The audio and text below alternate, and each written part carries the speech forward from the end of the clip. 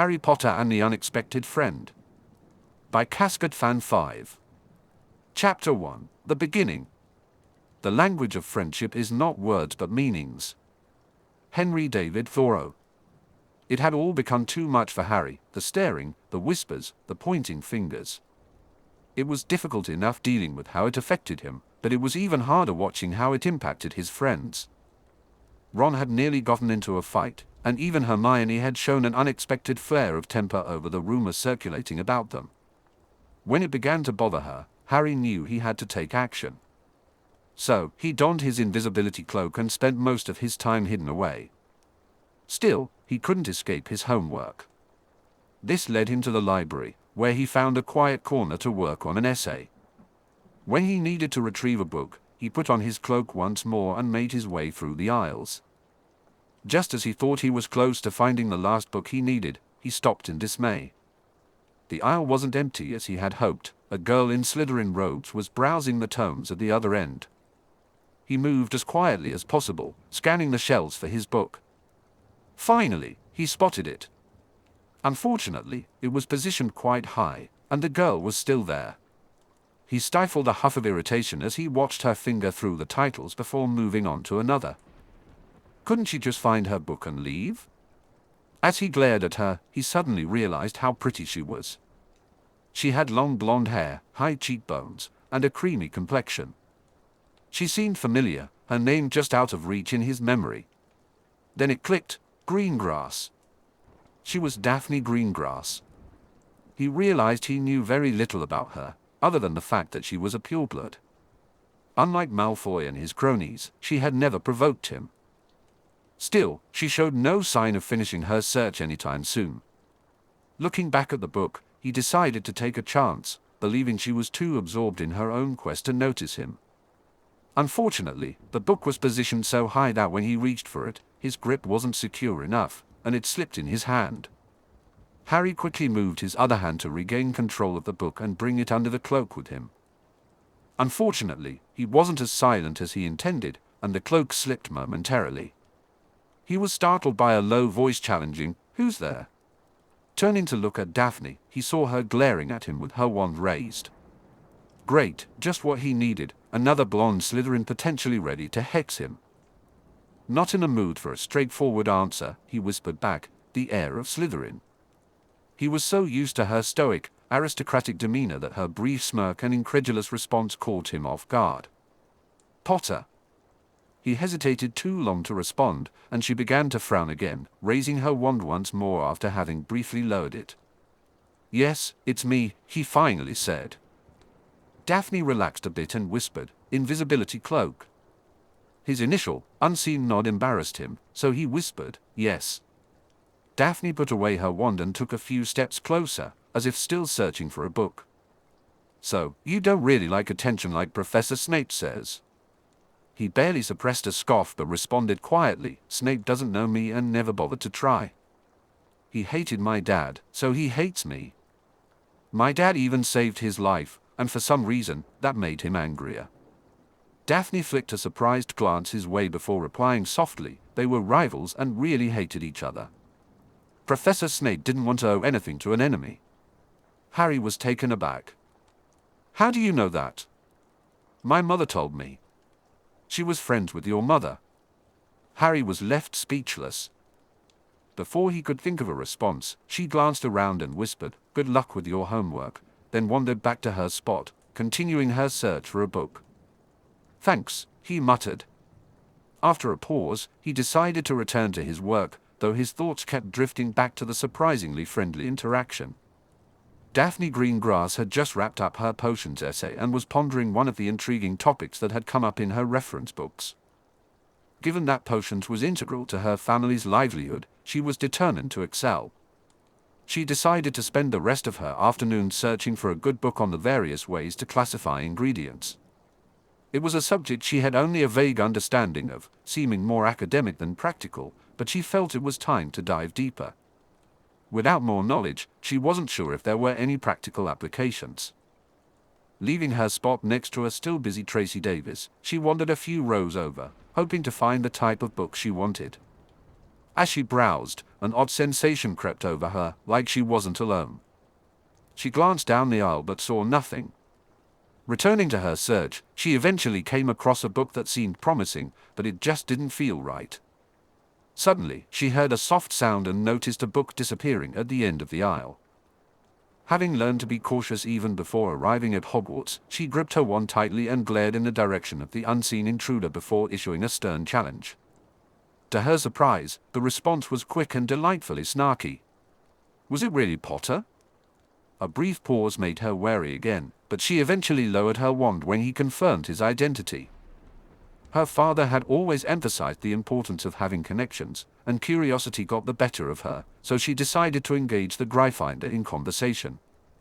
As they talked, she quickly realized his ignorance about his own family history, and a wave of shame washed over her as she remembered that he was an orphan.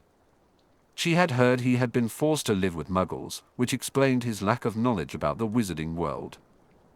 It seemed he was also unaware of some basic personal information. Wasn't he staying with relatives? Didn't they tell him? She hesitated, unsure of what to do next. Ultimately, she decided to return to her previous search, feeling a sense of relief as she heard his quiet footsteps retreating. There was a lot on her mind, starting with the revelation that he was a Parselmouth, a fact that had come to light during the chaotic dueling club 2 days ago. This revelation made her think about Harry Potter, the Gryffindor she had never spoken to before. Of course, she had noticed him, how could she not? He was as famous as Dumbledore and you-know-who. In fact, she had once owned a complete set of books about him, which she had given to her little sister. Although she had always known they were fictional, they had been entertaining reads. She promised herself she would never admit to owning those books to the real Harry Potter. Any illusions she had about the stories being true were shattered the first time she saw him in their first year. She had caught a glimpse of the shabby Muggle clothes he wore before donning his robes. He was shorter than she had expected and far too thin. It took her some time to accept the possibility that he wasn't in a good situation wherever he lived. That was the only explanation for his frail appearance.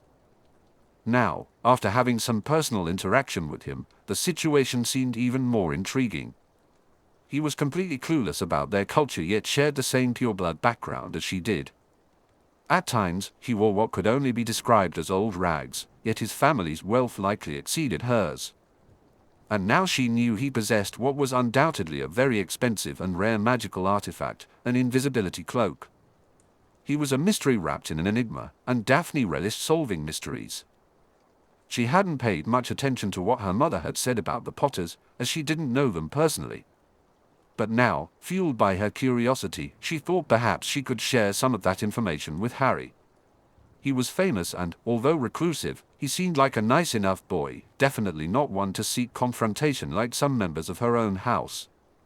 Daphne pondered whether she could get to know Harry better. Her father would likely approve if he saw some advantage for the family, and given her mother's connection to his, she would probably be on board as well. Yes, this definitely called for writing a letter. 2 days later, a small parcel arrived for Daphne during breakfast. She was a little surprised by the quick response until she recognized her mother's handwriting. Her mother was always faster to reply than her father.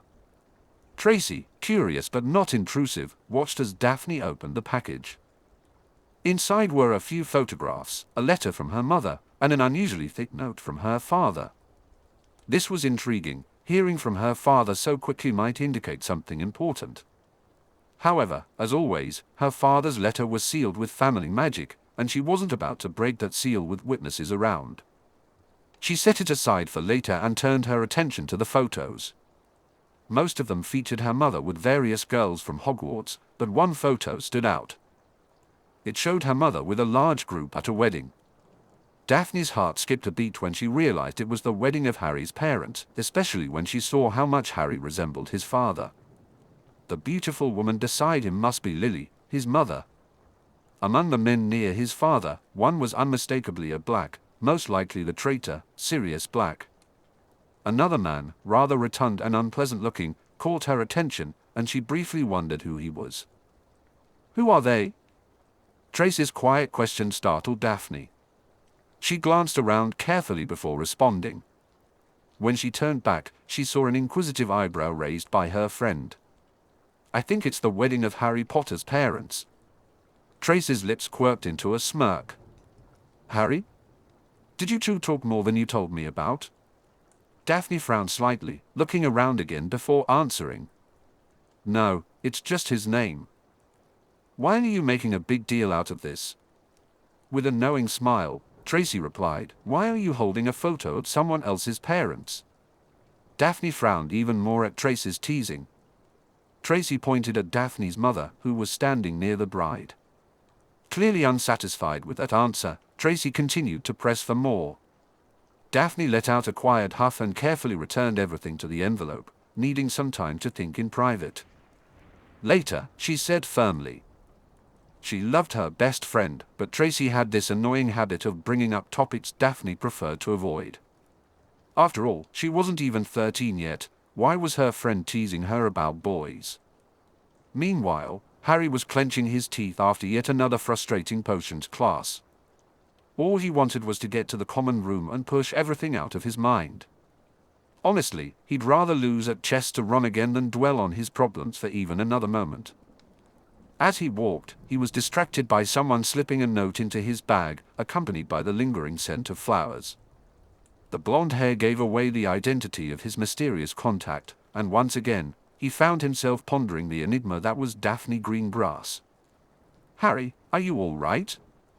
Hermione asked, concern etched in her eyes. Realizing he was standing there like an idiot, he quickly replied, "I'm fine." He hurried toward the steps leading out of the dungeons, forcing Hermione to quicken her pace to keep up, while Ron's long legs easily matched his stride.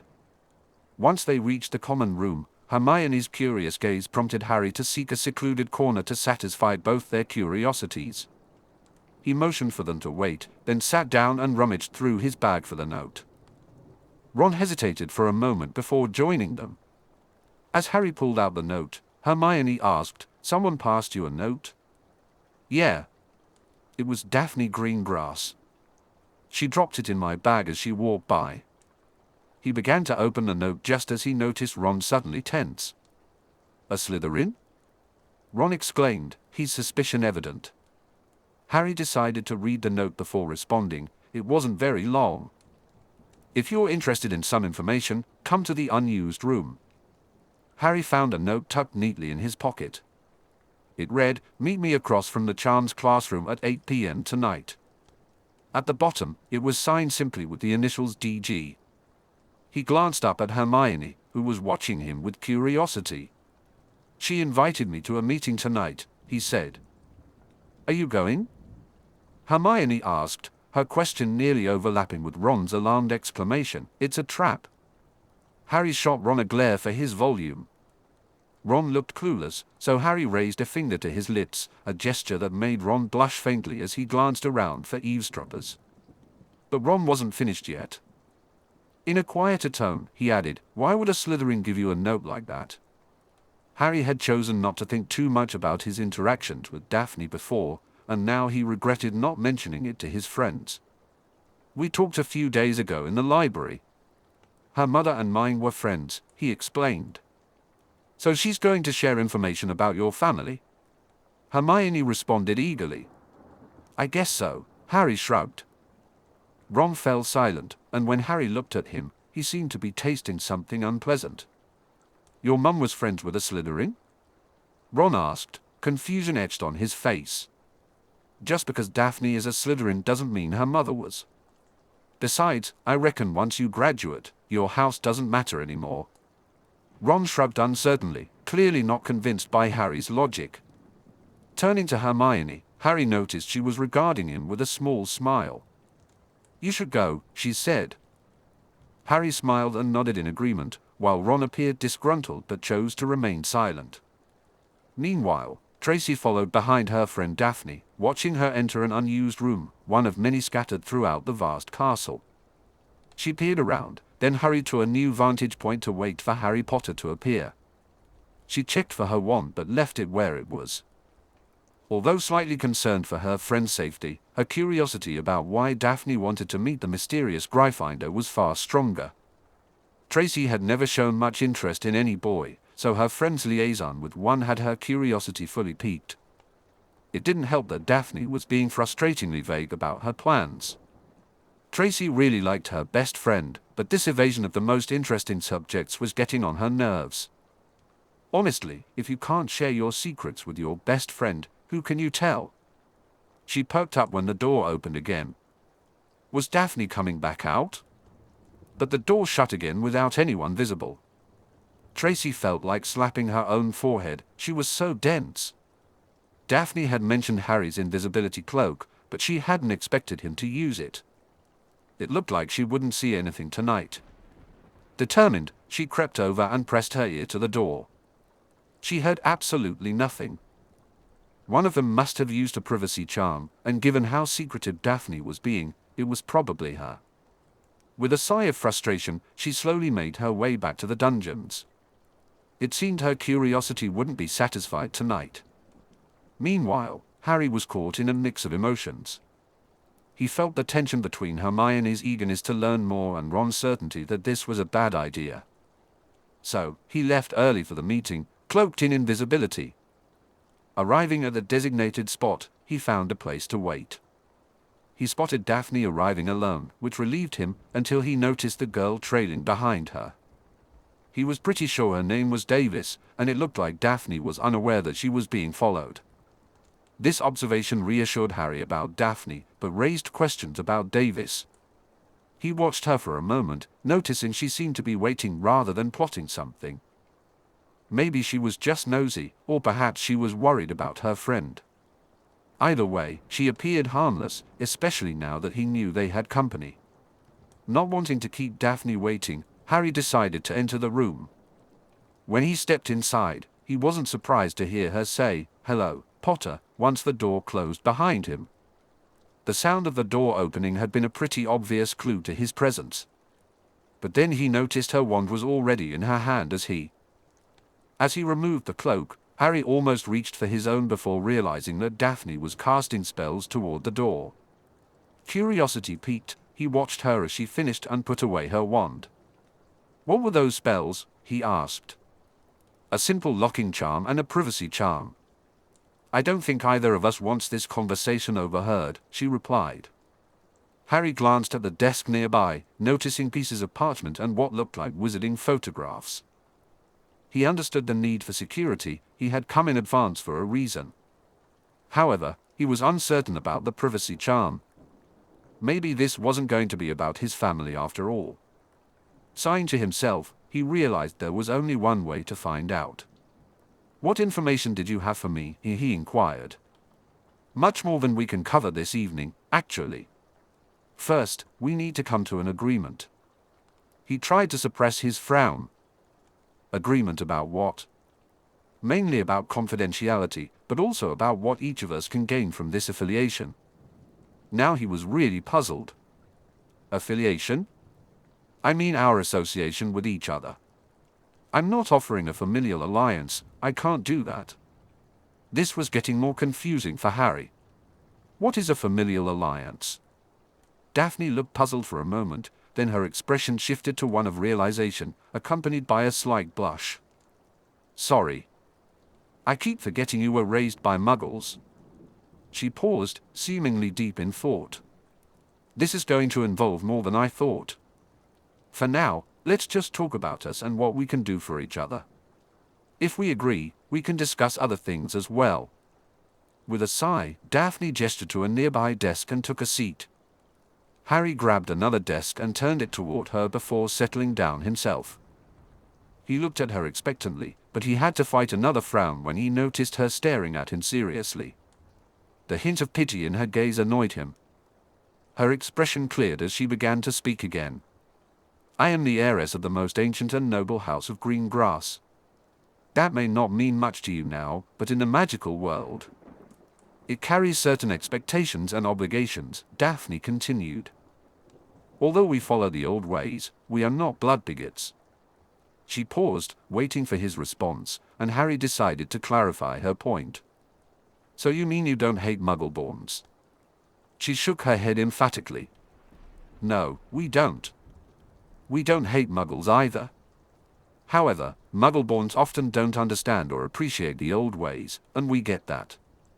There should be a class about wizarding culture to help the Muggle-raised understand us better, but there isn't. And that's deliberate. Whenever a class like that is proposed, most of the old families block it. Harry felt a surge of anger. Why? To maintain their power. They see it as the responsibility of the Muggle race to learn our culture, not theirs to teach it. If they didn't make it difficult for Muggleborns to grasp our power structure, those newcomers might actually instigate changes. Wizards and witches live longer than Muggles, which makes those in power even more resistant to change. They don't like it. It's why we still wear robes. Honestly, I'm a bit surprised we're speaking contemporary English. Daphne's smile eased some of his tension, and he found himself smiling back despite the unsettling nature of their conversation. What I'm trying to say is that we tend to see things differently than those raised among Muggles. That aligns well with what Slytherin valued in students, so many of us end up there. I can see you tensing up. I bet you're thinking of Malfoy when you think of Slytherin, am I right? Harry felt a bit exposed by her observation and hesitated before answering. Well, yeah. Daphne chuckled softly. Malfoy isn't very Slytherin at all. You'd be surprised at how many of us wish he wasn't around. If our head of house weren't so good at protecting our points, someone would have put him in his place long ago. By now, we've established our place.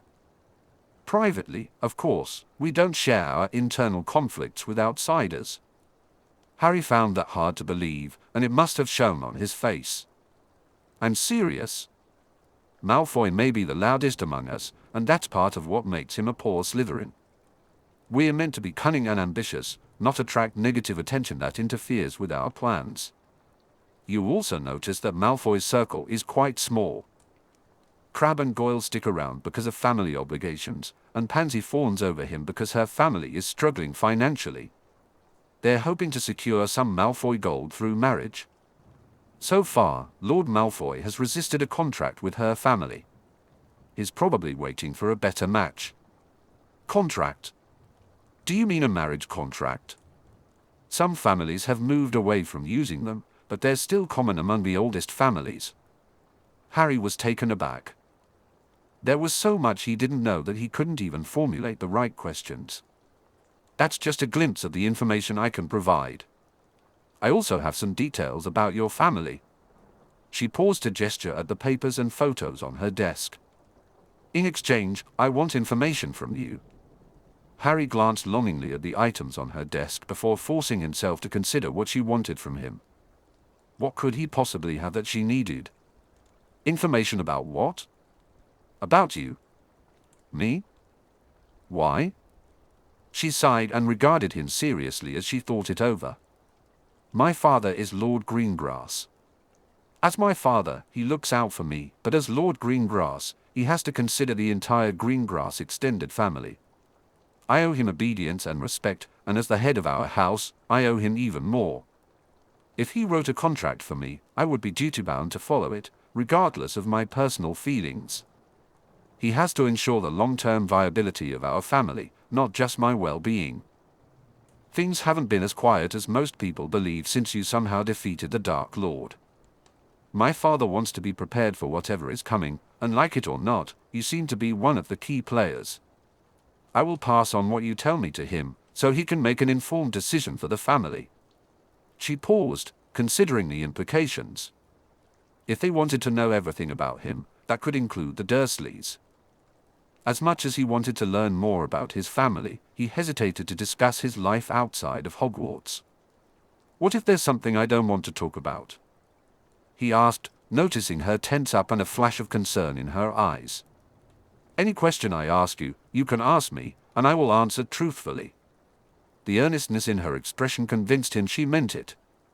She wasn't her usual stoic self, and he was sensing more of her feelings than he ever had before. It seemed she was under orders from her father, which forced her to make these concessions. He understood that she was committing to this exchange. While he was sure she didn't have stories of home life like his, she was offering to be as open as he was, and he respected that. However, he felt torn about the deal they were proposing. As much as he wanted the information she could provide, he wondered what would happen to the information he shared. He wasn't a green grass, and her father would have no reason to protect him. You mentioned confidentiality. Does that mean what I say won't go to anyone other than your father? He watched her hesitate, deep in thought. Probably, but I'll have to clear that with my father. How about this? What you tell me can only be shared with anyone else if you give your permission. Would that work? Now it was his turn to consider her proposal. His eyes flicked back to the papers on her desk, and he felt a strong temptation. If we both agree to share information that's helpful to the other, I can agree to that. A brief smile crossed her face as she nodded. That we can agree on. I'll need to contact my father and wait for his response. Would you prefer a signed contract or just a promise between us? The thought of a contract made him nervous, especially after their conversation about marriage contracts. A promise is fine. He saw her relax, and another quick smile confirmed he'd made the right choice. For your part, you need to keep it quiet that I'm sharing information with you, she said. Why? He asked, curious. It'll be harder for me to keep track of what's happening in Slytherin if they know I'm sharing anything. It could also get me into trouble. Oh, right. That makes sense. I'll keep it quiet, he promised. Good. I'll find a way to slip you another note when we can talk again. She turned to the door and said, Alhambra, casting a spell.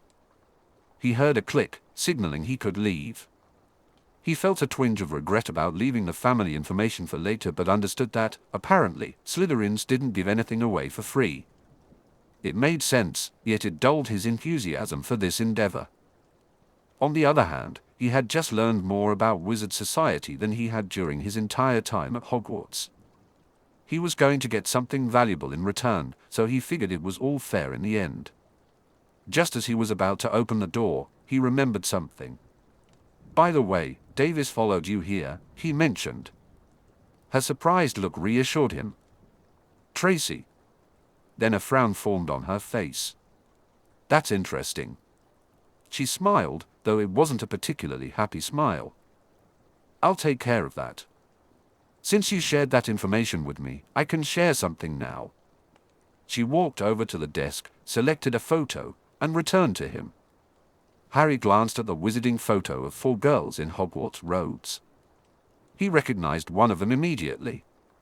Your mother, she pointed out. She indicated the girl next to her. My mother. She hesitated before pointing to the next girl. This is Alice Longbottom, Neville's mother. You probably know about her. Harry shook his head in confusion. Oh, well, maybe I shouldn't say more then.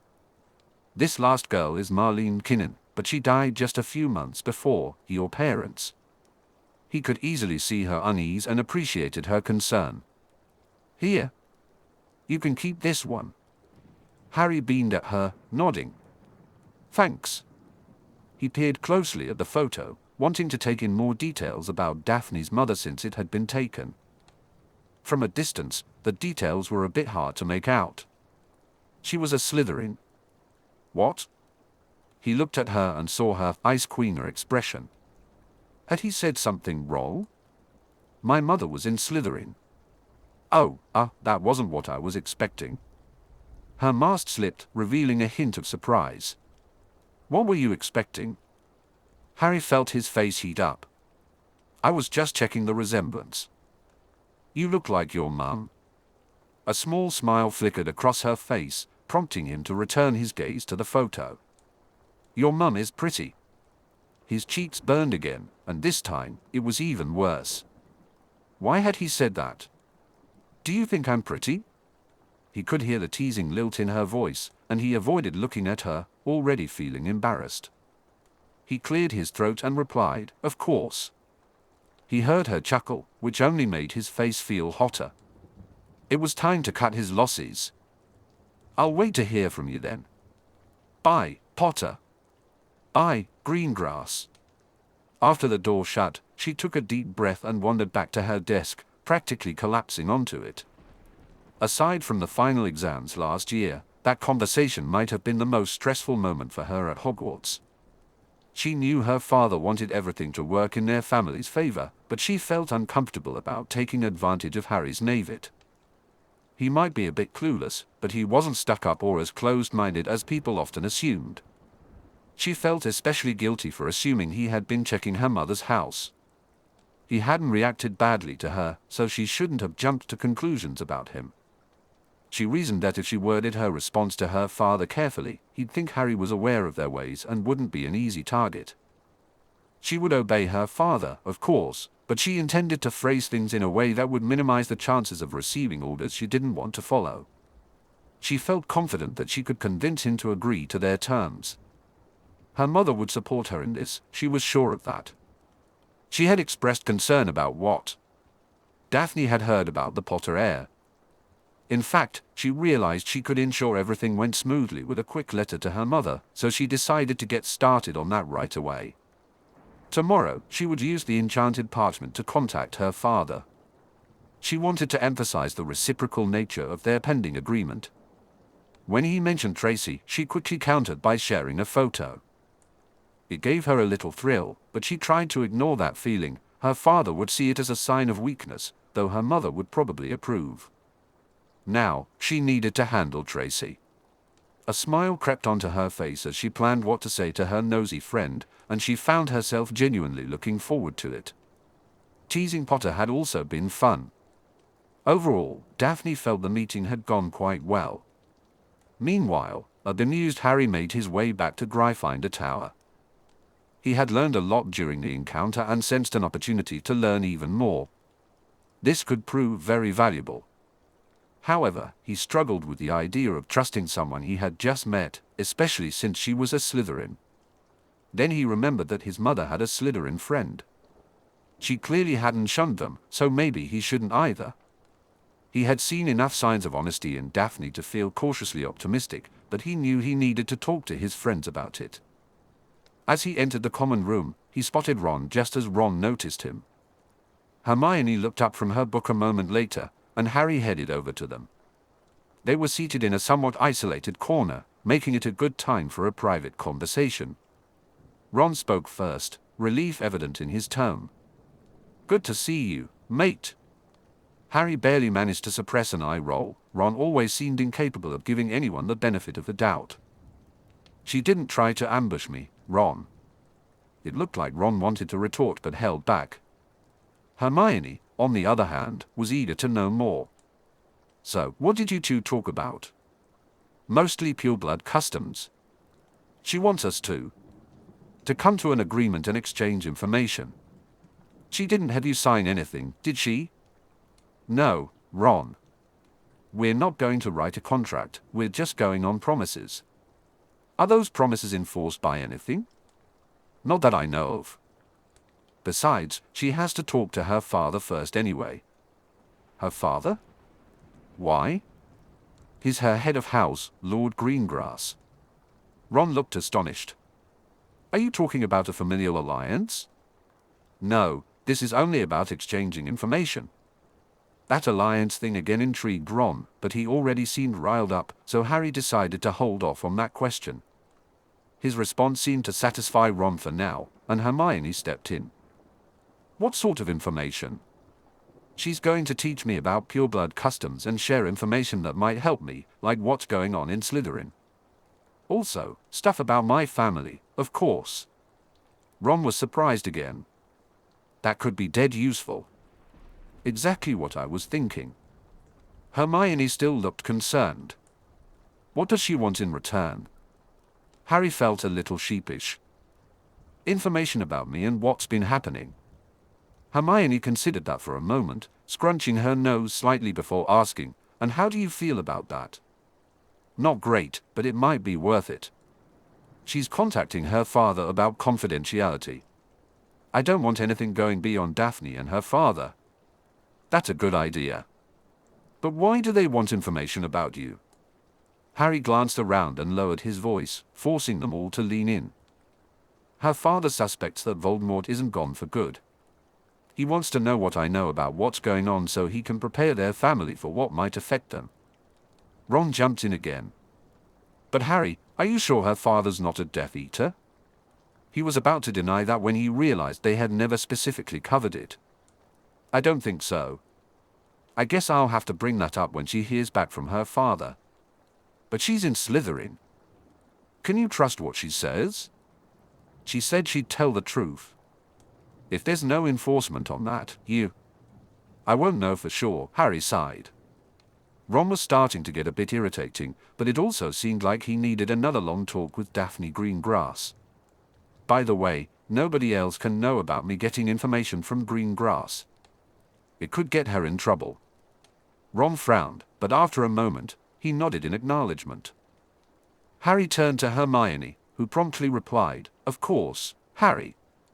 Suddenly, Harry remembered he had one more thing to share. He pulled a photo from his pocket, holding it up so both of them could see. As he pointed out each of the girls, he noticed a slight reaction from Ron when he mentioned Neville's mother. This piqued his curiosity, and he wanted to see if Ron would share any information. Neville has never mentioned his parents. Daphne knew something but said it wasn't her place to tell me. Harry glanced at Ron as he spoke, and Ron seemed to catch on. Well, I reckon she has a point on that. If you want to know, you should ask Neville. I don't know anything for sure, just what I've heard. It might not be right anyway. Harry nodded thoughtfully, then looked at both of them. Should I show this to him? Hermione immediately nodded yes, but Ron took a moment before agreeing yes. With their endorsement confirming his plan, Harry got up and headed for the stairs after failing to spot Neville in the common room. After he left, Hermione regarded Ron thoughtfully. She was surprised that he chose to keep what he thought he knew to himself out of consideration for someone else. It wasn't the kind of behavior she was used to seeing from him, and she found herself liking it. When Ron noticed her attention and began to fidget, she simply smiled and returned to her book. Apparently, Ron could be more complex than she had thought. Chapter 2: Ignorance Isn't Bliss. The man who realizes his ignorance has taken the first step toward knowledge. Harry stared at the picture in his hand as he climbed the stairs, but his mind wasn't really on the image. Something must have happened to Neville's parents. Would showing this to him only bring back painful memories? He was also curious about what had happened, but he didn't like it when people pryed into his life. Was he about to do the same thing to Neville? His enthusiasm for talking to Neville faded with every step he took. As he entered the room, he noticed Neville was alone, lying on his bed with a book. But when Harry looked closer, he realized that Neville wasn't really reading, he was just staring blankly at the pages. Suddenly, Neville noticed Harry and looked a bit embarrassed as he quickly put the book away. "Hi, Harry." "Hi, Neville. I just got a picture of my mum, and your mum is in it. Would you like to see?" Harry watched Neville closely for any reaction. He would be quick to back off at the first hint of discomfort. The initial flicker of response wasn't promising, Neville had gone pale. But then curiosity crossed his face as he replied, "Sure. Let's have a look then." Harry felt a little relief as he approached Neville, sitting beside him to show him the picture. He pointed to each person from left to right. "This is my mum, Mrs. Greengrass, your mum, and Marlene, M. Blimey, I forget her last name. She passed away before my parents." Harry watched as Neville gazed at the picture with a wistful expression. Looking closely, he noticed how Neville's mum alternated between posing for the camera and speaking to Daphne's mum and his own. It struck him how carefree all four of them seemed in that moment. Just a few short years later, two of them would be gone, and as for Neville's mum, he still didn't know her fate. Neville continued to study the picture. Harry felt a wave of unease wash over him, even though he believed he had made the right choice in sharing the picture. Neville spoke softly but clearly. "Our parents were friends." "Really? I didn't know that," Harry replied. Although it was yet another piece of information he hadn't been aware of, it didn't upset him. What mattered was that he knew now, and perhaps he could be a better friend to Neville. "Neville, what is a familial alliance?" Harry asked, curious. Neville looked at him in surprise. "I thought you didn't know." "Know what?"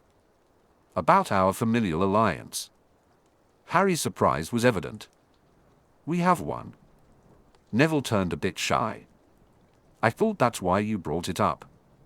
A familial alliance is when two families swear to defend and support each other.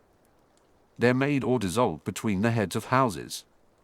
Our fathers made the alliance between our families. My mum is your godmother, and your mum was my godmother. Harry was taken aback. I have a godmother. Neville blushed and looked away, and Harry felt a twist in his stomach, wondering if he should try to show some support. He couldn't shake the feeling that this was going to be difficult and began to second-guess his decision to show the photo to Neville. Then, Neville spoke so softly that Harry had to lean in closer to hear him. Not really. She's in a long-term care ward at St. Mungo's. She doesn't know who anyone is. I'll understand if you want to end the alliance. At that moment, Harry felt as though he couldn't breathe. The weight of Neville's words was overwhelming. But one thing was clear in his mind. Why would I want to do something silly like that? I'd be glad to stand with you anytime, Neville. Neville looked at him, astonished. Harry continued, it took real courage to stand up to us last year, Neville. Dumbledore gave you points for a reason. Neville blinked, still stunned, but slowly a smile began to spread across his face. Thanks. Harry, I won't let you down, Neville said. I won't let you down either, Harry replied. He paused, reflecting on how much he had overlooked Neville in the past. Well, I won't let you down anymore. But you never let me down, Harry, Neville insisted. Yes, I did. And I have to stop that now. I should have paid more attention to you. Why don't you study with us? It can really help to have other students to talk to when you get stuck. Neville looked a bit surprised. Sure, I could do that. Harry grinned. Maybe you can help me with my herbology essay. I still need a couple more inches. Neville nodded with a smile. Meanwhile, Roxanne Greengrass was considering checking in on Astoria to see how she was progressing with her lessons when she heard something arrive in their banishing box. For security reasons, they didn't allow owls to come to their home. They paid the goblins to receive and check the mail first. She looked inside and saw an envelope addressed solely to her, written in Daphne's handwriting. It must be using the enchanted parchment to contact her father. Roxanne hoped that Cyrus hadn't instructed Daphne to keep things from her. She'd need to watch for signs of that. A smile spread across her face as she read her daughter's letter. She shared Daphne's concern for the young Potter heir and wondered if, even at this early stage, it might be more than just a casual interest. Her suspicions only grew as she continued reading. Roxanne had anticipated that Daphne would soon start showing interest in boys, and it seemed that time had come. However, she wasn't entirely sure and decided not to mention anything to Daphne just yet. She knew her daughter too well. Any suggestion of attraction would likely cause Daphne to dig in her heels. Nonetheless, this turn of events was encouraging, and Roxanne was determined to support her daughter in her self-appointed task. If her husband tried to take advantage of the so-called boy who lived, she would stand with Daphne against that plan. She smiled fondly, knowing her husband was just as stubborn. But she was confident that if they teamed up against him, he would eventually concede. Who knows? Perhaps one day, the futures of the Potter and Greengrass families might intertwine. She had a deeply personal reason for her thoughts. Her husband had been 2 years ahead of her and hadn't really known her friends, yet she held them dearly in her heart and missed them. The budding friendship between her daughter and Lily's son brought her warmth. While she may not have been as close to Potter and his group, her friend Lily was so in love that she couldn't help but view James Potter in a more favorable light. However, she had never liked his friends much, especially that Pettigrew boy. He had always given her an uneasy feeling, and she couldn't understand why they kept him around so often. Her thoughts shifted to the son of another friend. Unfortunately, the Dowager Longbottom was not on good terms with the Greengrass family, so her interactions with Neville were extremely limited. Daphne's letter hadn't mentioned him at all, and she wondered how Heir Longbottom was faring. She made a mental note to ask Daphne about him during winter break. Meanwhile, Harry had a difficult day. Ever since he received Daphne's note about their meeting tonight, he struggled to focus. He managed to get through his classes with Hermione's help, and he was grateful that he hadn't had history that day. It would have been dreadful. Now, surrounded by his friends, including Neville, he attempted to study. However, he hadn't made much progress on his potions essay. His mind kept drifting to thoughts of the upcoming meeting. He felt anxious yet frustrated. Questions echoed in his mind. Why did Slytherins have to make everything so complicated? Why was so much expected of him when hardly anyone lifted a finger to help? And his all-time favorite question, why didn't he already know all this stuff? Abruptly, he had a realization. Harry reflected on the question of what he had done to educate himself. Last year, he had made a brief attempt to search the library for information about wizarding culture but had come up empty. Daphne had already explained why that was. But this wasn't his only area of ignorance. Wasn't it a bit pathetic to complain about being kept in the dark when he had done so little to change that? He might not be a Ravenclaw, but he didn't want to be seen as lazy either. Perhaps he should spend less time playing games and more time finding out what he needed to know. He pondered this for so long that he was startled when Hermione poked him to get his attention. "Harry, isn't it time for you to go?" Was it? He glanced at his watch and realized, to his surprise, that she was right. If he didn't hurry, he'd be late. Embarrassment washed over him. He had spent all day obsessing about the meeting. He quickly started gathering his things when Ron chimed in. "Leave it, Harry. I'll take it up for you later." "Thanks, Ron." Harry flashed a grateful smile at his friend and entered the rest of the group before hurrying to the door. He already had his cloak with him, so he slipped it on after exiting the common room and rushed toward his meeting. He had planned to arrive early like before, but time had slipped away from him. He wondered why he had even bothered with the cloak. As he reached the correct part of the castle, he spotted Daphne disappearing through the door. He slowed down to catch his breath and looked around for Davis but saw no one. Once his breathing had nearly returned to normal, he removed his cloak and entered the room. Daphne looked up from where she was arranging some papers and photos, giving him a brief, nervous smile. It was somewhat reassuring that she felt nervous too, but that only heightened the stakes, which didn't help at all. After she cast the same 2 spells toward the door, she sat down and watched as he resumed the seat he had used before. "My father agreed to the confidentiality you requested. Before we finalize the agreement, do you have any other questions or concerns?" Harry felt the weight of the moment, but he wasn't sure he was ready. How do you ask someone if their father is a murderer? He had rehearsed his questions, but now they seemed to vanish from his mind. He silently cursed himself for wasting that time and effort. Well, one thing was. "Is your father a Death Eater?" Daphne's reaction was like a slap to the face. His heart sank as he mentally scolded himself. Why hadn't he found a better way to bring that up? No. Absolutely not. How dare you suggest such a thing? Do you think every Slytherin is a Death Eater? Is that how you see us? He gulped at the fury in her voice. Her normally pale complexion had flushed a deep red, and something in her eyes made him feel terrible.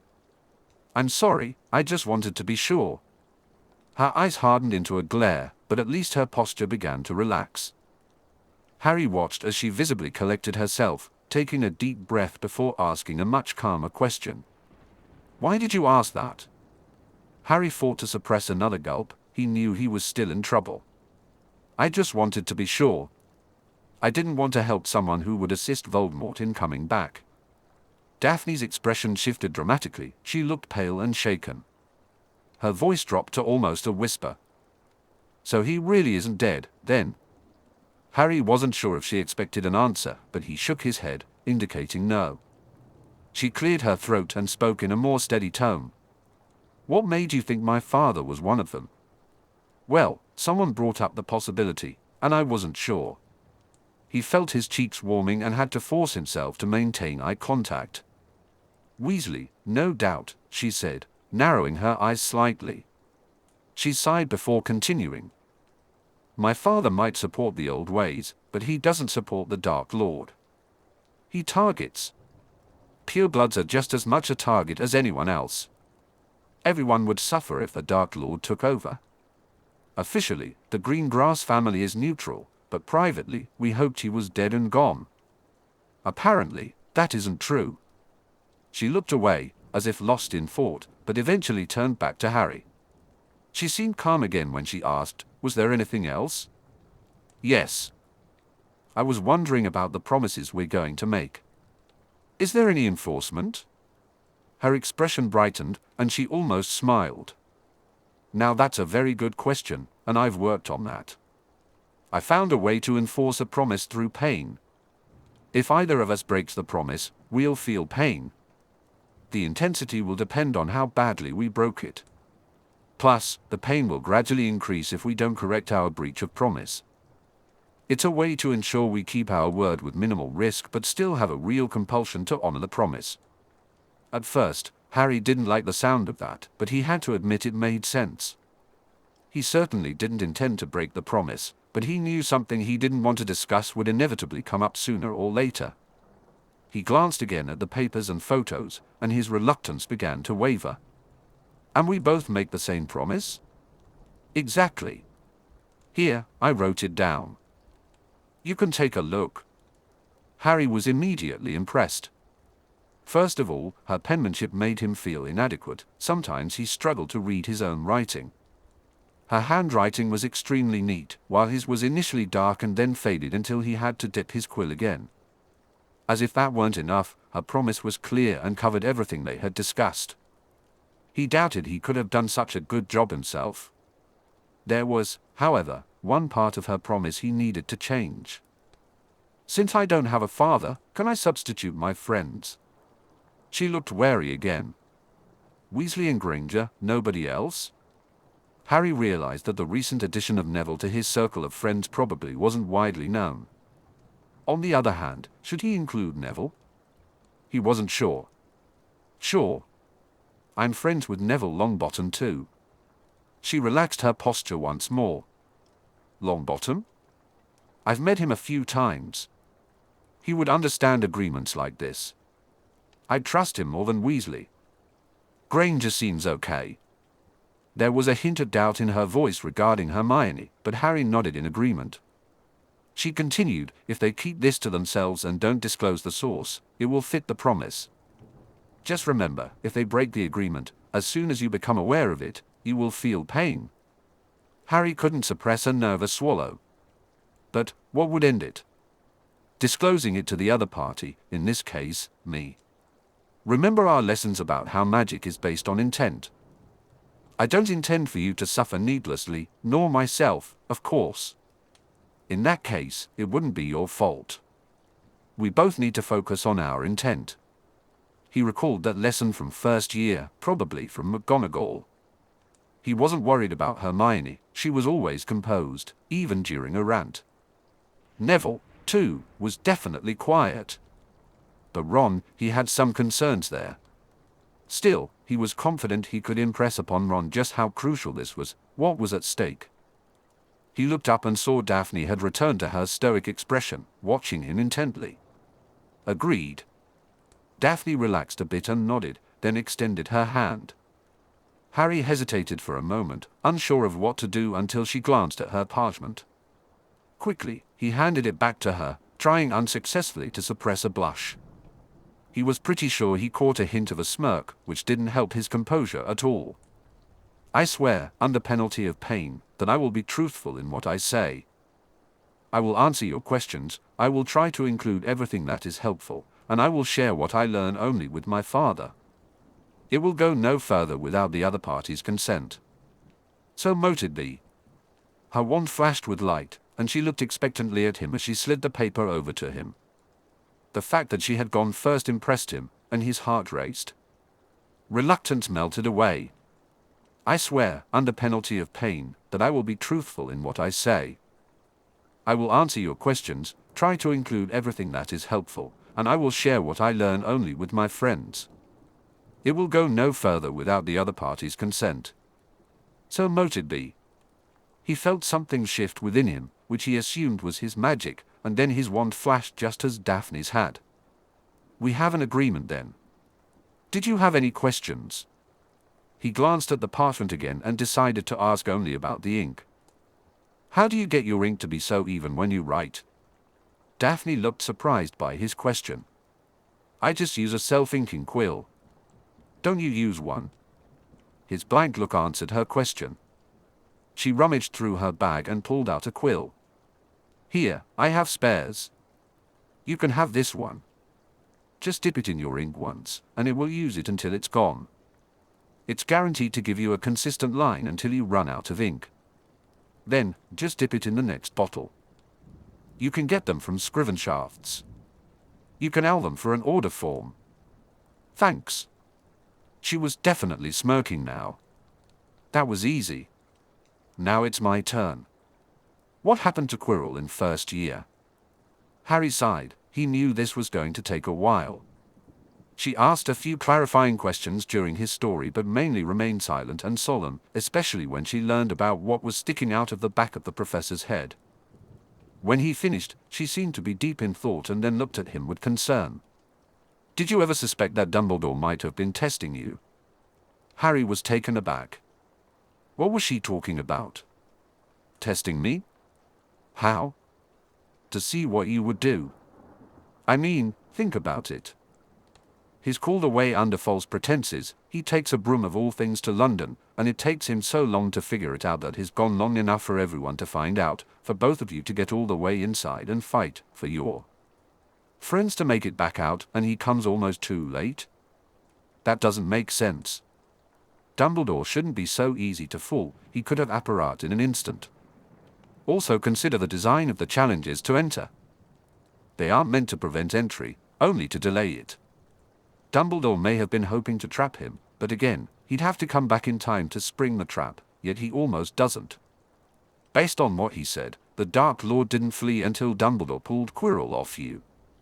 He should have sprung the trap then if there was one. I think something else is going on here, something like a test for you. Harry really wanted to argue against her idea, but the longer he considered it, the more sense she made. Why had Dumbledore been gone for so long?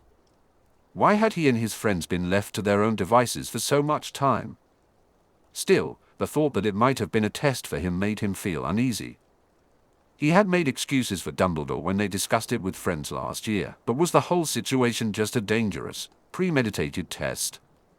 He heard a gasp from Daphne as she checked the time, and he quickly realized it was nearly curfew. If they didn't hurry, they could get in trouble. With his cloak, he felt little risk, and he considered suggesting he escort her back under it. But before he could, she thanked him for his time, wished him a good night, and promised to tell him about his family the next time they met before hurrying out the door. Harry took his time donning his cloak and headed back toward his common room, still obsessing over what had happened last year. Could Dumbledore's motives be less innocent than he had thought? Daphne had trouble hiding her nerves all day and had to resort to her occlumency exercises later on. It was rather embarrassing for her. She had every reason to be nervous, as her father had mentioned how important this information could be for the family.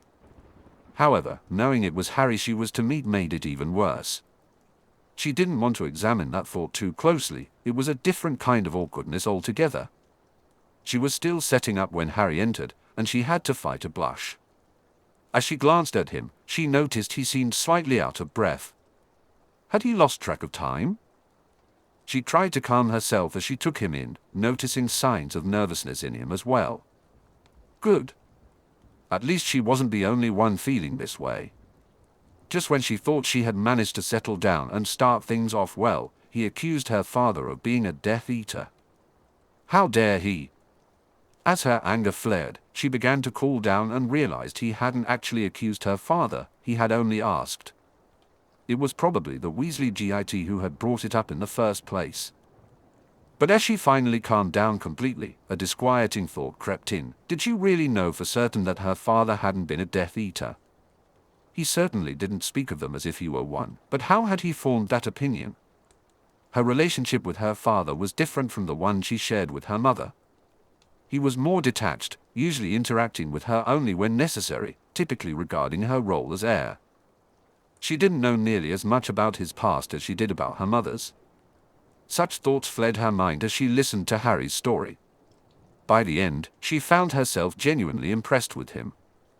Some might dismiss his accomplishments as mere luck, but Daphne wouldn't do that.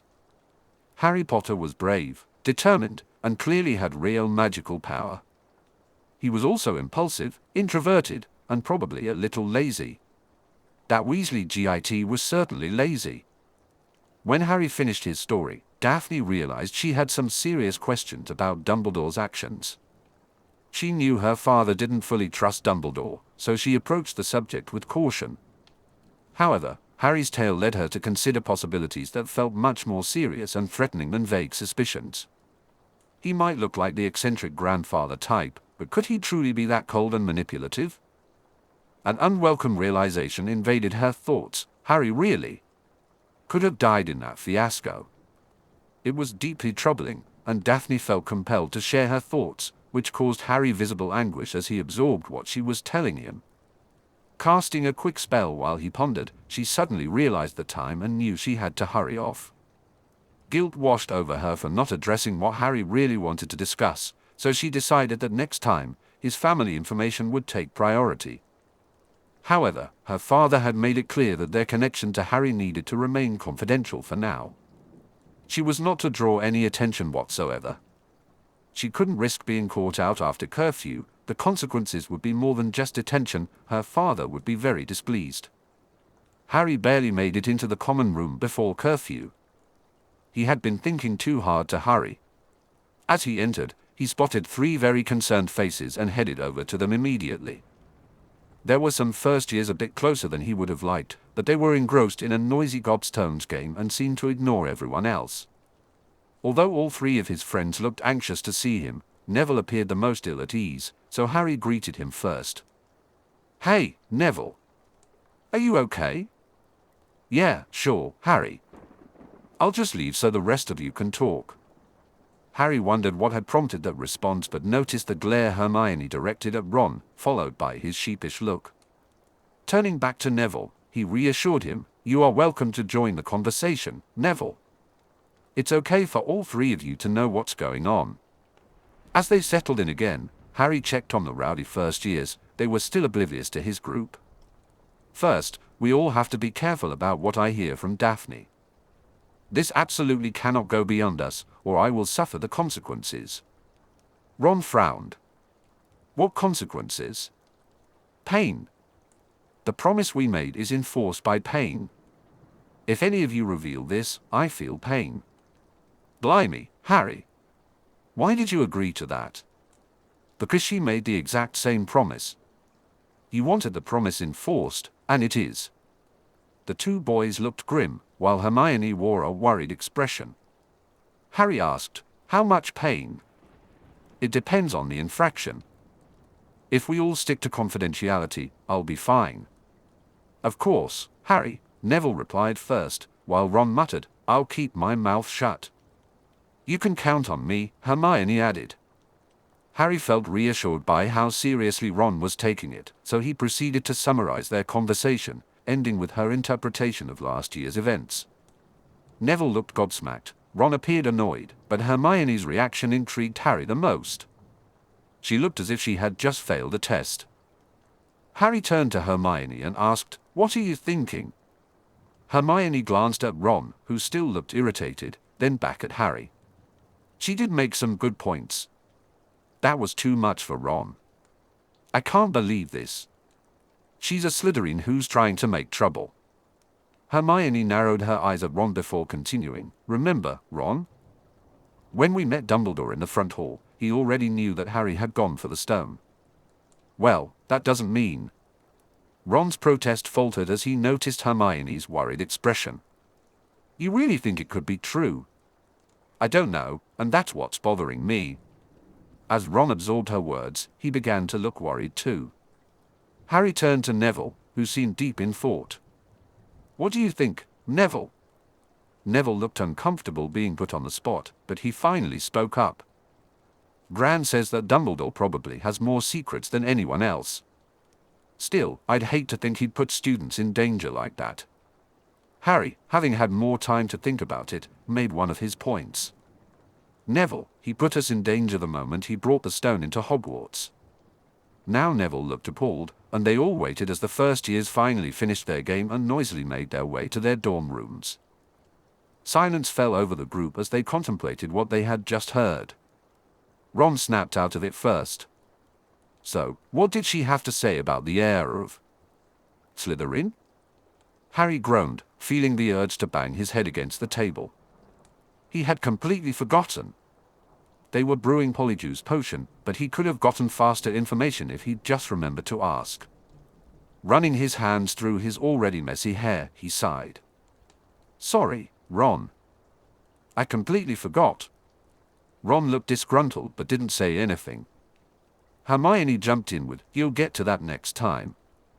With nothing else to add, they followed the recently departed first years as they headed for the stairs to their dorms. Albus didn't enter his office until late that Saturday morning.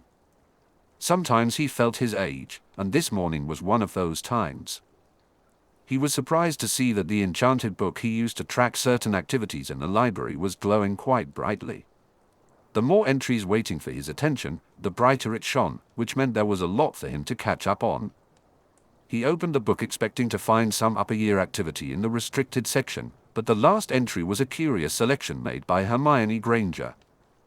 That was a rather challenging book for a second-year student, and he felt a sense of pride for her, even though he couldn't help but wonder what she was up to. He certainly wouldn't categorize her as a prankster like the Weasley twins, who had managed to get their hands on that same book the previous year. On the other hand, Severus Snape wasn't the type to give extra credit assignments, especially not to a Gryffindor. No, the recent activity was focused on one individual, Harry Potter, to be exact. Albus frowned as he scanned through the entries. Harry was researching something very methodically in the back issues of the Daily Prophet. Then the significance of the date struck him, and his anxiety began to rise. Harry had started his research about a week before the death of his parents and was now a few weeks past that, still at it. What was the boy looking for, other than the obvious? Why was he continuing this search so long after the terrible events of that Halloween long ago? Albus considered asking Harry directly what he was up to, but quickly dismissed the idea. No, it was best to let the boy learn whatever it was he wanted to know. He might mention it to Minerva, though. Dumbledore found himself wondering if the boy was upset about whatever he had discovered. Yet again, his thoughts drifted to the steps he had taken, and those he hadn't, preparing Harry for his destiny. He had felt so certain of his plan all those years ago when he first placed Harry with his aunt. However, the outcomes hadn't quite matched his hopes. The boy was too quiet, too isolated. On the bright side, the two friends he had were very close to him. Perhaps his plan was working well enough after all. A trill from Fawkes brought him back to the present, a sound that made him smile. Even Fawkes seemed hopeful. Meanwhile, Harry had just gotten up to leave the library when he was surprised by Davis brushing past him and slipping a note into his hand. He pocketed it quickly and continued on his way, just as she did. He had to admit, her gesture felt innocent, anyone observing would likely think nothing of it. Once he was alone in the hall, he pulled out the note and, as he suspected, it was from Daphne. They were to meet right after dinner that night. That suited him just fine, he needed to make up for his earlier oversight. Harry arrived at the room first but didn't have to wait long. Daphne appeared, offering him a tentative smile. She treated the door with the same 2 spells and pulled several items from her bag, beckoning him to sit next to her desk. He moved his usual desk beside hers and noticed she was already holding out a photo. As she began to share stories about each picture, he listened intently, captivated by the tales her mother had told her. Some stories he had heard before, like his father's talent for transfiguration and his mother's skills in potions and charms. However, there were also new stories about his mother that he had never encountered before. So immersed in this experience, he completely forgot all of his questions. When he finally emerged from his happy daze, he found Daphne looking at him with an inscrutable expression. It wasn't her usual public impassiveness, there was emotion there, but he couldn't quite decipher what it meant. She shook her head as if coming out of her own daze and quickly handed him a blank piece of parchment. He examined both sides, looking at her in confusion while she smirked. Just as he began to frown, she giggled and held up a hand, as if to say she was giving up. "Sorry, Potter. I couldn't resist. It's enchanted with green grass family magic. I asked my father for it, and he sent it to me. It's a more private way for us to communicate. All you have to do to activate it is put a drop of your blood on it. I already did that with this one." She held up another blank piece of parchment, looking at him expectantly. He considered how to cut himself when she offered him a small silver knife. "I can heal the cut for you if you keep it small. Just a finger prick will do." He squeezed a drop of blood onto the parchment, and it disappeared almost instantly while the parchment glowed briefly. True to her word, she healed his finger, leaving it as good as new, and took her knife back. Holding up her parchment, she began to explain. "I'll show you how they work. These are linked, so whatever is written on one is copied to the other. However, only the person whose blood activates it can see the message. The message will disappear from your parchment when I read it on mine, but it will remain on mine until you write a new message. Try it now. Write something on yours without letting me see, and I'll read it to you." He gave her a skeptical look, then turned around and scribbled a message. He watched in surprise as it disappeared almost immediately after he finished. Turning back to her, he found her smirking again. "First of all, Potter, you really need to work on your penmanship." He tried to glare at her, but knowing it was true made it ineffective. Her grin only widened. "You wrote, 'Why did Davis deliver your note this time?' Now, I will answer." She moved her note to her desk and began to write something he couldn't see. It was as if she hadn't used ink. Seeing Harry's puzzled expression, she held up her seemingly blank parchment. "You can't see anything here, can you?" He shook his head, glancing at his own parchment. To his surprise, he saw her answer written in her neat script. "It was my way to let her be a part of this without really telling her anything," she explained. "This is really neat magic. Can you tell me about it?" Harry asked, intrigued. "Sorry," she replied. "Like I said, it's family magic. I could tell my husband." Suddenly, Daphne's eyes widened, and she covered her mouth in embarrassment. At first, Harry didn't understand, but then it dawned on him, and he felt a flush of embarrassment himself. She couldn't have been referring to the two of them, could she? No, of course not, but the thought was still awkward. He scrambled for a change of topic, and the unasked question finally came to him. "Do you know who the heir of Slytherin is?" He noticed a flicker of what might have been gratitude in her eyes as she refocused to answer his question. "You mean from the message in the hallway?" Harry nodded, encouraging her to continue. "No, but it makes sense that it would be someone in Slytherin House," she said. "The only rumors I've heard are about you being the heir." She shook her head and grinned as she said the last part, making it clear she found the idea ridiculous. "Well, we thought it might be Malfoy." His voice trailed off as Daphne burst into hysterical laughter. It took her a few moments to recover. "Malfoy? No, just no. Like I said, he's not even a true Slytherin. He has no clue who the heir is, he admitted it in our common room. But..." She paused, looking thoughtful. "He did seem to know that something would happen this year. Plus, he mentioned something to Goyle about his father telling him not to interfere with something, but I didn't catch what. However, he's been as surprised as anyone by what's happening. If he's involved at all, he certainly isn't aware of it." "Exactly what is happening? Did you have any reason to suspect him?" That question sent them back to square one, and now Harry wondered what they would do with the potion they were brewing. He mentally sighed and then told her about seeing them in Borgin and Burke's, where they were selling poisons, and the run-in at the bookstore that ended in a fight between Lucius and Arthur. Daphne took it all seriously, but she didn't seem puzzled until he described the fight. "Wait. You're saying that Lucius Malfoy got into a Muggle-style fight with Mr. Weasley?" "Exactly. That's incredible. I can't imagine him doing that. Unless he was caught completely off guard. No, he was facing Mr. Weasley and taunting him. Like he wanted there to be a fight. Yes. Now that is strange. Why would Lucius Malfoy do something like that? Daphne looked completely baffled, then focused on him again.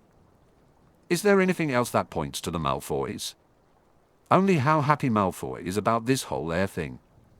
Daphne still looked preoccupied but then locked eyes with him again. Okay, I'll keep my eyes and ears open. It might be one of the upper years. The magic involved is very advanced, too advanced for second years. Harry felt miffed. They had taken a serious risk to get ingredients for a potion they now apparently had no use for, and all his suspicions seemed to be for nothing. Then she surprised him with a question. So, are you going to tell me about the car? She was smirking, clearly knowing this would embarrass him. He huffed and tried to hide his own smile before deciding to satisfy her curiosity. As he expected, she found it as amusing as he found it embarrassing, especially the part where it was pointed out that the whole car excursion had been unnecessary. However, she did seem puzzled by the detail about Ron's broken wand. Why didn't Weasley get a new wand? He can't go through a whole school year with a broken wand. He's afraid of his mother's reaction after. About the whole car situation, Daphne said. Seriously? Hasn't a teacher noticed? He's even more of an idiot than I thought if he's willing to waste a year of his education. Harry narrowed his eyes at her, and she quickly backtracked. Okay, that might have been a bit harsh, but it's true. Is his embarrassment really worth a wasted year? He still bristled at her words, but deep down, he had to admit she had a point. All right, I'll talk to him about it. Daphne checked the time and sighed. It's getting late, and my father is concerned about what's happening here. I'll have to send this information to him using the same enchantment we now have for communication. This way, we can set up meetings more easily and communicate quickly. The charm will heat up and glow when a message is received, but only you will feel the heat or see the glow. It's all very discreet. Is there anything else you wanted to cover tonight? No, I guess that covers it for now. Good night, Potter. Good night, Greengrass. Chapter 3, Sudden Insights. I have a cunning plan. Richard Curtis, Blackadder III. Harry's update to his friends was routine until he reached the last part, where Daphne mentioned Ron's wand. Ron chose to take offense, even though Harry had paraphrased her comments much more gently than what she had actually said. She can keep her opinions to herself, Ron exclaimed. Hermione tried to intervene. Ron, I really think. No. I'm doing well enough. I'll see about it during the summer. Hermione looked to Harry for support, and he decided to step in. I think we should talk to McGonagall about it. Ron glared at Harry but remained silent. I'm serious. Maybe she could contact your father instead of your mum. Let him decide. For the first time since the topic had come up, Ron wavered. Harry seized the moment. It's worth a try, mate. Ron let out a weary sigh before finally nodding in acceptance. Later that night, Daphne was finally free to go to bed. She had sealed and warded her bed curtains and spent a considerable amount of time writing to her father. While it was a fast way to communicate remotely, it was still slow and tedious to write everything down. In the latter part of their correspondence, her father had expressed a keen interest in the malfunctioning portal to the platform. Harry hadn't shared any details about what caused it, leaving it a mystery for them both. Her father encouraged her to find out anything else that Potter might know about the heir. Surprisingly, despite the numerous children writing to their parents, very little information had leaked out. This left them both quite curious. Still, Daphne was too preoccupied to fall asleep right away. She had slipped up twice during her meeting with Harry, and she was determined to keep any of that from surfacing in her letters to her father. He had been so adorably fascinated to hear stories about his parents that she had momentarily lost herself in the moment. That was bad enough, but then discussing the idea of having a husband while explaining why she couldn't share family magic with him was even worse. She couldn't understand how that had slipped out. Fortunately, that seemed to fly over his head for the most part. She was also relieved that he had changed the subject. Admittedly, she found him cute and nice. But they were just associates.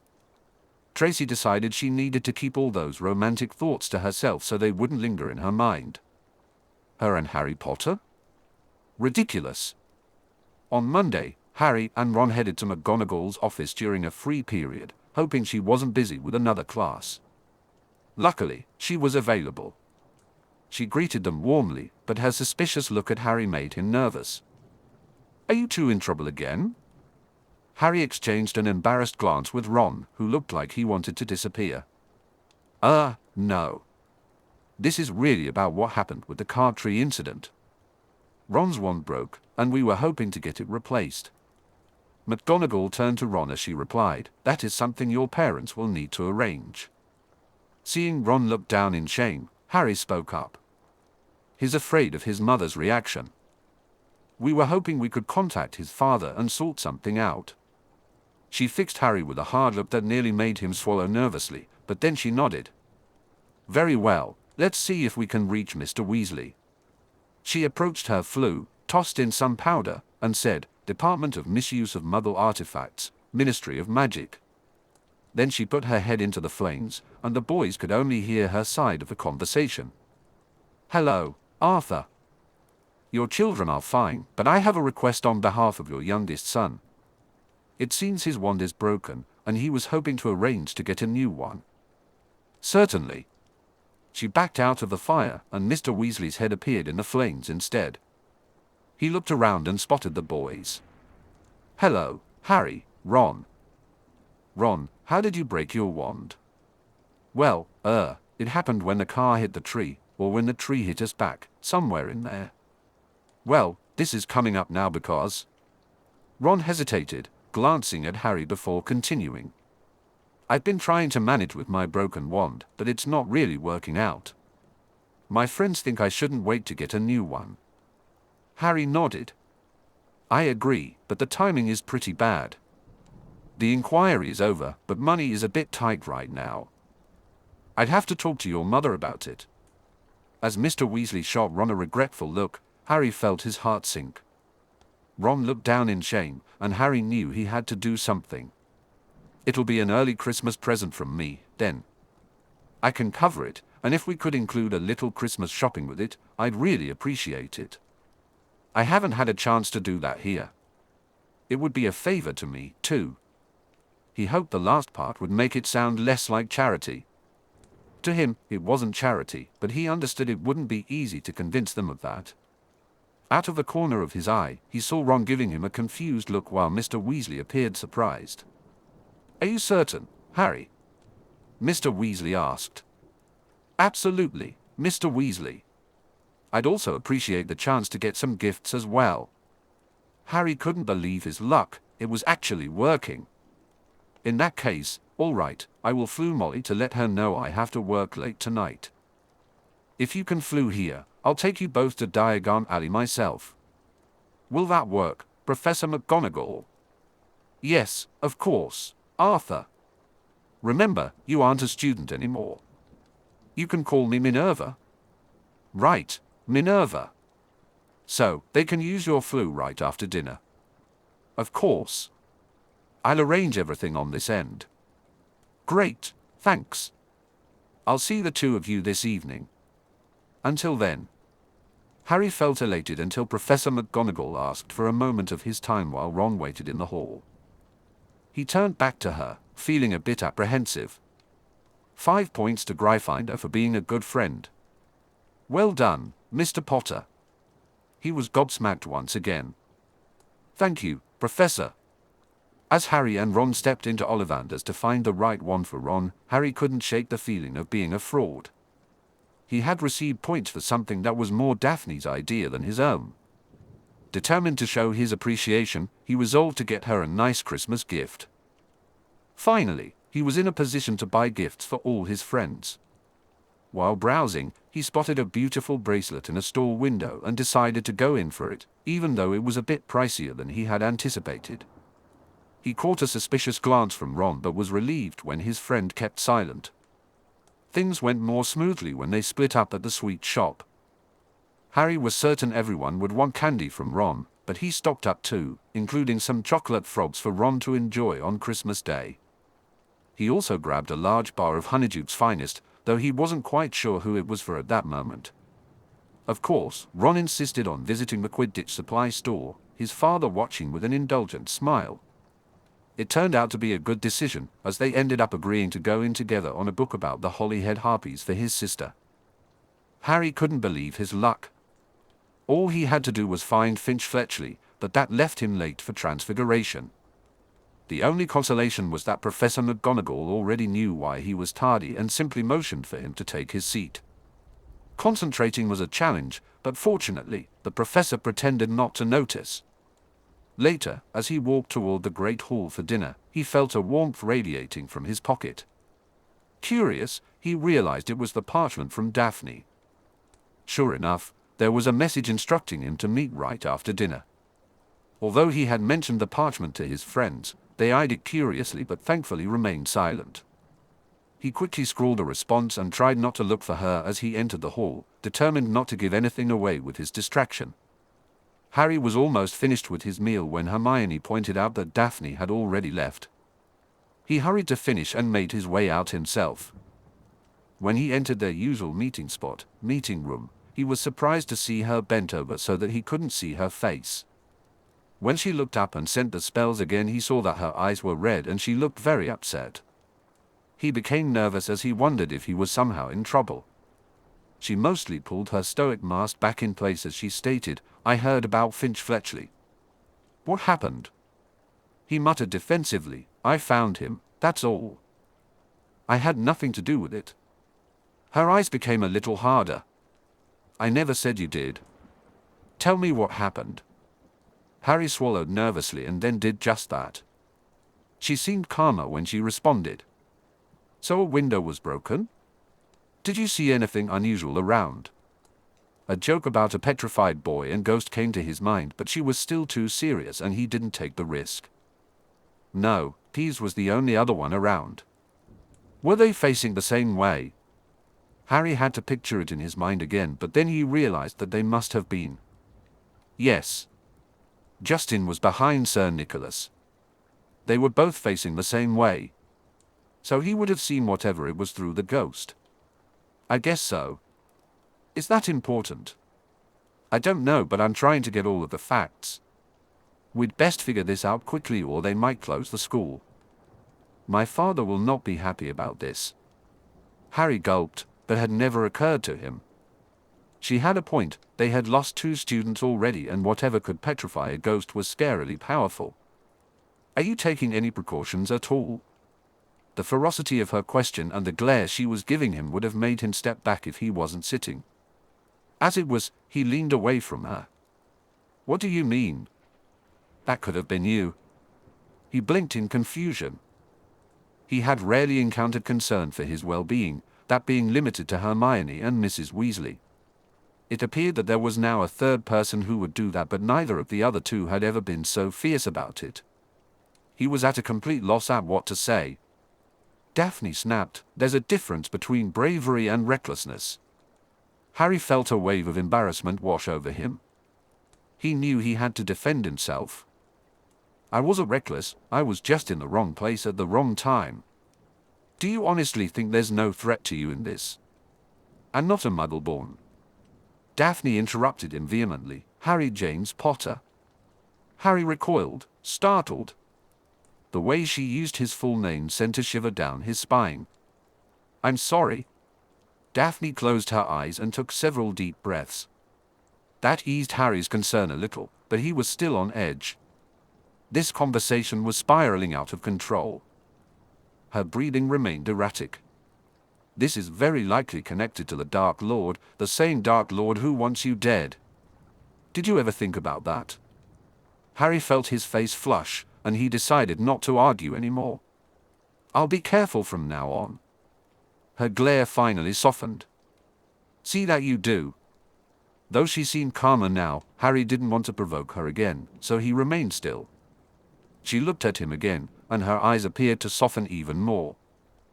"The only creatures I know of that can do this are a gorgon, a cockatrice, or a basilisk.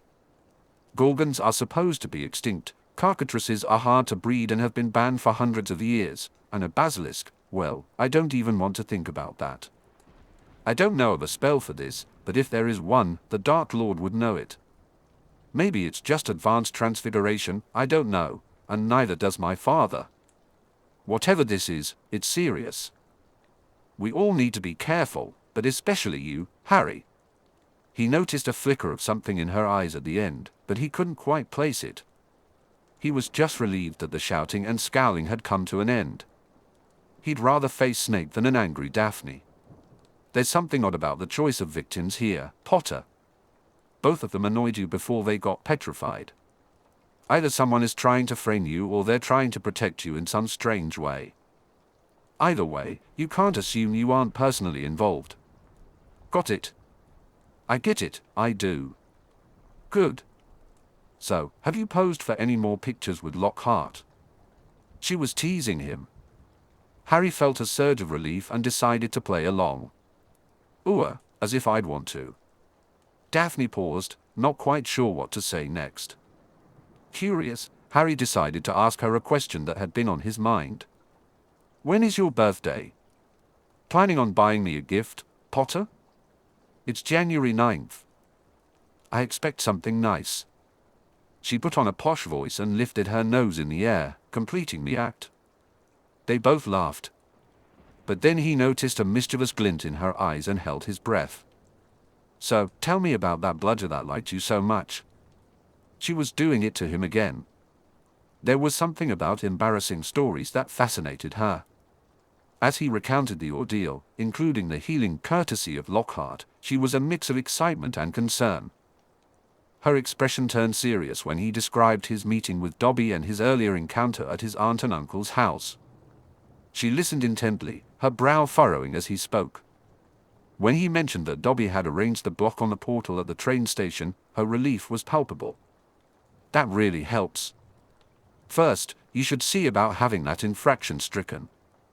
Submit your memory, and they'll remove it from your record. It should never have happened. I wish you had told me this sooner.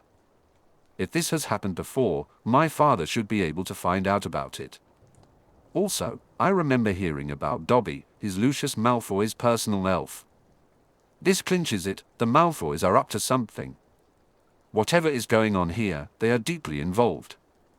My father can use this information, maybe he can do something." Harry grinned, feeling a sense of camaraderie between them. Finally, they were making progress, and this agreement with Greengrass was proving to be worthwhile. Daphne asked if he had any other information that could help them, but he replied no. If he wasn't going to mention the mysterious voice he had heard to Dumbledore, he certainly wasn't going to bring it up now. As he refocused on Daphne, he noticed that his right hand was starting to ache. He glanced at it but saw nothing wrong. The pain intensified and began to creep up his arm, and then he realized what was happening. His magical promise was preventing him from withholding potentially important information. If he wanted the pain to stop, he had to speak up. "Actually, there is one thing that might help, but it could have just been my imagination," he said. He had her full attention now as she looked at him curiously. "What?" she asked. The pain had mostly faded, so he decided to follow through. "I heard a voice. Twice, actually. The first time was at the end of my detention with Lockhart. He said he didn't hear it. Then, on Halloween night, I heard it again when I was with Ron and Hermione, but they didn't hear it either." "Where was it?" she asked, leaning in closer. It seemed to come from the walls. It wasn't complete sentences, just phrases about ripping, killing, smelling blood. That sort of thing. Daphne seemed to be thinking furiously, and he hoped her conclusion wasn't that he was losing his mind. But when he saw a look of dawning horror on her face, he began to wish he were somewhere else. "Oh, bloody hell!" she exclaimed, suddenly covering her mouth with both hands. blushing as she looked at him with pleading eyes. She removed her hands to speak more quietly. "Please don't tell anyone I said that. I've heard that a lot from Ron." "It's no big deal," he replied. "I've been raised to be the heiress of House Greengrass. I have to control myself better than that. Please keep this to yourself." "Sure, of course." Harry couldn't believe she was so shaken by that minor slip of profanity. He'd heard much worse than that. She took a deep breath before continuing. "I think it's a basilisk," she said. "It fits all the facts. If seen indirectly, it petrifies its victims. It's a snake, so it could move through the pipes or the walls of the castle. And you're probably the only person here who could understand what it's saying." Harry, you were hearing a snake, while everyone else would just hear hissing or noise. He had never put it together before. He heard a voice that nobody else could, but he wasn't mad, it was just part of being a parcel mouth. She spoke so quietly that he almost missed her next words. "If I tell him this, he'll pull me out of Hogwarts." Harry felt his blood run cold. She had a point. Why would her father, or any parent for that matter, allow their child to stay in a school with a basilisk on the loose? Well, his aunt and uncle wouldn't care, they'd probably cheer for the basilisk. But any normal parent would definitely pull their child out. His heart sank as he realized he might be back with his relatives sooner than he planned, and it could be a long time before he returned to Hogwarts. If he thought it would help, he'd start cursing so much that Daphne would see just how little her outburst meant. But then he noticed a tear slowly trickling down her cheek, and he wished he knew what to do. At least she wasn't sobbing, but he was terrible at handling feelings. How could he comfort someone when he had so little experience with it? Well, he could share his own feelings, which would be perfectly true. "I don't want to leave Hogwarts either." She looked at him solemnly for a moment, then her expression softened. "Those muggles, they don't care about you, do they?" How did they get on this subject? It was the last thing he wanted to talk about. All he could do was look down in embarrassment. "It's not hard to figure out," she continued. "How you dress when you're not in your Hogwarts robes, how you act. Just remember one thing, how they treat you says more about them than it does about you. I think you're a nice guy. For a Gryffindor, that is." He looked up to see her smirking at him. He appreciated the sentiment, but even more, he valued her sense of humor. "And you're a pretty nice girl, for a Slytherin," he said. Her smile faded. "We can't keep this to ourselves. This isn't our decision. Should we tell Dumbledore?" "Yeah, I reckon so. This is bigger than any one house, it affects the entire school. Do you know how to get there?" "I just saw it today, after, you know." "Justin?" She nodded, then spoke a little timidly. "Could you tell him?" "Well, I could start it, but I don't want to take credit for what you figured out." "That wouldn't be right." She mumbled something like Gryffindor chivalry and shook her head, looking away in thought. She seemed torn, so he decided to offer her something that would make her involvement less obvious. "I have my cloak. You could wear it so nobody would see you." She looked intrigued, then a little shy. "You'd let me wear it?" "Sure, why not? We're friends, aren't we?" He wasn't sure why she blushed at that, but her nod made him feel warm inside. He officially had a new friend, and that lifted his spirits. He dug out the cloak and offered it to her. She took it with a look of wonder, stroking the fabric and marveling at how it made her hand disappear. He tried not to smirk too much as she examined it, but she eventually caught him and narrowed her eyes. Clearing his throat, he said, "Should we get going then?" She dropped her mock glare and nodded before casting the unlocking spell on the door and putting on the cloak. "I'll follow you," she said. Harry kept a slightly slower pace than usual, knowing it might take her a while to get used to using the cloak. As far as he could tell, she kept up well. She was quite light on her feet, so he couldn't always hear her. Harry found himself in front of the intimidating stone gargoyle for the second time that day. He tried. Harry spoke confidently as he gave the password, lemon drop. The gargoyle shifted aside, and he heard a gasp beside him as he stepped forward onto the revolving stairs. He could feel Daphne right behind him, clearly just as intimidated. Once they were out of sight of anyone in the hallway, she slowly began to remove the cloak and handed it to Harry with a smile and a nod of thanks. It seemed she had enjoyed the experience.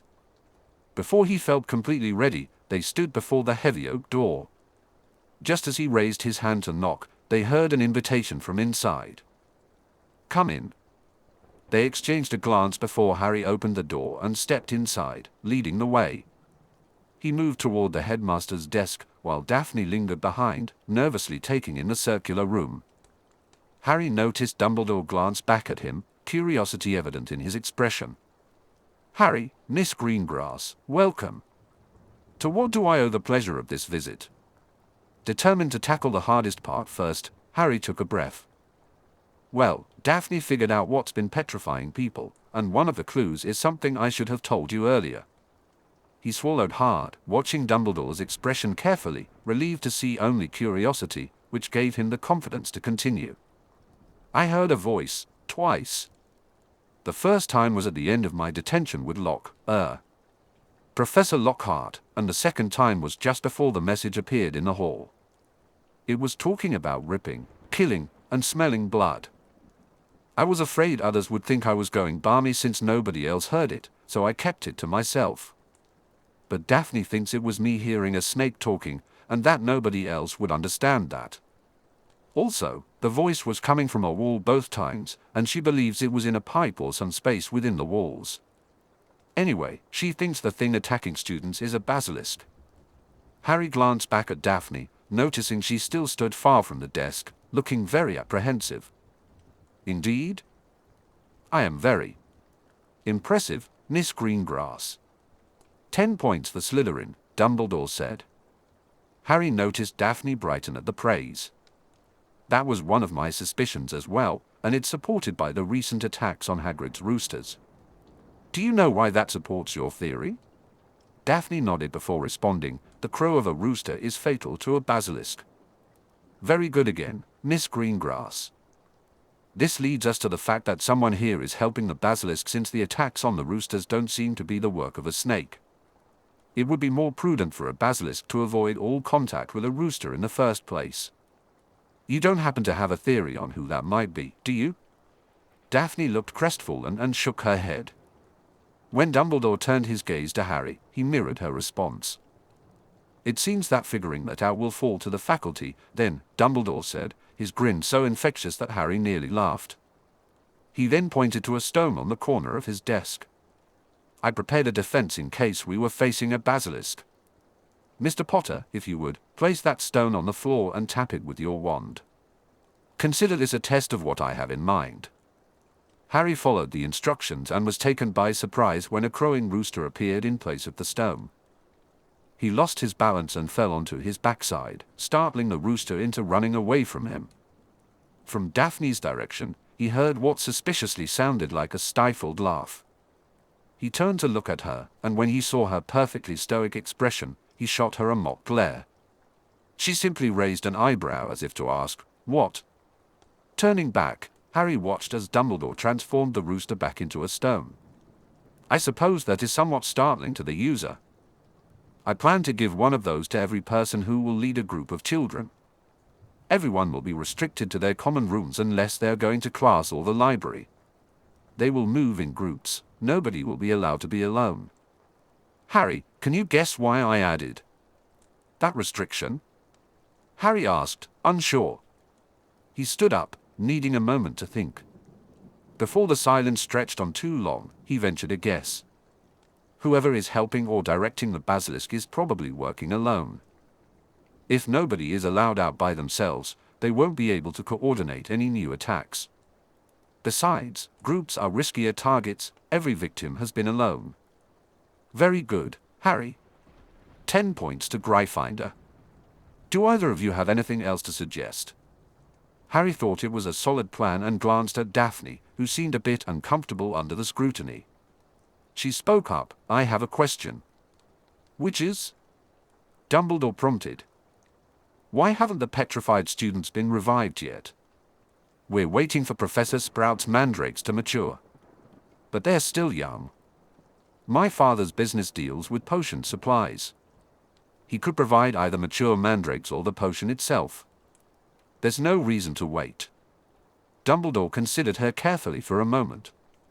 That is a very good point, Miss Greengrass. Have your father get in touch with Professor Snape. They can make the arrangements between them. Of course, Headmaster. Dumbledore nodded jovially before continuing. Very well, I had better let you two return to your dorms then. Harry, please take that stone with you and escort Miss Greengrass to her dorm. If you hear that voice or any indication of an attack, use it quickly and do not seek out the basilisk. Yes, Professor. Harry went over to retrieve the stone and noticed Daphne waiting for him, trying to appear calm. He knew her well enough by now to sense her nervousness, despite her efforts to hide it. Once they left the office and were on the stairs, he whispered, "Is something wrong? My father wanted our association to remain private. If you escort me to my dorm, we'll be seen." Harry grinned and held out his cloak. She began to blush. "Oh, right. You can be under the cloak, and others will think I'm alone." She then gave him a smirk and he wondered what would happen next. "I'll feel very safe with my gallant, invisible protector accompanying me," Daphne said playfully. She gave him a mock curtsy, and he barely stifled a laugh. Harry gestured for her to go ahead as he started putting on the cloak. He had his wand and the stone ready, but the trip to her common room was uneventful until she suddenly stopped, looked around, and motioned for him to stay put. He soon realized why when she stepped closer to the wall, whispered a password he couldn't catch, and disappeared through a door that had appeared in the wall. His return to Gryffindor Tower was equally uneventful. However, Daphne struggled to maintain her stoic mask when she heard about Finch Fletchley, especially since it involved Harry Potter. One version of the rumor even had Harry as petrified too, but she dismissed the stories that painted him as the attacker. She had forgotten to bring her parchment connected to Harry's, so she grabbed it after her last class and wrote to him, asking to meet right after dinner. She felt relieved when she received a response while she was getting her food. She watched him enter with his friends, trying to keep an unobtrusive eye on him, which Tracy found amusing. Eventually, she gave up on watching and finished her meal so she could be alone and wait for him. When she finally reached her room, she let her feelings spill over and had a short cry. She was worried about what was happening, particularly about Harry, but she was also frustrated with herself for feeling this way. This wasn't how her father had raised her, and it shamed her. She tried to maintain her usual demeanor, but that reckless boy was making it incredibly difficult with his complete disregard for danger. Was it idiocy rather than bravery that made Gryffindors the way they were? Once she made her point, she felt guilty about it. His reaction to her anger only reinforced her impression of how he had been raised. Her feelings for him were all over the place, and that just made everything worse. Then she'd accidentally called him by his first name, but thankfully, he didn't seem to notice. It took her a while to find a topic to steer their conversation back to normal, but she ended up uncovering another clue. She was now certain that the Malfoys were behind this chaos. However, something was clearly missing. Draco's reactions to the unfolding events didn't align with his supposed control of the situation. Could his father be orchestrating things from outside the school?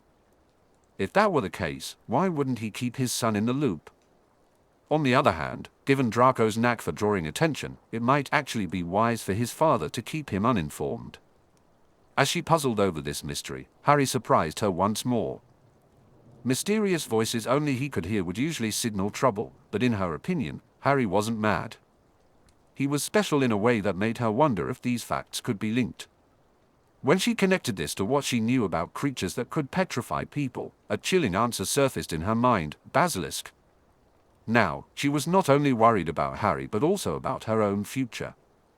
With a basilisk on the loose, her father would pull her from school faster than she could voice an objection. She tried to suppress thoughts of being separated from Harry too. Oh, his relatives, he would have to return to them. This was a disaster. It was his attempt to comfort her, however clumsy, that pulled her back from the brink of panic. She decided to tease him, and when he teased her back, it sparked an idea that might allow them both to stay. She really didn't want to go to Dumbledore with him, though. Given her father's feelings about the man, revealing their connection wasn't something she wanted to do. But the thought of being sent home pushed her to relent. Then, he stunned her by offering to let her use his cloak. She was captivated by its quality and effectiveness, feeling privileged to have this opportunity. When he called her a friend, it nearly brought her to tears. She had never imagined feeling this way about a boy. To her, marriage had always been a family obligation, not a romantic notion, so dating had never really crossed her mind. The walls she had built around herself were beginning to crumble. As the ugly gargoyle loomed ahead and the urgency of meeting Dumbledore sank in, she realized how naturally she had turned to Harry for reassurance. Her father had always emphasized self-reliance, and she had rarely sought comfort from either of her parents. Yet here she was, looking to someone she had only recently met for support. She had tried to stay in the background, but both Harry and Dumbledore had other plans. To her surprise, Dumbledore didn't seem interested in using or manipulating her. Instead, he had acted like a true professor, and after his eccentric appearance and speeches, she hadn't expected such sincerity in private. Perhaps revealing their secrets to the headmaster wasn't as terrible an idea as she had thought. Still, she was deeply troubled by his response regarding the revival of the petrified students. He was Dumbledore. He had to know about the availability of mandrakes and the potion outside of Hogwarts. What was he playing at? She found herself leaning toward the idea that incompetence was the reason for the deliberate delay, but that thought was hard to accept. When Dumbledore suggested Harry escort her back, her mind snapped back to the danger they faced. But it also put them at risk of blowing their cover. She felt foolish when Harry had to remind her about his cloak after she had just worn it. That was a perfect example of the muddled thinking that came when she let her emotions take control. She wasn't acting like a good Slytherin or heiress when she behaved that way. It didn't matter if that was what she wanted, it was simply a fact. She had tried to brush off the fact that Harry was protecting her, but a part of her couldn't let that go. And the reality of Dumbledore's new policy weighed heavily on her mind, making it nearly impossible for her to meet Harry alone anymore. At least they still had the enchanted parchments. As they approached her common room, she steeled herself for the inevitable curiosity of Tracy. She needed to figure out how to manage her father. It frustrated her that she had to keep their password secret from a Gryffindor. She hoped he wouldn't take it personally, but she just wasn't in the mood to talk. Her emotions were still too close to the surface, and she worried that a conversation might not go well. She had never realized she could feel so many different emotions at once. This was a completely new experience for her, and she didn't feel confident in handling it. As she entered the dorm, she sighed when she saw Tracy's face light up. She knew that look, Tracy would be eager for details. Unfortunately for her friend, there weren't any details to share about Tracy's latest interest. Instead, she had much more serious news to give her. Meanwhile, Harry let out a groan of relief as he finally settled into his bed. Neville and Ron reacted as he expected, but Hermione had been especially difficult that night. She didn't seem to like that Daphne had figured out what was attacking the students, and she fought the idea until she learned that Dumbledore had accepted it. Then she promised to research a solution, only to find out that Dumbledore already had one. After that, she had grown quiet and distracted during the rest of his revelations, and he was glad it was over. Harry liked Hermione, she was usually a great friend. However, her need to solve everything herself could be annoying. It was only when he lay in bed, contemplating this, that he realized she might see that as her role in their group. It was nice to have a studious friend sometimes, but all he really wanted was companionship. She didn't have to fix everything, especially since he'd learned that not all problems have a practical solution. Sometimes, you just had to live with certain things, like the Dursleys. He'd have to figure out a way to tell her that. Chapter 4, End of Term. We've all got both light and dark inside us. What matters is the part we choose to act on. That's who we really are. J.K. Rowling. The next morning, The common room buzzed with chatter as McGonagall convened an all-hands meeting to explain the new rules. The air was thick with groans, but she remained steadfast, refusing to budge an inch. After she left, Percy made it clear he intended to enforce the new policy strictly. He held his stone proudly and led the first and second years down for breakfast. Ron was in a particularly foul mood, even though Harry had warned him about the changes the night before. Harry noticed that Ginny looked anxious, and he made a mental note to talk to Ron later to reassure her. Feeling fortunate, Harry had received the Scrivenshaft's catalogue, which not only had the self-inking quills and ink he needed but also wrapping paper for the holiday season. When his package arrived that morning, he was relieved to know he could wrap his gifts properly. The only problem now was figuring out how to deliver his gift to Daphne. Meeting up in secret had become impossible, and he felt foolish for not addressing it the night before. During history class, with time to spare, he decided to write to her. "How can we get together now? I have something to give you." He figured she must have been busy, as he didn't receive a response until after lunch. "We can meet in the library. Try to get there by 7:30. It wasn't the most private place, but it would have to do. On the bright side, it was where they had first connected, which made him feel a bit nostalgic. He shared his plans with his friends, and they all agreed to accompany him. Although Harry was caught up with homework, he knew there were assignments due after the break. The potions essay seemed the most daunting, so he decided to focus on that. Daphne had anticipated that it would be a long day, but it was shaping up to be quite dreadful. She had stayed up late writing to her father, struggled with insomnia, and then their head of house had called an early all-hands meeting. Daphne found herself struggling to stay engaged, listening to things she already knew. It took nearly all her energy to appear attentive. She decided to just survive the day and figure out her plans for tomorrow later. There were some important things she needed to tell Harry, but she didn't feel up to it at that moment. She nodded groggily when Tracy pointed out that Harry had received a package during breakfast. As luck would have it, she noticed the parchment linked to Harry's glowing between classes. She quickly read it and considered how to respond. Although she wanted to put it off, a persistent ache in her right hand reminded her of her promise, leaving her no choice but to think about how they could meet.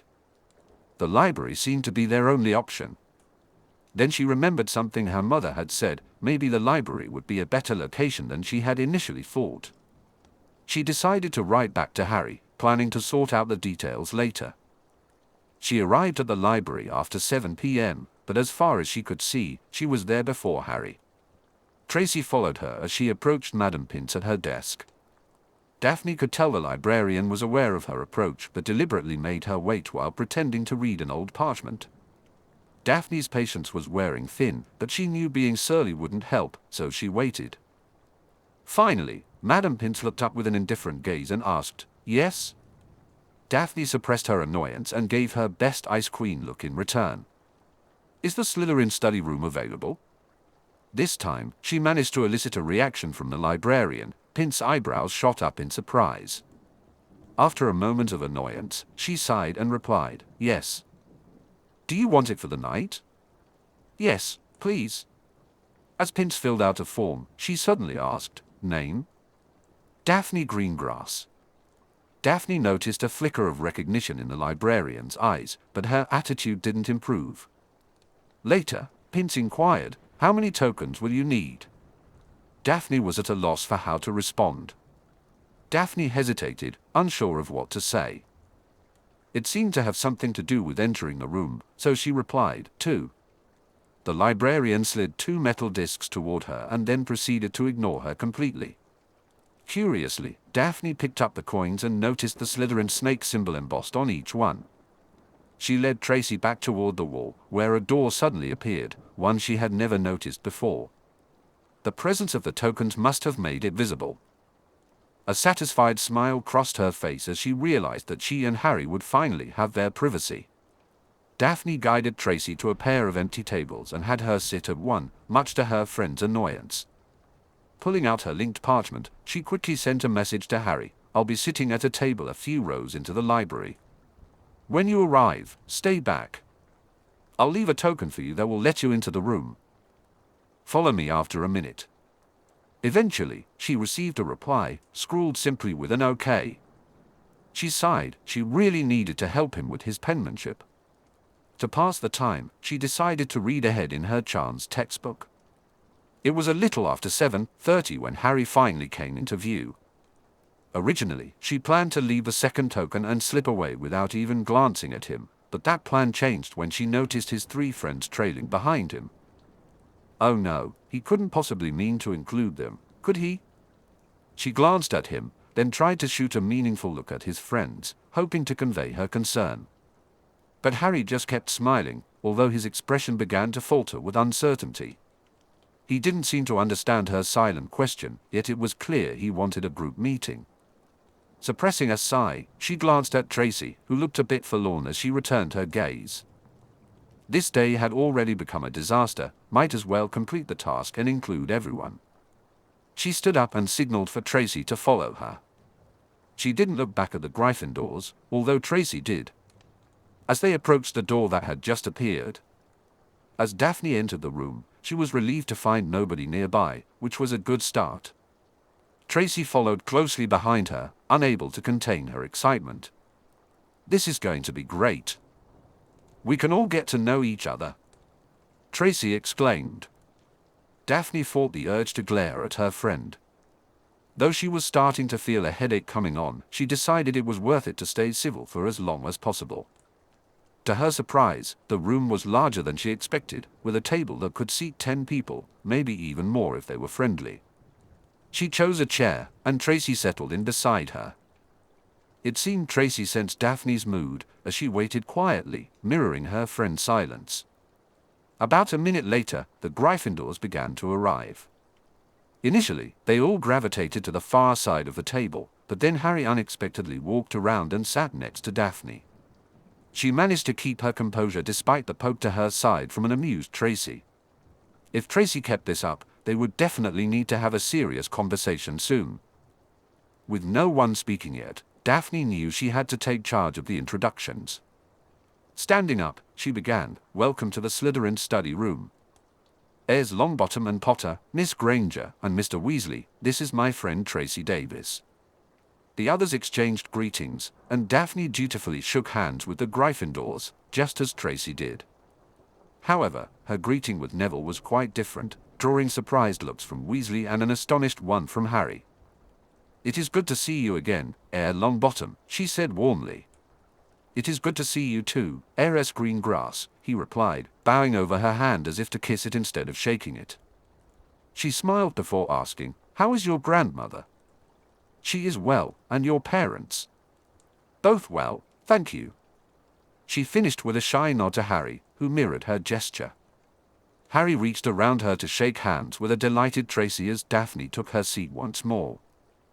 Daphne was still contemplating how to start when Granger asked, "Do all of the houses have a study room?" "Yes," Daphne replied. "They're mainly used by OWL or Newt students to study for their tests. You have to reserve them, but it's still early in the year, so they're usually empty." She couldn't help but hide her amusement as Granger's face lit up, as if Christmas had come early. Turning to Harry, she said, "I'll need to return that token when we're done." Harry immediately handed it over with a big smile, and Daphne found herself reluctantly smiling back. She wasn't really angry with him, but she was feeling a bit tired and overwhelmed. Suddenly, she realized she had made a mistake. She had invited someone who wasn't included in their agreement, so she resolved not to ask Harry anything else. She wasn't sure what to say to the others, but she had plenty to discuss with Harry. Besides, she felt she had already given the others all the courtesy they deserved. "Potter," she began, "I found out a lot of interesting things from my father last night that I wanted to share with you. First, he will be contacting Professor Snape sometime tomorrow to supply them with mature mandrake for the potions. So the petrified students will be revived soon." Granger interjected, sounding a bit annoying, but Daphne managed to keep her usual composure. "Yes, but it will probably take several days, maybe even a week or two. Mandrake isn't easy to raise and isn't a common potion ingredient." She noticed Longbottom nodding in agreement, recalling that he was quite good at herbology. Since no one else interrupted, she turned back to Harry. We also had a discussion about Voldemort. She was amused by the reactions of Tracy and Longbottom while the others remained unaffected. He pointed out something I hadn't thought about. You see, Voldemort espouses the hardline pureblood viewpoint but doesn't actually follow it. Every pureblood has a family unless they're disowned for some reason. He should proudly bear his family name, yet he hides behind this made-up name, Voldemort. By the way, in French that means flight from death.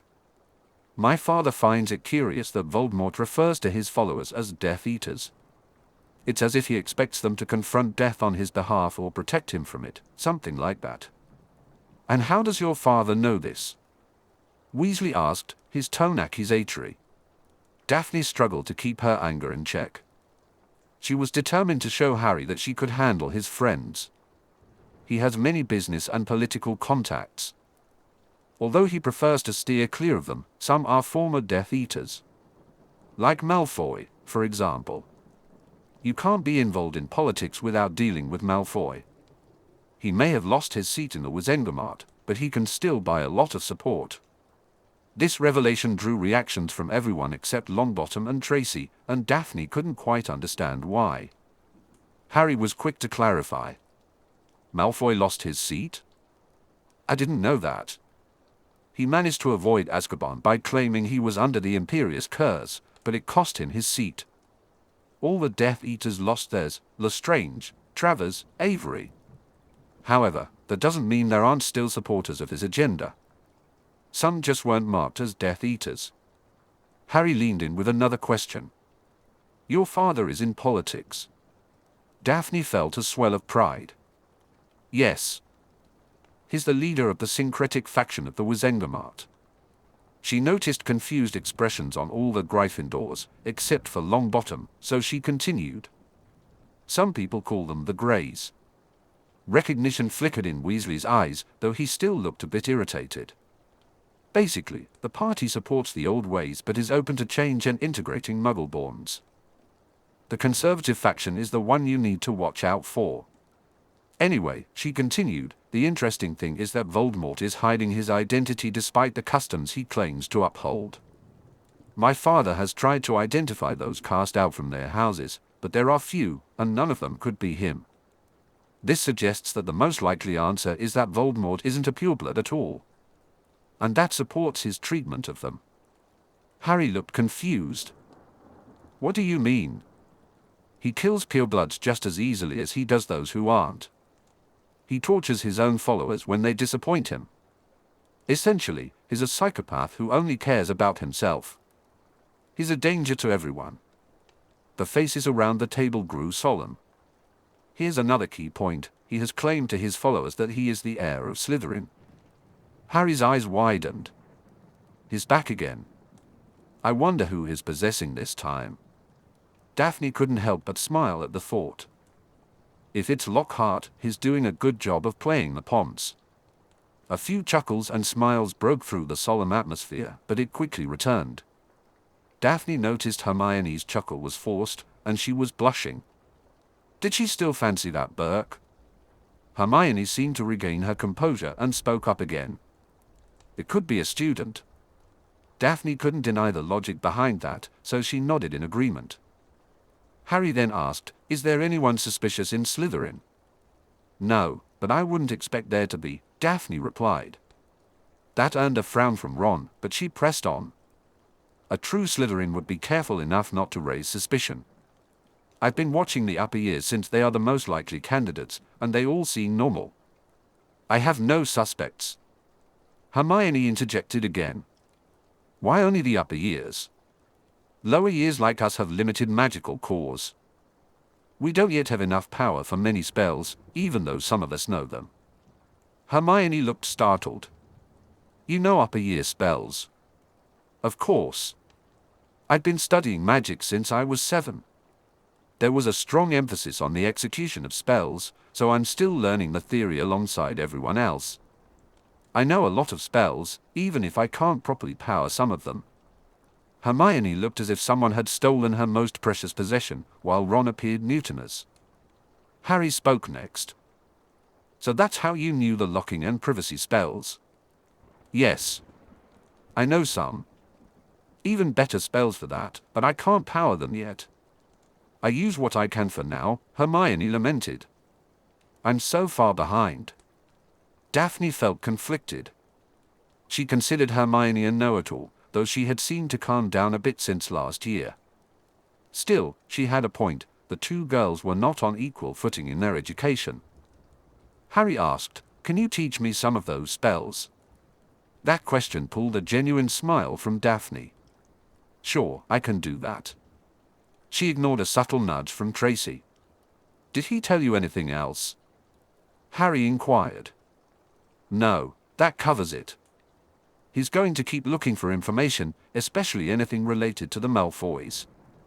"How did he take the news?" Daphne grimaced before replying. "Not well at all.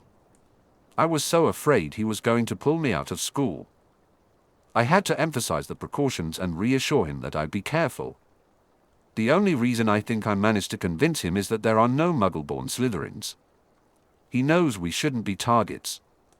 She noticed a frown forming on Ron's face again and added, "I also can't understand why anyone would think you were the heir of Slytherin, considering you're best friends with a Muggle-born. I can't believe how foolish some people are." She saw Ron's expression ease a bit. She wondered if he'd ever get over his prejudices. "I have something for you," Harry said. Slightly startled by the change in topic, she looked down at the small gift Harry was holding out towards her. She forgot to breathe. So that's what he meant by something to give you. She hadn't considered a gift for him yet and felt embarrassed. But she could fix that, she had time. "Thank you. I'll have yours delivered on Christmas Day," she said. Harry looked puzzled. "I wondered about that. How do our gifts end up by our beds like that?" "House elves, of course." "Like Dobby?" "Yes, my family has an elf too, but she's not as mad as Dobby sounds. We treat her better than the Malfoys treat theirs." "Sure. They can be sent by Owl for the Hogwarts elves to deliver too." "Hogwarts has elves?" Daphne exclaimed, closing her eyes as a headache throbbed at her temples. Granger was really getting on her last nerve. "Yes." "Who do you think prepares the food and cleans everything, including your laundry?" Daphne's voice came out sharper than she intended. She felt herself flush when she noticed Harry's hand covering hers, squeezing it for a moment. When he withdrew his hand, she realized how cold hers felt. Out of the corner of her eye, she caught Tracy smirking. Her ever-teasing friend had definitely noticed, of course. That was just how this day was going for Daphne. Harry broke the uncomfortable silence. "Well, I have an essay to work on, so I reckon we ought to do some studying while we're here." Daphne managed a small smile of thanks before pulling out her charms book and diving into the text. She tried to focus, but with everyone shuffling around, getting out books and papers, plus her thoughts about her interactions with Harry, she found it hard to concentrate. Hermione had been through quite a range of emotions. She started off curious about Daphne, wanting to ensure that she wasn't taking advantage of Harry in any way. However, seeing the two of them together eased her fears considerably. Although Daphne maintained her Ice Queen facade most of the time, it seemed to falter when she interacted with Harry. Hermione noticed genuine smiles and even a few blushes. She wondered if Harry might be interested in Daphne as more than just a friend, but aside from that brief squeeze of Daphne's hand, she saw no clear signs of that. He acted like a friend, and so did she, for the most part. Yet, there were tiny hints that Daphne might feel something more for Harry. However, Hermione didn't have much to go on and felt uncertain about reading the subtle signs coming from green grass. The other Slytherin, on the other hand, was easier to read. She seemed friendly and cheerful, clearly enjoying teasing her friend. Since Harry appeared open to expanding his circle of friends, Daphne considered the possibility of approaching Tracy to add a new friend to her circle. However, she knew she couldn't do that openly, as there could be consequences that would likely affect the friendly Slytherin more than herself. She glanced at Ron, who was sitting right next to her, and could tell he wasn't comfortable among the Slytherins. The only negative encounter she'd had was with Daphne when she discovered the Hogwarts house elves. Daphne had reacted more strongly than necessary, but Daphne had seemed tired and a bit out of sorts that day, so Daphne's outburst was understandable. Her thoughts shifted to her own holiday plans. Since they had decided not to investigate Malfoy anymore, her resolve to stay at Hogwarts was weakening. Her mother was still encouraging her to come home, and she realized she would need to talk to the boys later. She could explain how to finish the potion. The remaining steps were simple. Maybe going home for winter break wouldn't be such a bad idea after all. The four of them had settled into their usual corner of the Gryffindor common room, where Harry initially thought they would enjoy a peaceful study session. However, he soon noticed that Hermione, of all people, seemed anxious about something. If anyone could focus on homework, it was Hermione, but not today. He had planned to wait her out, but curiosity got the better of him. When he caught her eye, he noticed a faint blush spreading across her cheeks.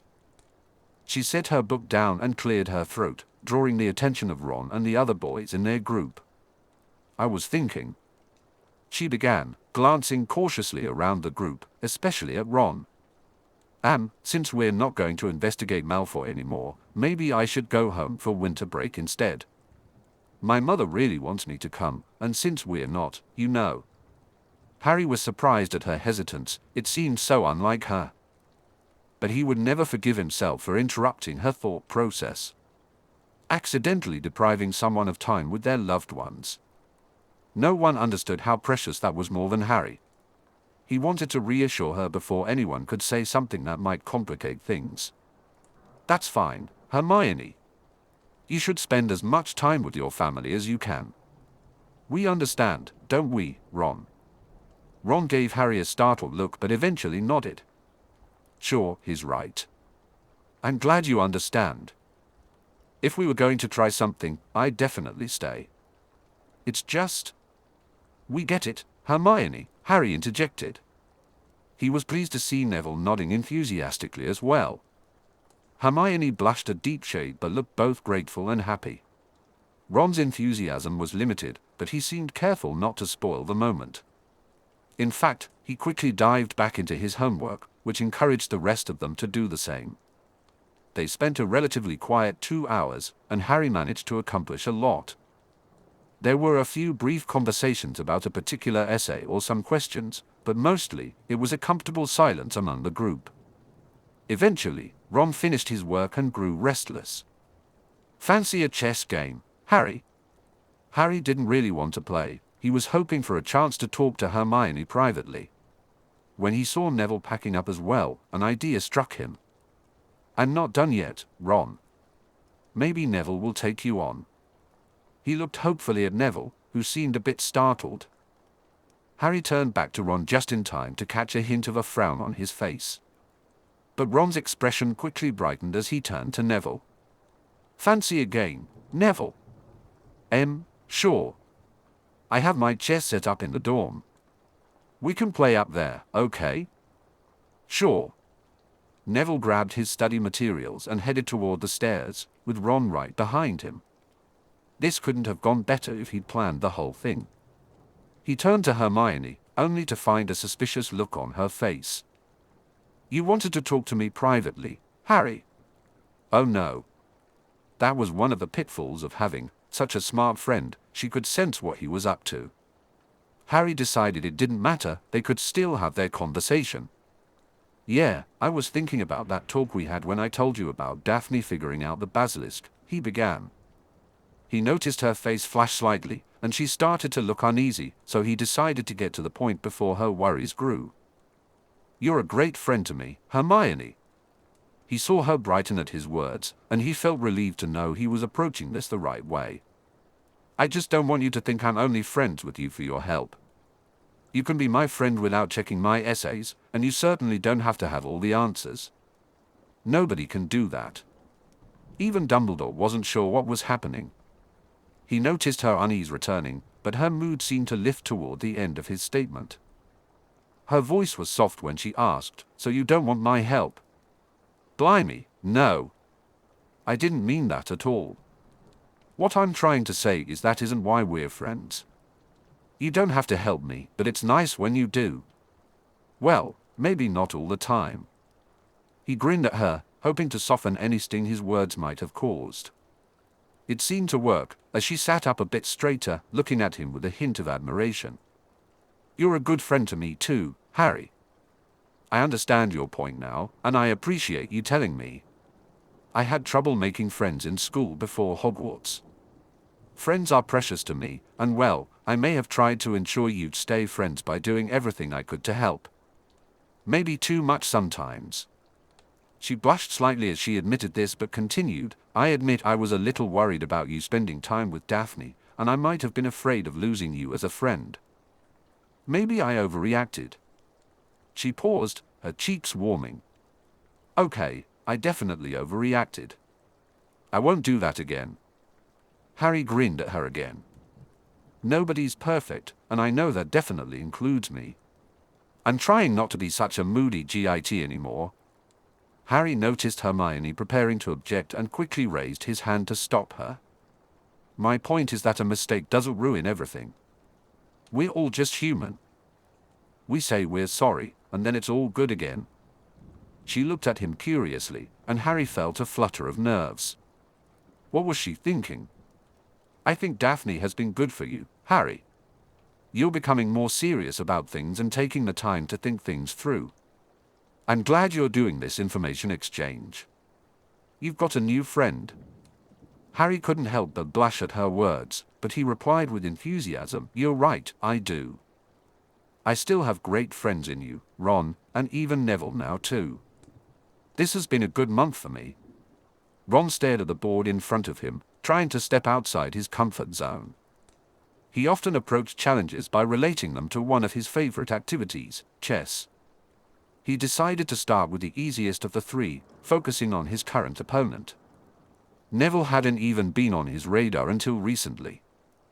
It might have been easy to dismiss him as just a pawn, but Ron was beginning to realize that wasn't the case. He wasn't entirely sure yet, but Neville seemed more like a rook to him, solid and always in the background, yet ready to jump into action when needed. Ron was okay with that. He had known Hermione much longer, but he hadn't wanted her on the board at all until that whole troll incident. The memory still made him feel guilty, and he found himself grappling with the idea of thinking before speaking. It was a good concept in theory, but it felt so frustratingly difficult at times. He knew he had to work on it, especially since he now understood that there could be serious consequences. Ron didn't like consequences at all. But what about Hermione? He often thought of her as the queen, which made him uncomfortable. He wasn't the king, he felt more like a knight in comparison. Her intelligence was intimidating, and he didn't like reacting to her that way. She was his friend, and friends shouldn't intimidate one another. Then there was Harry. Some might see him as the king, but that didn't quite fit either. In chess, the king typically hides behind his protectors. He isn't particularly powerful, barely more than a pawn, really. That didn't quite fit Harry. He could be intimidating in his own way, standing up to anything that came his way, and sometimes he showed just how much power he possessed. That didn't resemble a king at all. Then there was this new interloper, Greengrass. Why couldn't that snake just stay where she belonged?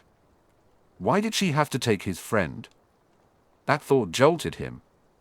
Was he just jealous? She couldn't possibly become Harry's new best mate, could she? After all, she was a girl.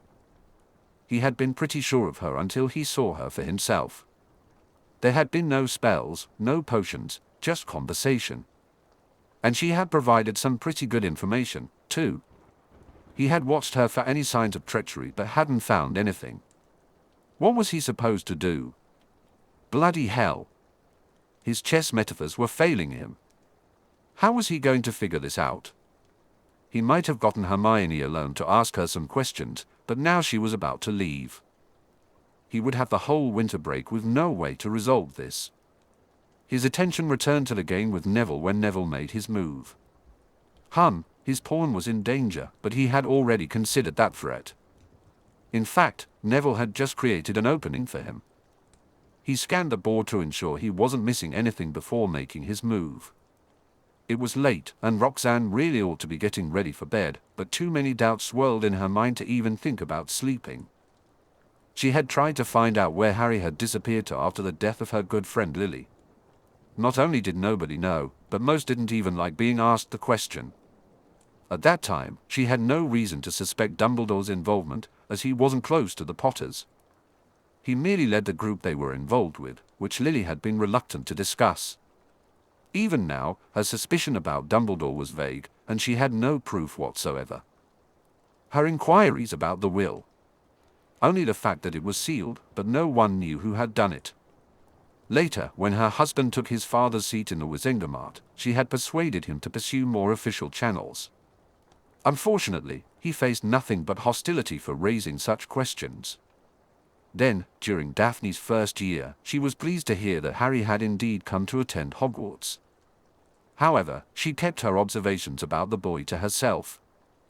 It wasn't until the summer break that she learned about his clothing, his small size, and how quiet he was. The clothing alone was mildly disappointing. Perhaps there was a financial issue, but given the undoubtedly large value of the Potter estate, that notion escaped her. Did his size and quietness indicate something more sinister? She had no way of knowing, as she wasn't receiving much new information despite Daphne's meetings with him. His reluctance to talk troubled her, and she feared it meant something was seriously wrong. When Daphne mentioned that Harry had supposedly been raised by Muggles, she wondered if he had somehow ended up with Lily's unpleasant sister. Her attempts to find Petunia Evans had been fruitless, partly because she wasn't familiar with how the Muggle world operated, but also because Petunia was likely married, and she had no idea what her married name might be. She felt she should have acted sooner, but to this day, she still didn't know what she could have done. No owl could locate him, and the goblins told her nothing, as she had expected. Perhaps they simply didn't have any information to share.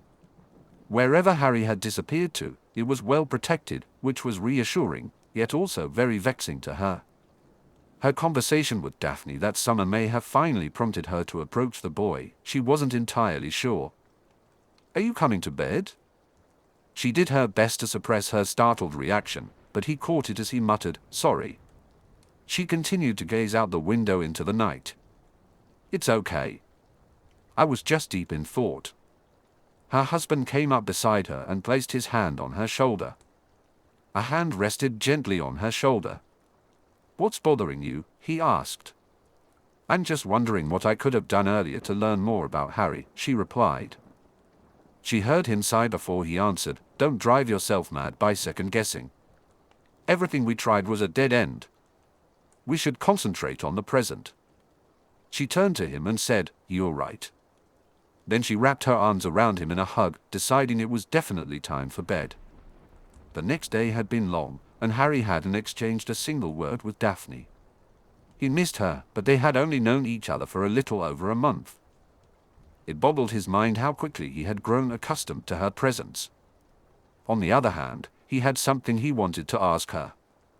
Alone in the dormitory, he pulled out a piece of parchment and wrote, "Do you have a minute?" After waiting for about a minute, he realized he had no idea what she might be doing. It seemed silly to wait around for an answer.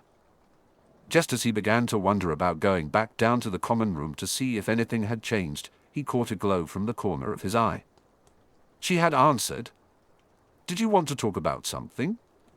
What was that formal stuff you were doing with Neville? It's pureblood etiquette. I can teach you about that when things are less hectic. You never acted like that with anyone else I've seen. I do it all the time with some people. It depends on who I'm talking to." "Are you friends with Neville?" "Not really. We're acquaintances. We meet at some formal functions once in a while. We never get invited to his grandmother's New Year's Eve parties. She doesn't like my family much." "Do you know why?" "Not really. His grandmother has strong opinions about a lot of people. It might have something to do with her son. Is he in St. Mungo's with Neville's mum? You know about that now?" "Yes. We talked about that first picture you gave me, the one with his mum, our mums, and that girl Marlene. His mum is my godmother. My mother mentioned that. All I know is that after what?" Do you know what happened to Neville's parents? My mother and Neville's grandmother had some sort of disagreement. She was good friends with Neville's mother too. That's too bad. Why do you call him Neville now but refer to him as Air Longbottom to his face? There was a pause before she answered, and Harry began to wonder if he had done something wrong. With friends, we don't bother with that. You'll never see Tracy and me doing that. Since Neville and I are only acquaintances and both heirs of old families, we tend to be formal with each other. It's the polite thing to do in our society. You called me Heir Potter. Am I like Neville then? You don't know. Harry leaned back, pondering her response. Did she really expect an answer? Suddenly, she began writing again, so he leaned forward to see what she wrote. I'm sorry. I had no idea you were so ill-informed. Yes, you are the heir of the most ancient and noble house of Potter. I knew you didn't know our ways, so I didn't follow our etiquette with you. I meant no offense. Well, that was silly. How could I expect something I knew nothing about? None taken. I have a lot to learn, and we're already friends, so I have nothing to be angry about. I was just curious. I'm glad you want to learn the ways of our families. I'll be happy to help in any way I can. Just then, Neville entered the dorm room, and they exchanged friendly nods. Harry turned back to his parchment, deciding to end the conversation. Someone just came into the dorm. Good night, Heiress Greengrass. Good night, Heir Potter. Harry grinned when she drew a smiling face at the end. He tucked the quill and parchment into his book bag and glanced over to see Neville settling down with a book. Daphne was telling me about that etiquette stuff you and she were discussing in the library. Is there a book about that? Maybe something in the library. Neville looked thoughtful for a moment. Not that I know of, but that gives me an idea. You can expect a surprise from me. Surprise? Yes, but don't expect any hints. That would ruin it, Neville replied, a teasing tone in his voice. Harry snorted at the playful banter. Then I won't bother you about it, Heir Longbottom. Neville chuckled, clearly not inclined to share more, so Harry shifted to another topic. Are they still playing? Yes, Hermione is doing better against him than usual. Ron's getting pretty serious about the game. Ooh. I hope they don't end up arguing again. I don't think so. Ron seems to be more careful about what he says lately. Yeah, I've noticed that too. That's a good thing. Neville nodded in agreement, and after a moment of silence, he turned back to his book. Harry's curiosity lingered about why Neville's grandmother didn't like Daphne's mother, but he didn't feel comfortable bringing it up. It was likely tied to painful memories, and he really didn't want to put Neville through that. Deciding it was close enough to bedtime, Harry figured he'd just get ready for bed. Chapter 5, Winter Break. Many men have been capable of doing a wise thing, more a cunning thing, but very few a generous thing. Alexander Pope. Harry sighed as the last students departed for the train. Tracy sent a smile their way, but Daphne didn't look at all. He hated that they had to keep their friendship a secret. Parting with Neville was easy, but it became a bit awkward with Hermione. She managed to get hugs from both of them, but Ron was as red as a tomato. Percy remained true to his vow and stayed with them, though he seemed a bit impatient. Ginny was a silent, apathetic witness to it all, as Percy had insisted on not leaving her alone. Harry was puzzled by her demeanor but felt uncertain about how to approach it. With a couple of hours until lunch, they slowly made their way back to Gryffindor Tower. Harry still had one friend beside him, Ron, but he would miss the other three. At least he could still communicate with one of them. He could also send an owl to Neville, but that would take time, and he wasn't sure it would be worth it. Ron tried to convince Harry to play chess, but Harry was struggling with boredom and couldn't muster any interest. He sat and watched Ron talk to the twins, who challenged him to a game. They kept attempting illegal moves, driving Ron up the wall. The noise escalated enough that Harry trudged up the stairs to return to the dormitory, seeking an escape. Entering the empty room, Harry flopped down on his bed. He just didn't feel like doing anything. The castle felt so empty with almost all of his friends gone. He felt abandoned, which was ridiculous. If he had a loving home to return to, he would be on the train too. He decided he didn't want to start brooding, but he was at a loss for what to do. Ron was eager to play chess, but Harry knew he'd perform even worse than usual since he couldn't concentrate. Harry considered reaching out to Daphne, but he figured she was probably busy chatting with her friends. He didn't want to interrupt her just because he felt lost. Instead, he thought about working on his project again. He had let it slide lately, but he genuinely wanted to understand what had happened when his parents died. Did Sirius Black really betray his best friend? That idea felt deeply wrong to Harry. He could never betray any of his friends, Ron, Hermione, Daphne, or Neville. As he rummaged through his bag for his notes, something caught his eye, a soft glow. A big grin spread across his face when he realized it was the parchment from Daphne. She wanted to communicate. He quickly grabbed a book to write on, along with the parchment and the quill she had given him. He looked at the parchment to see what she had written. "Are you doing anything?" "No. It's too quiet here, and I didn't want to play chess with Ron again. I was about to look for something to do. We can write to each other if you want." He was surprised by how quickly she had responded. He hoped she hadn't been waiting too long. "Sure. I thought about contacting you but didn't want to interrupt anything. It's just Tracy and me here, but I wanted to write to you, so I hoped you'd be available." "That's brilliant. Did you want to write about something in particular?" There was a brief pause before she replied. "Not really." "Was there something you wanted to talk about?" That seemed odd. He sensed there was something she wanted to discuss but was hesitant to bring it up. Curious, he decided to start with a different topic. "I was wondering if your parents taught you anything other than spells before Hogwarts.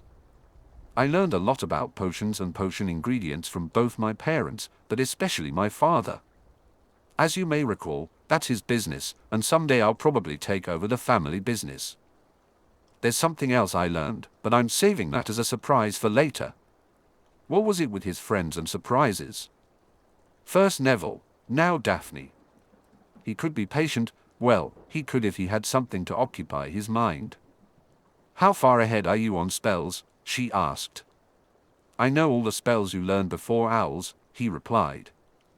"I even know some new level spells, mainly charms, jinxes, hexes, and curses." "Curses," she said, a hint of concern in her voice. "Aren't those considered dark magic?" "It's for self-defense," he explained. "As you know from personal experience, there are evil wizards and witches in the world." She paused for a moment, then continued, "Are you one of the top students in our year?" "I'm the top in Slytherin, but second overall. A Ravenclaw beat me out, but I'm aiming for the top spot this year." "That's interesting.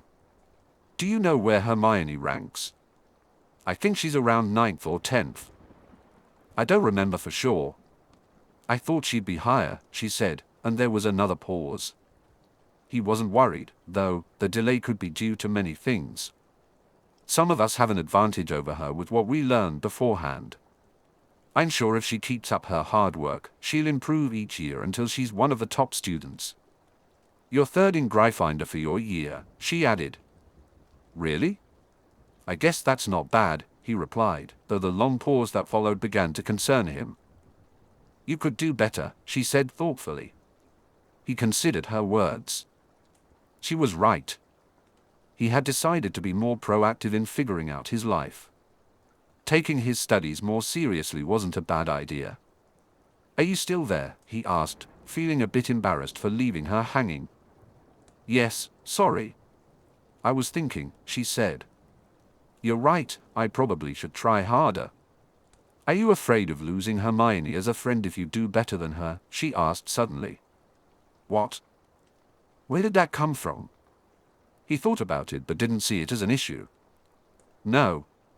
She might even like the challenge." "You mean she nags you to do better?" she teased. He paused, realizing he should have chosen a different word. "I meant encourages me to do better." I think you accidentally told the truth, Harry, she replied with a smile, drawing another smiling face in the air. He chuckled ruefully, hoping that didn't get back to Hermione. How we do? Our owls and newts determine what we can do later in life, and we need to take that seriously, Daphne said. Harry nodded, but deep down, he wasn't sure there would be a later in life for him. Voldemort wanted him dead, and he had little confidence in his ability to stop him. He couldn't share those thoughts with Daphne, though. Okay, I decided to try to learn more about what's going on around me, so doing better in classes goes along with that, he replied. What are you trying to find out about? Maybe I can help. He had planned to talk to her about this sooner or later, and now seemed like the perfect time. And starting with what happened to my parents, Harry continued. Everyone seems to know more about them and what happened that night than I do. I can't believe everyone thinks I was some sort of super baby who could defeat dark wizards. I was barely over a year old. How could I possibly defeat a dark wizard?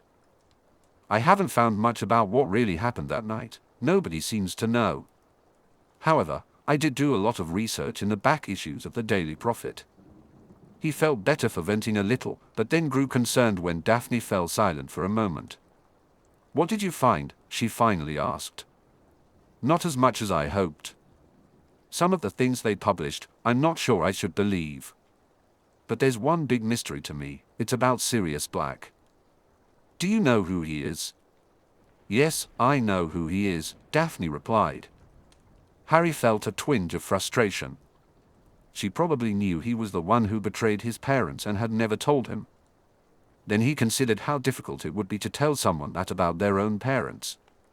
Okay, maybe I wouldn't rush out to do that either, he admitted. But I want to know how he could do that, betray his best friend and his own godson, which is me. I wanted to read about his trial. I found plenty about the trial of the Death Eaters who attacked Neville's parents, that was all over the paper. But there's not one word about a trial for Sirius Black. I'm not even sure there was one. How could they not have a trial? I didn't know that, Daphne said, her tone serious. You're right, that is strange. Interesting. I love mysteries. Do you want my help? I'd love to have your help. What can you do? First, I'll ask my father. Wait, my mother was in their year, she might know something too. My father also has access to all Wizengamot records. He can find information on any trial. I'll get back to you when I find something out. That's brilliant. Thanks, Daphne. That's what friends are for. Harry was still in a happy daze, so he didn't respond right away. He was trying to gather his thoughts to write something when she sent another message. Can we go back to why you might not try your hardest in classes? Bugger. He had a feeling something he didn't want to discuss was coming up. She was a friend and a very helpful one at that. He should be able to do this. That involves my relatives. How? There it was, she wasn't going to let this go. As I told you, I live with my aunt and uncle, and they have a son a few months older than me. We went to a Muggle school together. My aunt and uncle didn't like it if I did better than my cousin. Let me guess, he was lazy or an idiot. Try both. That set the bar pretty low. I didn't dare try very hard at all. They can't compare you now, so you are free to do your best. Well, that's true. They never wanted to look at anything from Hogwarts, so I could do as well as I wished. What did they do to you if you did better? Why did she have to ask that? He groaned in frustration. He decided to be vague. Being sent to bed without supper. Extra chores. Is that all? Was his hand starting to ache? He began to worry. It wasn't all about doing better than my cousin.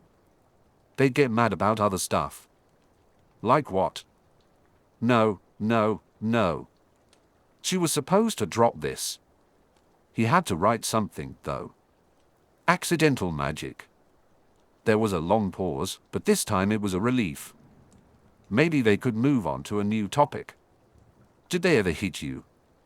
So much for a new topic being better. Could he not answer? The ache in his hand intensified. His hand trembled, and he couldn't tell if it was his imagination or a part of him urging him to respond. Suddenly, Daphne wrote again, "Please tell me." He couldn't hold back any longer and quickly wrote back, "Sometimes." There was a long pause before he saw her pen flying across the page. Even Daphne's handwriting seemed to falter under the weight of her emotions. "If I ever see them, I will make them pay. They made us hide, and now they attack you. We cannot let this stand." He felt compelled to reassure her. "They aren't worth it. Believe me, I know. They can't do that anymore. I won't let them. Don't worry about it. I can handle it." He waited anxiously for her reply. Gradually, her handwriting became calmer. "I will drop it for your sake, not theirs. I know you can be strong, I have seen that in you. I am your friend, Harry, and I will help you any way I can. I promise you this." His vision blurred with unshed tears. She made him feel so many things, and he didn't know how to react. "I really appreciate that. More than you can know. It's not a problem for me, Harry. I like to help my friends. I'm still grateful. I have to help Tracy with something now. I'll write to you again. Take care, Harry. You take care of yourself too, Daphne." Harry quickly wiped his cheeks before Ron or anyone else could walk in and see him so emotional. This felt strange. It was as if he'd been through an emotional wringer, yet somehow, he felt better. How was that possible? Tracy and Daphne were in a locked compartment, shades drawn as usual. If anyone needed to see them, they could knock. They had stuck together and mostly avoided others during their time at Hogwarts until the last month and a half. Then Daphne had embarked on her mission with the Gryffindor Golden Boy. Tracy was busy with her winter break homework while her best friend continued to correspond with her boyfriend. Tracy couldn't understand why Daphne denied it, it seemed pretty obvious to her. Tracy sat at her desk, pondering the last paragraph of her essay, trying to decide if she needed to add anything.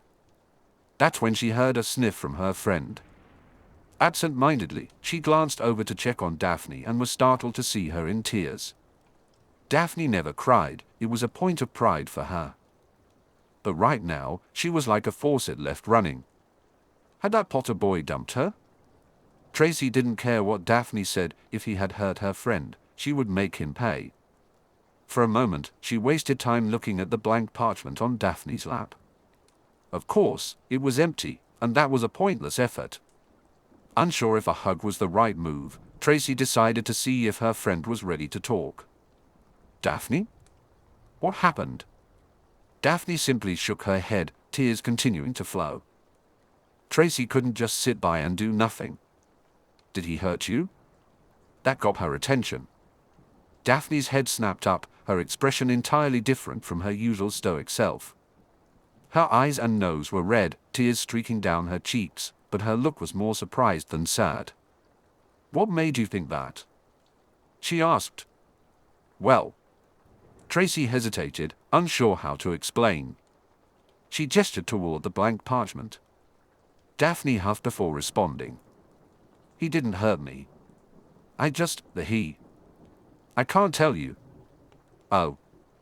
It was that secrecy thing again." This left Tracy feeling shut out, and she briefly considered talking to Potter to convince him to include her in their little promise. But she knew Daphne would probably never allow that. This was clearly a greengrass matter, and even best friends couldn't interfere with such issues. As she regarded her friend, Tracy opened her arms, letting Daphne decide if she needed a hug. She did, and wrapped her arms around Tracy with an intensity that almost took her breath away. Ouch. Whatever this was, it was serious. The question remained, how could you talk about something that couldn't be talked about? What was a friend to do? "I know you can't tell me anything, but did you learn something? Are you sad about Harry?" Tracy asked gently. Daphne merely nodded, her silence speaking volumes. "I know how good of a friend you can be from personal experience. I have faith that you'll find a way to help him." It's what you do." At that, Daphne began to cry again. Tracy suppressed a sigh. This wasn't going to be easy. Meanwhile, Roxanne was waiting for the train with Mrs. Davis. Years ago, they hadn't spent much time together, but their friendship blossomed when their daughters became close. They had shared a few words, but now their attention was fixed on the train, which took its time coming to a complete stop before students began to emerge. Tracy scanned the cars, wondering when Daphne would appear.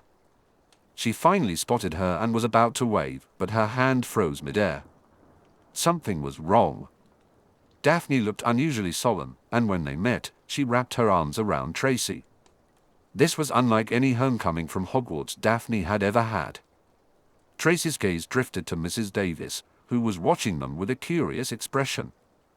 Their daughters approached quickly, splitting just before reaching them. Roxanne noticed Tracy smiling at her mother, though it wasn't quite as cheerful as usual.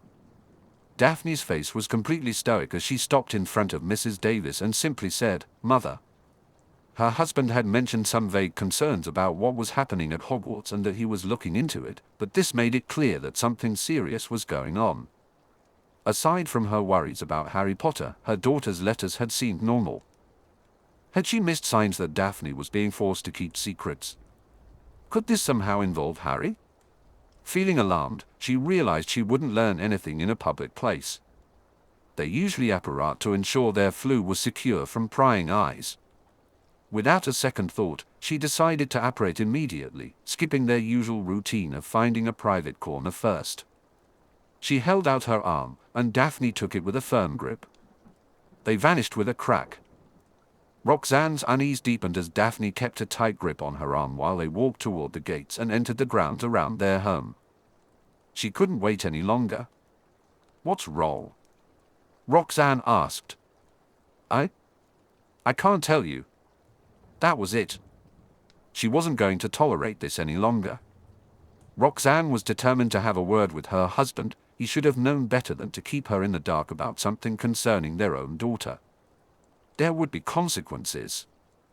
As they stepped inside the house, Roxanne noticed Astoria rising with a smile in the front parlor. But now was not the time for pleasantries. She shot Astoria a stern look and shook her head emphatically. Astoria froze, surprise etched on her face. Roxanne knew she would have to return and explain things to her later, though she had no idea what she would say. They moved into Daphne's bedroom, and at last, Daphne released her grip on her mother's arm. "Daphne, the moment your father gets home, the three of us are going to have a meeting," Roxanne stated firmly. Daphne nodded in agreement, and Roxanne pulled her into a hug, which was quickly reciprocated. "I love you, Daphne," she murmured, feeling a sense of relief when Daphne replied, "I love you too, Mum." That response told Roxanne that something was still troubling her daughter. Normally, she would refer to her as mother in times like these. They broke the embrace, and Daphne stood stiffly, as if waiting for something. Respecting her need for space, Roxanne closed the door behind her. Meanwhile, Harry had reluctantly given in during a game of chess just to keep the peace. As usual, he was struggling, and most of his pieces seemed to glare at him in disapproval. Suddenly, he felt the parchment in his pocket warm up. He had been expecting something after their last correspondence. Pulling out the parchment, he read the message. "Can we add my mother to our promise? It's important. I have to tell her something." That was unexpected. However, he recalled that her mother had been a friend of his own mother, so perhaps it made sense. He had no real objection. However, before he could respond, she added another line. "Please?" He hurried to reply. "Yes, of course. I have no problem with that. You can tell her whatever you want to." "Thank you. You won't regret this." He couldn't think of anything else to say, so he waited to see if she had more to add. He was jolted back to his surroundings when Ron impatiently cleared his throat. Right, it was his move. He had been debating between two options, so he decided to move his knight. From the look in Ron's eyes, that was a mistake. He should have moved the bishop instead. Damn! Cyrus Greengrass was relieved that it was finally time to go home. One of his suppliers had missed a deadline, and he had not only had to deal with the supplier but also face some disappointed customers. Thank the gods that the Mandrake wasn't involved in that mess. He certainly didn't need to deal with a GIT Snape on a day like this on top of everything else. He stepped through his private flue and into his home, but his sigh of relief died in his throat. Both his wife and his eldest daughter were waiting for him. His daughter wore a serious expression, but it was his wife who made him stop in his tracks. That was her "I am going to hex you" look. What had Daphne told her? He glanced at his daughter, but her expression revealed nothing. Much of what they knew about the events at Hogwarts was covered under the agreement with the Potter heir. However, Roxanne obviously knew enough now to be angry, no, make that furious. He had been too proud to ask for a concession regarding confidentiality from the Potter heir when he realized things were more out of control than he had ever imagined. He had tried to walk the fine line between keeping a promise and allowing his wife to know the truth. Now, he was about to pay for his foolishness. Daphne spoke up, "I got Harry's agreement that we can tell her everything." Roxanne gave her a piercing look. Cyrus looked at his daughter, surprised by her intense expression. He was torn between wanting to leave quickly or having a serious conversation with her. The anger radiating from Roxanne was alarming, especially since she didn't yet know the whole story. That was very, very bad for him. But then, Daphne had referred to Harry Potter by his first name, something she had never done before in their discussions. Was she hiding something about their relationship? He couldn't chastise her, though. After all, he'd be lucky to make it through the rest of the day without being hexed. Daphne sighed, staring out the window. Lately, she had been spending most of her time in her bedroom since Astoria had become quite the pest. She understood her little sister's curiosity. After last night's explosive meeting, Astoria was the only one in the house who didn't know what was going on. But Daphne couldn't deal with her right now, she already had enough on her plate. At least she had managed to send her reply to Tracy through the banishing box, so maybe that would calm her down. She really needed to consider talking to Harry about telling Tracy a little more about what was happening. It wasn't fair to her best friend, especially since Daphne had always been so open with her. But since the promise, that had become impossible. She wouldn't ask for complete disclosure, and even if she got it, she would keep some secrets for Harry's sake. Last night had been different, though. If there was something her mother didn't know, it was just an oversight. Daphne had spilled everything, even a few details she hadn't shared with her father. She had never imagined her mother could be so angry. It puzzled her why Daphne was so intent on knowing Harry's uncle's full name. Grilling her about how they treated him made sense, but the emphasis on his name was confusing. Luckily, Harry had mentioned it. The fact that her mother's anger stemmed from concern for Daphne and Harry made her feel somewhat better. The fact that her parents had clashed so severely weighed heavily on her conscience. She should have seen it coming and sought Harry's permission earlier, but she hadn't. She had been so blind. She hadn't even witnessed the entire argument between her parents. As soon as she realized she had shared everything she could, they dismissed her and continued their discussion in the den. Dinner had been strange, as she ate alone while Astoria had already finished. Breakfast wasn't much better. Her father was home, which was unusual, and he made an effort to speak to both Daphne and her sister, but the tension was palpable. Even the brief kiss goodbye between her parents felt forced, lacking the warmth they usually shared. Astoria had been quietly fuming when she was sent away for her lessons while their mother spoke to Daphne. That conversation with her mother had been unexpected, but in a good way. Her mother had never been so open or willing to share her feelings. Much of their talk that morning revolved around Harry. She began by expressing her happiness that her daughter and the son of her late friend had become friends. Thankfully, she didn't try to imply anything more, unlike Tracy. Daphne was surprised to find her mother so passionate about helping Harry. They quickly became allies, determined to ensure Harry would never have to go near his relatives again. The challenge was figuring out how to accomplish that.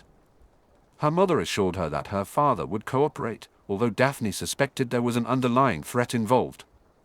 At one point, Daphne worried her mother might rush to Hogwarts just to give Harry a hug. The thought was mortifying on so many levels, and she was desperate to talk her out of it. Yet, something about the idea amused her mother. Parents could be so strange sometimes. Neville came up in their conversation as well, and her mother seemed genuinely pleased by the limited contact Daphne had described at the library. She was even happier that he was friends with Harry, which made Daphne feel a little more hopeful.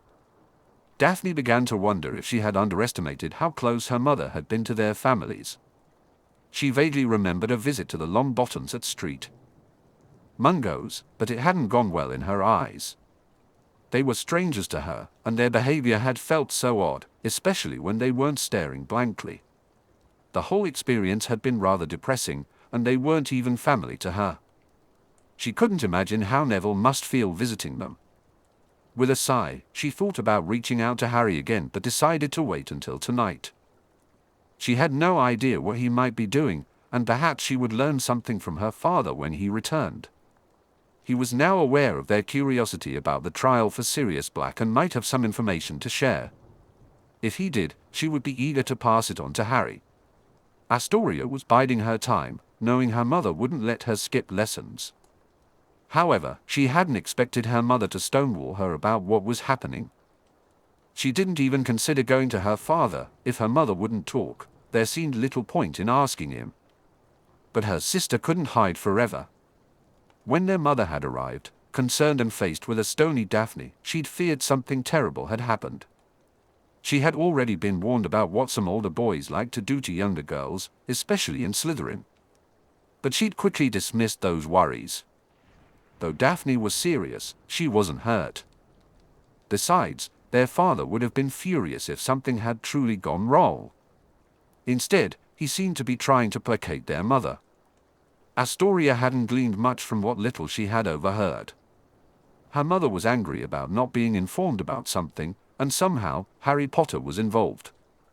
She had never met him and had only heard snippets from her mother, not counting the books she owned, most of which had been gifts from her sister. She knew that Harry's mother and hers had been good friends, and her mother had some lingering concerns about him. Astoria felt a mix of confusion and frustration about the boy. She wasn't quite sure how he fit into the turmoil within her family. It was clear that Harry Potter hadn't harmed her sister, yet somehow, he seemed to bear some responsibility for the chaos surrounding them. Was there some sort of agreement between her sister and Potter? If their father was aware and hadn't informed their mother, that could explain the situation. All she needed was a moment alone with her sister to confirm her suspicions. Just then, her patience paid off as Daphne stepped out of her room to head to dinner. Astoria emerged from her hiding spot and approached her sister, who immediately donned an icy facade. "What did Harry Potter do to you?" Astoria asked, noticing the tightening around Daphne's eyes, which confirmed her guess. Harry Potter was definitely involved. "Potter hasn't caused anything to happen to me." "I don't know what you're talking about," Daphne replied. Astoria knew her sister well and recognized how she preferred to misdirect without outright lying. So, while Potter might not be the direct cause of their family's troubles, he was still entangled in it somehow. "We can't allow him to harm the family. We have to unite against threats, you know that," Astoria insisted. "You don't know what you're talking about, Astoria." Daphne brushed past her, continuing on her way. Astoria had gathered what she needed for now. She was determined to help her sister, even if Daphne didn't want her assistance. The only news Daphne had shared was that Grandma Greengrass would be arriving the next day. Astoria liked Grandma Greengrass, and she hoped to gain some insights into their family's past, particularly anything about her deceased grandfather and her father's early life. Understanding their family's stance regarding Voldemort was crucial, especially since she was uncertain if there had ever been any support for the madman who might soon threaten their world again. With so much to share with Harry, she decided to reach out. "Harry, are you there?" There was the familiar pause she had come to expect, but as a minute passed, she began to wonder if they would connect that evening.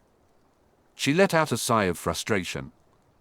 Astoria felt a wave of relief wash over her when she saw familiar handwriting appear in response. "I'm here and glad to hear from you. It's still too quiet around here." "I certainly can't say that about my house." We had a very tense family meeting last night. Are you in trouble? Astoria asked, her heart racing. No, but my father is. How did that happen?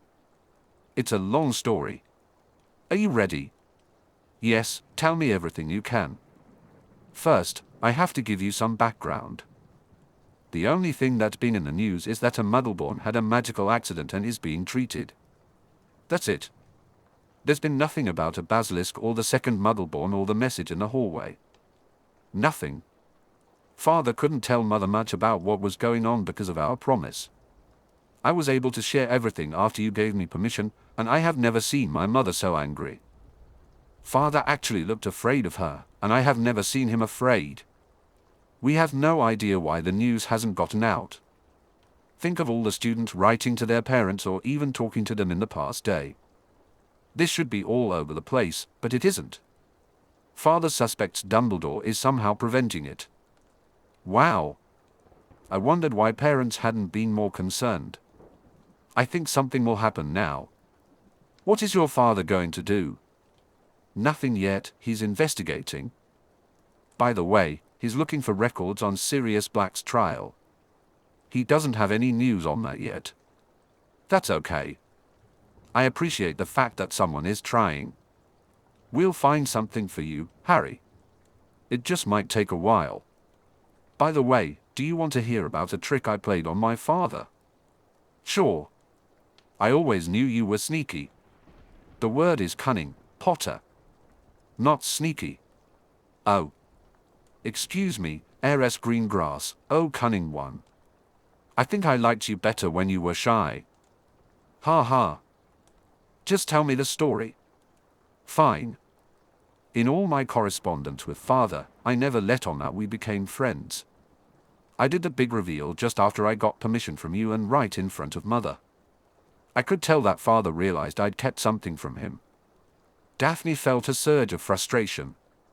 Why hadn't Harry responded yet? What was taking so long? Harry? Are you there? She typed, her anxiety growing. Yes. What's wrong? He replied, but there was a pause that made her heart race. She couldn't go back to see what she'd written, it was gone now, and she worried he might have misunderstood her words. Why did you keep our friendship from him? He asked. Merlin. Did he think she was ashamed of him? I am not ashamed of our friendship, if that's what you're thinking, she quickly typed back. It's just that dealing with my father can be difficult, and sometimes it's best to wait for the right moment to tell him something. That's all. Mother apparently already knew from what I'd written to her. I guess it was kind of obvious. That's okay then, he responded, but she could sense the hurt in his words. That was the last thing she wanted. Harry, I really like you, and I am not ashamed of our friendship. We just can't reveal it to everyone because of the trouble it would cause. Someday, it won't matter anymore, and people can think what they want. I'll still be your friend, whether anyone else knows it or not. I understand. I wish I could give you a hug. Me too. I miss you, she admitted, her heart heavy. I miss you too, he replied. Daphne was startled when a tear fell onto her parchment. Here comes the hosepipe again, she thought. Maybe this time it would actually help her. I miss you so much that I'm starting to cry. Are you okay? He asked, concern evident in his words. Of course I'm okay. I'm writing to my friend. For years, Tracy was my only friend, but now I have you too. I just miss you. We'll be back together soon. I know, and until then, we can write to each other every day. Agreed. Every day. Can I ask another? Could you do me a favor? You can say no if you want, I promise I won't pressure you. What is it? Can I give Tracy a summary of the things we talk about? I won't reveal any of your secrets, I swear.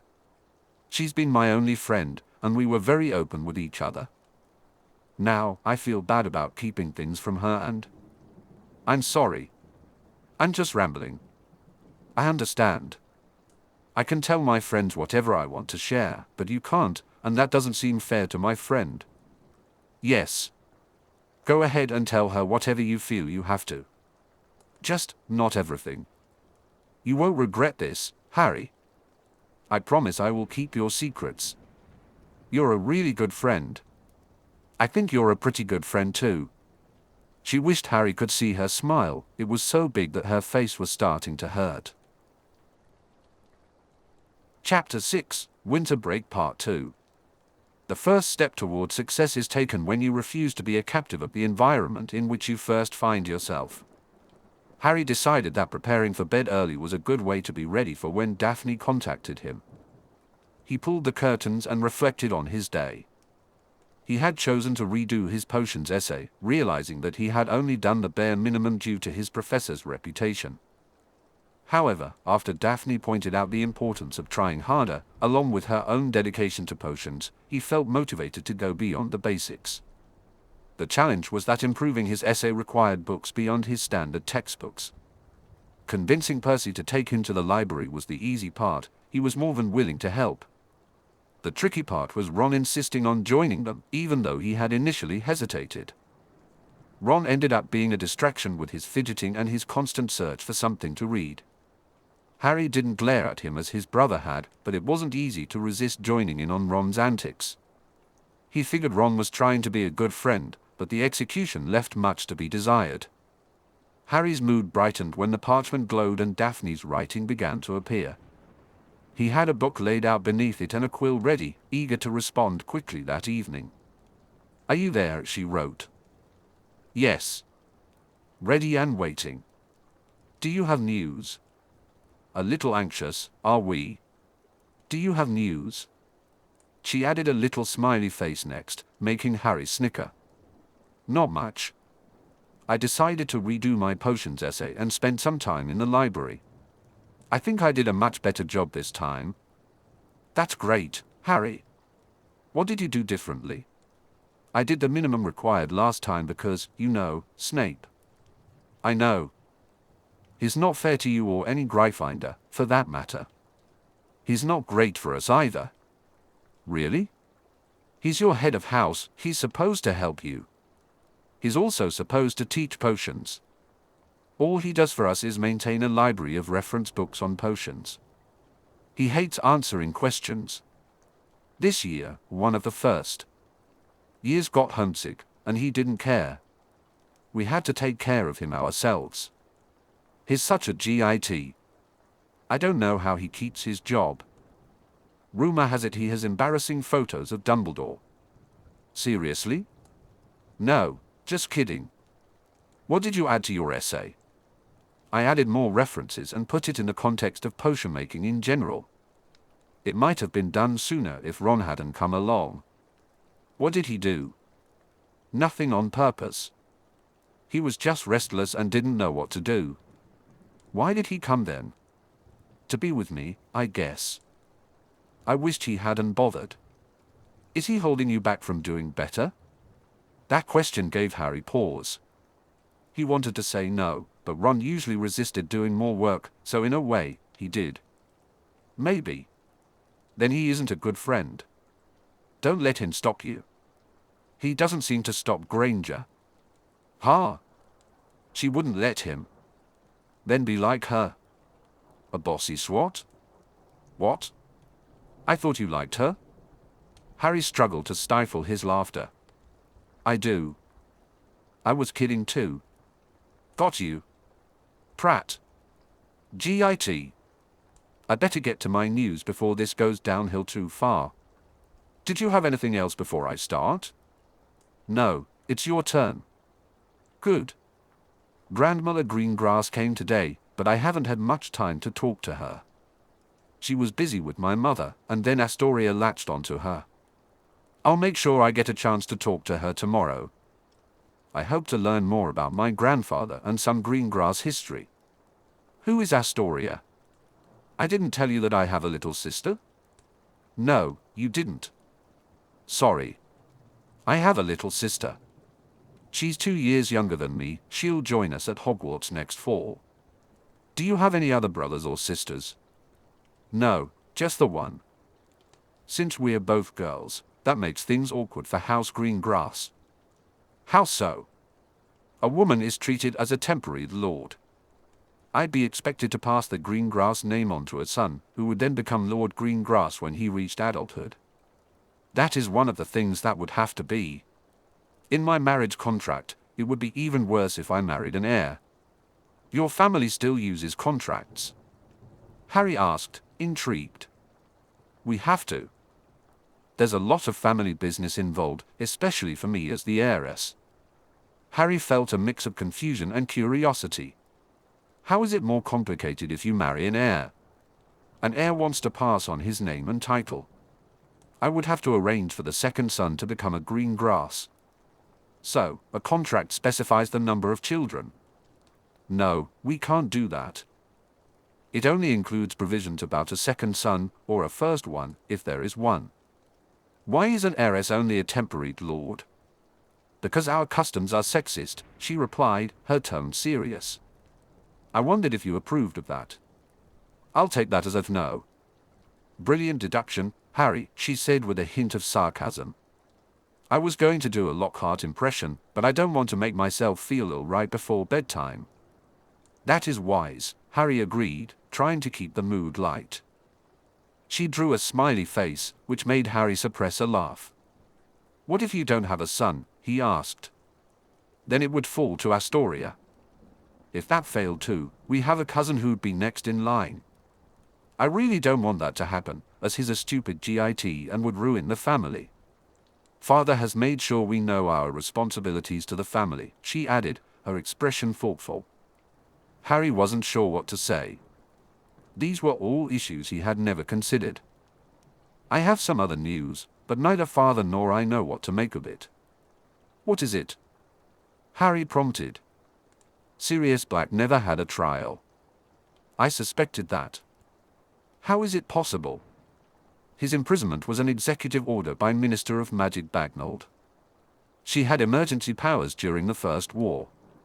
However, as far as father knows, that was supposed to be temporary. He still has to investigate that. I wonder if it's possible he is innocent. There was a brief pause before she replied. I doubt it, but I guess without a trial, we don't know for certain. How could he get a trial? Harry asked. I'm not sure. I'll have to ask father. Probably the chief warlock of the Wizengamot could order one. Isn't that Dumbledore? Yes. I wonder why he hasn't. That's a good question, Harry thought, reflecting on Dumbledore once again. He was beginning to wonder just how many issues seemed to circle back to that man. Although everyone admired Dumbledore, Harry found himself questioning things more than he used to. As they gathered to head down for breakfast, Harry noticed Ginny standing alone. This seemed like the perfect opportunity to check in on her. He approached her cautiously and said, "Good morning, Ginny." Her response was less than encouraging. Her eyes widened, and she took a half step back as she mumbled, "Good morning, Harry." She avoided making eye contact, and Harry felt a sinking feeling in his stomach. "Are you enjoying winter break?" he asked, hoping to spark a conversation. Again, she stepped back slightly and replied, "Well enough, thanks." He noticed a faint blush on her cheeks, which could mean she was just shy, or maybe Ron was right about her having a crush. "Maybe we could play Gobstones or Exploding Snap," he suggested, trying to lighten the mood. Her demeanor shifted dramatically at that. She stiffened, took a larger step away, and coolly replied, "I don't think that's a good idea." Harry felt a pang of disappointment. This was not how he expected the conversation to go. "Why not?" he asked, searching for an explanation. Her voice turned firmer as she simply said, "It just isn't." Before he could respond, Percy interjected, "All right, you lot. Let's get going down for breakfast." Harry swallowed his irritation at the interruption and watched as Ginny moved ahead to join Percy, while Ron approached him. "What was that about?" Ron asked, curiosity evident in his tone. "I was trying to see if she was all right," Harry replied. "She's a girl, they get moody." "Get used to it, mate," Ron shrugged. Harry wasn't convinced it was that simple. If Ginny didn't want him around, he certainly wasn't going to impose on her. Maybe he'd ask Hermione for advice when she returned. If he needed something more immediate, he could always ask Daphne. Ginny Weasley's life had turned into a nightmare in just one day. The day McGonagall announced the new restrictions and the looming threat of a basilisk in the castle had changed everything. Tom had truly frightened her with his furious reaction. There had been troubling signs before, but nothing like this. It was clear now, and she couldn't make any more excuses. Tom was dangerous, and she needed to find a way to get rid of him. To her frustration, the newly implemented restrictions seemed designed to make that impossible. The only places she could go were those frequented by other students. If she tried to hide Tom anywhere accessible to her, someone else might discover him. She couldn't do that to someone else, it would be cruel beyond words. She had even considered throwing him out the window, but that wasn't a viable solution. Even if he got lost in the snow for a while, someone could easily find him come spring. She already knew she couldn't burn him in the fire, that had accomplished nothing, and the nightmare she had endured that night had been horrific. He would survive the winter, and who else might pay for her foolishness? In desperation, she did the only other thing she could think of. She wrapped him in a jumper and buried him at the bottom of her trunk, trying to forget about him. As if that were even possible. Then fate twisted the knife already lodged in her heart when Harry approached her that morning. Under different circumstances, she would have welcomed his presence. Well, she would have, if she could avoid becoming a puddle of hero-worshipping goo. She tried to be brave, but Tom's curiosity about Harry only added to her concerns. She couldn't allow Harry to get too close until she figured out a way to rid herself of Tom for good. When Harry suggested they spend time together, she felt compelled to push him away. She couldn't take that chance, she couldn't let Harry get hurt because of her foolishness. Her conscience was already burdened enough. She must have had something to do with Colin and Justin, her nightmares told her so. It was far better for him to hate her or ignore her than for him to fall into Tom's grasp. Daphne woke suddenly in her bed. It was morning, so it was probably time to get up, but she still had a lingering feeling that something was off. Something felt off. As she started to get out of bed, Daphne sensed something unusual and pulled back the covers to check her pajama bottoms. Gods! There was blood on them. She quickly glanced at the sheets, relieved to find them untouched. But her clothing was another story. She and her mother had discussed this before. After experiencing occasional discharges at school, she knew this day would eventually arrive. It seemed she was having her first period. Wonderful. She reminded herself not to be dramatic about it. She had seen the signs in the older girls and knew she wouldn't be alone in this. Still, it felt a bit early, she was only about 2 weeks shy of turning 13. Grabbing some clothes, she headed to the bathroom. Her pajama bottoms were a mess, but Nipsey, their house elf, wouldn't mind, she enjoyed a good challenge. The thought of anyone else knowing about this was unbearable. Talking to her mother would be difficult enough. Then she remembered Grandma Greengrass was visiting, another person she would have to keep this secret from. Ouch! She had cramps too. Fantastic. Why her? She padded some paper inside her panties just in case. She needed to hide this until she could get the proper supplies to manage it. All she had to do was make it through breakfast before talking to her mother. Of course, it quickly became clear that her mother sensed something was wrong. She gave Daphne a curious look but thankfully remained silent. On the bright side, her father was out, and Astoria was preoccupied with their grandmother. Breakfast went smoothly. Her mother was quick to lend her what she needed and promised to stock up on supplies. That certainly made her feel more comfortable, especially the potion to ease her symptoms. The awkward moment came when her mother mentioned that some people believed a girl's first period happened soon after she met the love of her life. Daphne managed to suppress her reaction as her mother continued to talk about something else. She wasn't sure if her mother was trying to imply something or not. Daphne couldn't believe her luck. She spotted her mother leaving the parlor, and when she peeked inside, there was her grandmother, sitting alone. This was her chance to have a conversation that didn't involve any big secrets. Even if her mother returned, all she needed to do was keep the dialogue flowing. "Nana, I've been looking forward to a chance to talk to you," Daphne said, her smile brightening as she approached. "I've been eager to talk to you too, Daphne." "Come sit down," her grandmother replied, patting the space next to her on the couch. As Daphne settled in, her mind raced with curiosity about what her grandmother wanted to discuss. She wasn't sure she could steer the conversation as easily as she'd hoped. "Your mother tells me you're a young woman now," her grandmother said. Merlin. Did her mother really have no filter?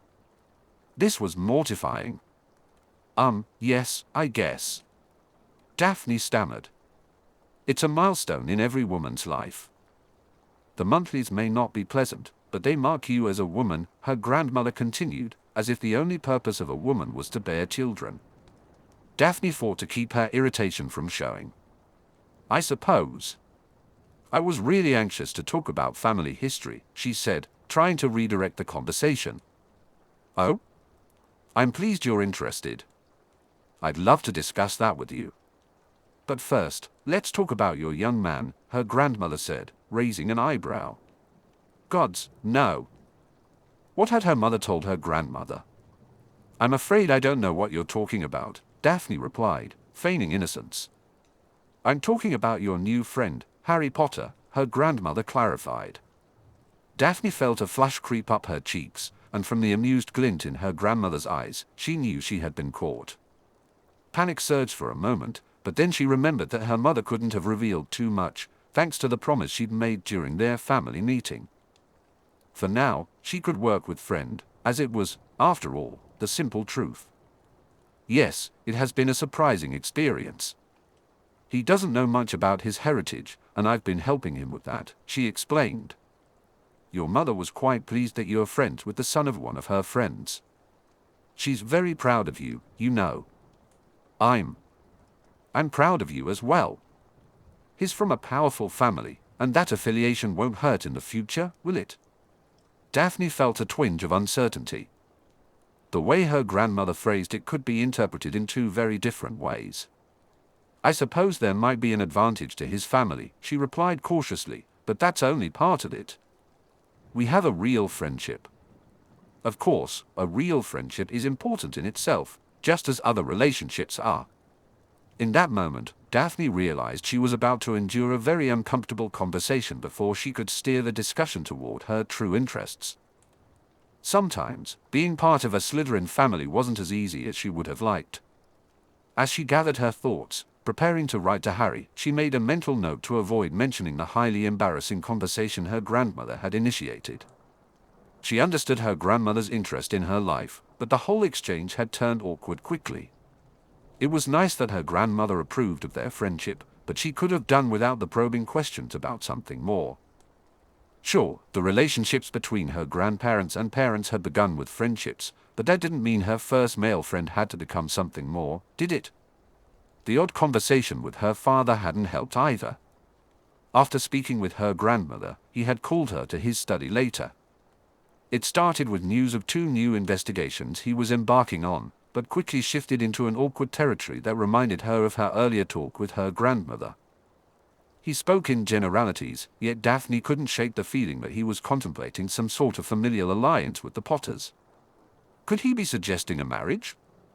The vague hints he dropped were enough to keep her from turning bright red, but the implied approval of such a development made her feel a little warm. She absolutely would not discuss this with Harry. She wouldn't be able to face him again if she did. Daphne realized that spiraling in these thoughts was accomplishing nothing but wasting time. She needed to write to her friend, and she was more than ready to start. "Are you ready?" "Of course. Who goes first?" "I'll go first this time." Daphne took a deep breath, deciding it was best to start with what she had learned from her grandmother. "I finally had a chance to talk to my grandmother about our family history. I learned a lot, but for now, I'll stick to what might interest you. It seems my grandfather was approached several times about supporting Voldemort. He managed to turn them all away without ever saying the word no, even though that's what he meant. They probably thought he might be a supporter, especially since the faction my father leads didn't exist back then, and my grandfather had some common interests with the conservative faction, even though he wasn't formally part of it. He wanted nothing to do with becoming a Death Eater. He was also approached by Dumbledore but chose not to get involved with him either. Anyway, my grandfather died of dragonpox just after I turned 3, so I don't really remember him. That's when my father took over the lordship, a little over a year after Voldemort fell. It was a relatively peaceful time for him to step into that role. Eventually, my father chose his own path and formed the faction he leads to this day. He balances his time between the family business and his political responsibilities. I also had a brief conversation with my father. He doesn't fully trust Dumbledore, but he wants his side to win. The return of Voldemort would mean ruin for our family. What I'm trying to say, Harry, is that although my father won't formally take a side, he wants yours to succeed. He indicated he's willing to do more than just investigate Sirius Black if necessary. You have the support of the Green Grass family, not just me. Well, you might want to watch out for Astoria for a while. She blames you for the recent stress in the family. By the way, things are better now. Mother and father are acting normally around each other again. It seems to have blown over. Do you think sharing some information would help with Astoria? Daphne smiled, appreciating how open and generous Harry was. Then she pondered his suggestion. It had its possibilities. Perhaps we can consider that later, but until next fall, it won't really matter. There's no reason to rush into anything. It might help to let her know that we're friends, but I'm not inclined to share anything more than that. I would need to swear her to secrecy first. Anyway, I have 2 more things to share that are more interesting. My father is going to investigate whether your placement with those muggles was authorized. It seems your parents' will was sealed, and he has no idea if their wishes were followed. There was no ruling from the Wizengamot on the matter, so he finds it rather suspicious. The second thing is that he has finally made progress in his investigation into the Chamber of Secrets being opened before. He believes he has found someone who was at Hogwarts back then and wants to see what he knows.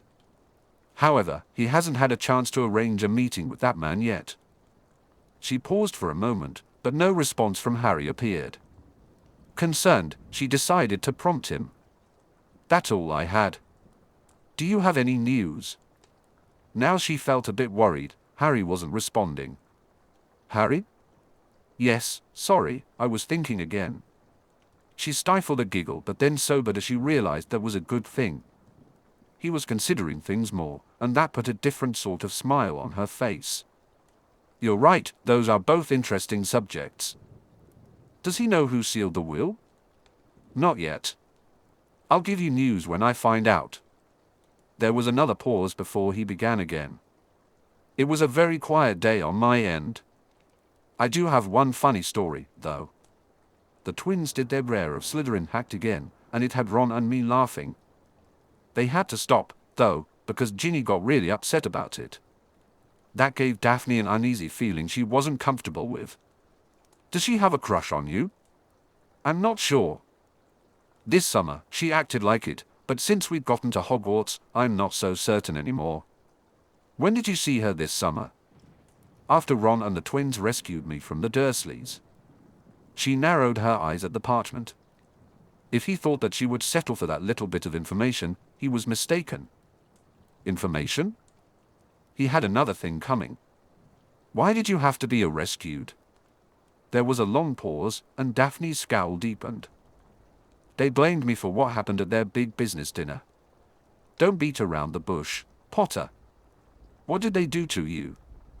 After a moment, Harry began to write again. They locked me in my room and locked Hedwig in her cage.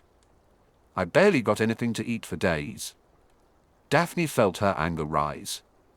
She was hot with fury and wanted to hex them so badly. Taking deep breaths, she tried to control her rage. She was going to tell her mother.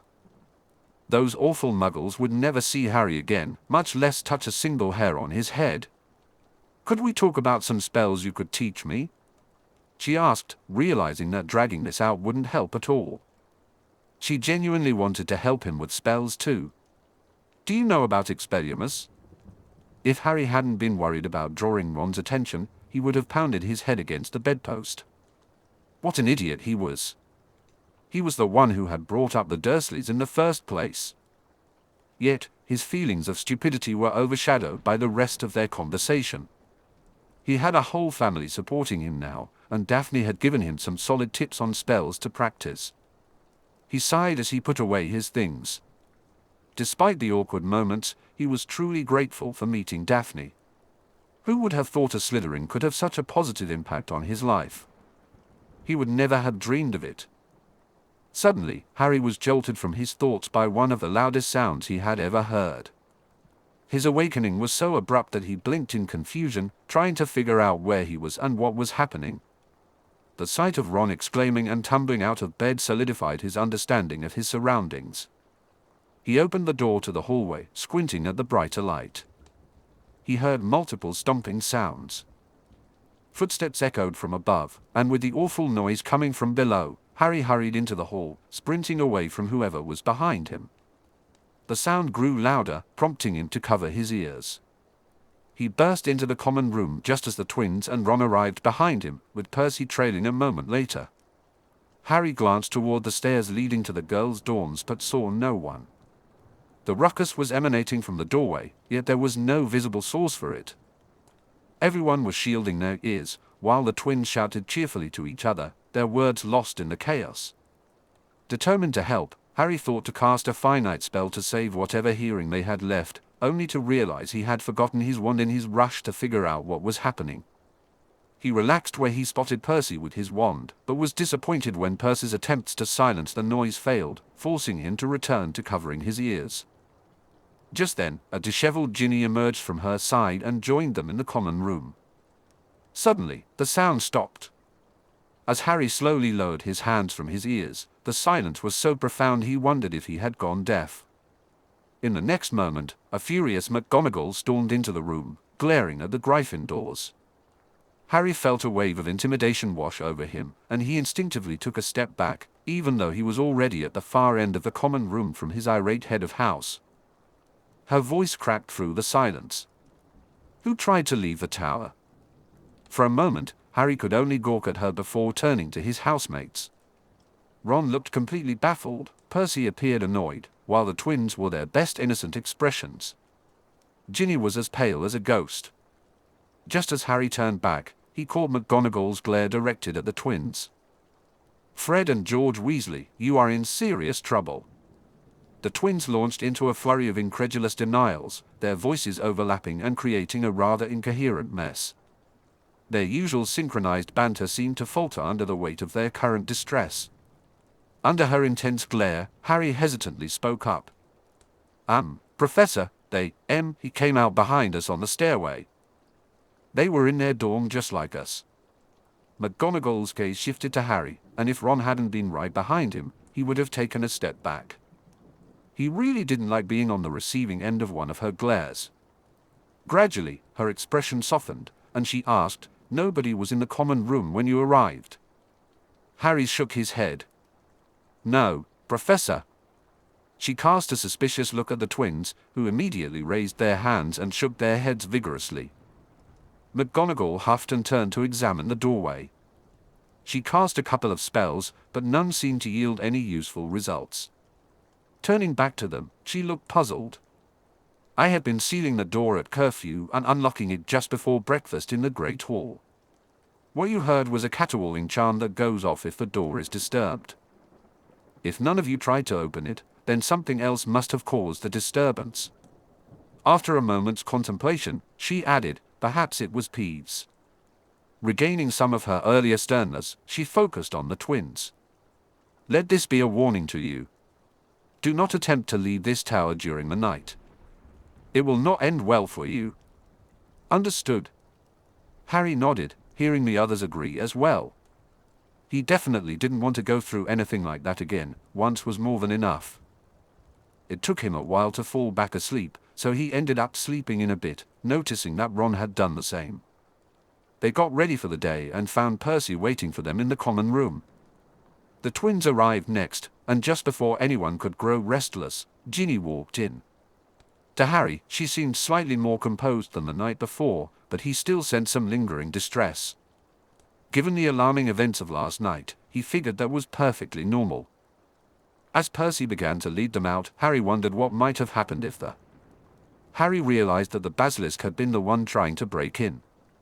Although two of his friends had brought their stones, he hadn't thought to bring his down, and while Percy had his wand, he hadn't seen any sign of his stone. It felt like they were all in serious danger. Harry concluded that everyone should have a stone with them at all times. With so few students left, he was sure Dumbledore could easily provide more. When they arrived in the Great Hall, the headmaster was not present, so Harry started his breakfast as usual. He noticed Dumbledore enter but decided to wait until the headmaster settled into his seat before approaching him. After Dumbledore greeted him with a curious expression, Harry launched into what he had planned. "Professor, I was thinking that everyone left here should have a stone and keep it with us at all times. Does this have anything to do with your rude awakening last night?" Dumbledore asked. Harry felt his face flash slightly as he replied, "Yes. I forgot my stone, and Percy was nearly the last one to the common room. If the basilisk had broken in, we'd all be dead." "I see. A most enlightened but disturbing observation, Harry." "I agree. I will have stones ready for everyone at lunch. In the meantime, be on your guard." Harry showed Dumbledore his stone, and the headmaster smiled and nodded. "Very good, Harry. Was there anything else?" "No, sir. That's all. I'll leave you to your breakfast." As he turned away, Harry caught a hostile glare from Snape but chose to ignore it. At lunch, Professor McGonagall distributed stones to everyone except Harry and Percy. He noticed that the stones were quite colorful, and the one she gave Ginny was a bright pink. Her reaction stood out, while Ron seemed curious about his stone and the twins eagerly examined theirs with smiles and whispered comments. Ginny looked a bit pale and didn't even attempt to touch hers. Harry found this odd. He had expected her to feel reassured by having her own protection. He didn't dwell on it until they were getting up, when he noticed her quickly. Harry grabbed the stone and heard a faint sound, like a stone bouncing on the floor. It wasn't loud, especially amidst the commotion of everyone getting up, but he was closest to it and noticed. He paused, waiting until Ginny hurried to catch up with Percy, making sure she was out of earshot. Ron stood a few steps away, looking at Harry with a puzzled expression. "Hang on a moment, Ron. I dropped something," Harry said, leaning between the bench and the table. He spotted the lurid pink stone that Ginny had deliberately dropped, and he couldn't fathom why. Shifting over, he reached for it and slipped it into his pocket before hurrying to catch up with his friends. Ron followed without a word. As they settled on a couch in the common room and began discussing Quidditch, they were startled by the sound of a rooster crowing. They glanced over at the twins, who seemed delighted. Percy burst from the table where he had been studying and rushed over to admonish his brothers. "What is wrong with you two? Those are for protection, not toys for your amusement," he exclaimed. "Why not both?" one twin replied.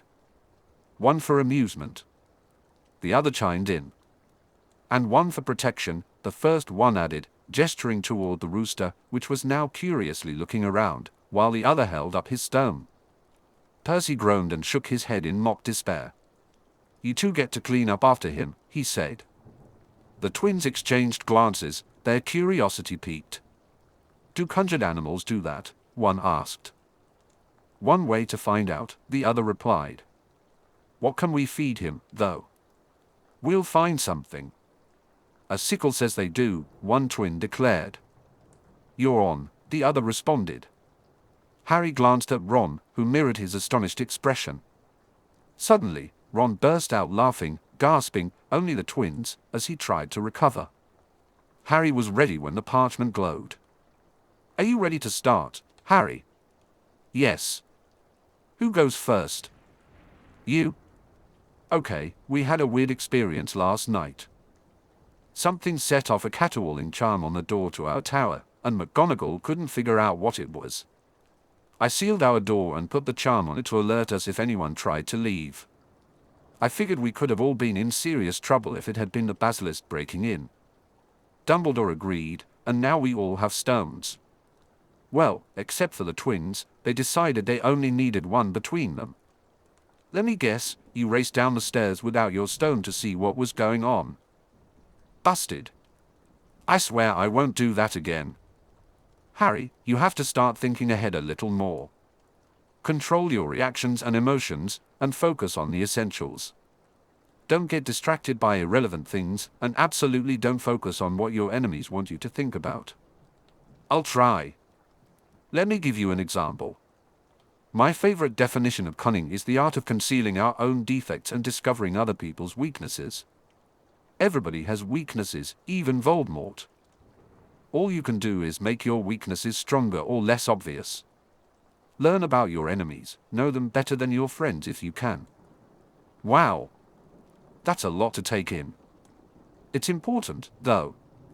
I know, and I swear I'll try. Good. I'm not expecting miracles, though. You are a Gryffindor. Harry paused, expecting a smiley face, but none came. Are you teasing me? What do you think? Harry wasn't sure, but he really hoped it was teasing. He stifled a snicker when she finally drew the smiley face. I have a stone for you when you get back. There was a pause before she replied. Thank you, Harry. That's really thoughtful. He was relieved that nobody could see his blush. By the way, in case you're curious, it seems conjured animals eat, drink, and, well, they do the other end too. I don't think I want to know how you found that out. Actually, it was the twins. They were curious. That's all I care to know. It was Harry's turn to draw the smiley face. Do you have any other news? I practiced the spells you told me about. I got Expelliarmus working so well that Ron won't practice with me anymore. He said he was tired of losing his wand. Well done, Harry. Anything else? Not really. I was hoping you had news. Not much. Father has an appointment to meet with the man in a couple of days. He verified that the man was a 7th year when it happened, and he does know about what occurred. Good. Anything else? He found out who sealed the will. It was Dumbledore. Dumbledore again? This is past being a coincidence, it's becoming a pattern. Harry. Presents. Harry jerked awake at the sound of Ron's excited voice. Sure, he was curious about his gifts too, but did they really have to start so early? He briefly considered trying to go back to sleep but quickly decided it was useless. Even in the quiet, sleep wouldn't come easy with an enthusiastic Ron Weasley around. He yawned and stretched as he sat up, smiling at Ron, who was eagerly ripping through his presents. For a moment, he thought about going downstairs to look for Percy or Ginny to share in the gift opening, but that idea faded fast. Ron certainly wasn't waiting, and he didn't really want to see Percy. Ginny would have been nice to see, but he wasn't sure she would want to see him. Her recent behavior had him reconsidering whether she actually had a crush on him. It didn't seem that way anymore. The twins would be busy with something, and it was probably better for him not to know what that was. What tempted him was writing to Daphne, but he decided to hold off on that. Besides, there was probably something from her in that pile of gifts he could barely see over the end of his bed. As he scooted closer, he realized this was the best haul he'd ever received. It still fell short of Dudley's expectations, but he didn't want to be like Dudley at all. Ever. First, he found a large tin of treacle toffee from Hagrid. He peered inside and wondered how hard they were. Then, a very small envelope caught his eye. Inside was a toothpick and a note from his uncle, suggesting he find somewhere else to stay for the summer too. Why? Did they even bother sending anything? Harry wondered. Then it struck him that perhaps they were given a way to send a gift and felt obligated to do so. He would have preferred if they hadn't bothered at all. As he continued to unwrap, he discovered what appeared to be a small book. Recognizing it was from Neville, he had a hunch about its contents, but there was only one way to find out, so he opened it. Inside, he found an elegantly bound leather book with gold lettering on the cover that read, A Pureblood Gentleman's Guide to Etiquette. He nearly snorted at the pompous title, but his amusement quickly faded as he realized he actually needed to learn from it. Harry decided to look up the greetings Neville and Daphne had used. He really wanted to surprise her by mirroring Neville's approach. As he pored over the book, he quickly discovered it was far more complicated than he had anticipated. The greetings between a male and female varied based on age, status, their relative standing, and even whether or not they were courting. This was starting to feel more like an ordeal than a learning experience. He sifted through the pages, trying to identify the specific variant they had used, and concluded that it was a greeting between subadult high-status individuals of equal rank who were not courting. "Bloody hell," he muttered. He pondered whether this was appropriate for him and Daphne. In his heart, he knew it was. He certainly wasn't courting Daphne, and the mere thought of it made him blush. She had made it clear that Neville and he were of the same rank, so it felt right to use this greeting. But how was he supposed to get the angle of the bow just right? With a sigh, he decided to do his best to imitate what Neville had done. He was jolted from his thoughts when Ron asked, with a distinct lack of enthusiasm, "What's that book about?" Harry glanced over at Ron, who was busy with the remnants of his gifts, amused to see Ron already chewing on one of the chocolate frogs he had given him. Well, it was probably from him. Someone else might have given him the same treat. Holding up the book, Harry watched as Ron squinted at it momentarily, his expression shifting. Ron contorted his face into a look of mild disgust. "Bloody hell, Harry! Who gave you that? That's the sort of nonsense that Great Aunt Muriel likes. You don't want that." "Actually, I do," Harry replied. "I asked Neville about how he greeted Daphne, and he said he'd have a surprise for me. I'm guessing this is it." Ron grumbled unintelligibly as he bit into another one of his treats. He got up and declared, "Suit yourself, mate. We should think about getting outside after breakfast. Have some fun. Maybe later. I still have a lot of gifts to look through."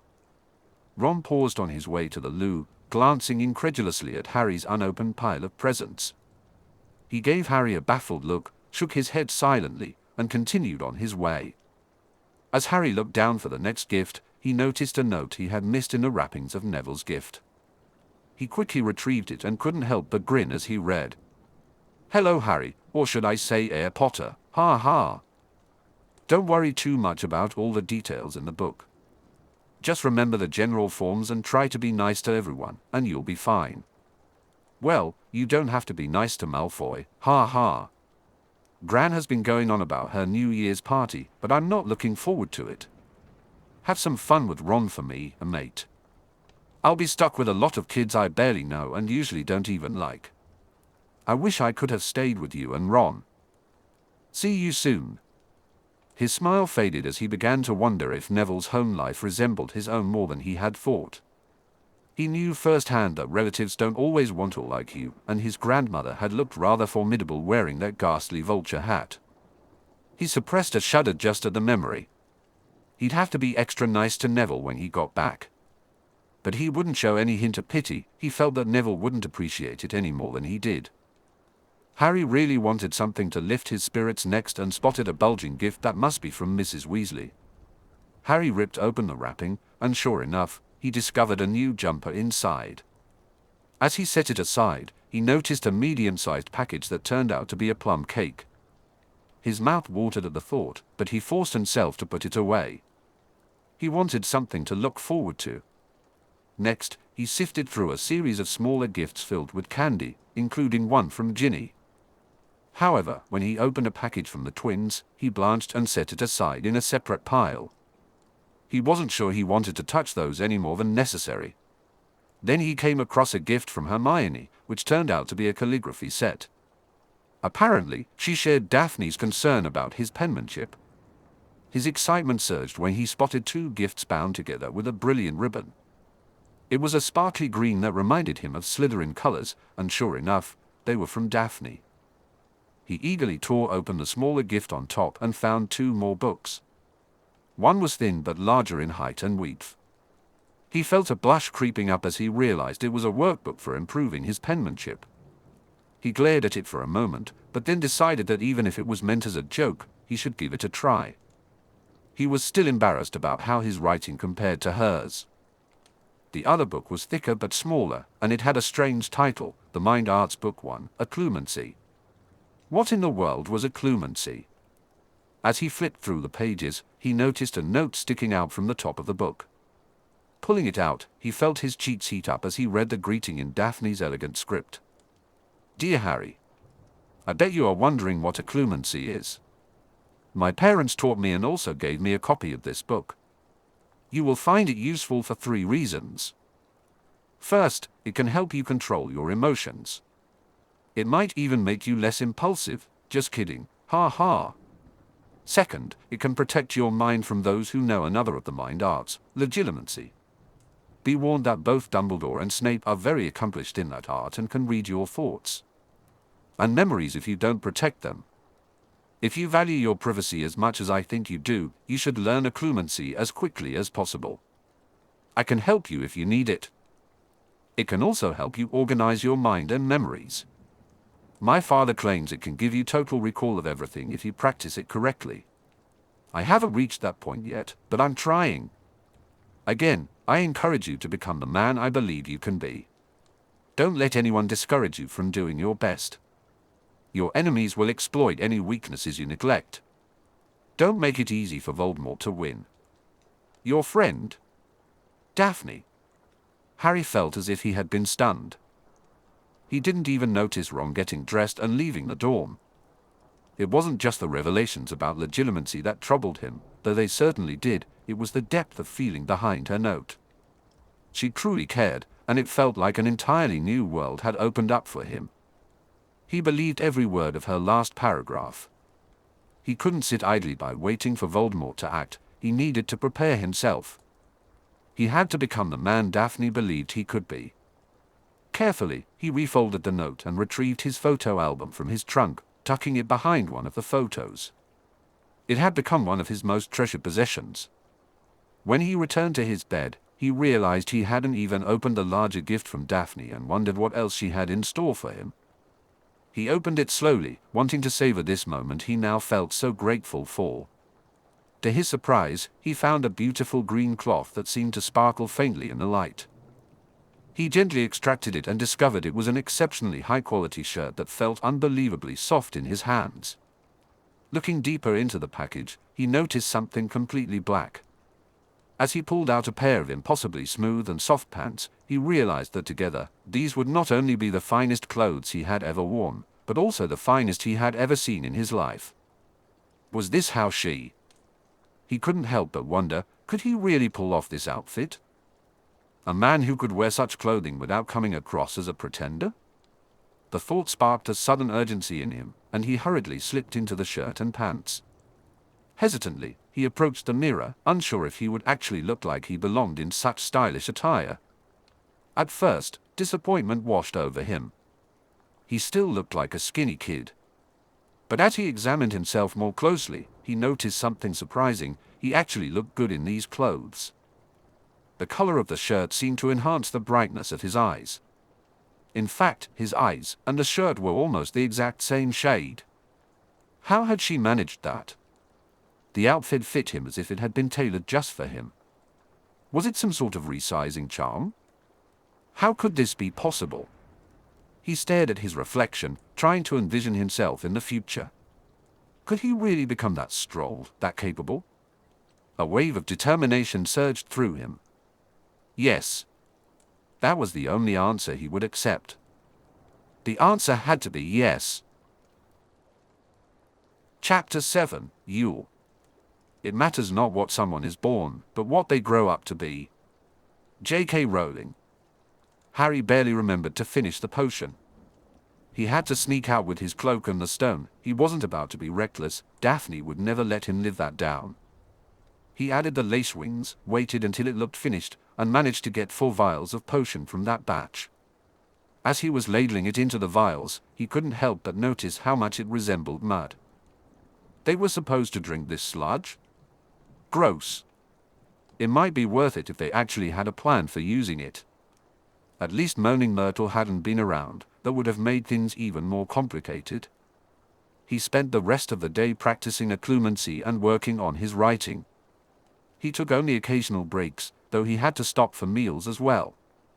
Every time he worked on something in the dorm room, he noticed Scabbers staring at him, and it was starting to feel a little creepy. Why was a rat so interested in what he was doing? As usual, Harry pretended to retire early to prepare for Daphne's nightly contact. He was excited about her gifts and hoped she liked the bracelet. As nice as it had looked when he bought it, it paled in comparison to what she had given him. He would have to work harder on his next gift to her. All he had for her birthday was a large bar of Honeydew's finest chocolate. He really hoped she liked chocolate. Would he ever be able to give her something as amazing as what she had given him? Those thoughts faded when the parchment finally glowed. Did you like your gifts? Like them? I loved them. Which was your favorite? He hesitated for a moment, then decided to tell the truth. Your note. The wait after his admission was nerve-wracking. Had he just made a mistake? That was a sweet thing to say. It's the truth. There was another long pause. She seemed to appreciate what he'd said, but the wait puzzled him. I like the bracelet. It's lovely. He blushed, thinking she was just being nice, but he didn't want to call her out on it. Instead, he decided to change the subject. How was your Christmas?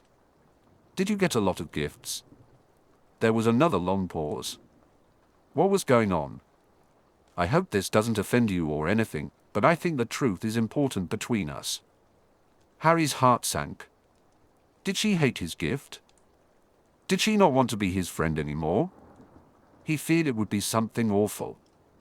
He kept his reaction silent, not wanting Ron to overhear, and didn't even bother to wipe away his tears. He resolved to be a Gryffindor and face whatever it was. I agree. What is it? We don't celebrate Christmas. Wait. What? That was so unexpected he didn't know how to respond. He hesitated for so long that she wrote something else. Are you offended? Offended? Why would he be offended? He may not understand, but he wasn't offended. No, but I am a little surprised. Why not? The witch burnings were real. Very few actual witches died, but some did. Mostly, they killed squibs and many fellow muggles. Do you know who killed them? Christians. We don't celebrate Christmas. He felt the blood drain from his face. He had heard about that but had never connected it to his experience in the magical world. This separation between the magical and muggle world suddenly made more sense. Of course, they would have to protect themselves. He may have been raised like a muggle, but he wasn't one. He knew where his loyalties had to lie. Why do the Weasleys celebrate it then? Why do they decorate for Christmas at Hogwarts? Are you still there? Yes, I was thinking again. So, do you celebrate anything during winter break? Yes, we celebrate Yule or Yuletide. It's the beginning of a new year for us and symbolizes rebirth. It begins on the winter solstice. Christians adopted some of our traditions, like the Yule tree. Are the trees at Hogwarts Yule trees then? Yes, but Dumbledore bent some traditions so it's more familiar to Muggleborns. Are you offended by someone celebrating Christmas? He was thinking, please say no, please say no. No. I was raised to respect other people's traditions. I just don't join in them. Harry released his breath of relief as quietly as he could. Could you tell me about Yule? Does it include gifts? Yes, we do exchange gifts and I opened yours as part of our celebration, so I actually opened it a few days ago. He was a little disappointed. You didn't tell me because you thought I might be upset? Sort of. You shouldn't have worried, I respect other traditions too. Tell me more about Yule. Gladly. I'll tell you anything you want to know. I want you to appreciate the culture you should have been born into. Did you realize that if your parents had lived, we would have known each other all our lives? I hadn't thought about it, but you're right. Our mothers were friends, so of course we would have known each other. There's a picture of your mother holding me as a baby. Why didn't you share that one? It's embarrassing. I was a baby. Probably a very cute baby. Don't push it, Potter. But it's fun. Not after I hex you. As if. You don't think I'd do it? Nope. We're friends and you don't hex friends. Let's go back to talking about Yule. Okay. Harry smiled as his friend began to write again. This was the highlight of his day and was so worth the wait. Ron couldn't understand what was going on with his friend. He didn't want to go outside, he didn't want to play chess or gobstones or anything else fun.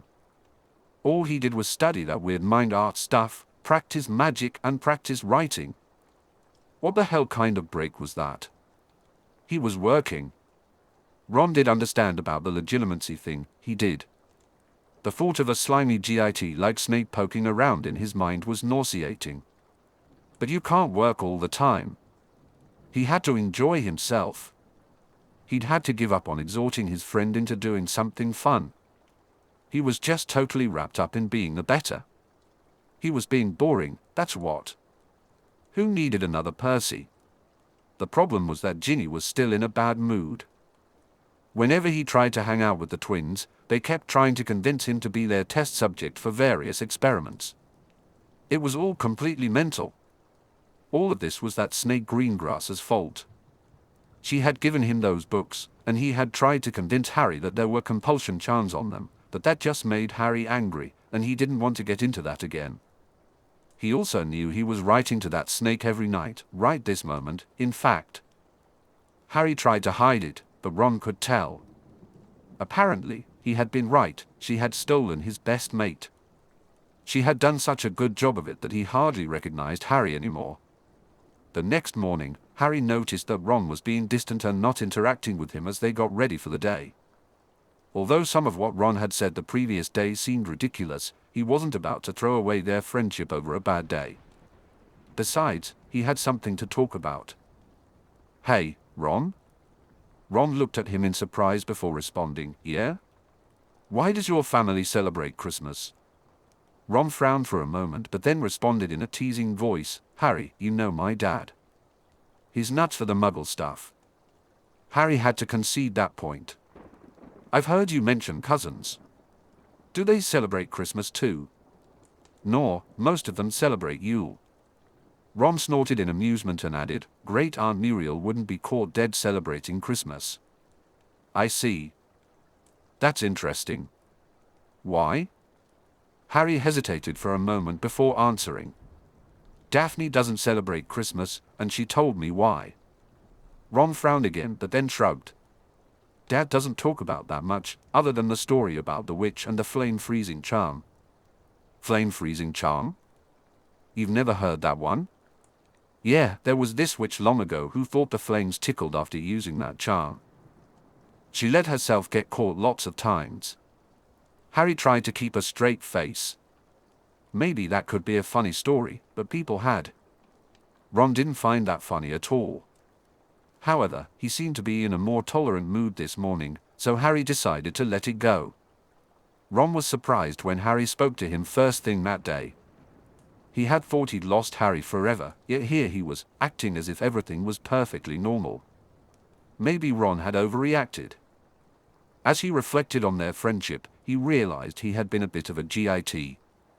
Harry was the one who had gotten him a new wand when it seemed impossible. At first, Ron had felt strange about that, but now he was grateful. He knew he needed to show Harry that by giving him some space if that's what he wanted. Yes, that was the right approach. Ron wanted to be a better friend. Harry would see that he was better for him than that snake. He would get rid of her, and then Ron would reclaim his position as Harry's best mate. Other friends like Hermione or even Neville were fine, but no more snakes. With that thought, Ron felt a surge of optimism. He finally had a plan. Meanwhile, Daphne was still feeling happy about how things had gone with Harry the night before. They had teased each other, she had taught him about Yule, and they had exchanged stories about little things they had done. Writing to him had felt more meaningful than talking in person with most people. She had to admit that Harry was becoming a special friend, and she was eager to reach out to him again. "Are you ready?" she asked, her excitement bubbling beneath the surface. "Of course," Harry replied, stifling a giggle. "Awfully anxious, aren't you? I enjoy writing to you." "I enjoy it too, and I have news. Father hired someone to discreetly investigate Malfoy. He followed up on what you told me and spoke to Mr. Borgin. It helped that Mr. Borgin doesn't like Malfoy, but I'm sure some money changed hands as well. Anyway, he didn't find anything that would get them into serious trouble, just a fine at most. But here's the real news: they brought some seriously dark and powerful objects into his store. Borgin has dark detectors, and it registered as very dark. Unfortunately, Borgin never. Is there anything more? Not a lot. As far as we can determine, his next stop was the bookstore for that fight they had. After that, Draco went home, and Lord Malfoy went to the Ministry. The man confirmed that the Ministry has dark detectors too, so he didn't have it with him then. He either gave it to Draco to take home or got rid of it while he was in Diagon Alley. Did he give anything to anyone that you saw? There was a pause. She didn't want to interrupt him. She knew he must be thinking. No, but he did take one of Ginny's books for a minute. That was interesting. Was that just before the fight? He took it before the fight and returned it afterward. Did she find anything with her books? Not that I know of. I can try to ask her. Do that. He might have slipped something in before he returned the book. Anything else? No. Father sees the man about the chamber tomorrow. I'll know more then. Do you have any news? No, it was very quiet. I've been working on occlumency and my penmanship. That's good to hear. If you need any help, I'll be glad to do whatever I can. The occlumency or the penmanship? She giggled this time. Either one, Harry. Is there anything you want to talk about? She thought for a moment and then grinned in a way that might have made Harry nervous. I can teach you how to think like a Slytherin. Like that stuff you told me before. Yes, but I just hit the main points. There's a lot more to it. Remember, Voldemort must have been a Slytherin, and knowing how he tends to think can help you. If he expects you to think like a Gryffindor, you can surprise him. I guess that makes sense. She grinned, pleased. She liked Harry, but his impulsiveness could get him hurt, and she couldn't allow that. This was for his own good. She gathered her thoughts to begin the lesson. Since Ginny was spending most of her time hiding in the girls' dorms, where he couldn't go, Harry wasted. Harry spotted Ginny standing alone as everyone gathered to head down for breakfast. He hoped this encounter would go better than the last. "Good morning, Ginny," he said. She looked away, her voice barely above a whisper. "Good morning, Harry." It seemed things hadn't improved, but he felt he had to try. "I was wondering if you found anything unusual with your books after your father and Lucius Malfoy had that confrontation in the bookstore." She stiffened, her reply cool. "There was nothing. I don't know what you're talking about." With that, she drifted off to join Percy, and Harry didn't follow. He mulled over her reaction, unsure of what to make of it. Maybe the reputation of being an Ice Queen truly belonged to the youngest Weasley, not Daphne. "Is everything okay, Harry?" Ron asked, breaking his thoughts. Harry turned to him, offering a small smile and an affirmative nod. He resolved to keep his distance from Ginny. He had misjudged her. A moment later, he noticed familiar handwriting appear on his screen. "Are you ready?" "Sure." "Who goes first?" "You." "I don't have much news. I got nothing from Ginny. She may be after your title as Ice Queen. I never liked that name." "Sorry. I didn't know. I'm not mad. I didn't even like my first name when I was young, but now I like it." "Do you know the story behind it?" "No, but now I'm curious." "It's from Greek mythology. Daphne was a nymph who was turned into a laurel tree to escape the attentions of Apollo. The name has been associated with the laurel tree ever since. It's an appropriate name for a green grass, right? Harry chuckled at the smiley face she added at the end. Then she wrote again.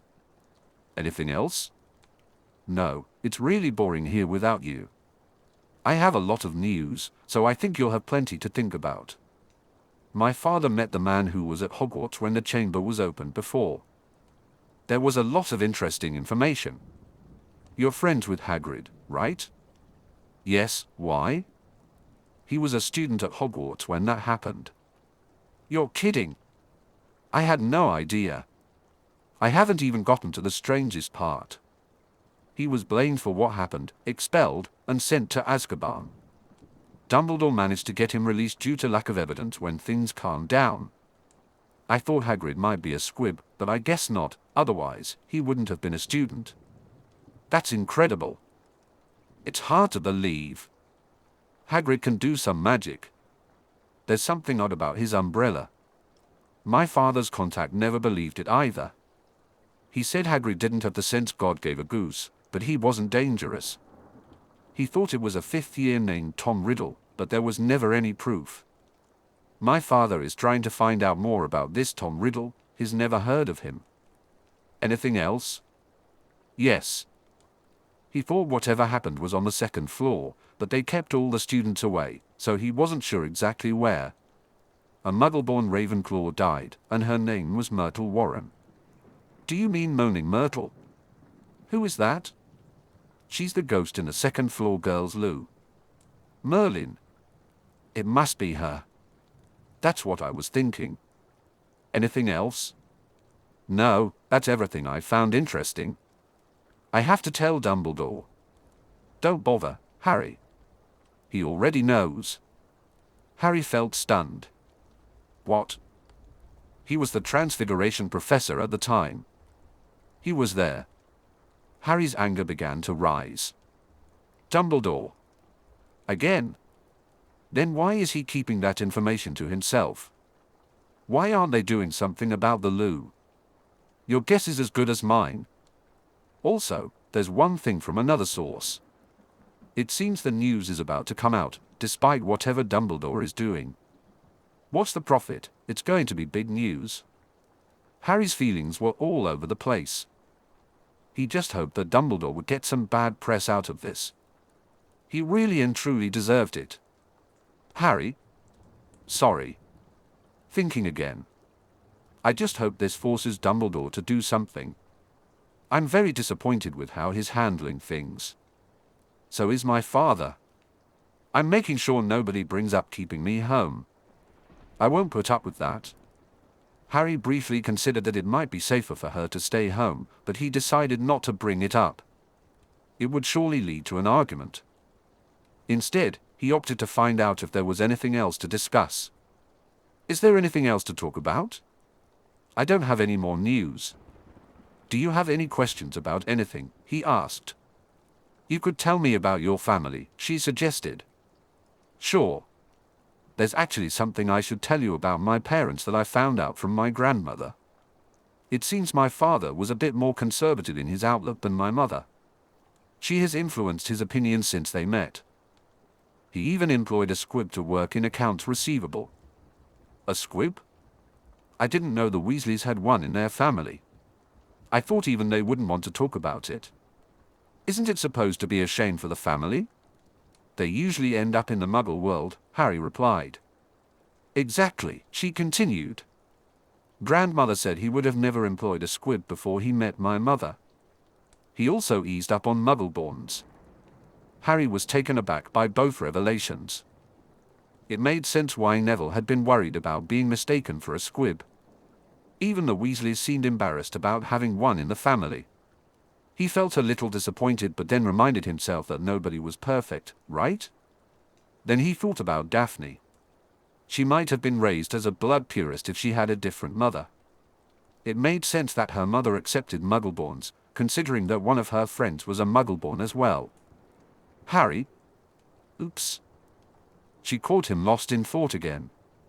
Sorry, I was thinking again. I've been doing that more and more lately. That's a good thing, Harry. I'm proud of you. Harry blushed and decided to change the subject. Can you tell me more about your family? Sure. I guess I'll start with my grandmother. He smiled and listened as his friend continued. He had a lot on his mind, but he would sort through it later. For now, he wanted to enjoy his time with her. Daphne sighed as she settled onto her bed, preparing to write to Harry. There was a lot of news today, but he probably already knew most of it. Still, she had a few gaps to fill in. Not all of her news was published today, Harry said. Ready? Daphne asked. Yes. Did you see the Daily Prophet? I saw part of it and heard a lot about the rest. Has anything happened there? Not really. Dumbledore didn't stick around long for dinner, though. McGonagall looked annoyed, so I stayed well away from her. That was wise. How about Snape? He looked like his usual self. Grumpy. I would have been surprised if you saw any reaction from him. He's a very good occlumens. I can see what he thinks of me. That's because he wants you to. If there's something he wants to hide, you'll see nothing of it from him. Do you expect something to happen here? I mean, could Dumbledore get fired? I doubt it, but I heard from my father that Lord Malfoy wants that to happen. He heard that Lucius is campaigning hard for the other members of the Board of Governors to get a new headmaster. If that's what he wants, then I want Dumbledore to stay. The news about what is really happening has hurt him, but he's still Chief Warlock and Supreme Mugwump. He has a lot of power still. My father hears that Fudge is supporting Dumbledore, at least so far. Do you think Malfoy could convince Fudge to fire him?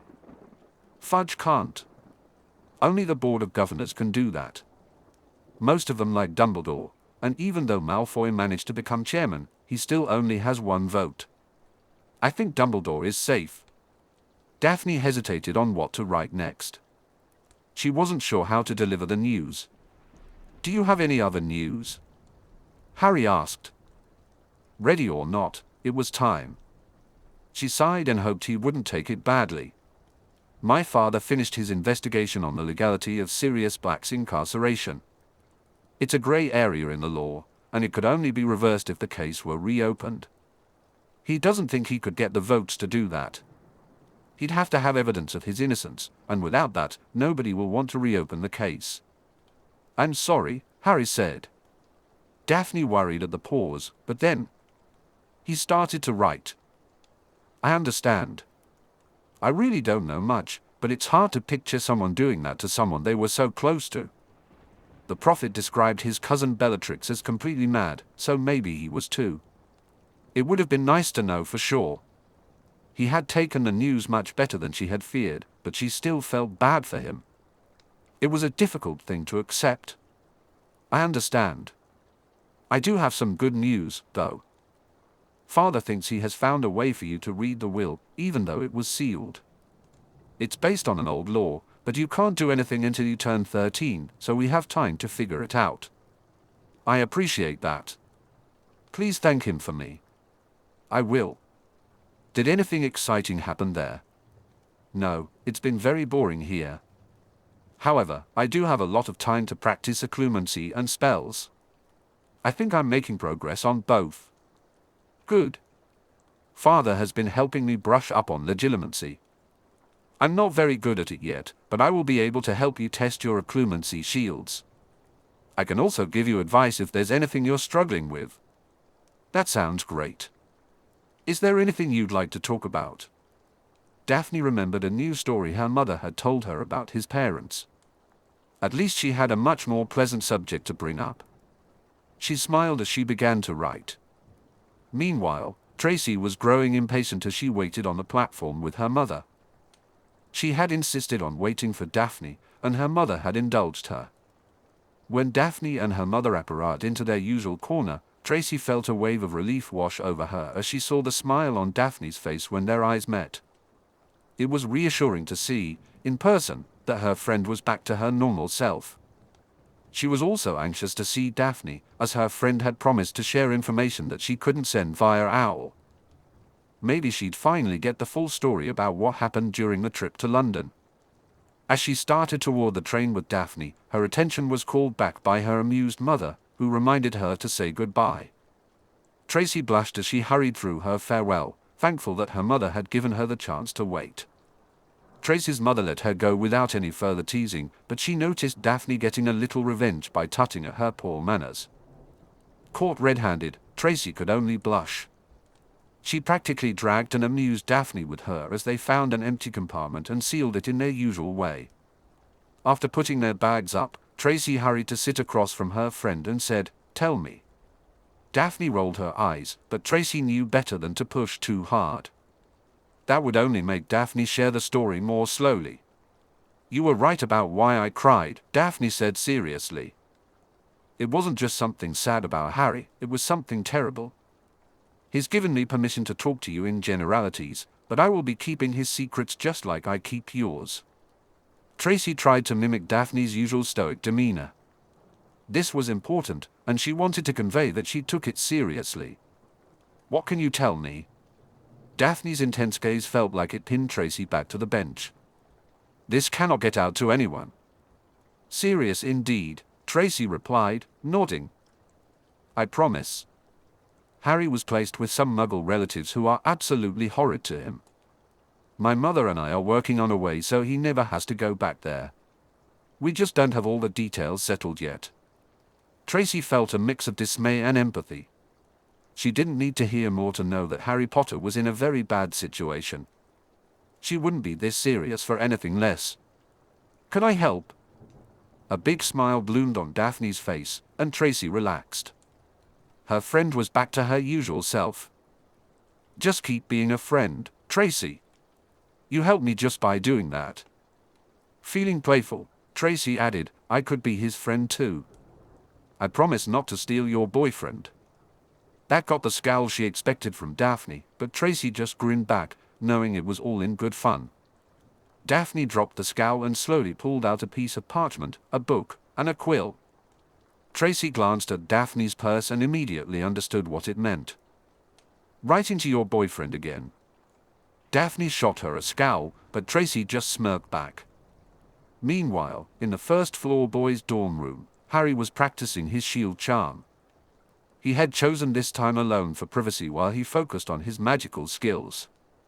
Their investigations had hit a snag because they wanted to remain undetected, but when Daphne suggested that he could strengthen his magical core through practice, just like building muscle, he took her advice to heart.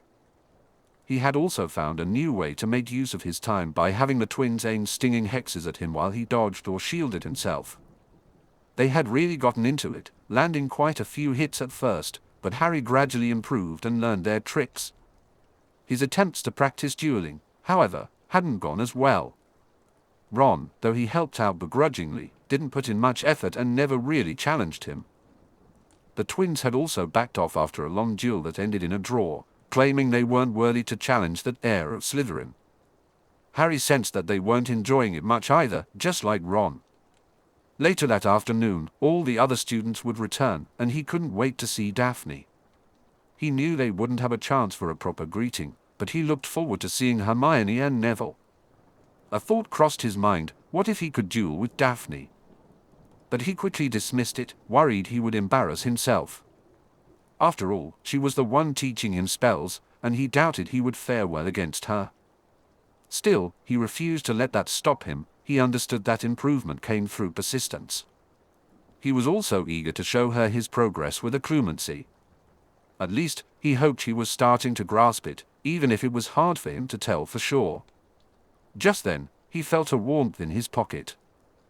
Rushing over to his bed, he grabbed the book and the quill Daphne had given him. He placed the parchment on the book and read the message. "We're on the train waiting to leave. What are you up to?" "I'm practicing my shield," he wrote back. "I still can't get anyone to really duel me," Harry admitted. "Maybe you should try Lockhart," Daphne suggested with a laugh. "Ha ha. Very funny," he replied, rolling his eyes. "I prefer a challenge." "Then definitely try Flitwick. He was a dueling champion in his youth." Harry nearly gasped. A dueling champion? Maybe he wasn't ready for that level of challenge. On the other hand, Flitwick wasn't like Snape. He'd probably only use what Harry was prepared for. Maybe I should ask him, Harry mused aloud. I should probably talk to him. If he agrees, could you ask him if I could join too? Daphne inquired. Sure. I'd prefer it with a friend. Just don't expect me to be friendly during a duel. You go down, Potter. Harry felt a twinge of fear that she might be right, but he decided to bluff. We'll see who goes down. Feeling brave, Potter? I'll show you. He chuckled at her message, especially when she added a smiley face. Then she wrote again. Do you happen to know how to get someone to stop teasing you? I've never had a problem with teasing, only my friends do that. Yes, but some friends enjoy it too much. Tracy seems like she could be fun to me. You can have her then. I know you don't mean that. Friends are too precious. Okay. You win. I'll keep her anyway. Harry couldn't help but laugh. Daphne, could we meet in the library again tomorrow evening? I have something to say to Neville. Sure. I'll host this time. At least I will if the Gryffindor study room is available. Thanks. I appreciate it. We can finalize the details tomorrow. Sounds good. Is everything settled with Tracy? Yes, I only gave her very general information, but she's satisfied. She wants to help too. Any friend of yours is okay by me. Speaking of Tracy, I think she's feeling a little neglected. I better talk to her. Sure. I'll be waiting when you arrive. Remember, we can't be obvious. I know. I'll also be meeting Neville and Hermione too, nobody will notice. I'm looking forward to seeing you tonight. Me too. Daphne could feel her blush as Daphne finished writing to Harry and looked up to find Tracy grinning at her. Fantastic. Maybe she should have kept writing to Harry, at least then Tracy wouldn't have the chance to tease her. How is your boyfriend? Tracy asked, mischief dancing in her eyes. My friend is fine. His name is Harry, Daphne replied, trying to sound nonchalant. If he's just a friend, why are you blushing? Tracy pressed, clearly enjoying the moment. Daphne had no answer for that, and Tracy looked triumphant. Meanwhile, Harry had dressed in his new clothes for the occasion and noticed Ginny staring at him. It felt a little creepy, but she seemed both impressed and shy. Every time he caught her looking, she blushed and quickly turned away. It confused Harry, her attitude toward him kept shifting, and he wished he could figure out what was going on. They were waiting near the main entrance where the returning students would pass by. Harry felt a surge of excitement at the thought of seeing all his friends again, and his heart skipped a beat when he finally spotted Daphne. As their eyes met, her expression widened in surprise, and she faltered mid-step. Tracy found it extremely amusing and winked at Harry, while Daphne turned red and avoided looking at him again. He couldn't help but wonder what that was about. Still puzzling over the incident, Harry nearly got ambushed by Hermione's greeting hug, having been lost in thought. To his surprise, he didn't feel uncomfortable about the unexpected physical contact. He was really starting to like hugs. Neville stood right behind Hermione, looking impressed by Harry's new clothes. Harry sensed he would get a question or two from his new friend. He felt relieved to see Neville looking healthy and happy. It seemed any unpleasantness from his visit home was far from Neville's mind now that they were back.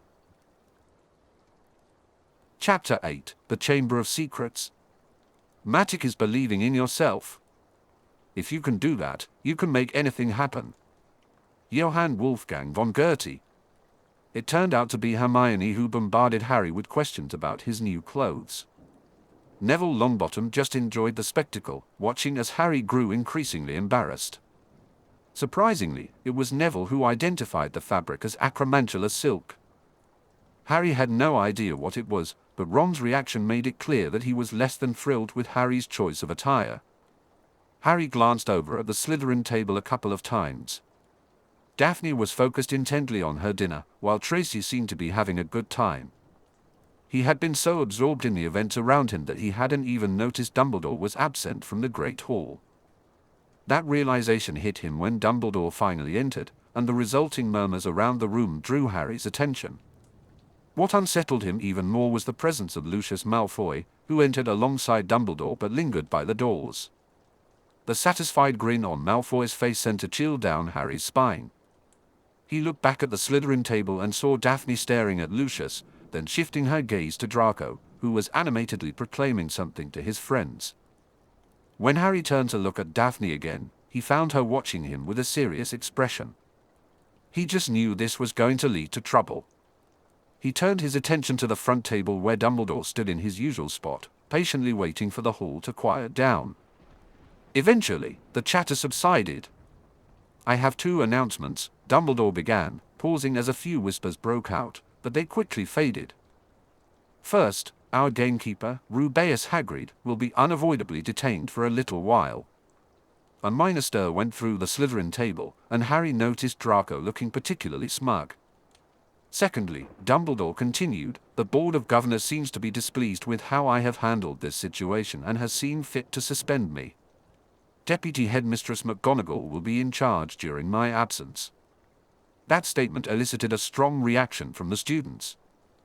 Harry raised his voice in astonished disagreement, echoing the sentiments of many around him.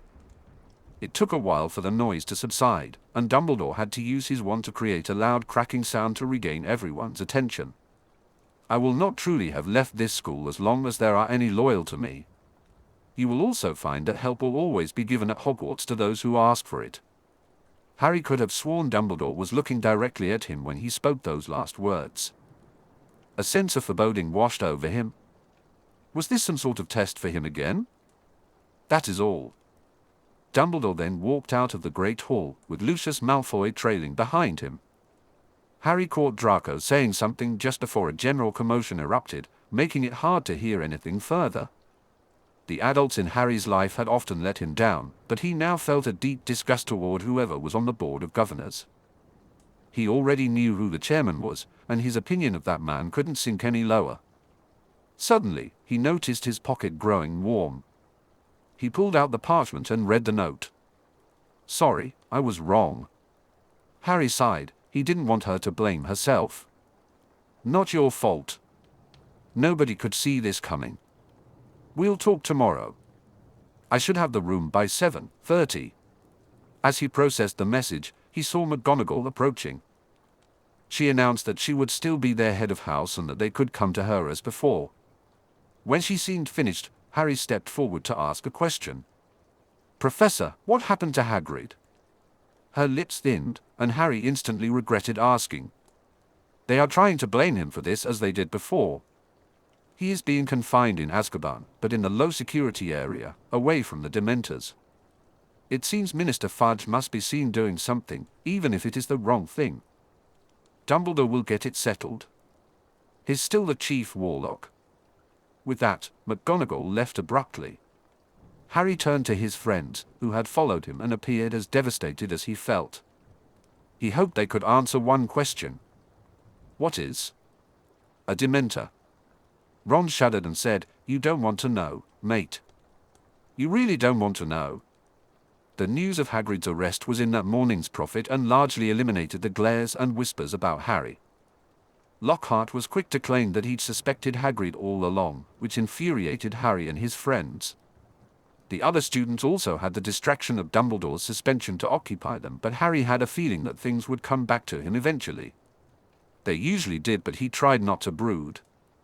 He threw himself into his resolution to do better in class, and that mostly helped. He also talked to Percy to make sure they'd head for the library right after dinner. Percy seemed to think it was his good influence that had made Harry so studious, and Harry decided to let him think that. It had been part of his how to think like a Slytherin lessons: if things are going your way, don't rock the boat. He also realized if he was going to do a formal greeting with Daphne, he'd better be ready to do one with Davis as well. He was glad that he thought to ask Neville about it, as he would have greeted her all wrong. The Davis family was not ancient nor even a noble house, so he would not bow, but she would curtsy, which he found odd, but it was something he had to know. They got there before Daphne, and he got the room without a hitch, although he got an odd look from Pince. He took his Gryffindor friends to the room first and then waited for Daphne after sending her a message like hers from the first time they did this. He saw Daphne looking a bit shy and Tracy looked like she was ready to bounce with excitement. He tapped the token for them before going to join the others in the room. He made sure to position himself closest to the door, next to Neville. A minute later, they came in and Daphne was first as he hoped. She paused as he held his hand out to hold hers instead of shaking it. She then put her hand in his and looked at him curiously as he began to. Harry spoke, "It's good to see you, Heiress Greengrass." He kept his gaze on her as he bowed over her hand, noticing her blush and wide grin. "It's good to see you too, Heir Potter. You did very well. Let me guess, you learned from Heir Longbottom." "Yes. Did I get it right?" "Absolutely, but it isn't necessary between friends. Just proving I can do it, that's all." Harry savored the moment until he realized he was still holding her hand. Daphne was blushing and looking a bit nervous, so he quickly let go, feeling his own face heat up. Tracy had been excited ever since they finalized the details for their meeting that afternoon. By the time they reached the library that evening, she felt ready to burst. She followed Daphne until they finally spotted Harry, though she felt a twinge of disappointment to see him back in Hogwarts roads. Tracy had loved how seeing him in Daphne's gift had affected her friend, but she hoped this meeting would still be good. As they lingered by the table after Daphne took the token, Tracy observed her friend regaining her usual stoic demeanor. However, she also noticed how easily it had slipped away upon seeing Harry. Tracy decided not to push. She knew it was only a matter of time before Daphne had to acknowledge their changing relationship status. But she also understood it would take time. Her friend was nothing if not stubborn. To her surprise, Harry greeted Daphne formally, and she thoroughly enjoyed the effect it had on her friend, especially when he forgot to let go of her hand. He completely shattered Daphne's Ice Queen facade, and it flustered him in return. Tracy noticed that it was Daphne who didn't let go. It was Harry who eventually released her hand. She had to struggle to suppress her laughter. She could sense what Daphne wanted to do next, but Harry needed a moment, so she hung back to observe her friend and Longbottom. Tracy may not have been studying occlumency as much as Daphne, but she recognized its effects, and she knew her friend needed it. To regain her composure, Daphne extended her hand. Longbottom took it and began the usual greeting. "It's good to see you, Heiress Greengrass," he said. "It's good to see you too, Heir Longbottom. I offer my hand in friendship. Do you accept?" Tracy focused on Longbottom as his eyes widened in surprise. However, he quickly relaxed, and a small smile appeared, which relieved Tracy greatly. "With pleasure, milady. May I call you Daphne?" "Of course." "May I call you Neville?" "Certainly. My mother has spoken to me about her friendship with your mother. She asked me to pass this on to you." Longbottom looked a bit startled but accepted the envelope and nodded his thanks. This was very encouraging. Tracy hoped to make some friends herself during this meeting. Daphne then extended her hand to shake hands with Granger and said, "Hello." "Hello. Can we be friends too?" It was a quick exchange, but Tracy had been watching closely and caught the moment. Daphne's smile morphed into surprise but quickly returned to a smile. "Yes. May I call you Hermione?" Granger looked enthusiastic as she replied, "Of course." "May I call you Daphne?" "Yes, of course."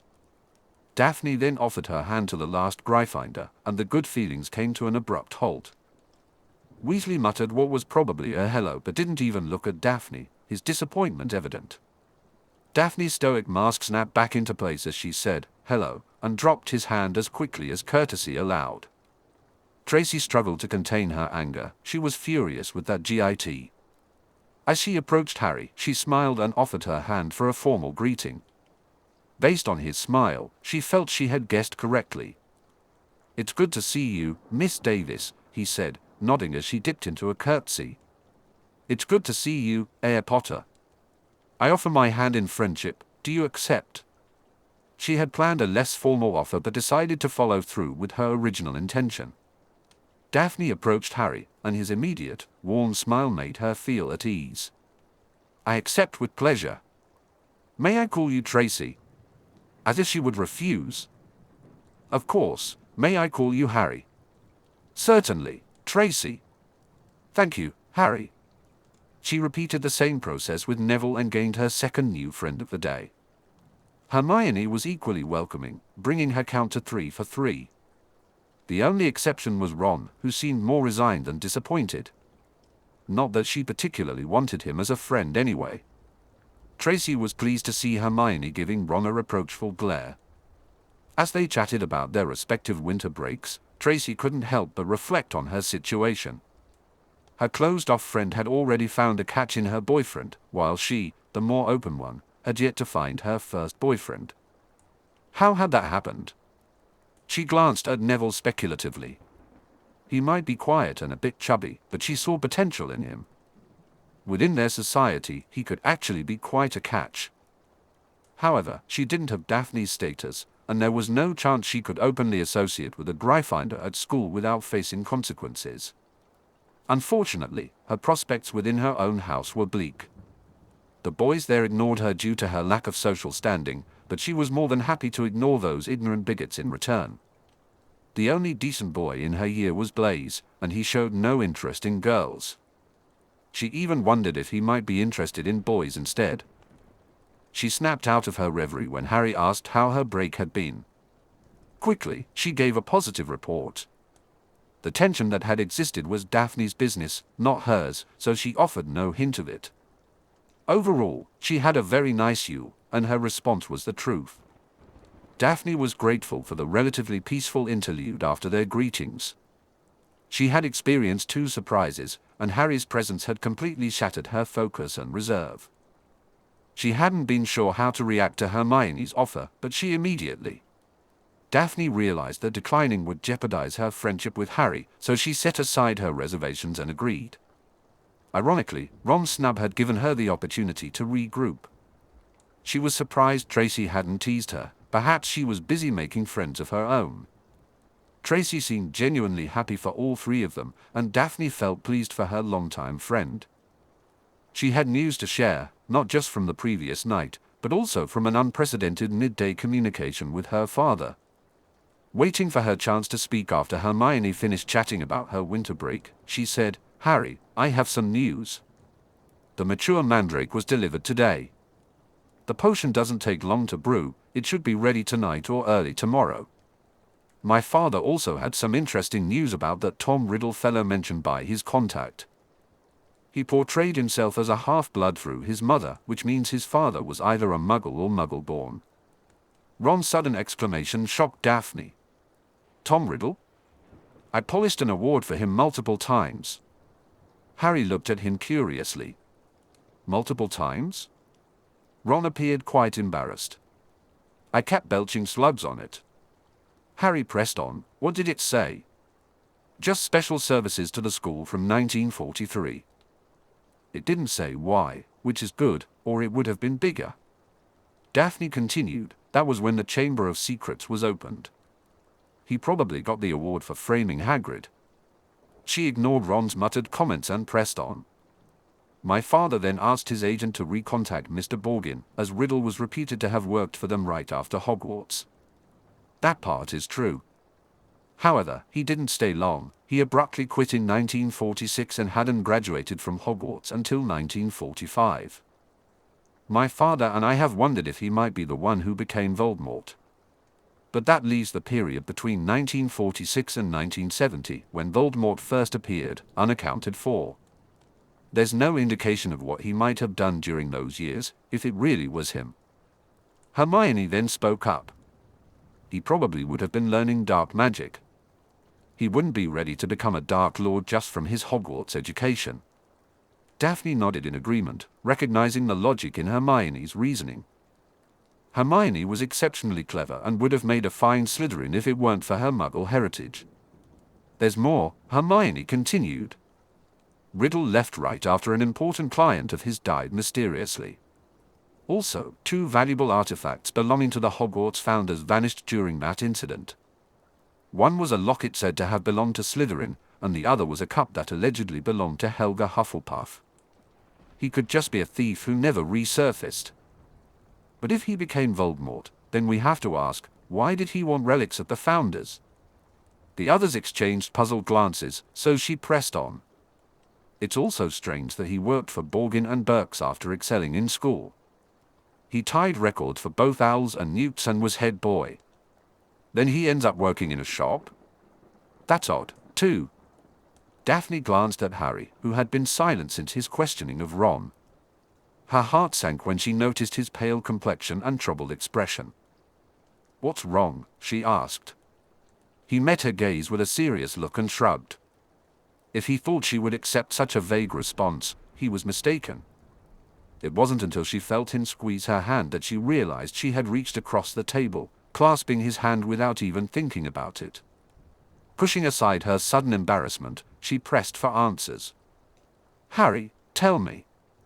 What is wrong?" Harry gave her another somber look before speaking softly. "If this is Voldemort, he's not only better than me, he's been studying dark magic for about twice the time I've been alive. I don't have a chance." That ignited her frustration. "Don't you dare say that. Don't you dare. Everyone has weaknesses, even Voldemort. We know he's arrogant, and we can use that against him. We also don't know what you... Are we capable of more than we realize? How long have you been trying? You can only achieve what you set out to do. Don't settle, Harry. Be the best you can be. And remember, you are not alone. Have you forgotten what I said? What my father has said? You are not alone." Hermione felt a surge of happiness from her new friendships and was captivated by the information Daphne had shared. Even Ron's annoying behavior hadn't dampened her spirits. However, she had noticed Harry's mood shift and felt a pang of guilt for missing it. What amazed her now was Daphne's passionate reaction. She hadn't realized how deeply invested Daphne was in this situation. It also became clear to Hermione that Harry meant more to her than just a friend. She glanced over and saw that Daphne was holding one of Harry's hands tightly, whispering fiercely to him. Hermione caught snippets of their conversation and wondered what Daphne's father had said, as Harry hadn't mentioned it. A thought struck her. Perhaps there were things Harry was no longer willing to share. She resolved not to pry but also didn't want him to push them away. Looking up, she noticed Tracy watching their hands, just as she had been. When Tracy met her gaze, Hermione felt a connection, a kindred spirit. Concern and happiness for their friends reflected in Tracy's expression, and that was exactly how Hermione felt. She smiled back, and Tracy's smile widened in response. Turning her attention back to Harry, Hermione saw that he seemed calmer, nodding to whatever Daphne was saying. After a moment, Harry looked over at them, and their eyes locked. She knew she had to seize the moment. "She's right, Harry. You aren't alone. I promise I'll be there to help you every step of the way." Her heart swelled with joy when Neville spoke next. "Absolutely, Harry. Remember our familial alliance? You've got me at your side no matter what, mate. I swear it." Even Tracy joined in. "I know we've only just become friends, Harry, but I'm here for you too. I've got your back too.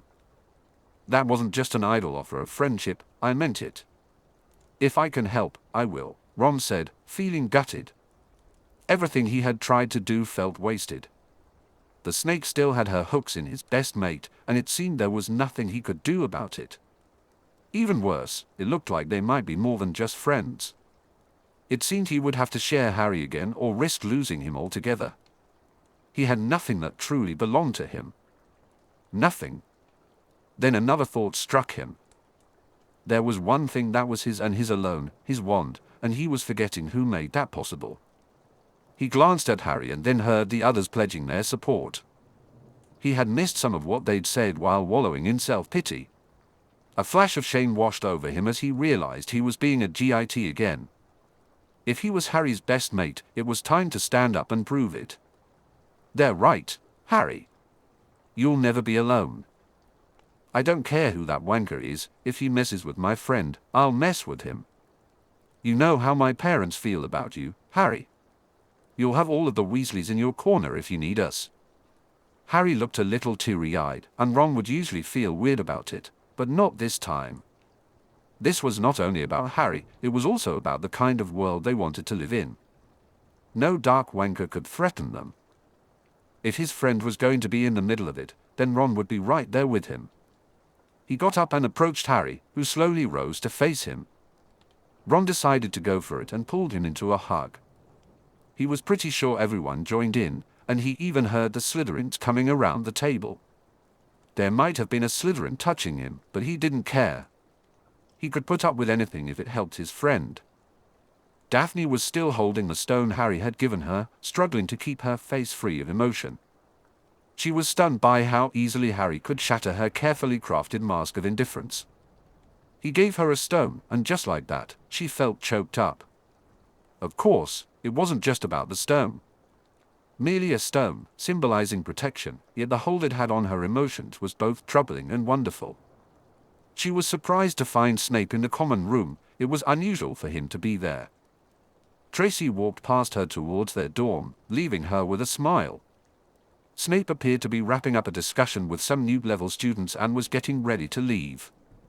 In that moment, she realized she had an opportunity to address one of the gaps in the protection this stone could offer her.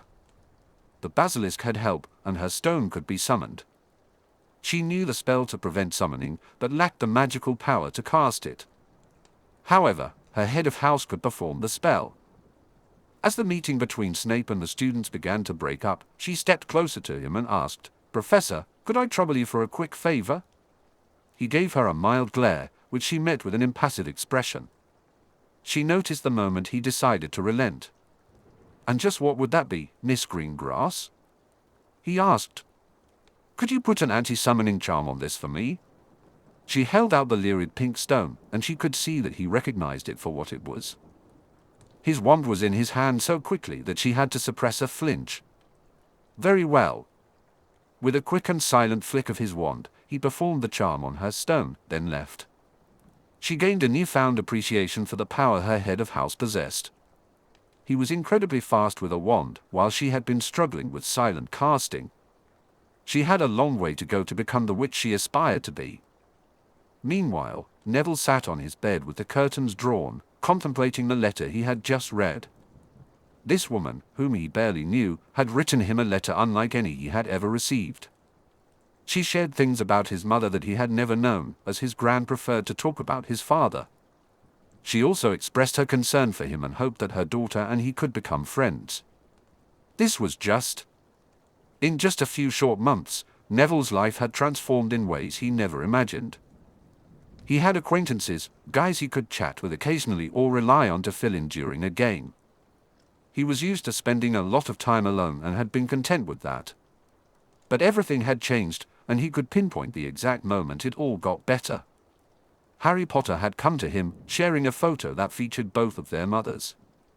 When he thought about how close he had come to declining the invitation to see it, he realized it might have been the biggest mistake of his young life. If he had, he would still only have acquaintances. For the first time, he felt like the Longbottom heir.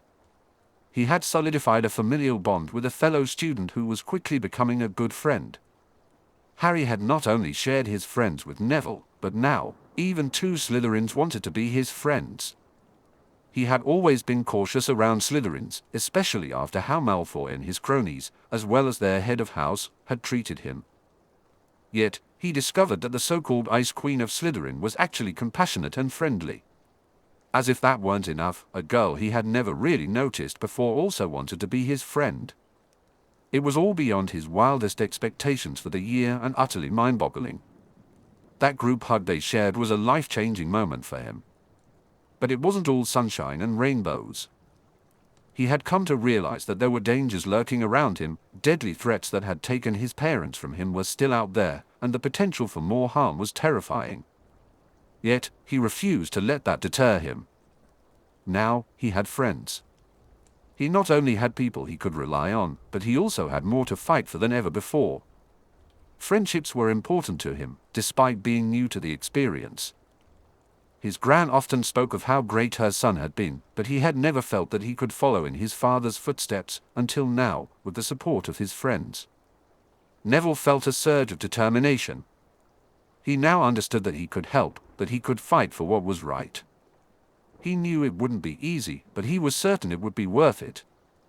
He was all in. He was willing to practice anything and try anything just to stay part of this newfound camaraderie. Meanwhile, Ginny had given up on trying to rid herself of Tom while at Hogwarts. Her attempt to sneak out at night had resulted in a terrifying close call. As long as Tom left her alone, she could be patient, and that was okay. That morning had felt typical to Ginny as she sat down for breakfast. She had always felt somewhat isolated, never really having the chance to make her own friends because of the time she spent with that cursed diary. Then, acting headmistress McGonagall announced that the potion was ready, and they would soon regain the 2 students who had been petrified. Ginny wanted to join in the applause at the announcement, but something felt very wrong. Why did it seem like Tom was near when she had him safely hidden away in her trunk? A sudden urge compelled her to check her book bag, and her heart sank when she saw it right there inside his diary. How had it gotten there? She had no recollection of even thinking about it that day. No memory? No. It was happening again. She thought she had separated herself from Tom, but it seemed he had merely allowed her to believe that. He had been lurking just out of sight all along. The realization struck her hard. She had never been free of him. The thought that she could handle this herself was just another foolish decision on her part. Then a more sinister possibility crossed her mind. Had that even been her decision? Had Tom manipulated her into thinking she could manage on her own? Panic surged within her, and her breathing quickened. She needed help. Looking down the table, she saw Harry, facing her direction while talking with Neville. Harry was a hero. He could save her.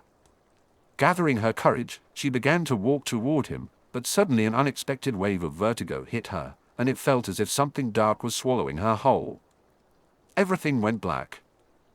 Tom Riddle had awakened when that foolish girl began writing to him.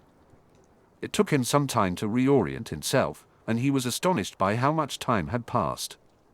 Despite some hints that his original spirit still lingered somewhere, he felt it didn't matter right now. His objective remained unchanged since the day he had been separated from his body all those years ago. He wanted to unleash Slytherin's monster to rid the school of those unworthy of being students. That insufferable girl was proving to be more persistent and stronger than he had anticipated. She managed to delay his plans and orchestrate attacks so that he never had the opportunity to kill. Then, that senile old fool finally figured out what his weapon was, making it increasingly dangerous for him to use. Anyone wielding one of those cursed stones could end his monster's life with just a flick of a wand. He could no longer risk employing his most powerful weapon. True, he could use the girl's wand, and with his power combined with hers, there was much he could accomplish. However, it became clear that his full power was not accessible while trapped within her body. Besides, he only had the knowledge he had acquired until he created his first Horcrux. His original spirit should have decades more wisdom at its disposal, which would make him far more formidable. But reintegration wasn't something he was particularly interested in.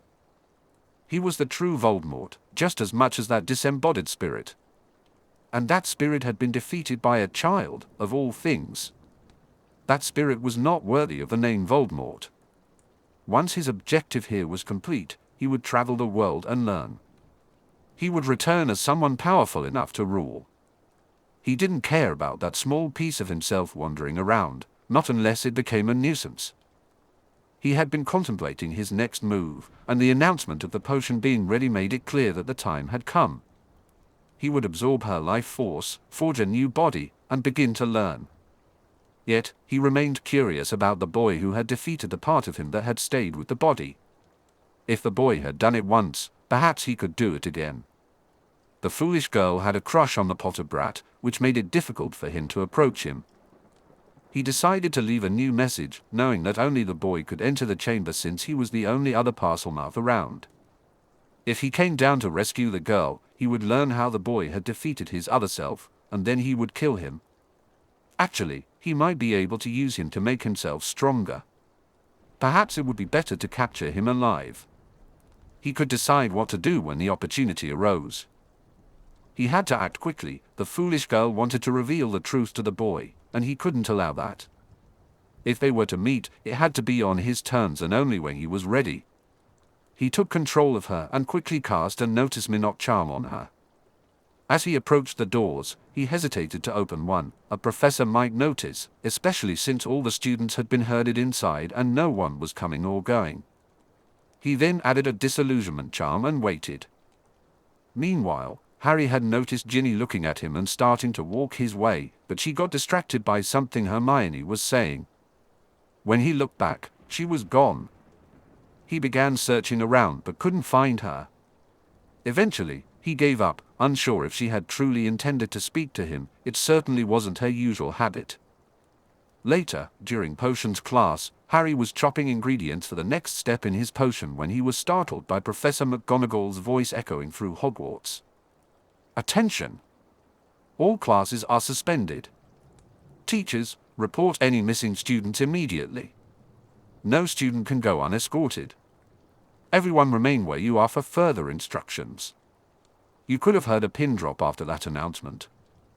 Harry was seated next to Neville, with Ron and Hermione at the next desk over, allowing him to see 3 of his friends at once. They all looked bewildered and concerned. The silence was broken by Snape. Everyone! Extinguish any fires you have going. Put away any unused ingredients in an orderly manner. Orderly fashion. I will vanish any potions that you have in process. As the students began to comply, Harry took advantage of the commotion to check on his Slytherin friends as discreetly as possible. He noticed Daphne's usual stoicism, but Tracy appeared concerned. Focusing on putting his ingredients away, he watched Snape move from cauldron to cauldron, muttering Nevanesco. Eventually, everyone completed their tasks, but Harry found himself lost in thought. His first instinct was to worry that the heir had struck again, but that didn't seem to align with what was happening. They were searching for a missing student, yet no one even knew who was gone. Maybe this had nothing to do with the heir at all? He glanced around. The 2 houses had formed 2 loose groups, though Daphne and Tracy remained slightly apart from the rest of Slytherin. Harry noticed Malfoy smirking and whispering something to Goyle that elicited a smile. If Malfoy was happy, that made the situation even more serious for Harry. His thoughts were abruptly interrupted by another announcement. Attention! The following professors have members of the Weasley family with them: Sprout, Vector, and Snape. You will each take the Weasleys to my office. The rest of your students will wait in the classroom for prefects who will escort them to their common rooms. All other professors, take your classes to their common rooms. Everyone will remain in their common rooms until further notice. Professors will report to the teacher's lounge. That is all. Harry exchanged shocked glances with his friends, but Ron looked the worst. He had gone very pale. Ron barely reacted when Snape's sneering voice cut through the tension. Weasley, you will come with me. The rest of you will remain here until your escorts arrive. If I find out that any of you have misbehaved, the consequences will be severe. Naturally, Snape was glaring at Harry when he said the last part, but Harry employed his new occlumency skills to keep his expression neutral, which seemed to disappoint Snape. Snape turned to the door and snapped, "Follow me, Weasley," as he stepped outside. The door shut firmly behind Ron as he followed. Harry took note of these events, but his mind was racing with deeper thoughts. The missing student had to be a Weasley, but which one? Suddenly, everything began to click into place. Who had been acting strangely? Who might have come into contact with a dark artifact? She had lied to him, and he had been too foolish to dig deeper. A wave of guilt washed over him. He owed so much to the Weasleys, and there was no way he was going to let them down. He had let things spiral too far, and it was time to make things right. He started to pull his cloak from its hiding place, carefully backing away from the rest of the Gryffindors. He positioned them between himself and the cluster of Slytherins to keep his actions hidden. Hermione had drifted closer to the door after Ron left with Snape. She felt terrible for Ron. Something must have happened to one of his siblings. As if there wasn't enough chaos already, this had to happen. She noticed Neville standing nearby and then looked for Harry. She spotted him moving away and reaching for something in his book bag. What was he up to? Her thoughts were interrupted by Draco Malfoy's taunting voice. We ought to shove the mudblood out into the hall so the heir can finish his work more easily. Anger surged through her, and she turned to glare at Malfoy, but was taken aback when she saw Neville step in front of her, wand drawn. This could escalate quickly. She needed to think of a way to defuse the situation before it got out of hand. Meanwhile, Daphne was deep in thought, concluding that the most likely scenario was that Ginny Weasley had somehow become possessed.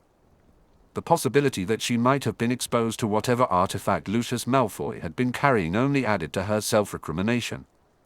Not realizing the danger sooner. Knowing how Harry tended to think, she searched for him and spotted him distancing himself from everyone, staying out of sight of most Slytherins. Fortunately, she was positioned just enough to see him. That fool was reaching for his cloak, ready to engage in some Gryffindor foolishness. She had to protect him from himself. Quickly, she assessed where everyone's attention was focused. The two groups were glaring at each other, completely ignoring both Harry and herself. She turned to Tracy, who was watching the two groups with a worried expression. "Cover for me," she whispered to Tracy as she began to move toward Harry, trying to be as inconspicuous as possible. Meanwhile, Neville was bewildered by the recent events. One of his few friends had just been called away for something serious, and he instinctively started to follow Hermione, wondering if there was anything he could do. Already stressed, he felt his temper flare when he heard Malfoy mouthing off. "Shut your gob, Malfoy. Nobody wants to hear your bigoted nonsense," Neville snapped. "Oh, look! The Longbottom squib has found some courage. Isn't that cute?" Malfoy sneered. Neville had had enough. "If you don't shut up, I'll do it for you," he shouted. Just as Malfoy opened his mouth to retort, Hermione's voice rang out. "Don't worry about Malfoy, Neville. Everyone knows the village idiot has to act up once in a while. After he's done making himself look foolish, he'll go back to playing with himself." Neville grinned, looking at the gobsmacked bully. Malfoy didn't even know how to respond. He should have known Hermione could take care of herself, and he decided to enjoy the show. Tracy blinked in shock as her friend began to move toward Harry. "Cover for her? How?" She gulped and returned her attention to the two groups in front of her. There were a lot of drawn ones, but so far the conflict was solely verbal. She noted with some satisfaction that someone was finally putting Malfoy in his place, and the fact that it was one of her new friends made Tracy proud. The way things were going, she wouldn't have to do anything. Everyone else was busy staring at their opposition and paying no attention to Tracy or her best friend. This was going to be easy. By the time Daphne got to Harry, he was almost totally invisible under his cloak. He was, however, currently giving her a very surprised and somewhat sheepish look. Good. At least he was starting to realize when he was being an idiot. She didn't want them to be overheard, so she cast a privacy charm before she spoke. "What do you think you are doing?" To her disappointment, his face hardened with determination. This wasn't going to be easy. "Ginny is in danger, I have to do something. She's possessed, she is the danger. That doesn't make any difference. She was losing. She needed a new tack. It doesn't have to be you, there are professors. Do you really think they'll listen to us?" She wanted to rebut that immediately. However, she found herself standing with her mouth open and nothing to say. She thought of her own head of house and had no illusions about how that would go. But what about McGonagall? Yeah, that thing she did with her mouth would leave her as tongue-tied as she felt now. Damn it! Why did he have to be right now of all times? She looked into his fiery eyes and felt her knees getting weak. She knew in that moment that she couldn't stop him, better to join him then. Fine. Just remember that you aren't alone. His smile made something flutter in her stomach. She got under the cloak with him as quickly as she could. She caught a glimpse of Tracy watching her and gave her a quick wave before the cloak completely enclosed her. Being like a Gryffindor was contagious. That was going to be her story and she was going to stick with it. Tracy was enjoying Malfoy's. Tracy watched as Malfoy struggled to verbally attack Hermione, and she couldn't help but marvel at his inability to realize he was losing the argument. She turned her gaze to Daphne again, and disbelief washed over her. Daphne was actually going with him. Tracy had thought she would try to stop him. What could she do now? She glanced back at their previous seats and spotted Daphne's book bag. Making sure no one was watching, she quickly grabbed it and slung it over her shoulder alongside her own. She looked for Harry's bag but found nothing. She'd have to rely on the Gryffindors to cover for anything of his that she might be missing. Meanwhile, Hermione was preparing her next comeback as Malfoy sputtered in response to her last retort. Tracy noticed Neville smiling beside her and realized she was genuinely enjoying this. She was outmaneuvering Malfoy at his own game, and she was pretty sure he was starting to regret it. Suddenly, the door behind her swung open, and she recognized an angry Penelope Clearwater before she began shouting, "What's going on here? Put your wands away now. We're here to take you to your common rooms." Tracy noticed Neville sheepishly stow his wand, but since she hadn't drawn hers, she looked around instead. She recognized the other Ravenclaw with Penelope, who was also a prefect. There was no sign of Harry, and she suspected he was hiding under his cloak to sneak out. She felt uneasy about him going off alone. Searching for Daphne, she only found Tracy. When Tracy caught her eye, she subtly nodded toward where Harry had been before. Relief flooded over her. Daphne was with him. She decided to support their plan and hope for the best. Penelope then asked, "Is everyone ready?" Not wanting anyone to search for Harry, Hermione quickly replied, "Gryffindor is ready." Tracy noticed Pansy starting to look around, so she immediately followed suit. "Slytherin is ready," Hermione declared confidently. When Pansy Parkinson glanced at her with curiosity, Hermione shot her a fierce glare until Pansy sniffed in disdain and looked away. Sometimes, it felt easier to be underestimated in her house. After all, no one wanted to deal with her, which meant no one could call her bluff. As usual, Tracy followed her housemates into the common room, but instead of joining the gossip, she continued on to the dorms. She placed Daphne's bag on her bed, then set her own in its usual spot. After that, she made her way back to the common room. Most of her housemates were still gathered, chatting away when their head of house entered. Everyone seemed to expect an announcement, but Snape simply settled into a chair near the entrance, his presence making others shrink back from his glowering gaze. Tracy felt it was her duty to stay close to the door, just in case Daphne needed to sneak back in. So, she positioned herself where she could keep an eye on the entrance while trying to ignore her head of house. Chapter 9: Echoes from the Past. Soon we must all face the choice between what is right and what is easy. J.K. Rowling. Daphne had worn the cloak before, but being under it with Harry felt entirely different. For one thing, she felt hot. It wasn't that Harry himself was warm, it was just being so close to him. And then there was the fact that she wasn't used to the scent of a boy. She had caught a whiff of crab once that nearly made her gag, but Harry smelled nice. The effect he had on her was rather unnerving, and she really didn't want to think about it. She certainly wasn't ready for the direction those thoughts might lead her. Finally, 2 prefects arrived, allowing them to trail behind the group as they made their way through the door, keeping their distance from the Gryffindors until they reached the 2nd floor. Their first stop was the loo and hallway where some significant events related to the chamber had occurred. Walking together felt awkward, so it was merely convenience that led her to slip her arm around Harry's and walk closely beside him. Really? They paused in the hallway and saw the reason for the announcement. A new message read, "Her skeleton will lie in the chamber forever." She felt Harry tense up, but she couldn't think of anything to say that might comfort him. Quietly, they made their way to the loo, only to find it empty. Why wasn't anyone else here? It was clear that this was crucial to finding the Chamber of Secrets, yet they were the only ones present. Harry set down his book bag and began to remove the cloak, so she stepped aside to make it easier for him. Determined to contribute, she called out, "Myrtle, are you here?" Suddenly, a ghost floated through one of the stall doors and looked at her with curiosity. "Who are you?" "I'm Daphne Greengrass. I'm a friend of Harry's."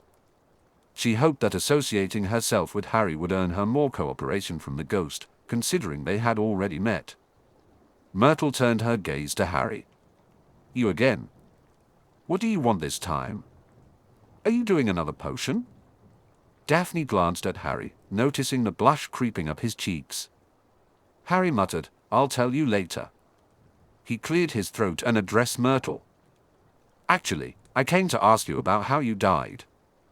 This prompted Myrtle to launch into a convoluted tale about someone named Olive Hornby, but she glossed over the part they really wanted to hear.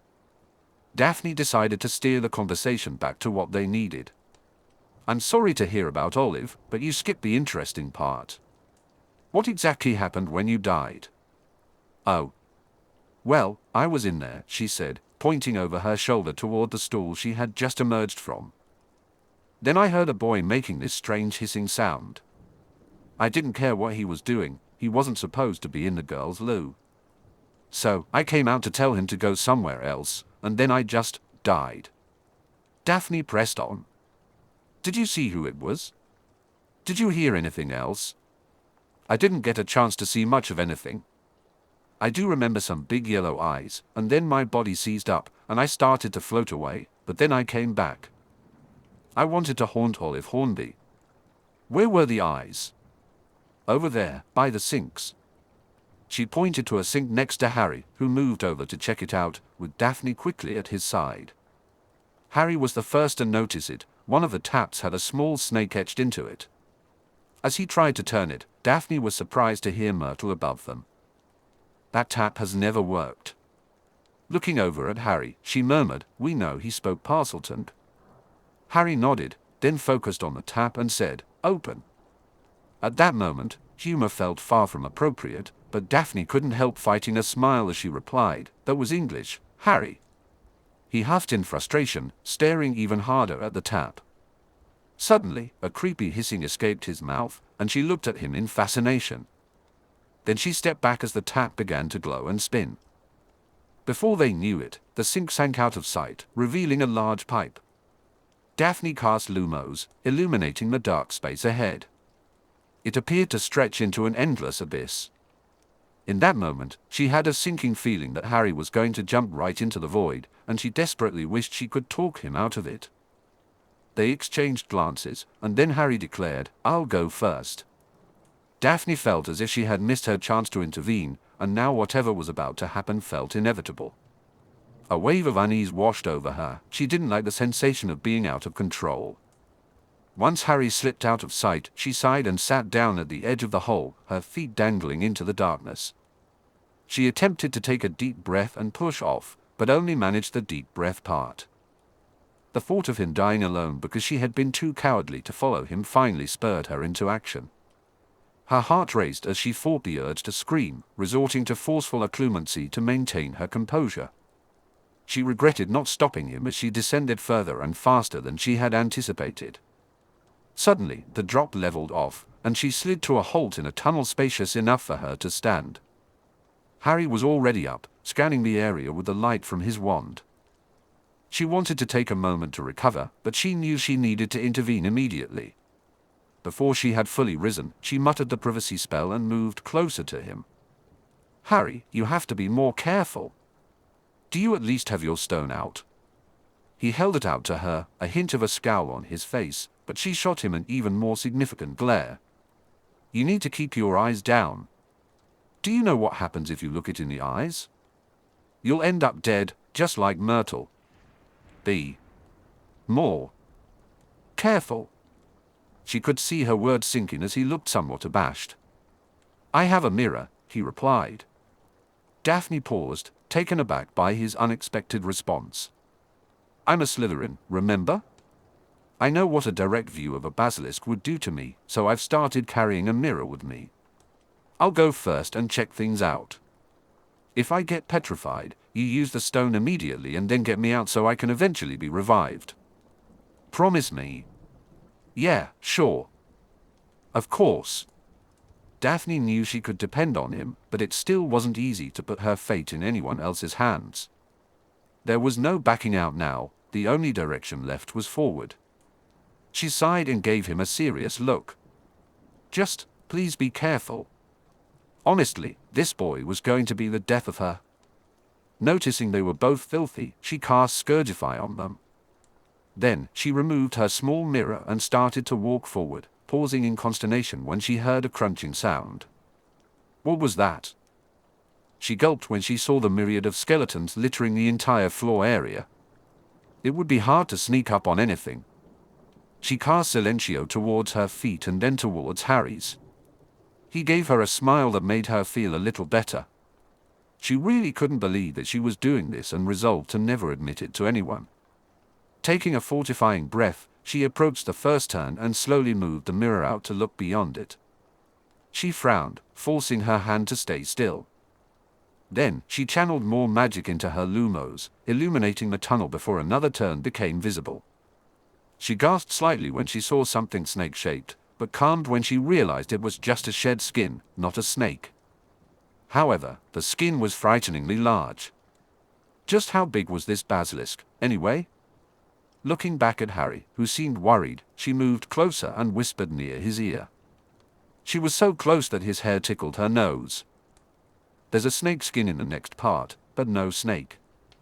Harry looked a little distracted and seemed a bit pink, but he nodded in understanding. She moved around the corner and kept walking, eyes down, using her mirror as much as she could while listening for any hint of movement. As she reached the middle, Daphne paused to marvel at the massive snakeskin before her. She glanced back at Harry, and she could only imagine that his expression mirrored her own. They were not searching for just any snake, this was a true monster. Just as she began to walk again, a small stone tumbled down in front of her. She jerked back, looking up, but the tunnel ceiling appeared intact, giving her the reassurance that it was safe to proceed. Taking a deep breath, she continued toward the next bend. She made sure Harry moved to stand against the wall, just as she did, and slowly maneuvered the mirror around the corner. The tunnel ended at a blank wall, adorned with two large snakes carved into its surface. It was foreboding but didn't seem dangerous, so she motioned for Harry to follow her. As they approached the wall, they studied the snakes. Their eyes sparkled like emeralds, glinting in a way that made them seem almost lifelike. While Daphne had never had an issue with snakes, being the symbol of her house, this sight was undeniably creepy. She exchanged glances with Harry, who looked just as intimidated as she felt. It was clear that this wall would open when Harry spoke to it, but they needed a plan first. Daphne cast the privacy charm again and stepped closer to him. Despite her extensive knowledge of magic, being near Harry gave her a sense of safety that she couldn't quite understand. It was a feeling she couldn't ignore. "We need a plan," she said.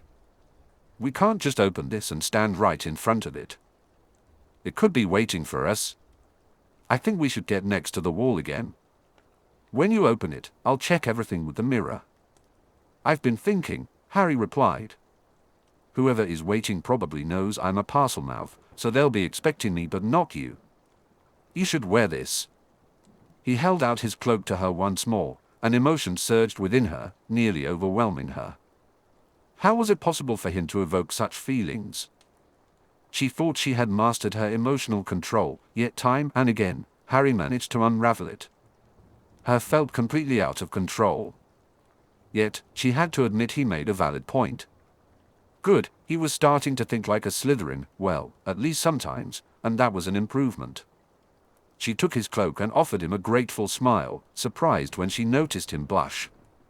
It was nice to realize she could evoke feelings in him too, she wasn't alone in this.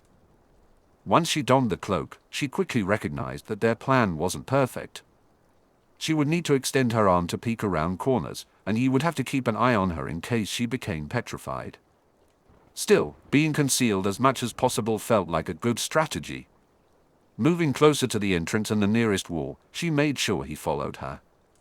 When she felt as ready as she could be, she whispered, "Now." She extended her arm so he could see it while focusing on the wall. Suddenly, she heard him hiss again, and the wall split open. At first, all she could see was darkness through the narrow opening, but gradually, the outlines of side walls with columns emerged in the distance.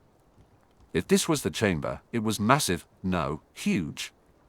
As the walls continued to slide apart, she widened her scan of the area.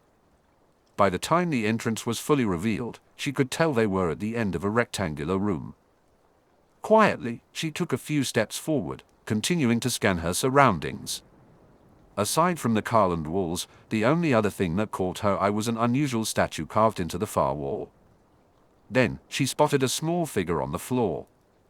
With the red hair, it had to be Ginny Weasley. She double-checked, even looking up, but all she saw was a very high ceiling.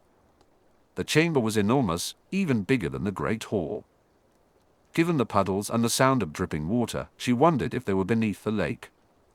She hadn't seen any sign of danger, but she knew it had to be lurking somewhere inside. Bringing her arm back under the cloak, she turned toward Harry and noticed the worry etched on his face. She could just cast the privacy charm and talk to him. She felt an irresistible urge to move closer and whisper in his ear again. He remained oblivious to her approach, still focused on the same distant point. As she drew nearer, she noticed his expression shift to one of concern, prompting her to lean in and speak softly. "It's a huge room with a high ceiling," she said. "We're at one end, and all I see is an odd statue with Ginny Weasley lying on the floor nearby. Nothing else. Be careful where you look. I'll stay behind you." He tensed as her words reached him, and just as she began to pull away, she caught a glimpse of his cheek. For a moment, she considered giving him a kiss for luck but let the opportunity slip by. Stepping back, she watched as he seemed to shake off his nerves and carefully began to explore the chamber, thankfully keeping his head down while scanning his surroundings. Frustration bubbled up inside her as she realized she had been so focused on her mirror that she hadn't taken out her stone. Quickly retrieving it from her pocket, she pressed it against the handle of her mirror, ready to tap it with her wand if the need arose.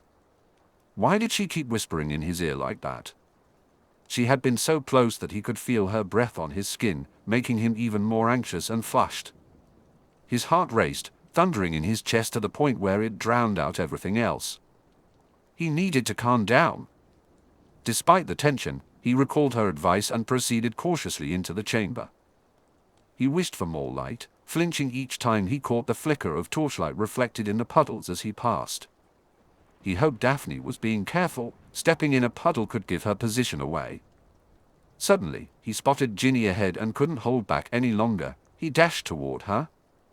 With his stone in his left hand and his wand in his right, he almost dropped them to check on her but stopped just in time.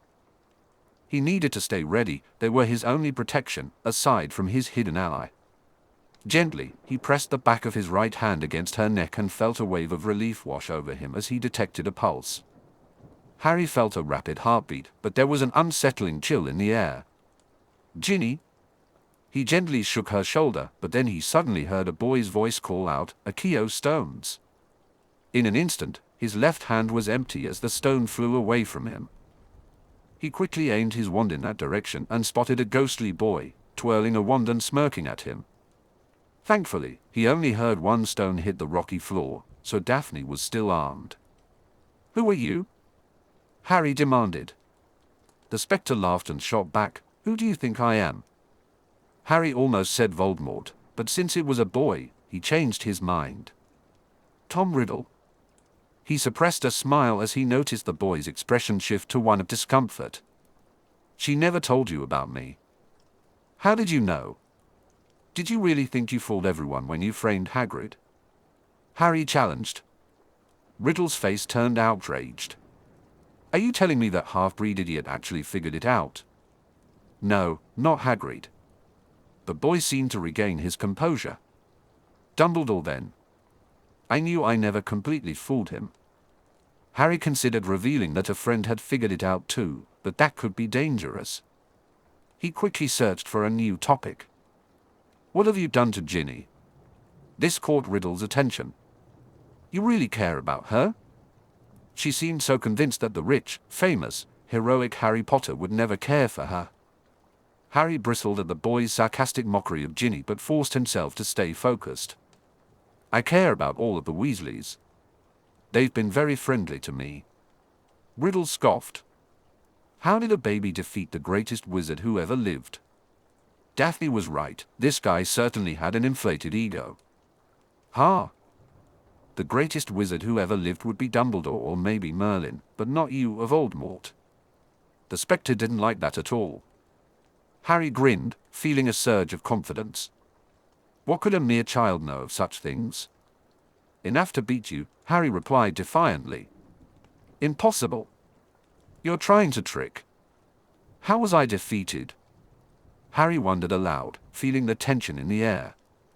This line of questioning wasn't getting him anywhere.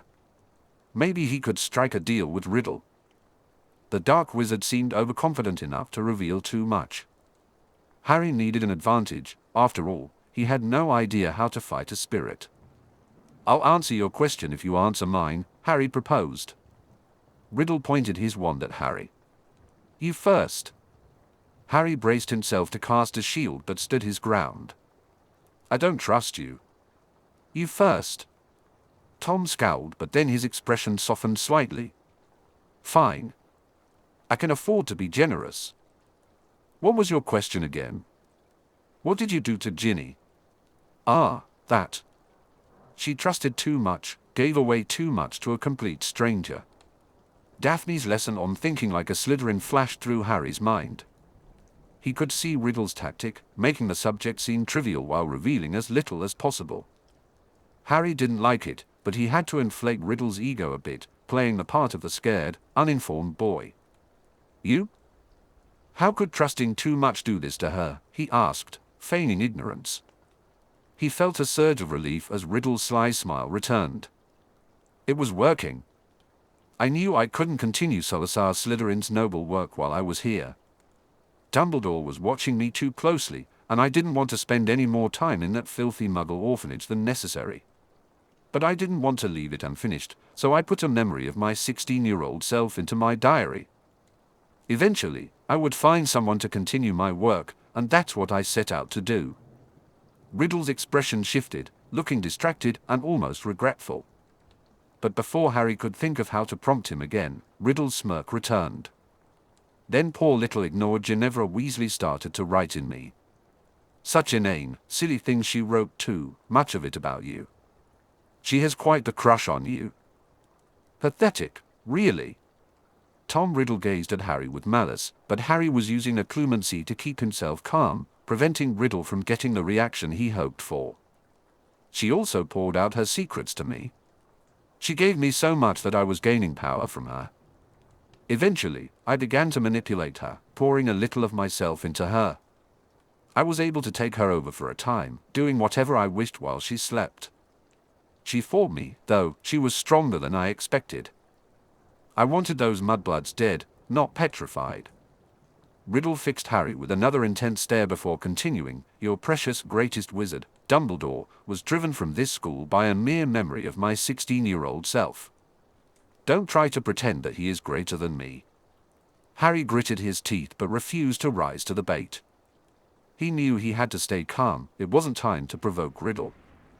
He needed more information, or perhaps just a spark of inspiration. Your turn, he said, determined.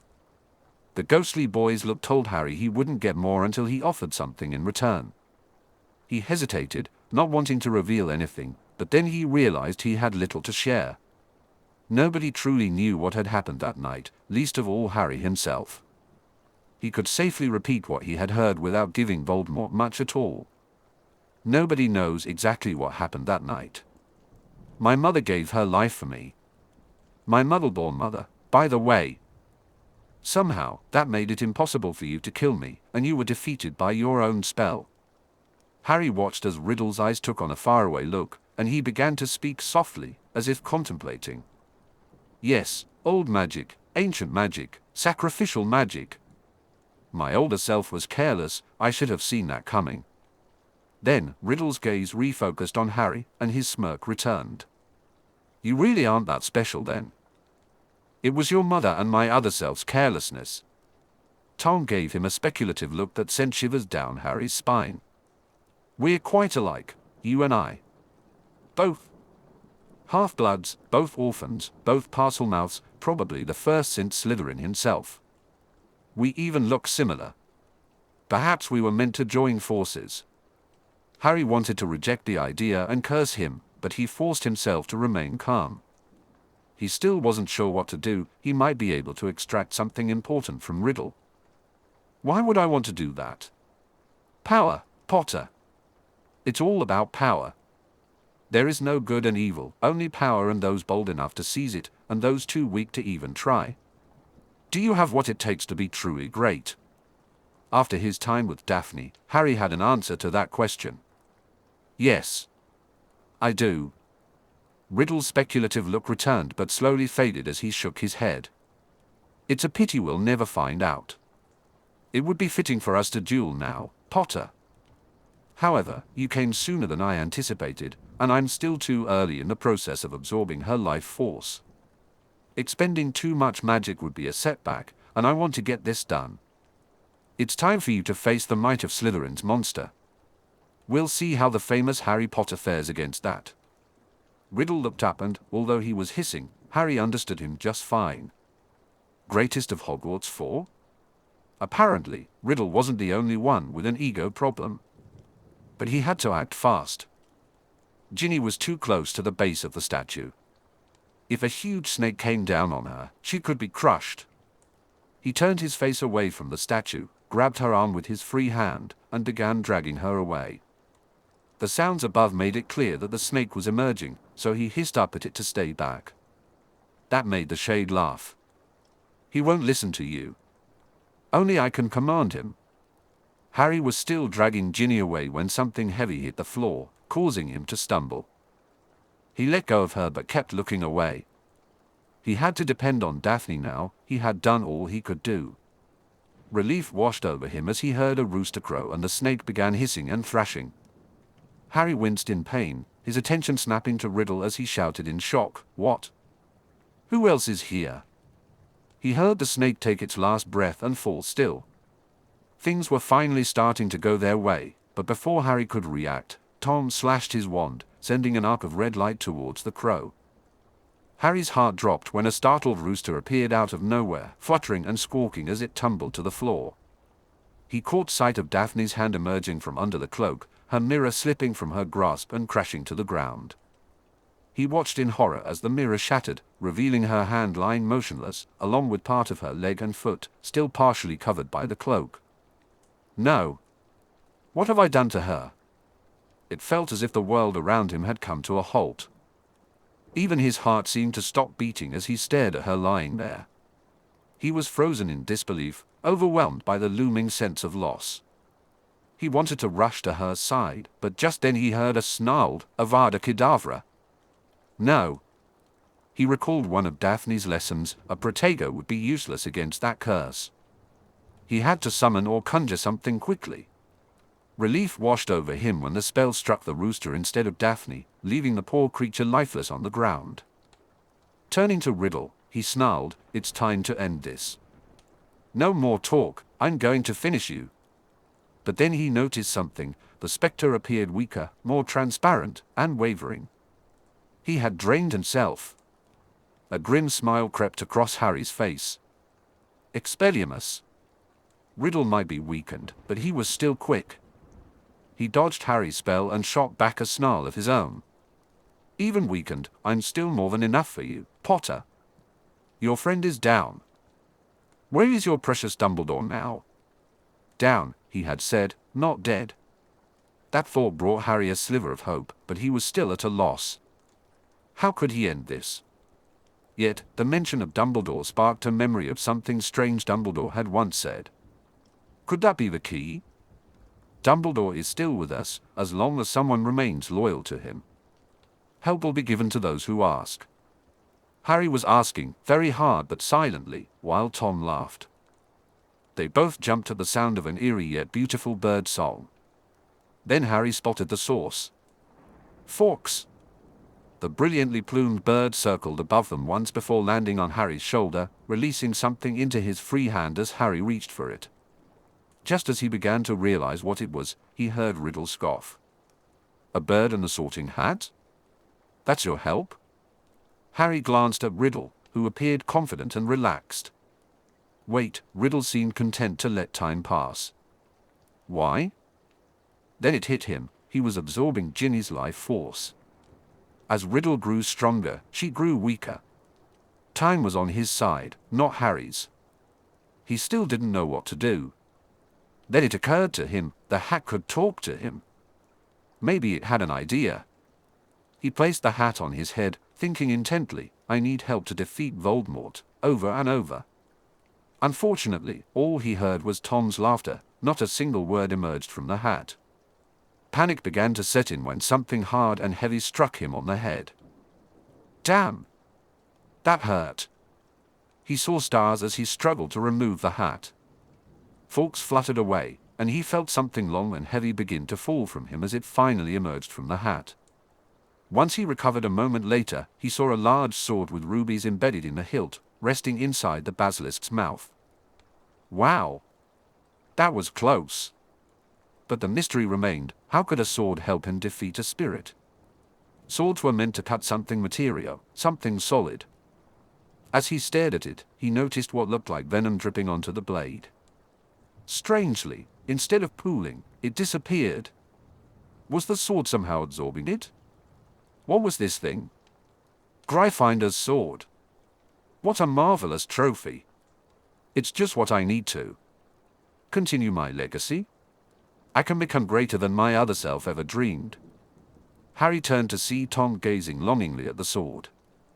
If his enemy desired it, Harry would deny him that satisfaction. He switched his wand to his left hand and gripped the sword. To his surprise, it felt light in his hand. Given its size, he had expected it to be cumbersome. Tom smirked at him, spreading his arms wide. "Let's see what you can do with a sword then. Come on, I'll give you a free swing." Tom stood there, smirking and waiting. Harry realized he was approaching this all wrong. He was focusing on what his enemy wanted him to think about instead of what truly mattered. But what was important? He sensed that he was missing a crucial point, but what could it be? He replayed Tom's earlier words in his mind and suddenly it hit him. The diary. The dark artifact was a book. What a clever place to hide a book, a bookstore. Tom continued to stare at him, waiting. His enemy was inactive, which suited Harry just fine. He wouldn't provoke him unless it worked to his advantage. He needed to find that book. Tom was still in transition. If he harmed the book, he'd likely hurt Voldemort as well. The thought brought Harry a rush of satisfaction. He tried to appear nervous and uncertain while he searched for the diary. Finally, he spotted it near where Ginny had originally been. It didn't look like much, but it was now his target. He circled as if looking for a better position, and Tom just kept watching, still smirking. At last, Harry caught sight of the book in his peripheral vision, right in front of his right foot. Good. It was time to make a stand. In that moment, he realized he was holding the sword incorrectly. He wanted to stab, not cut. Carefully, he steadied the sword by the point with his left hand while shifting his grip. Then he glanced at the overjoyed spirit. "You're holding it wrong. Do you want me to give you a lesson?" Harry said, gripping the sword firmly. "I'm holding it just as I need it. I'm going to do this." He raised his hand, looked down at the book, and stabbed just as Tom began to shout, "No!" But the shout dissolved into a scream. Harry was stunned to see that he had not only stabbed through the book, but the sword had also penetrated several inches into the stone floor. What was this thing made of? As if that weren't enough, the book was sizzling, as if it were being exposed to something extremely hot, leaking ink at a furious rate. He heard what sounded like a last gasp and looked up just in time to see the ghostly boy dissolve into nothingness. He had won. He quickly abandoned the sword and rushed over to Daphne, flipping the cloak off her. He checked her over for any wounds and found none. Relief washed over him when he noticed she was breathing. Behind him, he heard a groan followed by a mutter. What happened?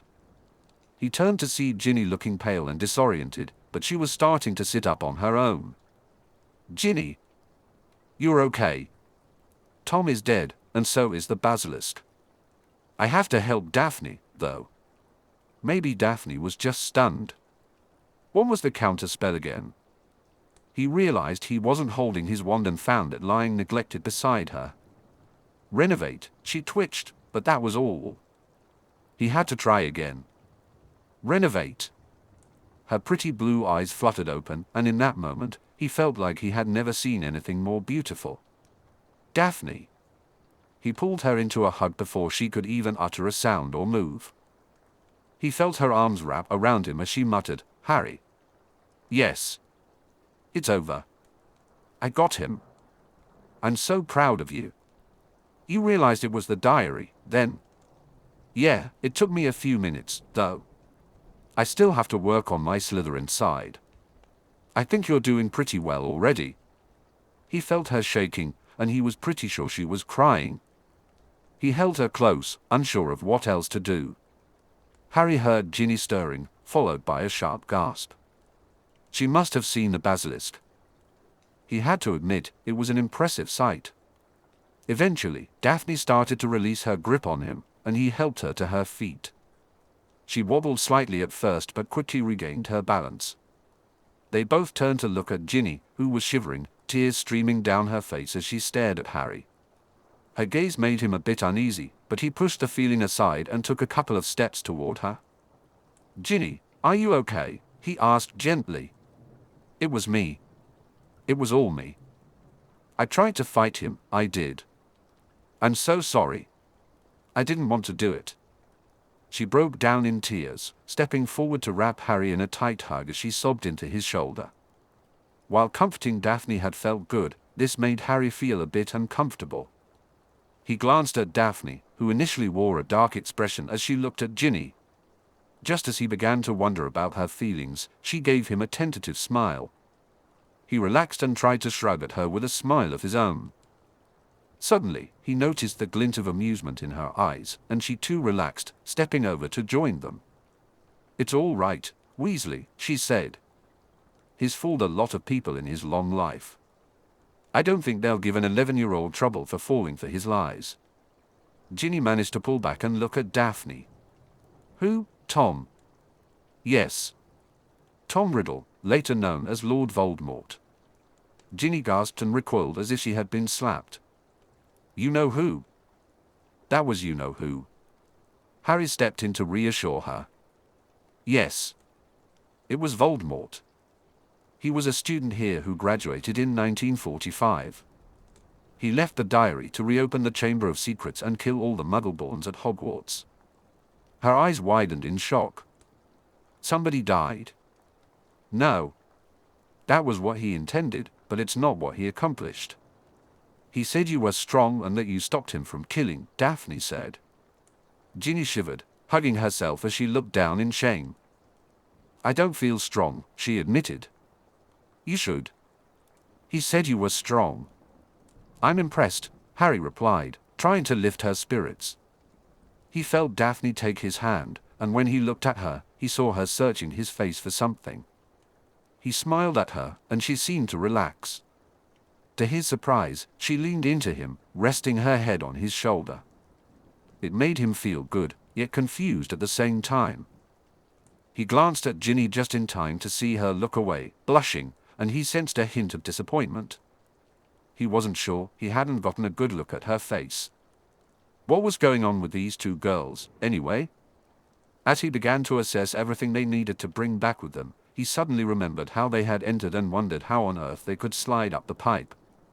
That's when he spotted Fawkes peering at him from his perch on the dead basilisk. Fawkes, I don't suppose you know how we can get out of here, do you? He asked, mostly as a joke. To his surprise, Fawkes trilled an answer and ruffled his tail feathers, making it clear he had something to say. Was he suggesting he could carry them out? Daphne lifted her head and said, Phoenixes can carry heavy loads. I'm sure he can fly us out of here. That sounded a bit far-fetched to Harry, but considering how little he knew about the magical world, he decided to take her word for it. "Well, I guess we better gather everything together then," he said. They separated, and Harry approached the sword, surprised at how easily he pulled it from the basilisk. He then gingerly removed the diary from it, grimacing at the thought of putting it in his pocket. He noticed Ginny looking around for something. "What's wrong?" he asked. "I can't find my wand," she replied, panic creeping into her voice. "Oh, here. Could you hold the sword for me? Just be careful, the blade is sharp." He held it out to her, point down, and she gingerly took it, placing the point on the floor to take the weight. Harry glanced toward where Riddle had been but didn't see the wand either. He pulled out his wand and said, "Akio Ginny's wand." It came flying toward him, and he caught it awkwardly with the same hand that held his wand. Turning to Ginny, he held it out to her. "Here you go." She took it gingerly as Daphne exclaimed, "You can do that spell?" "Well, yeah. You told me it was a good spell to know, so I practiced over break." "You know it too, why are you surprised?" "Harry, I know it, but I can't get it to work completely. Things don't fly to me, they just twitch or roll. That's a fourth-year spell. A wand is light, so." Harry shrugged, unsure why she was so surprised. "Harry, I used a feather and it just twitched or rolled a little." "Oh. I'm sure you just need to work on it a bit more." Daphne smiled and shook her head at him. Then she held out his cloak, but he shook his head in response. "No. You need that to sneak back into your common room. At least, I hope you can. I assume you don't want anyone to know you were here." "If it's possible, yes." Harry turned to Ginny, who was standing there holding her wand and the sword, looking uncertain. "Ginny, nobody can know that Daphne was here. You can tell the truth about everything else, just leave her out of it. Okay?" "Yeah, sure, Harry. I'll do that." Harry turned back to Daphne, noticing she was staring at the basilisk corpse. He knew it was impressive, but her expression seemed more speculative than awed. When she looked back at him, she surprised him with her next words. "This would be worth a lot, just in potion ingredients alone. There are other markets for the teeth, venom, and skin. This body is worth a fortune. You should arrange to have it harvested." "Me?" "Yes, by right of conquest." "You killed it." "No, you killed it. I just used the stone. Plus, if we're lucky, nobody else will know I was here at all." "Oh, right. But who would do it?" "My father could make the arrangements, or you could contact the goblins." "Could your father handle it without revealing his name?" Daphne paused for a moment to think. "He should be able to, but I'll check with him to be sure. If not, I can find someone among the goblins to help." "Good. Do I need to get Dumbledore's permission?" "No. This isn't part of Hogwarts, and he can't interfere with your right of conquest. But it would be courteous to inform him." He smiled at her. "I'm lucky to have you around to guide me through this. I would have had no idea." She blushed and replied, "We better get out of here. People are starting to worry."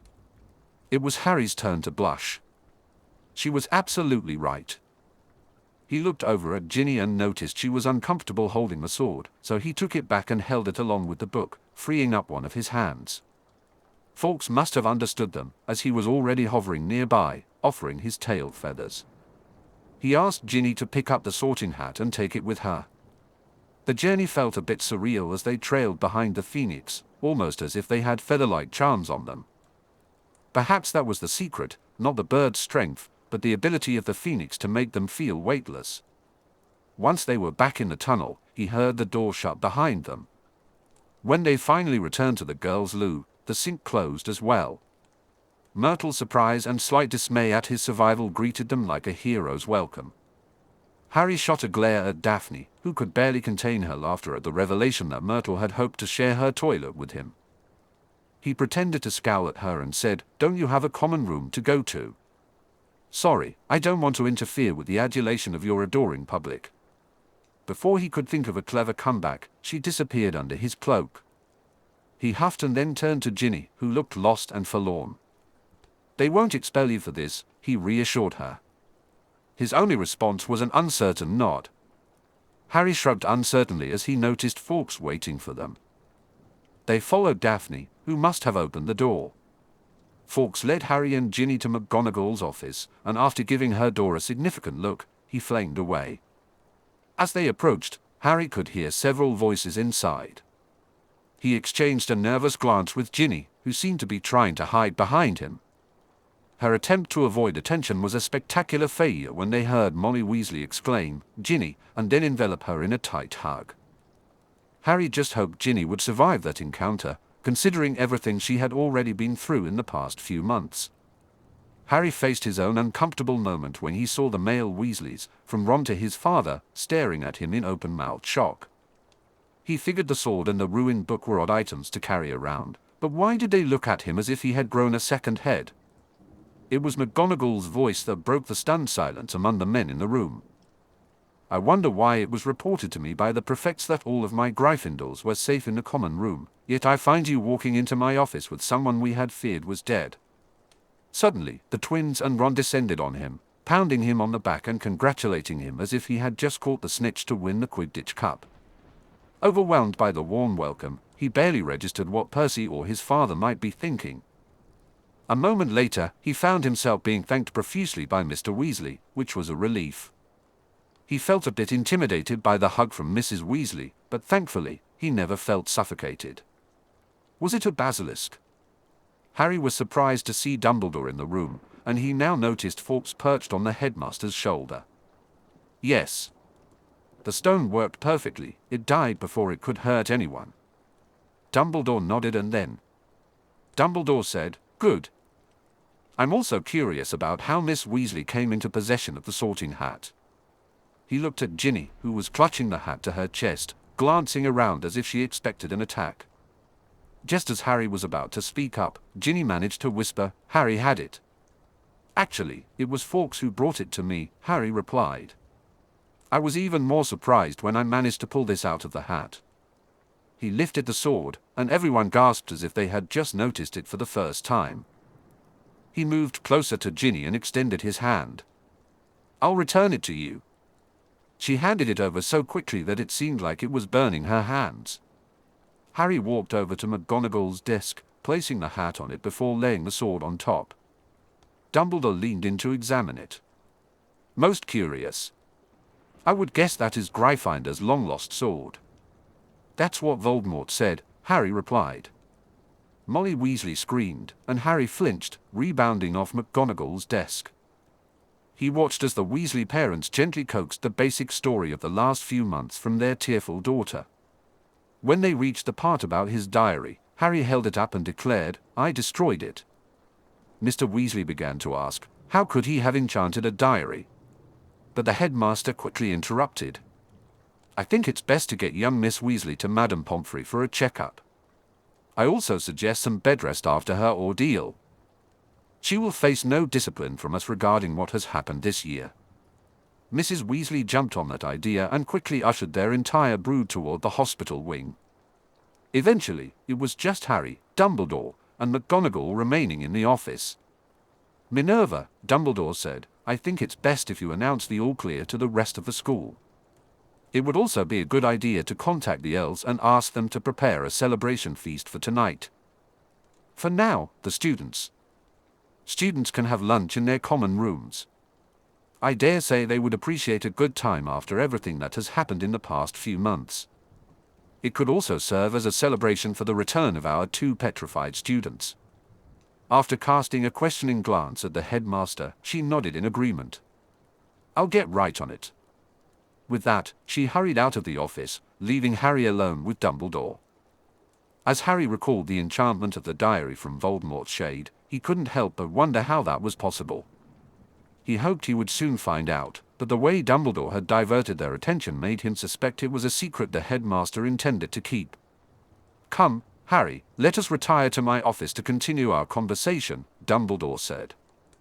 Harry turned to retrieve the items he had placed on McGonagall's desk, only to discover that the sword was gone. How could something so large just disappear? He looked to the headmaster for an explanation, but Dumbledore appeared just as surprised as Harry felt. There was an old rumor that Gryffindor's sword was enchanted to appear to anyone of his lineage or to those who upheld his ideals if they had need of it.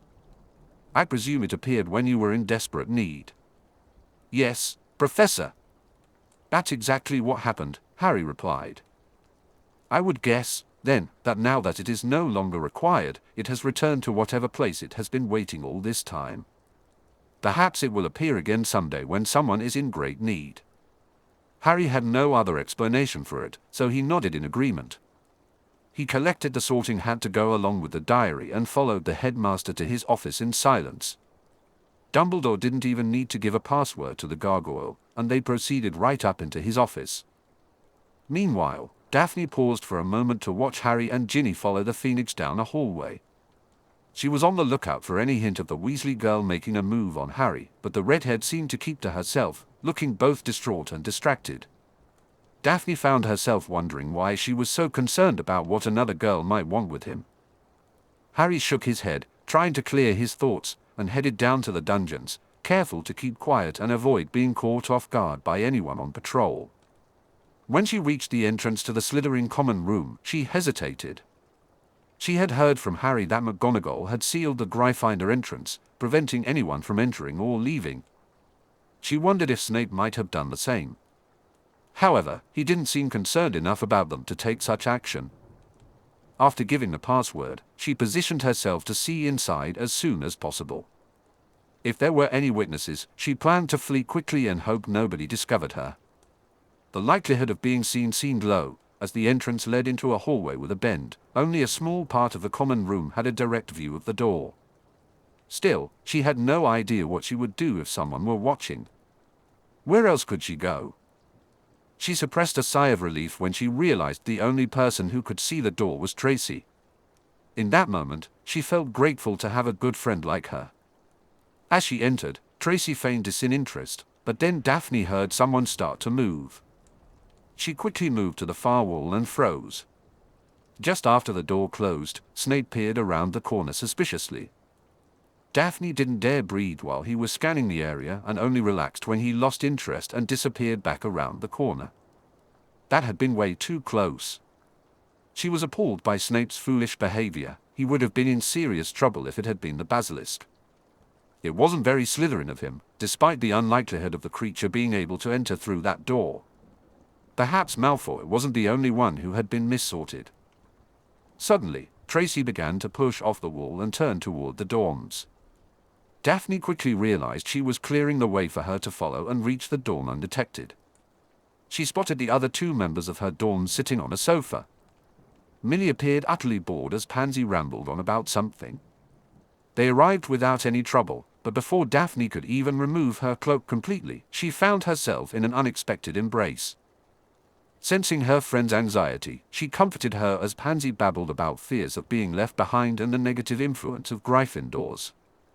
Daphne simply held her, allowing her to vent and wind down at her own pace. She knew there wasn't a serious problem. Pansy just needed to express her feelings.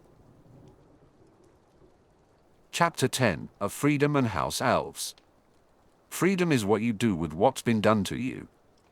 Harry had just settled into a chair after Dumbledore took his place behind the desk when the headmaster got straight to the point.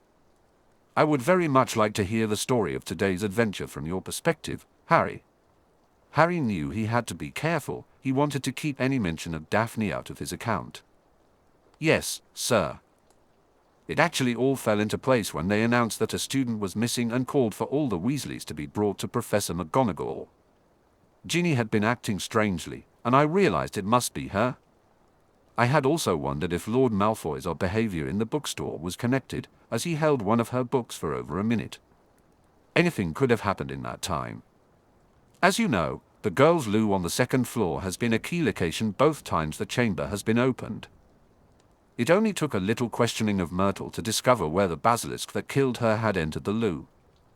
All I had to do was ask it to open in Parselton, and there was an open pipe leading down to a tunnel that connects to the Chamber of Secrets. With your stone, it was easy to kill the basilisk. The shade of Voldemort was a bit more challenging. However, I played dumb, and he loved to talk about how clever he was a little too much. Eventually, I realized the diary was the key. He admitted he was taking Ginny's life force to reanimate himself, but the process was far from complete. I knew he would still be dependent on the diary. He didn't realize I was onto him until it was too late. He was too busy trying to distract me into attacking his shade with the sword. I knew that wouldn't work. When I first got the sword, I was wearing the hat, hoping it might speak to me again. Anyway, the sword announced itself by banging into my head. Harry paused, feeling the lump on his forehead. I still have a bit of a bump up there. When I was trying to get the hat and sword off my head, the sword fell right into the basilisk's mouth, and I saw it absorbing the venom. I think that's why it was so effective at destroying the diary. It sizzled like it was being fried, and a lot of ink came pouring out of it. That's why it looked such a mess. I see. That was quite intelligent of you, Harry. You showed great cunning today. Thank you, sir. The Sorting Hat actually wanted to place me in Slytherin. Indeed? Yes.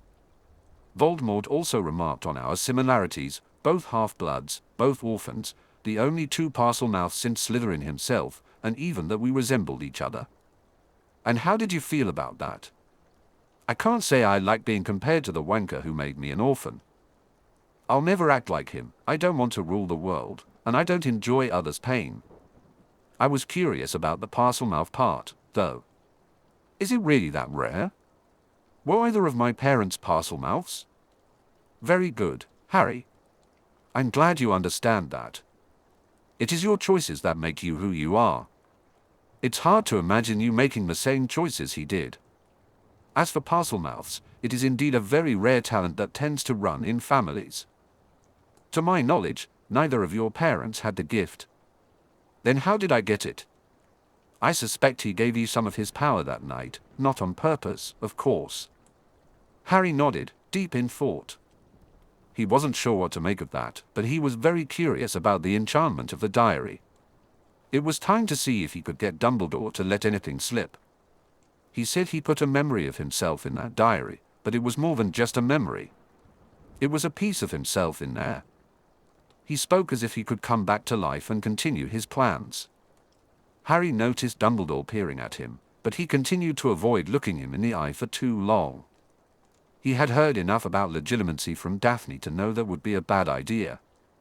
He pretended to look down, feigning fatigue. There are things we don't know about the night he tried to kill you, things we may never uncover. Tom traveled the world to learn very dark and dangerous magic, magic that is better left alone. Harry sensed that Dumbledore was being evasive again, but he decided to take a chance. Is there magic involving souls? If he hadn't been watching closely, he might have missed it, a slight flicker in Dumbledore's eyes and a brief hesitation in his response. Magic can be cast on just about anything, Harry. Perhaps even on things we have not yet imagined. I think we are done for now. You will receive an award for special services to the school, let's say 200 points. Yes, that seems appropriate. You should head back to your common room. I imagine your friends are anxious to see you. Thank you, sir. Harry was just about to open the door when Dumbledore added, "Where is your invisibility cloak?" Harry cast a casual glance over his shoulder as he replied, "It's in a safe place." Just a moment, Harry. You might want to step away from the door. We are about to have a visitor who is in a hurry. Harry couldn't fathom what he meant, but he complied and was grateful he did when the door suddenly swung open, revealing a very irate Lucius Malfoy. The sight of the beleaguered house elf, Dobby, scrambling to keep up while trying to finish polishing Malfoy's shoes was startling. Harry recalled how Dobby had once gotten him into trouble, though he had to admit that the second time had been more his own fault than the elf's. Still, Dobby had tried to protect him, and Harry felt he owed the elf a favor in return. He wanted to repay Dobby and maybe even gain a useful ally.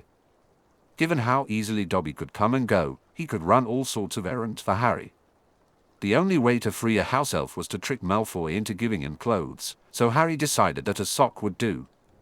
As the two older men were deep in conversation about Dumbledore's return when Harry quickly slipped off one of his socks and put his shoe back on, ensuring that only Dobby noticed. When he looked up, Dobby was pointing at the diary the men were discussing and then at Malfoy. Harry nodded, already aware of the connection, and he didn't want to get the poor elf into unnecessary trouble if Malfoy caught wind of it. He also observed Lucius's reaction to the diary, which was exactly the information he needed. As soon as Malfoy stormed out of the room, Harry rushed to the desk. "Professor, I'll bring this back. I just need it for a couple of minutes." Without waiting for Dumbledore's response, he dashed after the irate Lord Malfoy and the scurrying house elf. He caught up with them in the corridor just beyond the gargoyle, where Malfoy was wasting time kicking at Dobby, a sight that only fueled Harry's anger. He almost pulled out his wand but quickly decided against it. Instead, he shouted, "Malfoy!" As he approached, Lucius spun around, his expression filled with contempt. "I have no time for your schoolboy antics, Potter," he sneered. Harry thrust the diary into Lucius's free hand and stepped back quickly.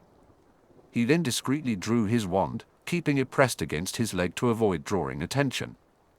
As expected, Lucius reflexively closed his hand around the diary, glaring at it with distaste. At that moment, Harry mouthed, "Take it," to Dobby while pointing at the book. Unfortunately, he had taken a split second too long, and Lucius was now regarding him with suspicion. "What are you doing?" Lucius demanded. "That's the wrong question," Harry replied. "The question is, what did you do? You gave a dangerous dark artifact to a schoolgirl. You've put the students of Hogwarts in danger for political gain. You don't know what you're talking about. You need to prove I gave it to the Weasley girl. Handing it to me now proves nothing. I never said who you were supposed to have given it to.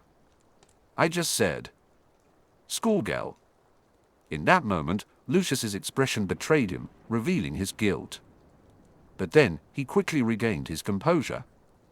"Dumbledore mentioned her name, I merely repeated it. Now, unless you have more proof." He extended the book towards Harry, who instinctively took a step back, feigning fear. "I don't want that cursed thing back." Harry's eyes darted to Dobby, silently urging the elf to intervene. Dobby met his gaze and slowly raised his hand to take the book.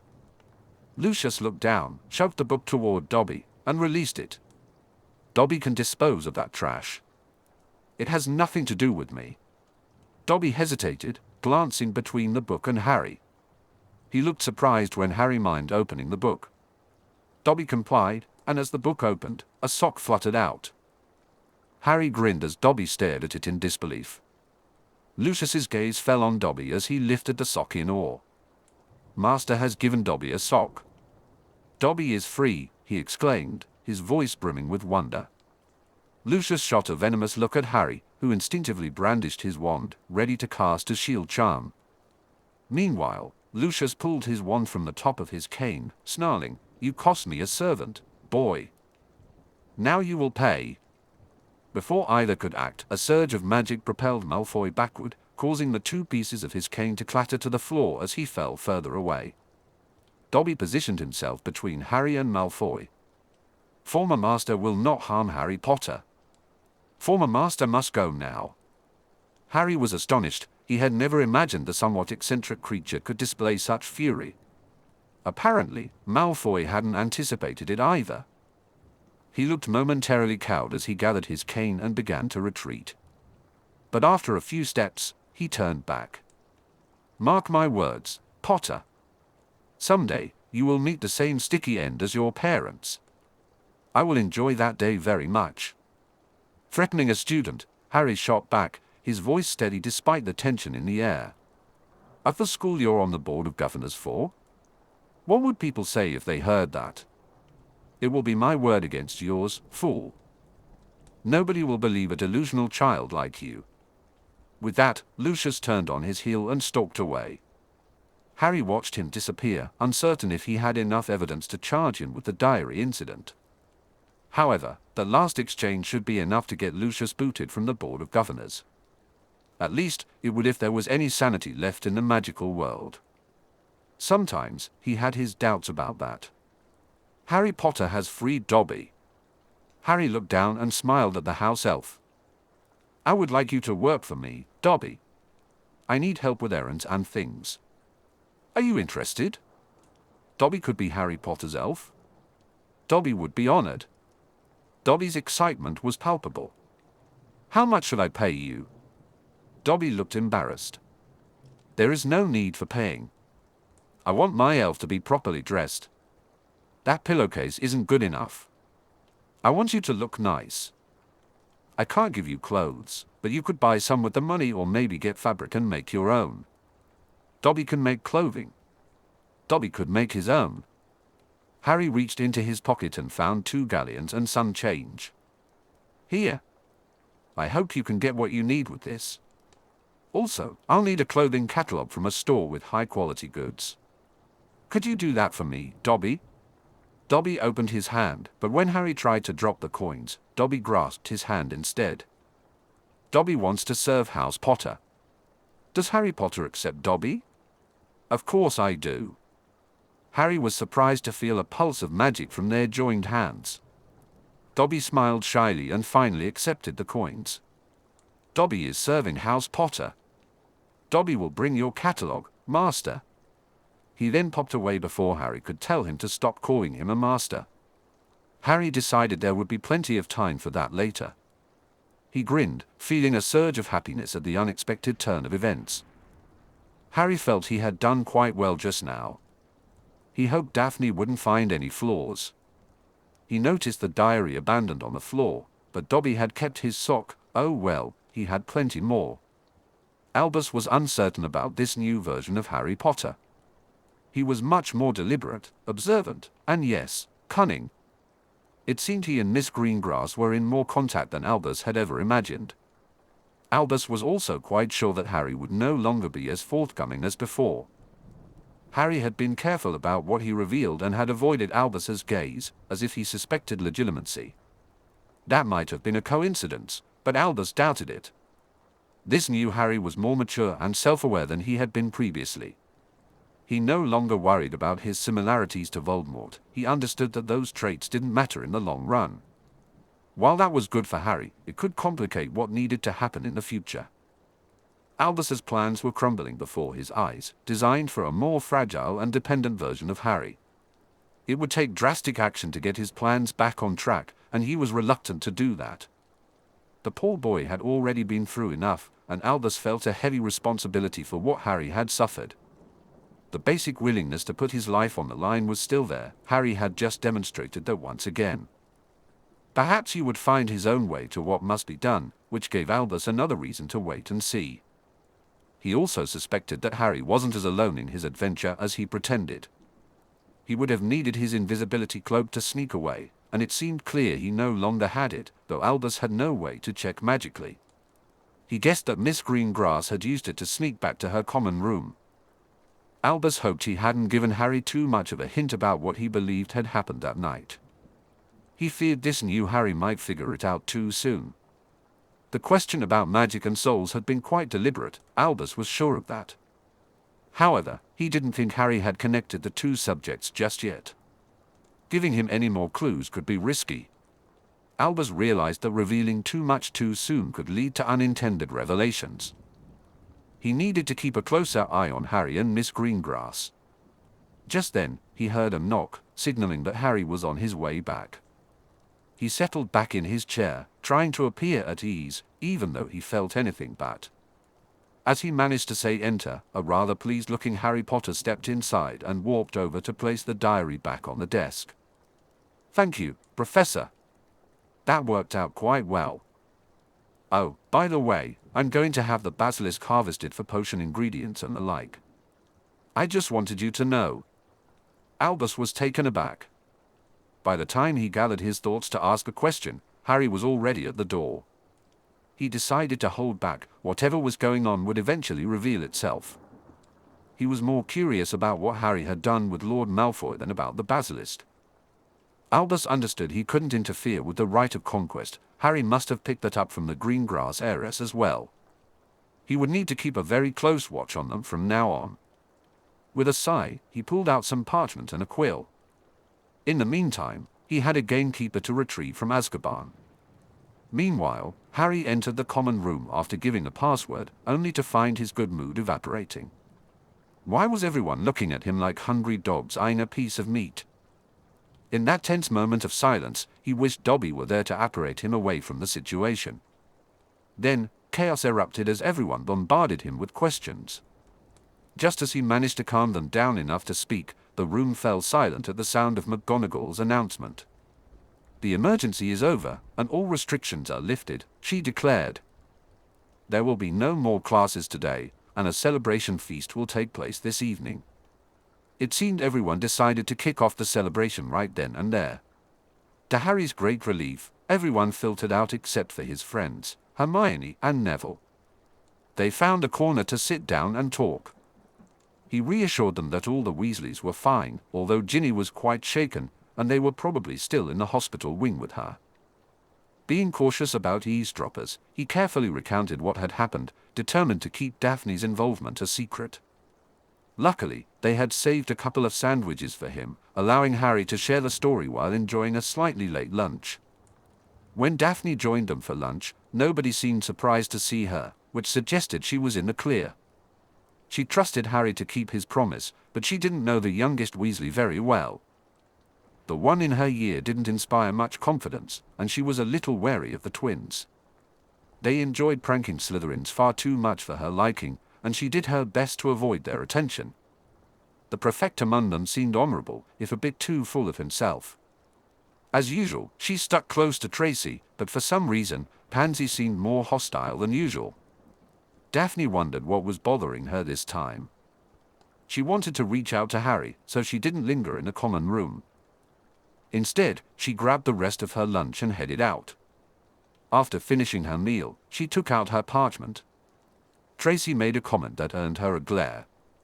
"Tell your boyfriend to leave you out of the next adventure," she teased. "He didn't encourage me to come along, it was my decision to join him," Daphne replied. Tracy looked a bit contrite as she murmured, "I just got worried." "I know, and I'm sorry. It's just that he's impulsive, and things like this seem to happen here." Tracy huffed but managed a small smile. "From what you told me, he seems to care about your well-being." Daphne did her best to suppress a blush as she responded, "He does." She began to write when Tracy fell silent. "Are you there?" she asked. She waited over a minute, enough time for her to start worrying. Finally, she was relieved to see a response. "Yes. Sorry, I was still in the common room and had to. Let's head to the dorm." "Have you faced a lot of questions?" "Only at first." When McGonagall made her announcement, most people were satisfied.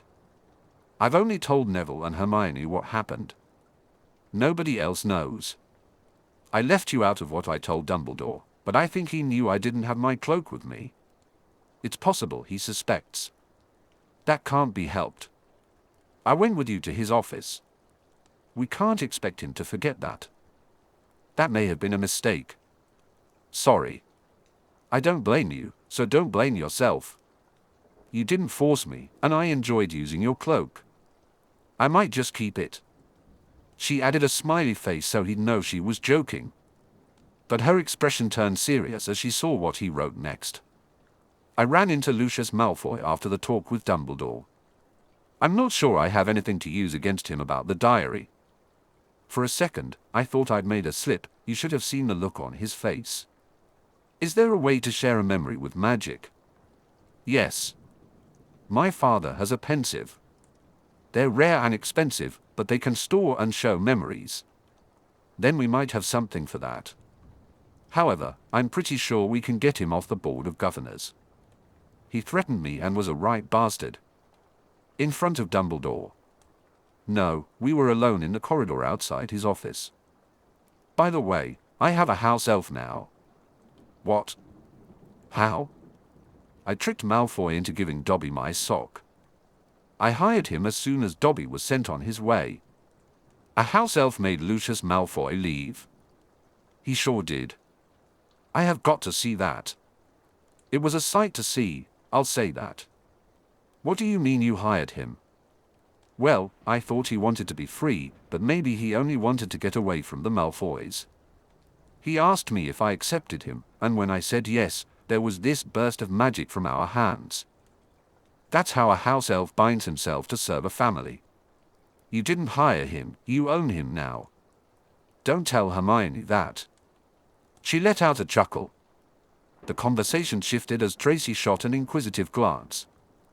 Your secret is safe with me, she said. A house elf can be really helpful. I just hope he calms down. He seems a bit of a nutter from what you've described. He's okay? Oh, he's here. What does he want?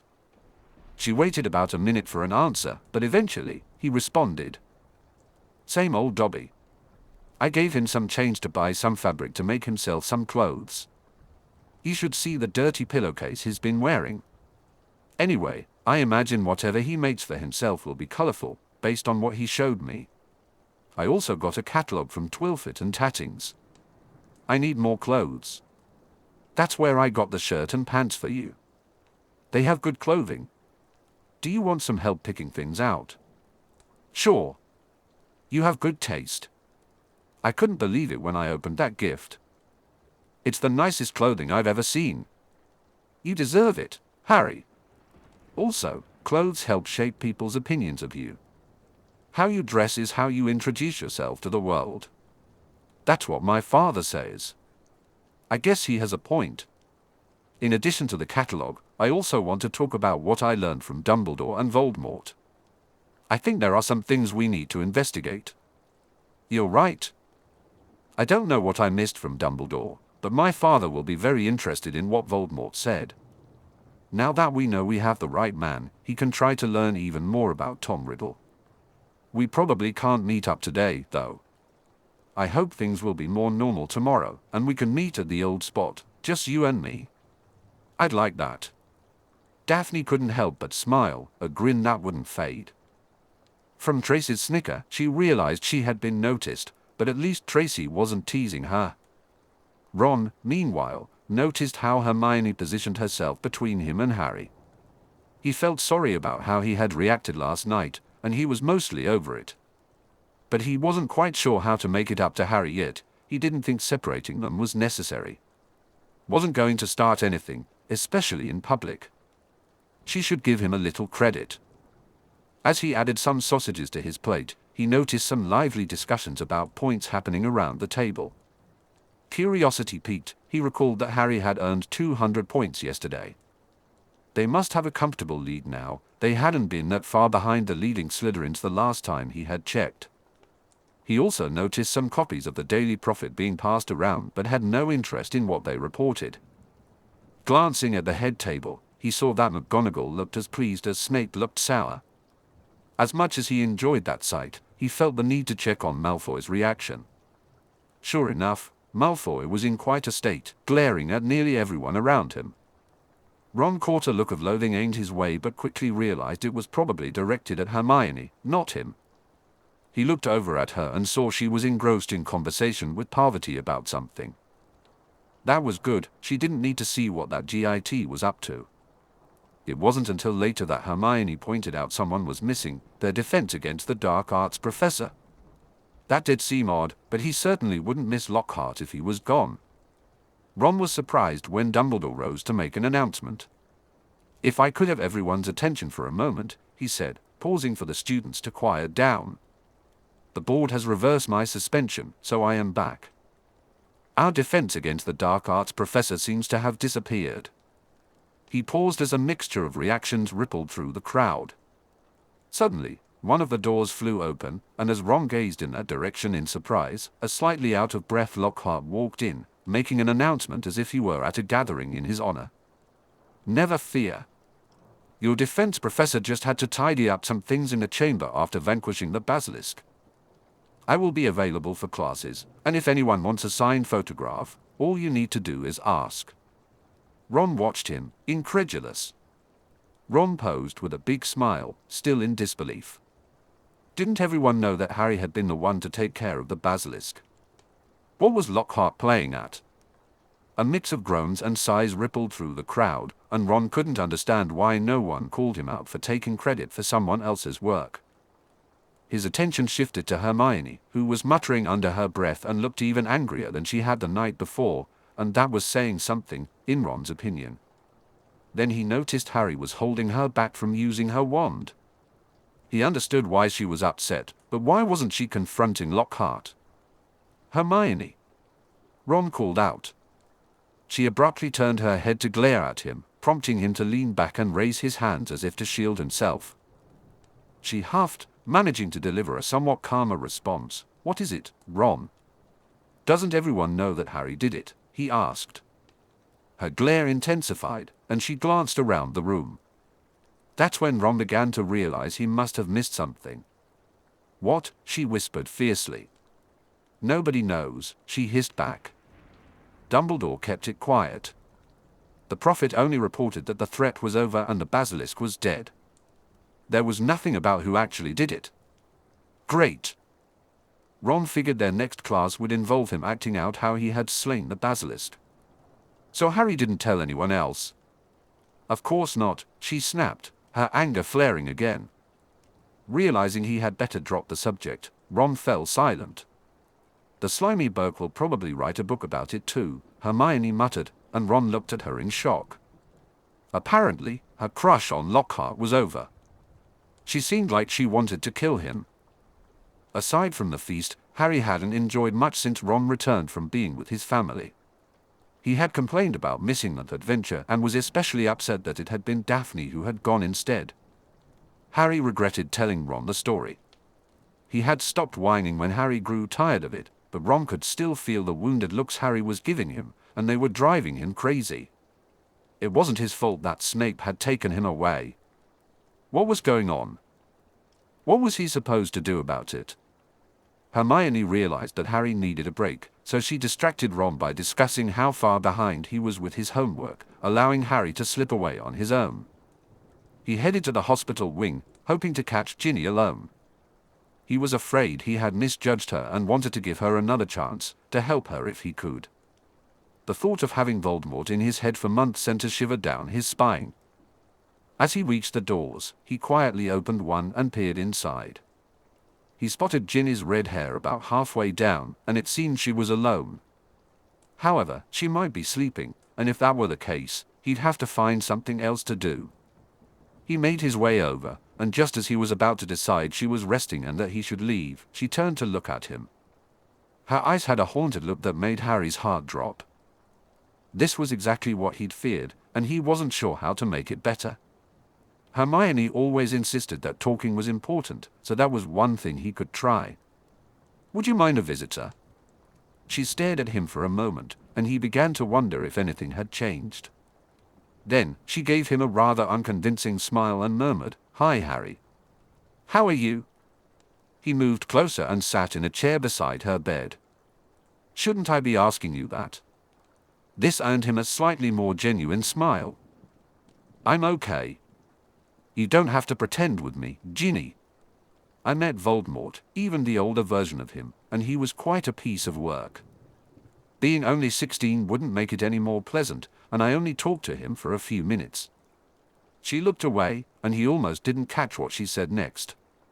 "I was so stupid." "Hey!"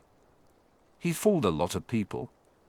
He was a student here, he killed someone and turned their diary into what it was, and nobody knew. Did you hear they thought it was Hagrid? I can't believe they believed that. He was already fooling everyone, Ginny, including the adults. Don't just blame yourself. What if I learned I was stupid and weak?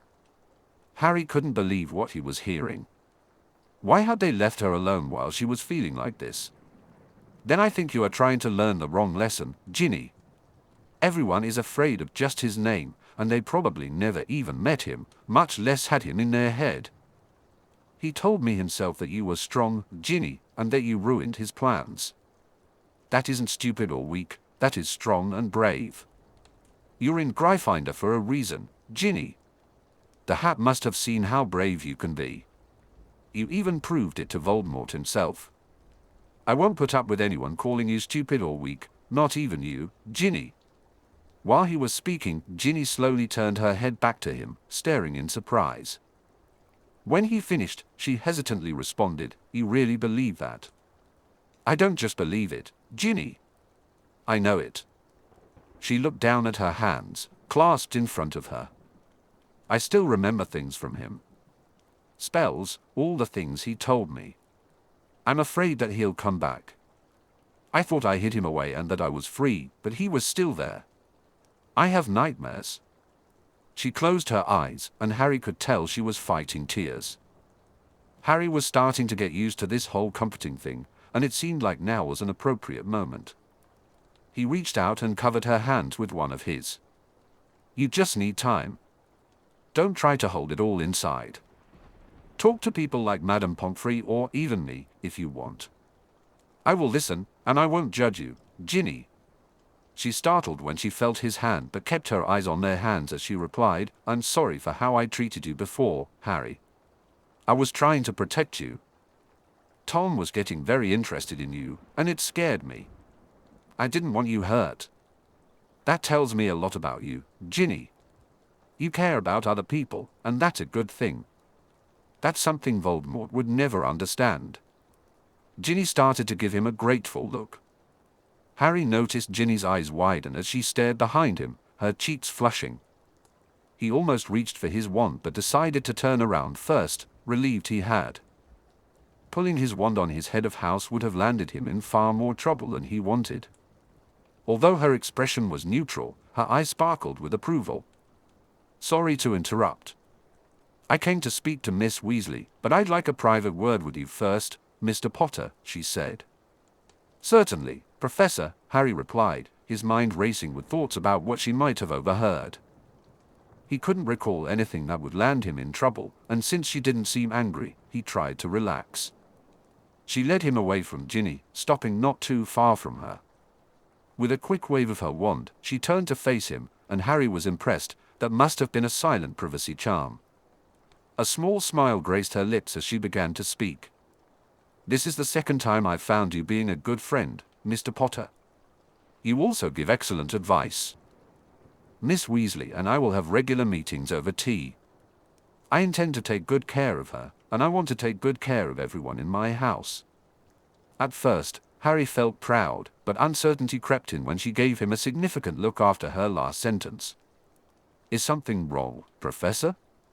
he asked. "That's my question for you, Mr. Potter. Has the headmaster been treating you fairly? Has he put any pressure on you? Is he forcing you to do things you don't want to do?" Those were loaded questions.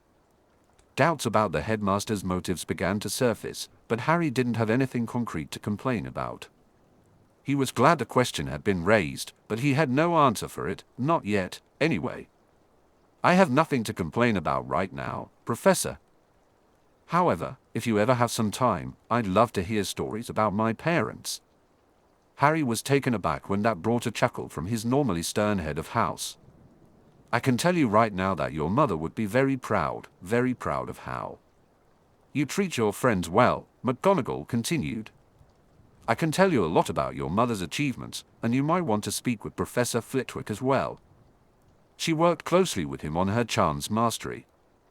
Most of my stories about your father, however, wouldn't be quite as favorable. He got into a lot of mischief during his time here, and I lost count of how many times I had to give him detention. But I can tell you this, he grew up to be a fine man. He made the ultimate sacrifice for his family. Never forget that, no matter what else you might hear about him. Now, I'll need some privacy with Miss Weasley, but I will be in touch, Mr. Potter. I would very much enjoy having tea with you, as often as our schedules allow." "Thank you, Professor," Harry replied, glancing at Ginny, who was caught staring at them. She blushed as he waved goodbye and turned toward the door. That conversation with McGonagall had been incredibly eye-opening. He wasn't sure yet if he would approach her about the headmaster, but it was clear that he could. He might just have an ally he would need someday. Minerva watched Harry as he walked toward the door. Although he hadn't mentioned Albus, she could see something in his eyes. It was disturbing for 2 reasons. First, it confirmed that Harry had a grievance against Albus, but he wasn't ready to voice it yet. Second, she realized he was also considering her. She had let him down badly last year. She had blindly followed Albus' orders to keep students away from the third-floor corridor at all costs. Now it was clear to her that he had tried to bring a security breach to her attention, and she had rebuffed him. She was paying the price for her blind faith in the headmaster. She had let down one of her lions, and she wouldn't allow that to happen again. Sooner or later, though, she would need an ally if she was going to oppose Albus. Albus. McGonagall thought she had just the right person in mind for the job. Time would tell. She turned her attention to a timid-looking first year who was trying not to watch her too obviously. It was time to shed her stern demeanor. She let out one of her rare, genuine smiles and noticed the effect it had on young Ginny. For now, she needed to focus on her, but she wouldn't forget Harry. Not again. After McGonagall left, Ginny reflected on her last two visitors. Things had been looking bleak, but now she had two people offering to help her.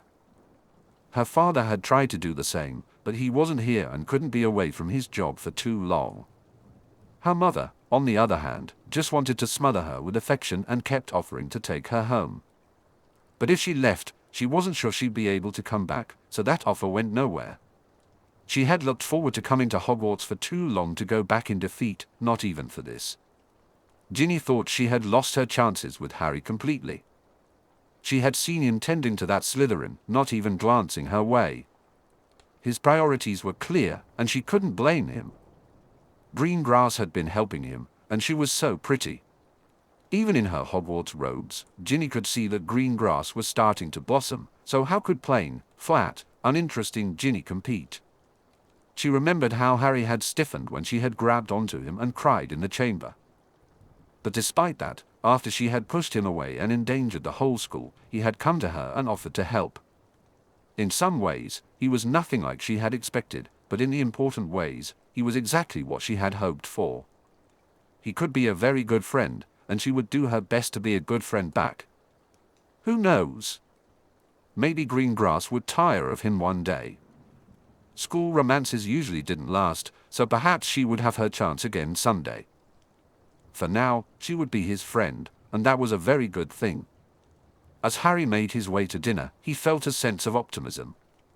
First and foremost, he would soon see Daphne again, but there were other reasons for his newfound hope. His visit with Ginny had gone well, and Harry's mood brightened even more with McGonagall's approval. Ron had come surprisingly close to apologizing, a feat he suspected Hermione had nudged him toward. Ron was making an effort to be a better friend, and Harry had to give him credit for that, though his marks for actually being a good friend would still be pretty mediocre. Shoving those thoughts aside, he decided to linger over pudding to unwind before heading to the room to meet Daphne. Eventually, his friends finished their desserts and followed him as he left the Great Hall. He glanced at the Slytherin table, pretty sure he spotted Daphne still there.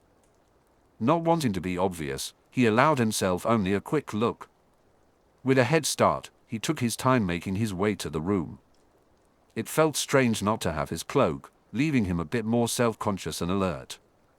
As he walked, he noticed one of the paintings staring at him. When he looked back, the figure quickly averted its gaze. It was certainly not subtle, but he decided it wasn't worth worrying about. Feeling good and wanting to hold on to that positive mood, Harry entered the empty room. He started toward his usual desk but stopped, feeling a bit restless. Instead of sitting, he wandered around the room, taking a closer look at their meeting place. It appeared as though this room hadn't been used in decades. Was it meant for storage, or had it served a purpose in the past? Why were there so many unused rooms? Was the student population declining? Did more classes and professors exist at one time? His questions faded as he turned toward the door, which was opening. He was delighted to see Daphne, and she looked equally pleased. She paused only to cast her usual 2 spells at the door before walking directly toward him instead of heading to her usual desk. He wondered about her choice until the moment she wrapped her arms around him in a hug. Harry felt his face heat up. He was starting to enjoy hugs, but this one was different. Harry was taken by surprise. Fortunately, some part of his brain kicked in, and he returned the hug while still wondering why this was happening. When Daphne finally pulled away, he noticed a hint of shyness in her demeanor, with a blush coloring her cheeks. This only added to Harry's confusion. Why would she do something she found embarrassing? She sat down and turned to him, breaking the silence. "So, what did I miss?" "With Riddle and Dumbledore, I mean." Harry felt a wave of relief. This was a much better topic than questioning the hug. He was ready to dive into it. "You didn't miss much with Riddle. After he stunned you, he used Avada Kedavra on the rooster, but then I noticed he seemed weaker. I tried to duel him, but he was too fast. That's when I got desperate and remembered what Dumbledore said just before he left. I was silently asking for help, and then Fawkes appeared with the sorting hat. Riddle thought it was funny, and I wasn't sure what to do." He continued, "Anyway, the hat had talked to me during the sorting, so I thought it might be able to help me, but it never said a word. I was starting to feel like an idiot, wearing the hat and thinking, I need help, when suddenly something heavy and hard hit me on the top of the head. I tried to get it off, and it fell right into the mouth of the basilisk. That's how close it got before it died. I had no idea what it was at the time, but I saw it seemed to be absorbing the basilisk venom, so I knew it was special. Riddle was the one who told me what it was, and this is one of the things I wanted to discuss. He called it a trophy and said he could use it to continue his legacy, whatever that meant." Daphne looked thoughtful. "That's interesting, especially compared to what else we know about him. But we can get into that later. Please, finish the story." "Okay." "It looked like Riddle really wanted it, so I grabbed it, but I had no idea what to do with it. It's not like you can stab a spirit. Riddle was even taunting me, trying to provoke me into attacking. The sword made me remember what you said about focusing on what's important, not on what the enemy wants you to focus on. I knew I was missing something, but then I recalled what he said about the diary." Daphne smiled at him, a brilliant expression that sent a strange flutter through Harry's chest. "Very good, Harry. I told you that you were getting better." It took Harry a moment to shake off the effect of her smile. "I stabbed the diary with the sword, and I was surprised by how easily it penetrated. It even sank a little into the rock floor. The diary sizzled as if the sword were hot, but I thought it might be the venom. Then Riddle just disappeared. I woke you up just as Ginny was coming around, and you know the rest." "Good. Now tell me about Dumbledore." He was very intent on not discussing how the diary was enchanted. Not only did he cut off Mr. Weasley, but he also avoided my question later. I mentioned how Riddle said it was just a memory, but you can't recreate a person from just a memory, and he dodged that. I wanted to bring up a suspicion of mine, but he didn't like my question about soul magic. "Soul magic?" "Harry, that was only mentioned to me as something better left alone. It's very dangerous. Maybe he was trying to steer you away from trouble." Harry considered that but remained unconvinced. "Maybe, but that isn't the impression I got. He doesn't want us to know anything about that diary. I'll have to discuss this with my father. I really don't know what to think. If it involves soul magic, that makes this all the more dangerous." She bit her lip in thought before turning back to Harry. "Anything else?" "Well, there's the sword. It disappeared after I laid it down on the desk. Dumbledore mentioned that it could be called by someone in great need, either a descendant of Gryffindor or someone who shares his ideals. He thought it went back to wherever it waits. We also talked about choices. He believed that my common traits with Riddle don't mean much since we made different choices." "Choices," Harry said, "and I agree with that. Another interesting thing he mentioned was being a parcel mouth. He explained that it's rare and usually runs in families. But when I asked him, he said neither of my parents was a parcel mouth. He also mentioned that Voldemort accidentally transferred some of his power to me." Daphne looked stunned. "Really? Did he say how?" "No. He acted like he didn't know, but I'm not sure I believe him." "That is odd," she mused, pondering for a moment before asking, "Anything else?" "Just the part about Malfoy that I already told you." "Oh. I forgot. She rummaged through her bag and turned back, holding out his cloak and a stoppered vial. Harry accepted the cloak with a smile but was curious about the vial. What's the vial for? Father wants your memory of your interaction with Malfoy. Just that part. He might use it for a trial or to show someone else, so he doesn't want anything extra. How do I do that? First, you concentrate on the memory. Then you put your wand up to your temple and pull it back. She mimed the action with her finger. If it works, you drop it in the vial. Here, I'll hold it for you. She removed the stopper from the vial and held it out to him. Harry hesitated, and she reassured him. You're only taking a copy of the memory, so it will still be there. You won't forget. Nodding, Harry took out his wand and focused on his interaction with Malfoy. When he felt he had succeeded, he touched his wand to his head momentarily and then pulled it away, revealing a silvery substance dangling from his wand. It was hard to tell if it was liquid or gas, as it seemed to behave like both at the same time. You did it on your first try, Daphne exclaimed, sounding impressed. Now, hold it over the vial and tap your wand on the edge to make it let go. Harry followed her instructions, watching the silvery substance continue to swirl as she replaced the stopper. Are you okay with someone else seeing this? He thought for a moment before responding. He wanted to ensure nothing. That was a bit too personal, Harry thought. If he had only copied his thoughts, he would have been fine with it. Is there a way to check that I only copied what I intended? He asked. No, sorry. We'd need a pensive for that, Daphne replied. That's okay. Making sure Malfoy pays for what he's done is important. For a moment, she looked embarrassed again. So, I guess we should talk about what happened. Yeah, so what did you think? Harry inquired.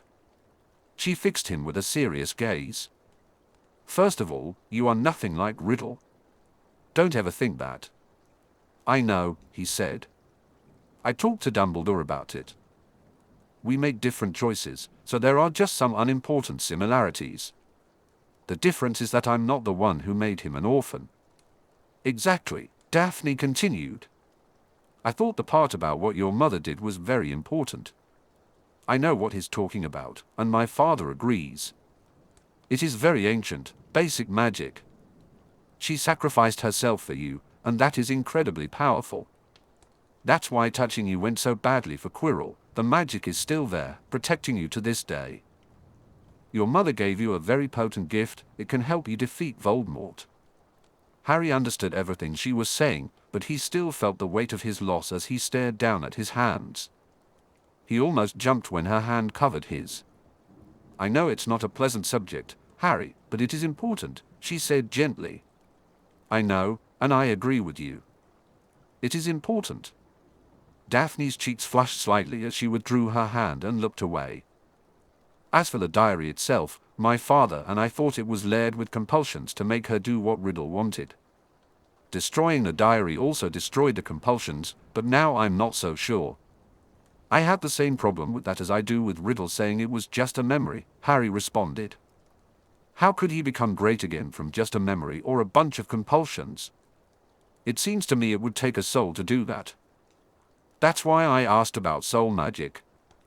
You mean he expected to live again? She asked, her eyes wide with realization. Exactly. I mean, what could a spirit? What does a sword have to do with his legacy? How could it possibly help? Daphne paled, her expression thoughtful. Harry knew she would find an answer. She was as intelligent as Hermione and had an even deeper understanding of magic. After a moment, she shook her head and sighed. I need to talk to my father about this. I don't know much about soul magic, and I'm not sure how much he knows either. He might need to consult his friend in the Department of Mysteries. She looked at him seriously. I don't have an answer for you right now, Harry. That's okay. I don't expect you to have all the answers. You've already helped me more than I can ever repay, Harry said. Daphne blushed. Harry, we're friends. You don't need to repay friends. I know. I just want to help you too. You do help me already, Harry. She gave him an intense look, then shook her head as if to clear her thoughts before continuing. Regarding the sword and his legacy, it might be connected to the 2 other missing relics of the founders. I don't know why, but he seems determined to collect them or use them somehow. I'm hoping my father will think of something. Harry nodded, encouraging her to go on. I have a couple of lighter topics to share. First, Draco is in a real snit. He's been rude to everyone and even got detention from Sprout of all people because of his attitude. She laughed, and Harry joined in for a moment. I knew you'd enjoy that one, she said, still chuckling. The other thing is the house points war between Snape and McGonagall. Did you hear about it? As you know, I didn't have potions today, but I did have transfiguration. I wondered why she was so generous with points today. Parvati even got 20 points for her penmanship. I didn't get any for mine, though. A true travesty of justice, if you ask me. That made Daphne laugh again, and when she reached out to place her hand on his arm, he felt himself flush. It was both embarrassing and invigorating at the same time, which didn't make sense to Harry. You may have to settle for points for your spell work, Harry. Ha! Ha! I did get 25, 20 for spell work and 5 for answering a question. There you go. You're a powerful wizard, Harry. That look she was giving him made him feel hot again. Maybe he needed to learn a cooling charm, but for now, he'd settle for changing the subject. There was something from first year that Dumbledore said that I'm still wondering about. Voldemort said he came to kill me, not my parents. When I asked Dumbledore why, he refused to answer and said I was too young. Harry felt his indignation rise as he spoke the last part. He came for you? Harry was surprised by the look on her face. She appeared appalled. He'd always known Voldemort had an unhealthy interest in killing him, so why was she so affected? He shrugged. It's nothing new. Harry, that is new. He isn't after you because you defeated him, he was after you from the beginning. Why would he come after a baby? The only reason I can think of is a prophecy. A prophecy? He was vaguely aware of divination as a course he could take next year, but he had never really thought about that branch of magic. The Department of Mysteries keeps copies of all prophecies, and anyone named in them has the right to hear it. My father may be able to arrange that for you. I had no idea. Harry didn't know what to think. Was there some prophecy about him and Voldemort? If there was, Voldemort certainly didn't like what it said. So, what was that potion you haven't told me about? Was a ghost helping you with it? Oh, no. She was a pest and no help at all. Also, most of the credit for the potion should go to Hermione. I just helped out and finished it. We brewed Polyjuice potion. Polyjuice? You do know that's a restricted potion, don't you? You Gryffindors are such rebels. Harry blushed as she smirked at him. He didn't know what to say, so Daphne spoke again. Why did you need it? We were planning to go in as Slytherins to see if Malfoy was there. After what you told me, we abandoned the plan, Daphne said. You still have it then? It could be useful, but you need to store it carefully, Harry replied. Yes, and Hermione looked that up. We have 4 doses worth being kept fresh, and we have no plan to use them. Daphne pondered for a moment, then huffed and dug into her book bag again. Sorry, I almost forgot something else. She pulled out a scrap of parchment and handed it to him. Father arranged for someone to harvest the basilisk. Officially, they are working for you. Here's the information on them. They will contact you to arrange a time to take them down to the chamber. Right, thanks, Harry said, glancing at the names, which meant nothing to him. It's a company run by a Muggle-born. Father has used them before, and they do good work. That's good. So, did anything happen since you wrote to me? Oh.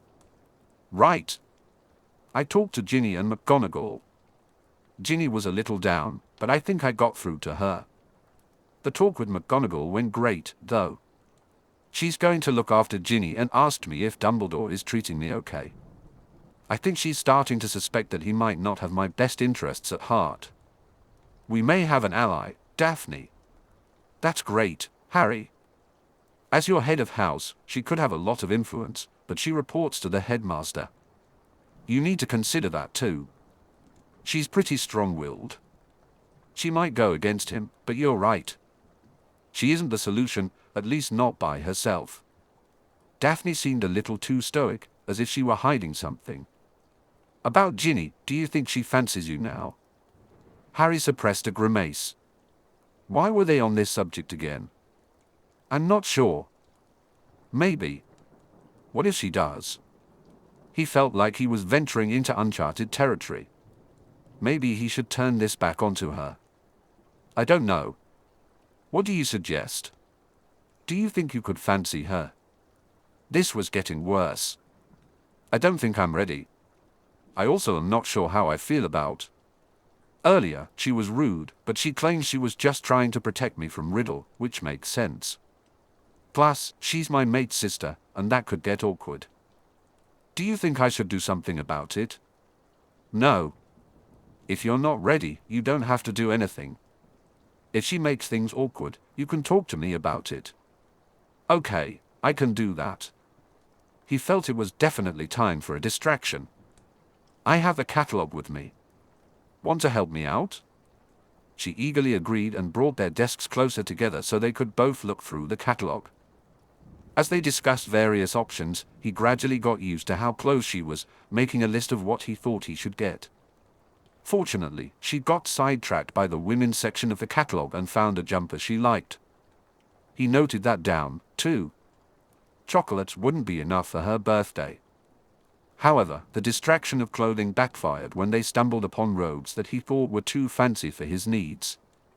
That led to a comment that completely caught him off guard. They'd be great for you to wear when you meet my parents. His mind came to a screeching halt. Meet her parents?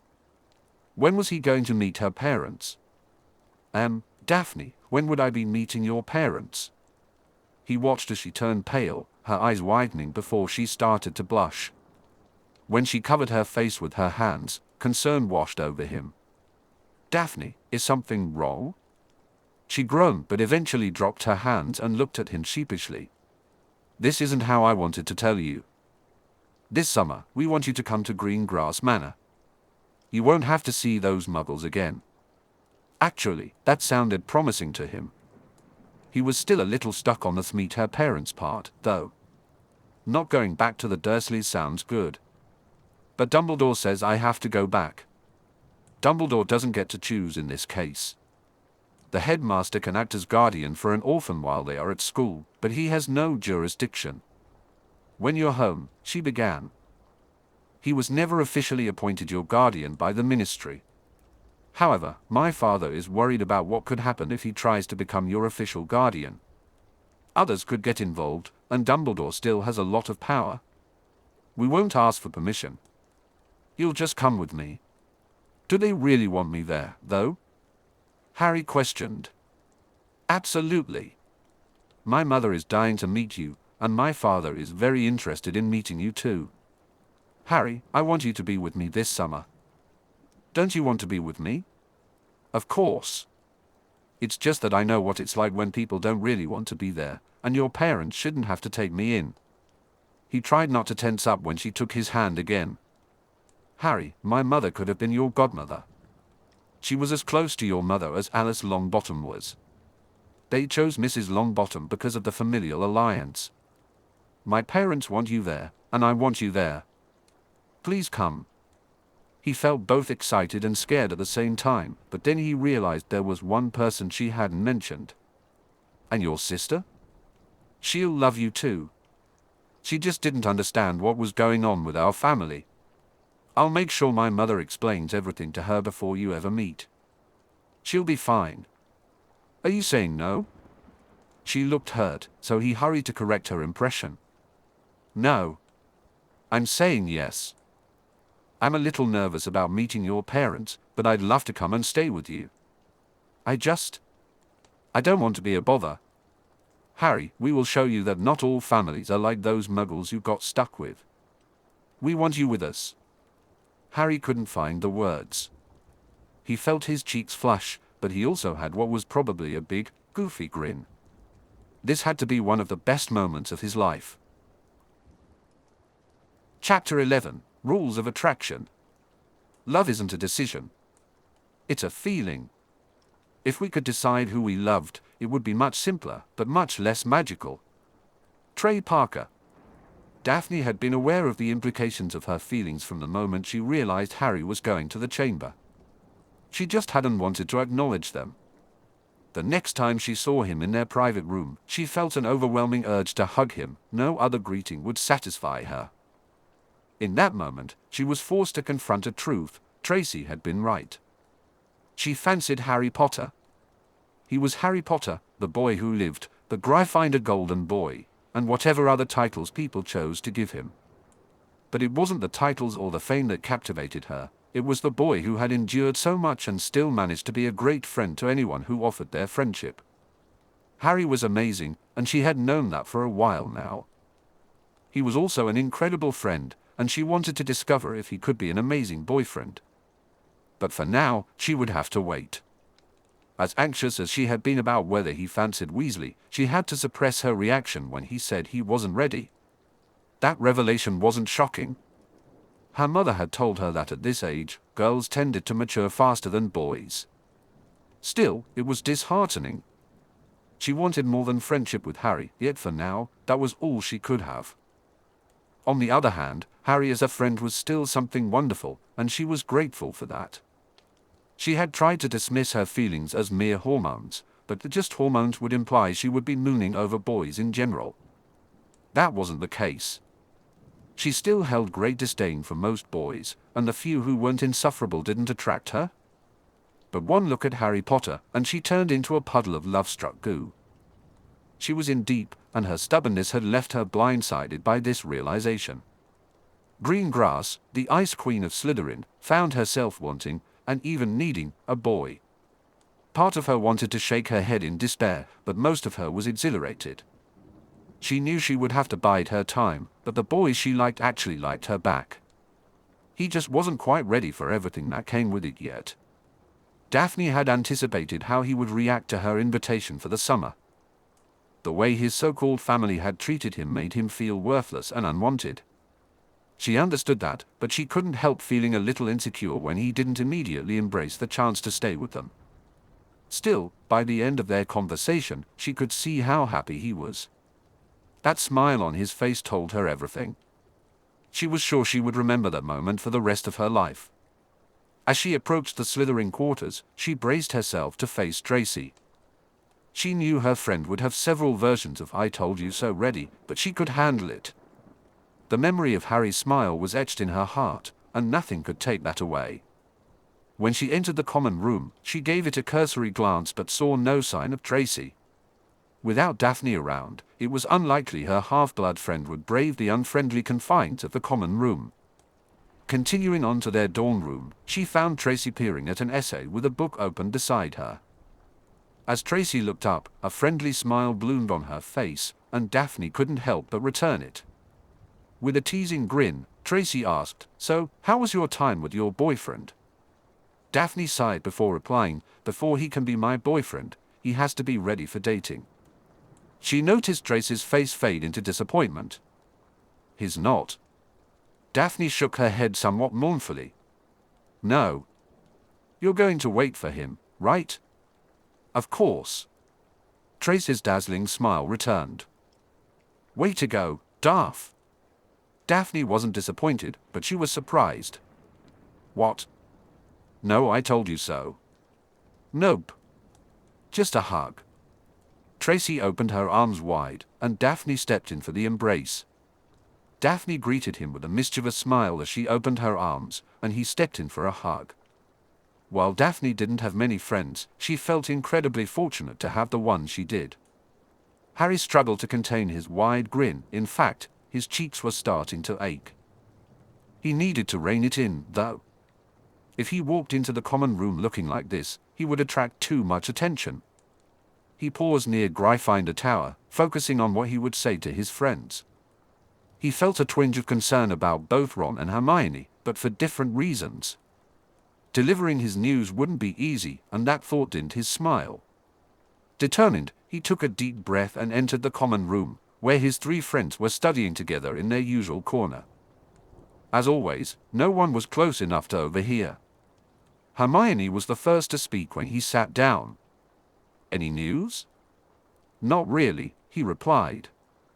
"We talked about everything, Voldemort, Dumbledore, and Malfoy, but we haven't come to any conclusions yet. Her father is going to try to get Malfoy off the Board of Governors." Ron nodded and said, "Good." Harry continued, "This next part can't get out to anyone." His friends exchanged puzzled glances, and it was Hermione who responded, "Of course, Harry. We already agreed to that. Daphne invited me to stay with her family this summer. I'm not going back to the Dursleys." He could see the surprise on Hermione's face, and he knew what she was going to say next. "But Harry, Dumbledore says you have to stay with your family for safety reasons." He cut her off firmly. "Does he get to tell you where you live?" "But, Harry..." His tone grew more intense. "Does he?" She hesitated, glancing at Ron and then back at Harry, seemingly searching for support. Finally, she sighed and said, "No." "Exactly. He doesn't get to tell me where to live either. I have no guardian appointed, they checked. Dumbledore has no more say over me than anyone else." "Are you sure you'll be safe?" Daphne asked, concern evident in her eyes. Harry softened his tone. "Of course. They're an old family, they'll be as well protected as anyone, probably more so. Daphne has told me about their wards and how careful her family has been." He glanced at the others. Neville seemed calm and accepting, but Ron looked so pale that his freckles stood out starkly. "What's wrong?" Harry asked. "Does this mean you won't visit the Burrow?" Ron replied, his voice tinged with worry. "This means it will be easier for me to visit, Ron. You're all still my friends, this just keeps me away from the Dursleys. It'll be my best summer ever for that reason alone." He noticed Hermione giving him a thoughtful look, but she simply nodded and smiled without saying a word. Harry suppressed a sigh of relief. Checking the time, he realized it was getting late. Feeling caught up on his homework, he decided to turn in early and see if he could arrange things with Dobby. It turned out to be easy. Dobby had access to his Gringotts account due to their magical bond and had done similar tasks for the Malfoys before. By the next day, he'd likely have everything he needed, including the last part of Daphne's gift. As a bonus, Harry discovered that Dobby could also obtain an account statement for him. He'd need to budget wisely to make his money last for the next 5 years. Meanwhile, Albus Dumbledore strolled through the halls until he reached an unused classroom across from the Charms classroom. He examined the door and stepped inside to inspect the room further. It was clear that the space had been used recently. 2 desks were cleaned and pushed together. The door showed signs of both locking and privacy charms. The portraits had been correct. This was where Daphne and Harry were meeting. Dumbledore found it intriguing how quickly Harry was developing thoughtfulness and cunning. When he had heard the story of how Harry manipulated Malfoy, he had been impressed. Engaging the services of a house elf demonstrated even more foresight. Harry was evolving. The imposing presence was generally a good thing, but he couldn't help but wonder if Harry would uncover the secret of his scar sooner than Albus would prefer. Harry still seemed willing to sacrifice himself if necessary, much like his mother had done. He had likely misjudged Harry by focusing on his appearance instead of the intelligence shining in his eyes. In many ways, he was his mother's son, not just because of his eye color. It surprised him to see this connection between a Slytherin and a Gryffindor. Yet, he remembered that Lily and Roxanne, the mothers of these two, had been friendly during their time at school. No matter how carefully one plans, an unpredictable factor can always disrupt things, and that was exactly the case here. He briefly considered eavesdropping on them, but ultimately dismissed the idea. His initial inclinations had led him astray, and a different path seemed more appropriate. With his plan in shambles, he realized the prophecy must have another way to fulfill itself. He just needed to figure out how to ensure it was fulfilled correctly. For now, he would content himself with watching from a distance. If more active surveillance became necessary in the future, he would address that then, so he left the room undisturbed. At the Gryffindor table, Harry noticed a minor disturbance and looked around to see what was happening. His gaze landed on a rather pale Ginny, who was walking uncertainly toward the table. She sat alone at first, but it wasn't long before her twin brothers joined her, taking a seat on either side. Ginny appeared both annoyed and worried, but her expression shifted to amusement as the twins began to banter. When she glanced over at Harry, she blushed, looked down, and started filling her plate with breakfast.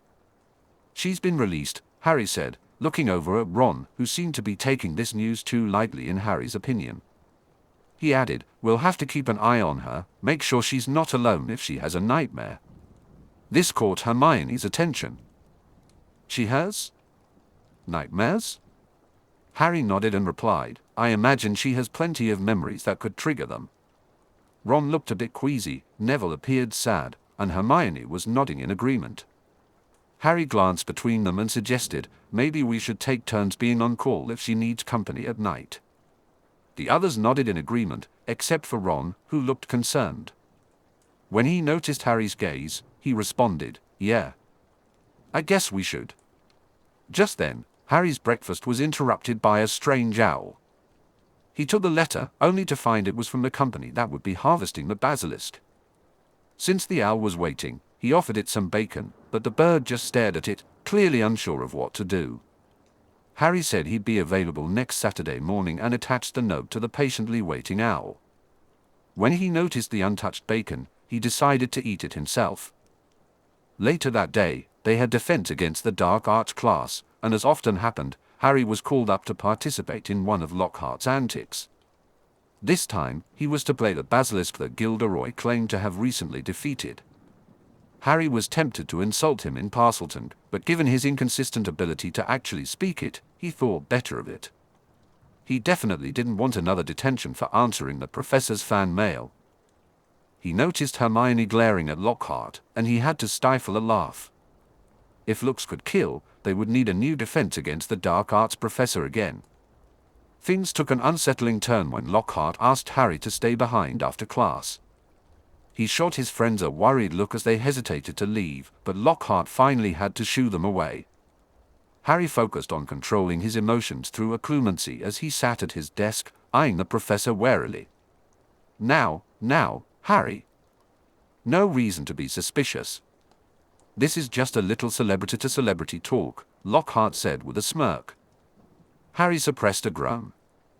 Not more advice on how to be famous, he'd had enough of that the first time. "So, tell me, Harry. How did you do it?" Lockhart asked. "Do what?" Harry replied. "Kill the basilisk, of course." If he hadn't started using occlumency to calm himself, Harry probably would have revealed too much. Instead, he decided to play dumb. "How could I kill a basilisk?" he asked. "That's what I asked you." "What? What basilisk?" "I didn't kill any basilisk." Harry. There's no need for such false modesty between us. I don't know what you're talking about. Harry didn't like Lockhart's demeanor. The professor might have been trying to seem nice and charming, but Harry sensed there was a serious undertone. He certainly didn't want this to come out, especially not through Lockhart of all people. Besides, the man had already taken public credit for the deed. Why was he now pressing Harry about it? Harry had never disputed Lockhart's claim and had no intention of doing so. "Ah, Harry. You're much too tense. Here, I have just the thing for you. It's from my private stock." Harry watched warily as Lockhart poured something from a bottle into a glass. After all the caution he'd learned from Daphne, there was no way he would drink anything from him, especially with Lockhart acting this way. "Sorry, Professor. I really don't have time for this. My friends are waiting." That finally seemed to register with Lockhart, who shot a worried glance toward the door. He was quite transparent, and Harry was eager to escape this situation. Lockhart gave him a calculating look but then flashed his usual smarmy smile. Quite right. I shouldn't keep you waiting. Off you go then, Harry. We can talk some other time. Not if Harry could help it. He needed to discuss this with someone. With Transfiguration class later that day, he knew exactly who to talk to.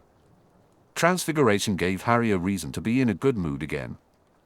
Not only had he received an O on his essay, but he was also the first to complete the Transfiguration, though Hermione wasn't far behind. She rolled her eyes at him, grinning. He knew she wouldn't be mad at him for doing well. It was clear that Hermione was pleased. Harry was quite obvious in his reluctance to leave at the end of class, so Hermione came over and whispered, "Lockhart?" Harry nodded, and she smiled in response. When Ron looked confused, she encouraged him to head out in front of her, which only deepened his confusion. Harry decided to leave Ron to her, as he had caught the attention of his Transfiguration professor, who regarded him with curiosity. "Are you eager to meet for tea, Mr. Potter?" the professor asked. "No, Professor. I need to discuss a rather unsettling encounter I had with Professor Lockhart. He tried to pry information from me about the basilisk, even though I insisted I didn't know what he was talking about. It got even creepier when he attempted to get me to drink something from his desk. He was trying to be charming, but I became concerned about his intentions." As he spoke, he noticed Hermione's expression shift from curiosity to concern. When he finished, she frowned and seemed lost in thought for a moment. Then her expression cleared, and she looked at him seriously. This is bound to make the rounds of the rumor mill, but it could be problematic. I have a suspicion about what he's up to. Don't worry, Mr. Potter, I will handle him. He won't give you any more trouble. Thank you, Professor. I was also curious about any school funds that accept donations. For instance, helping underprivileged students or upgrading school brooms. She gave him a puzzled look but answered, "We accept donations for both. I'm sure your parents set aside plenty of money for your education, but you should ensure you have enough for yourself. I'll be coming into some money soon, so I won't be donating anything my parents left for me." She looked curious but didn't press further. "Very well, Mr. Potter. Anything you can contribute will be appreciated. Thank you again, Professor. Goodbye, Mr. Potter." When Harry returned to the dormitory, he found a package waiting on his bed. There was. A flash of magic illuminated the room as he touched the package, revealing a parchment that appeared on top. He already had an inkling of what was inside, so he checked the parchment first. It was a statement from Gringotts, and he had to sit down as the reality sank in. Managing a budget was the last thing he needed to worry about. The vault he had seen was just a small part of his holdings, replenished to the staggering amount of 50,000 galleons every year. The numbers for his other vault were so astronomical they left him utterly bewildered. He was rich, literally, mind-bogglingly rich. Dinner felt a bit strange. Lockhart was unusually subdued, casting glances at McGonagall, who seemed to completely ignore him. It was clear she must have had quite a conversation with him, which Harry considered a brilliant development. The twins tried to entertain Ginny, just as they had at breakfast, but she remained quiet and hardly reacted. As the meal progressed, the twins exchanged looks over her head more frequently. It was evident their plan was falling flat. Harry noticed Ron glancing at Ginny and the twins now and then, but he didn't say anything or take action. Harry scanned the room for Percy but didn't see him. When Hermione shot him a concerned look, he knew she was thinking the same thing. He glanced over at the Slytherin table, but Daphne wasn't looking their way. He had some homework to catch up on and was contemplating how to approach Ginny himself, which was why he hadn't reached out to Daphne that day. When Ginny was ready to leave, the twins, Harry's friends, and even Percy gathered around her and headed up together. Harry could tell she wasn't too pleased about it, but he hoped she would understand and accept their support. Somehow, the twins managed to clear a sofa and some nearby chairs, allowing the whole group to sit together. Sensing that Ginny would be less likely to argue with him, Harry decided to take the initiative when no one else did. "Ginny," he began gently, "if you wake up from a nightmare, we want you to wake one of us so you won't be alone." Ginny's reaction was one of pure shock, followed by a deep blush. Harry's attention shifted from her to Percy, who interrupted with an irritated tone. "This is a family matter." "It shouldn't concern you," Percy said. Harry had to rein in his initial response, though some of his frustration slipped into his voice. "Have you ever talked to Voldemort?" Percy looked taken aback. "Well, no, of course not," he replied. "I have. Twice. I know what that wanker is like." "Do you?" Percy seemed at a loss for words, glancing at his brothers. Harry followed suit and noticed the twins glaring at Percy, while Ron wore a look of irritation. One of the twins finally broke the silence, and for once, there was no synchronized banter between them. "Percy, if you want to be a pain in the ass, you can leave. The rest of us will handle this." Harry noticed Percy blushing and looking sheepish, so he turned his attention back to Ginny. She appeared deep in thought, and when she caught him looking, she asked, "Who exactly is included in this offer?" "Everyone who volunteers," Harry replied, raising his hand. Ginny glanced around, and to his delight, he saw all the Weasley brothers and his friends raising their hands as well. Ginny looked impressed, and Harry felt a surge of determination to keep the momentum going before she could voice any objections. "There are enough of us, so you don't have to worry about bothering any one of us too much. I'm first on the right, Ron is first on the left, and Neville is second on the right." One of the twins chimed in, "First two on the right." Percy added, "Second on the left." Then Hermione spoke up, "All the way on the end, but my roommates are heavy sleepers. If you ever need a girl's point of view, pick me. I won't mind." Ginny looked down, blushing. Harry waited for a moment, but she seemed speechless. Not wanting her to feel intimidated, he asked gently, "Are you okay with this? Will you wake one of us if you have trouble sleeping?" Ginny looked up, her expression thoughtful. Ginny looked up, her eyes a little teary, but her voice was stronger than Harry expected. "I'll do it. Thank you. Thank you all." She glanced at the rest of them, a mix of gratitude and determination in her expression. They chatted for a bit, but then decided to break up the group so Ginny wouldn't feel overwhelmed. Besides, Harry needed to catch up on some homework to keep his promise to do his best. The usual foursome regrouped at their familiar table and quietly worked together. By the end of the evening, Harry managed to catch up completely, but he felt exhausted. As it got closer to bedtime, he headed up to his room. He wanted to write to Daphne, he didn't want to go a whole day without contacting her. After changing into his pajamas, he pulled his curtains, muttered a privacy spell, and got out what he needed to reach out to her. "Are you awake?" he typed. "Of course. Just finishing up an essay. How was your day?" "Pretty good. Yours?" "Not bad. I don't have any news, do you?" "Some." Ginny was released, and her brothers and my friends are going to be available if she has trouble sleeping. She has nightmares. I can imagine.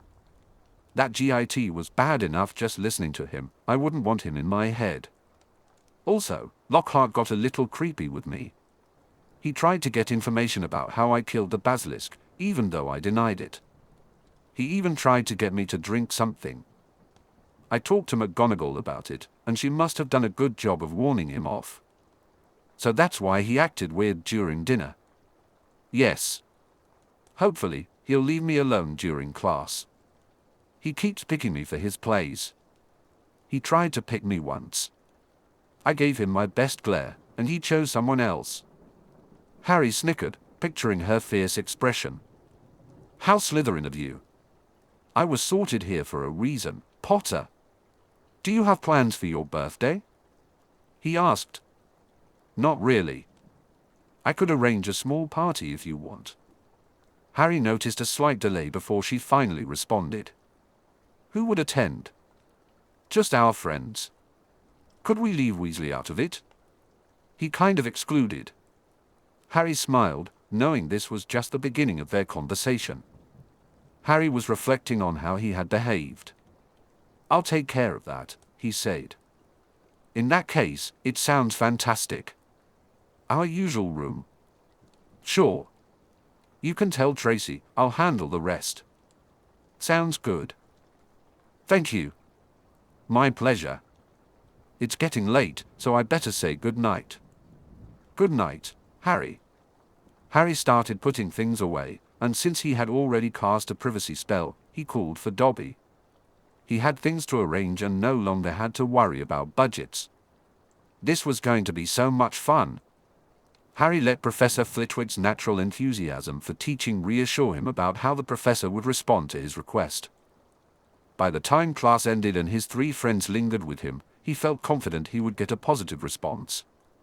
He began to wonder if Phileas had noticed them hanging back when the small professor looked up from putting a book away and gave him a curious smile. Are you going to ask me something, or do you just enjoy this room so much? Harry felt a flush creeping to his cheeks but recognized it as good-natured teasing. He had been stalling, he needed to get to the point. We were wondering if you would mind giving us some pointers or even some training on learning to duel. That earned him an intrigued look from the professor. Apparently, the subject must really appeal to you despite what happened in the unfortunate attempt at a dueling club by a certain other professor.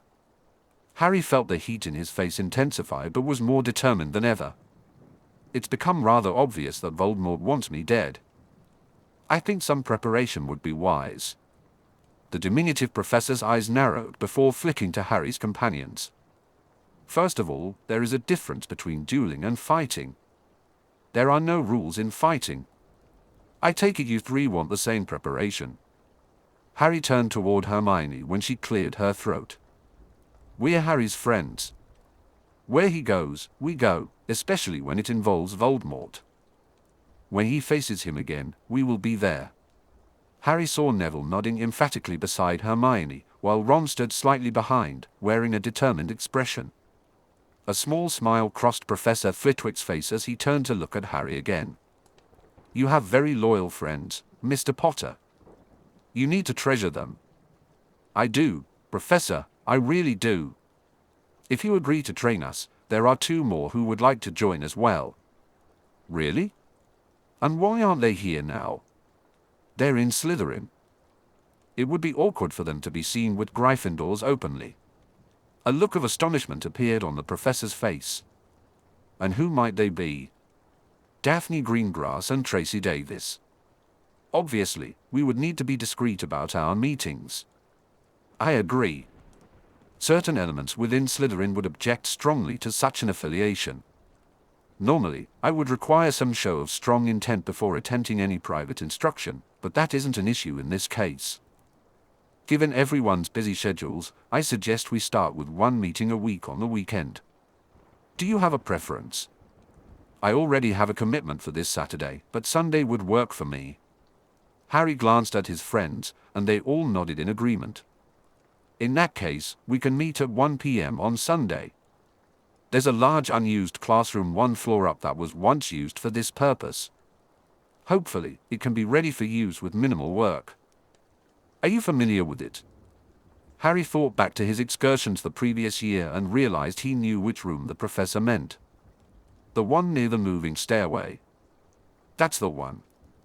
I look forward to seeing you and all of your friends on Sunday then. I'll bring a few books that you can borrow as well. Harry knew without looking that Hermione must be intrigued by that. He was eager to get his hands on them too. Meanwhile, Ron Weasley reflected on the mess he had gotten himself into. He realized he was paying dearly for his poor reaction to the Slytherins. He was excluded from a future gathering with his friends, and to make matters worse, he knew there would be treats involved that he would miss out on. If he wanted to maintain his friendship with Ron, knew he needed to step up his game if he wanted to keep up with the other Gryffindors. The trouble was, he often struggled to recognize pivotal moments, especially the one that had landed him in this situation. At least he was still invited on the excursion to harvest the basilisk.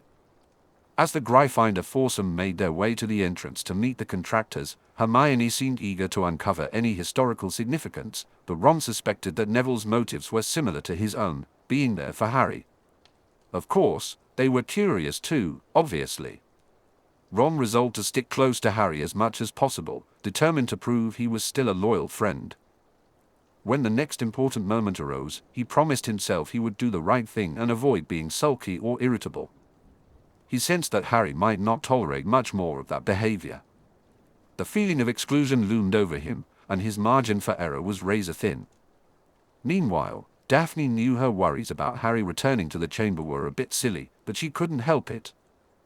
He'd be with adults who knew exactly what they were doing, and the monster was certainly dead, so she figured he and his friends would be fine.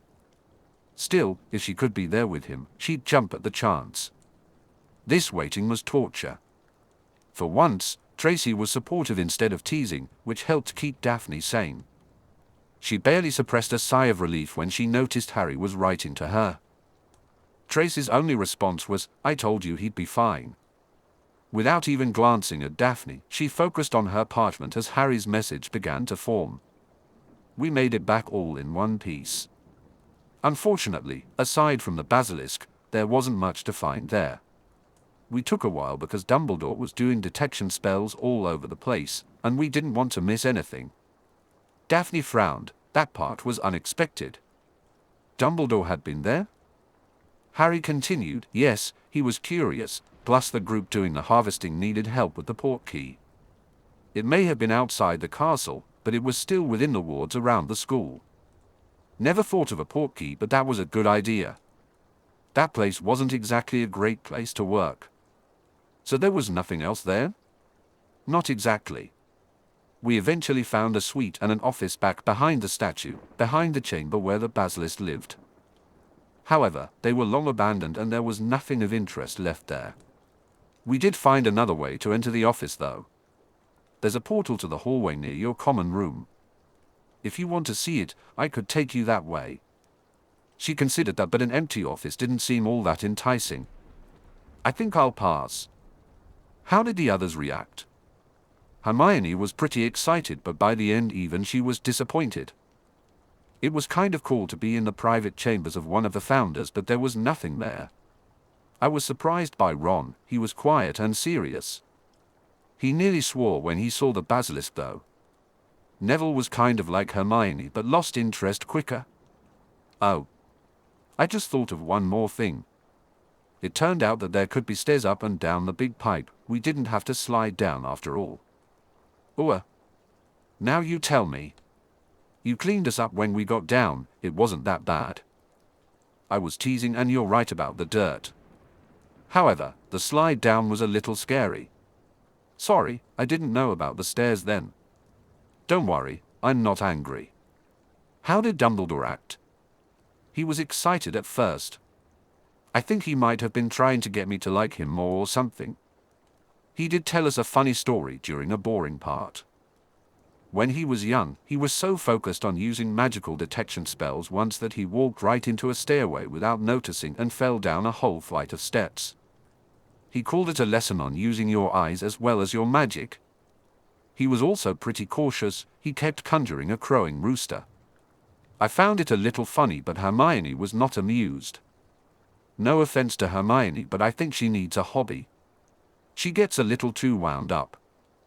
You're probably right, but I think she is getting better, she said. I gave up on that spew stuff. Before the guy in charge left with the basilisk, he mentioned I'd probably net over 3 million galleons for it. That's a fortune, isn't it? You're not kidding. A whole family could live on that for decades and still have plenty left over. Half of it is yours. She tried to suppress her gasp of surprise, but it slipped out, catching Tracy's attention. Is something wrong? Tracy asked.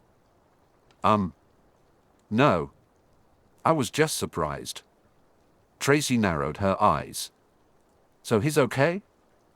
Yes, he's fine. They're all fine. Good. Tracy still looked a bit dubious, but she didn't want to leave Harry hanging for too long. Daphne. Too late, he noticed her hesitation. How was she going to tell him this? It felt so embarrassing. Harry, this is a little awkward, and I guess I need to explain. It isn't bad, so don't worry. Now you have me worried. Sorry. It's just that offering a large sum of money like that to me could be interpreted as offering a bride price. She waited for his response, but nothing came. Now it was her turn to wonder what was happening. Harry? Sorry, I wasn't sure how to respond. I'm still not, actually. You don't have to give me any of the money, you know. You took half the risk, you should get half of the reward. Technically, you should get all of it. No. I would never have done that without you. Half is more than fair. I'll just have to figure out how to explain this without letting them know I went down there with you. I also need to make sure they understand it isn't an offer of a bride price. That never occurred to me. I didn't know they still did that in magical society. It's like marriage contracts, some families do and some don't. If it's a problem, I could hold the money until you're of age. You wouldn't have to explain it at all then, right? Right. Just let me think about it. You're very generous, you know. No, I just want to do what's right. Modest, too. Are you trying to make me blush? Is it working? She asked, laughing as he drew a smiley face. She giggled even more when he added some color to the cheeks. Chapter 12, Relationships Worth Waiting For. Those who don't believe in magic will never find it. Roald Dahl. Harry opened the door and stopped in shock. He took a few steps into the room, feeling Hermione bump into his back. As he looked around in wonder, he noticed both Hermione and Neville gazing around with equally astonished expressions. He barely recognized the room at all. Everywhere he turned, decorations of every kind filled the space, as if a party supply store had exploded. In the center of the room, he finally spotted a table laden with a huge birthday cake, biscuits, plates, utensils, cups, pitchers of what looked like various juices, and a large teapot accompanied by several teacups. It was everything he could have wanted, just far more than they needed. He had specifically told Dobby that the party was for 5 people, only 5.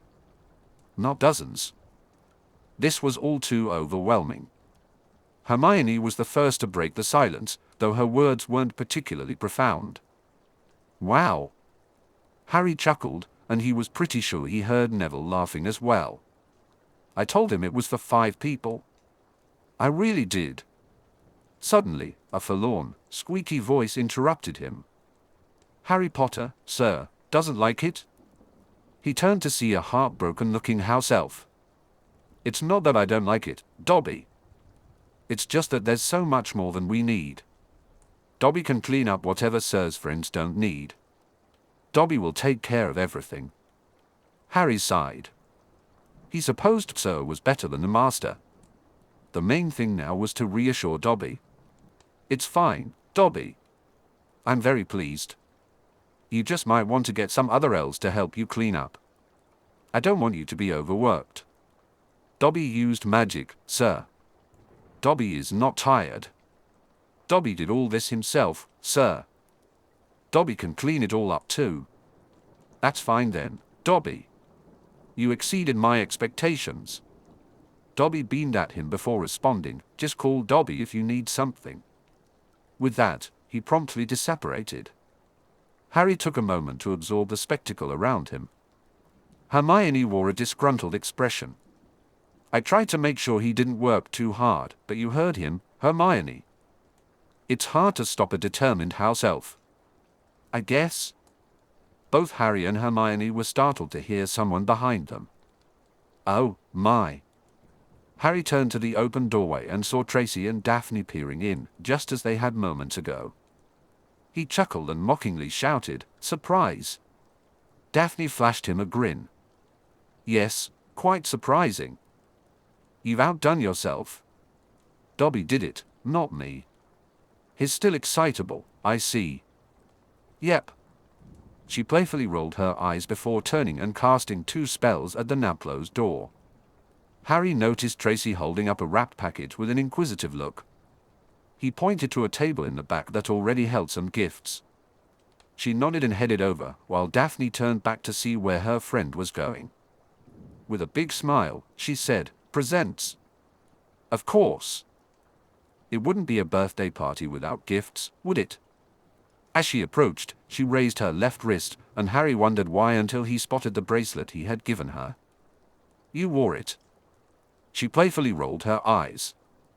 "Of course I did. I told you that I liked it." After a brief pause, she asked, "So what's the plan?" Harry was still recovering from his embarrassment when he replied, "Whatever you want. It's your day, so you get to decide." He was enjoying Daphne's smile when Tracy suddenly chuckled. "Now you did it. Does that mean the rest of us should leave to give you two some privacy?" Daphne immediately turned red and shot a glare at her friend. "Tracy? How could you say that?" Harry was too busy battling his own embarrassment to say anything while the others began to laugh. Tracy winked at Daphne and added, "I was just trying to liven up the party." Daphne continued to glare at her. "There are better ways to do that." Harry cleared his throat. "What would you like to do?" Before Daphne could respond, Tracy made a suggestion. "We could tell funny stories." Daphne shot her a glare. "You are not telling any stories." Hermione interjected, "How about we sing Happy Birthday?" Harry gulped. I'm not sure hearing me try to sing would be a good thing." Daphne gave him a serious look, moved in close, and whispered, "If it was those awful muggles who raised you who told you that, don't believe them." When Tracy noticed Daphne approaching Harry, she quickly pulled Hermione aside and whispered. Daphne finally admitted to herself that she fancies Harry. Hermione smiled broadly and whispered back, "I knew it. I'm happy for them. Do you think Harry is ready for dating?" Hermione's smile faded. She glanced at her friend in quiet conversation with Daphne, biting her lip as she pondered the question. After a moment, she sighed and replied, "Probably not, but with a little encouragement, I think he could be ready soon." "That's what I was hoping. Daphne says she's going to wait for him." Hermione's smile returned. It was about time Harry got a chance at some happiness. Meanwhile, Neville watched as the other four paired up and began to wonder what he should do. He wasn't surprised to see Daphne with Harry. He'd started to wonder if they were a couple. He wasn't sure if it was official yet, but it certainly seemed to be heading that way. He felt uncertain about his own readiness for a relationship, but since he had begun to make real friends, he started to think about his duty to find a new Lady Longbottom. Maybe there was someone out there who would want to be with him. It didn't seem as outrageous an idea as it had just 2 months ago. His thoughts were interrupted when he felt a tentative touch on his arm. He turned to see Tracy, beaming at him, her eyes sparkling with merriment. The sight was so enchanting that he simply gaped at her, momentarily lost for words. "Feeling a bit lonely there, Neville?" Tracy asked, her tone teasing. She clearly expected him to open up. He took a moment to gather his thoughts. I'm okay. I'm used to it," he replied, trying to sound casual. Tracy frowned slightly, and he thought the look didn't suit her at all. "It's definitely not okay, Neville. This is a party. We're supposed to have fun together." In that moment, Neville noticed Hermione watching them from the side, a smile on her face as her eyes flicked between him and Tracy. Oh no, was she thinking that he and Tracy? He swallowed hard and forced a smile. He had to get through this somehow. Daphne happened to pick up Hermione's gift first, thinking it might just be a card. But when she opened the envelope, she gasped. Inside was a gift certificate for Twilfit and Tattings, and the amount was quite surprising. "This was very generous, Hermione. Thank you so much.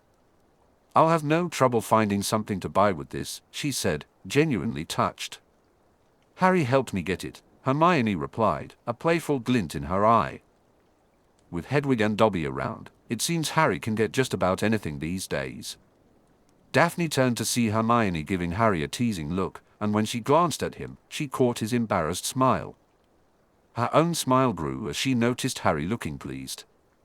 She also saw Hermione and Tracy exchanging knowing glances, which made her decide to move on to the next present quickly for a distraction. The next gift was from Neville. As she unwrapped it, she suspected it was a hand mirror based on the shape. But when she turned it around, she was greeted with the back, which featured a detailed rendering of the Greengrass family crest. It was clearly high quality. She spun it around to see the mirror's reflection, which was flawless. Suddenly, she heard Neville say a magnify. She gave him a puzzled look but complied. As she spoke the word, she noticed the reflection change in her peripheral vision.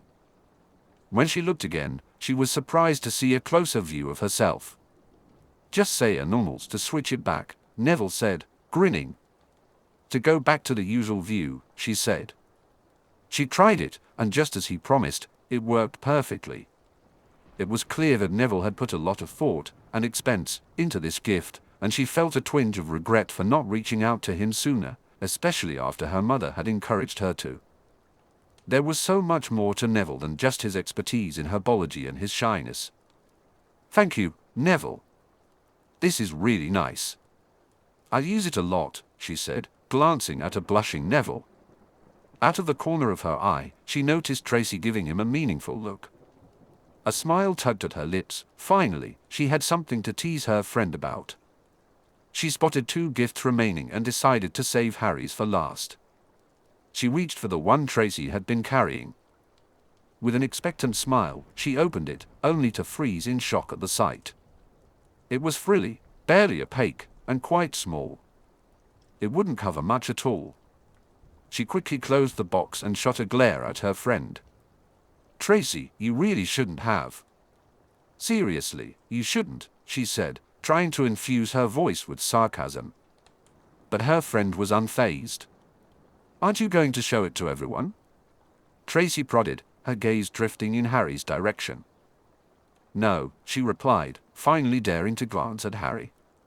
Fortunately, he looked completely oblivious, his attention shifting between the 2 Slytherins. Daphne quickly buried the box beneath the other gifts and turned her focus to Harry's present, which was clearly in 2 parts, tied together with a lovely red ribbon. She couldn't help but smile at him as she began to unwrap it. Amusement flickered across her face when she noticed him blushing again, though he seemed a bit nervous. She promised herself she'd thank him enough to ease any worries he might have. As she opened the smaller gift, her eyes lit up at the sight of a large package of Honeydew's finest chocolates. She loved chocolate and held it up towards him with a big smile. You can buy me chocolate anytime, Harry, she said. His blush deepened, and his smile made her want to hug him, but she held back. There was still the bigger package to open. She unwrapped it to reveal an elegant jumper. Daphne was pleased to see the gift, but as she held it up, recognition washed over her.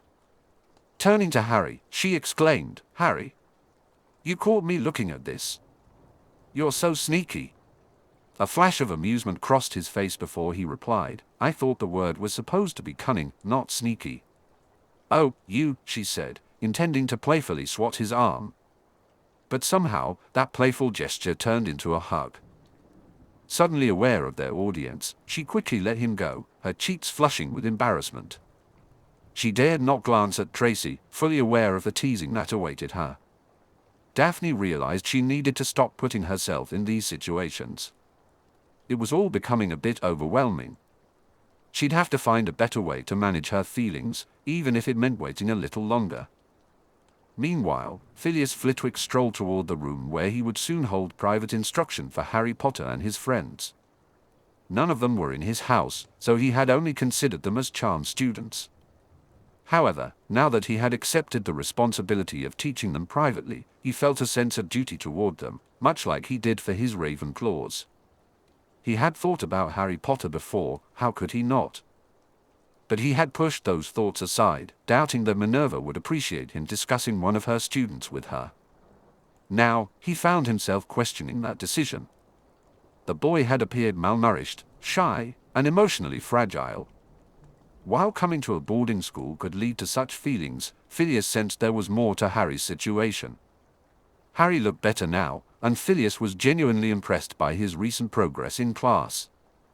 Mr. Potter was shaping up to be an excellent student. He had also harbored concerns about young Mr. Longbottom. Knowing who had raised him, he wasn't surprised. Dowager Longbottom had never been one of his students, he wasn't that old, but he had certainly heard of her over the years. She was known to be a demanding and uncompromising woman, and it was no wonder her grandson faced challenges. Like the kind of person who easily shows affection. Poor Neville had never really had the chance to build his confidence. But that, too, seemed to be changing. Flitwick wondered if his closer association with Harry, Hermione, and Ron was making a difference. At the very least, it could be a factor. He still felt a little concerned about Neville's inconsistent abilities with magic. While his theoretical work had improved, it hadn't translated into practical skills, and Flitwick thought he might need to explore the reasons behind that. Then there was Hermione Granger, the overachiever who would have made an excellent Ravenclaw. Like all Muggleborns, she had entered school at a disadvantage, but she was quickly making up for it. Flitwick expected some of his Ravenclaws to be surpassed by this driven Gryffindor this year. She could certainly be a factor in Neville's improvement, but she hadn't had much influence on Harry, or at least, not until partway through their second year, which he couldn't quite explain. Next was the youngest Weasley boy. Flitwick hadn't been particularly impressed during the boy's first year, but he seemed to be doing slightly better this year. He had also shown some improvement alongside his peers around the end of November. But why?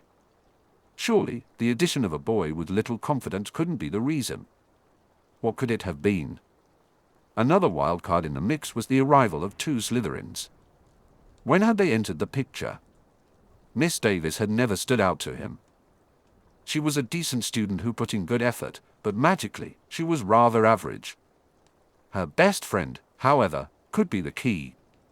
She wasn't just a good student, she had pushed one of his Ravenclaws hard and had barely missed the top spot in their first year. Based on Miss Greengrass's efforts this year, he suspected she would take that top spot. Did she become friends with the Gryffindors around the end of November? Was he reading too much into her association with them? These were all good questions, but he had no justification for an investigation, as none of them were in his house.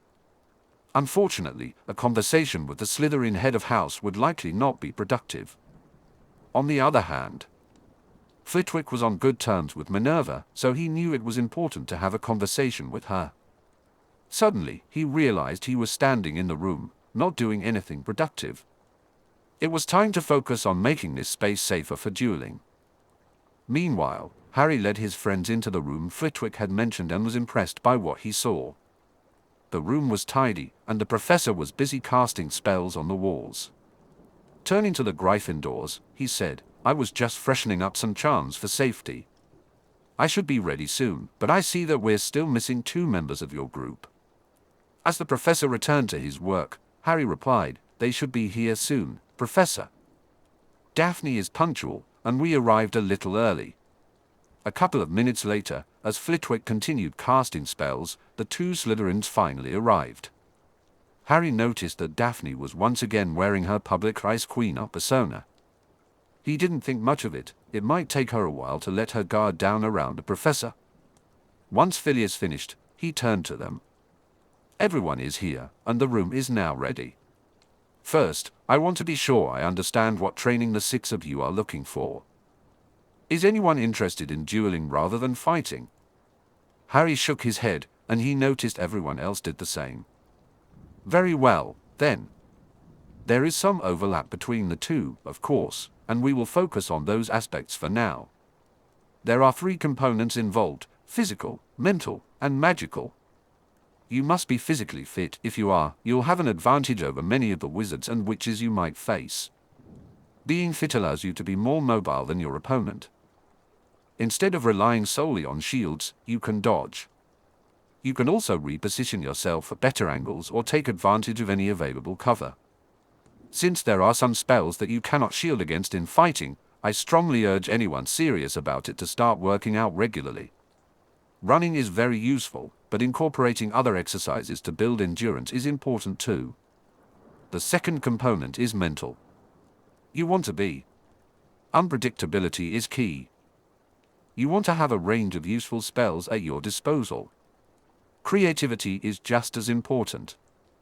For instance, during one duel, I actually used the Scourgify spell. Can anyone guess why? Harry was deep in thought when he noticed Daphne raise her hand. The professor smiled and called on her. Miss Greengrass. Your opponent conjured something that you had to remove, she replied. Exactly. My opponent summoned a strong irritant aimed at me, which is perfectly legal in dueling. I had to act quickly to remove it. This highlights why it's essential to know a variety of spells, but it also underscores the need for creativity. Now, how might one use the Caguamenti spell? Harry's hand shot up, and the professor smiled, acknowledging him. Mr. Potter. You could make the floor wet around your opponent and then freeze it into ice. Correct. I once faced an opponent who liked to do just that. However, that made her predictable. I redirected the water back toward her, and she ended up trying to balance on ice. While she struggled to deal with it, I stunned her. The final component is magical knowledge. Most attacks you'll face will be magical, so you must learn how to dodge, shield, and if you're hit, how to counter. For every offensive spell I teach you, I'll also teach you the counter, if one exists. If you don't know any healing spells or counters, that first injury could determine the outcome of the fight. Remember, your opponent will not show mercy, especially if you're up against Voldemort or one of his Death Eaters. This is my most critical warning to you. When you're fighting for your life, hesitation or mercy can lead to your demise. In a duel, your main responsibility is to survive. If there's no reason to stay, then leave. If fleeing can save you, do it. This is especially crucial if you're outnumbered. It's not brave to fall against superior numbers if you could have escaped, it's simply foolish. Harry could see the seriousness in the professor's demeanor. He knew he should take all of this to heart. Glancing at the others, he noticed they were all serious and attentive. Even without any training yet, it was clear to him that this was a very good idea. It had come from a discussion with Daphne, so he had yet another reason to thank her. My assignment for you this week, and for as long as we do this, is to exercise, especially running. Build up not only your physical endurance but also your magical endurance. Magic is like a muscle, the more you use it, the easier it becomes, and the longer you can sustain it. Additionally, practice every spell until it feels natural. No matter how useful or appropriate a spell is, it won't help you if you can't cast it under pressure. If your spell fails, you give your opponent an opening to attack. Is there anyone here who does not know the Protego shield spell? Harry and the rest remained silent. Is there anyone who does not know Expelliarmus? Again, everyone stayed still. Very good. Those are the only spells you'll be using today. I first want to pair you up for some casting, but before we start, I need 2 volunteers to demonstrate so I can observe and offer suggestions. Any volunteers? Harry immediately looked toward Daphne and saw her looking back at him. She raised her hand, so he raised his as well. Flitwick seemed both surprised and pleased as he spoke next. Mr. Potter and Miss Greengrass will be our first pair. Miss Greengrass, you stand here, and Mr. Potter, you'll be over there. Remember, you can only use those 2 spells, but I don't want to see you just standing there taking turns. Try to act as if you're in a real fight. Are you both ready? Harry nodded with a smile, while Daphne remained stoic as she nodded. Start on 3. 1, 2, 3. At the same moment, Daphne shouted Expelliarmus, while Harry called out Protego. Instantly, his spell countered hers, and he followed up with Expelliarmus. Barely had Daphne registered the surprise when Harry's spell ripped her wand from her hand, sending her tumbling to the ground. She blinked up at him, a hint of astonishment on her face, and a trace of blush crept into her cheeks as she got back on her feet. Are you all right, Miss Greengrass? Harry asked, concern evident in his tone. Not much showed on her face, but he could tell she wished he hadn't asked. I'm fine, Professor. Then can you tell me what you did wrong? Her shoulders slumped slightly. I didn't have my next spell ready. I also didn't expect Harry to be so fast. Very good. If you learn something, then this is time well spent. Now, I have a general observation. Shouting your spells does not make them more effective.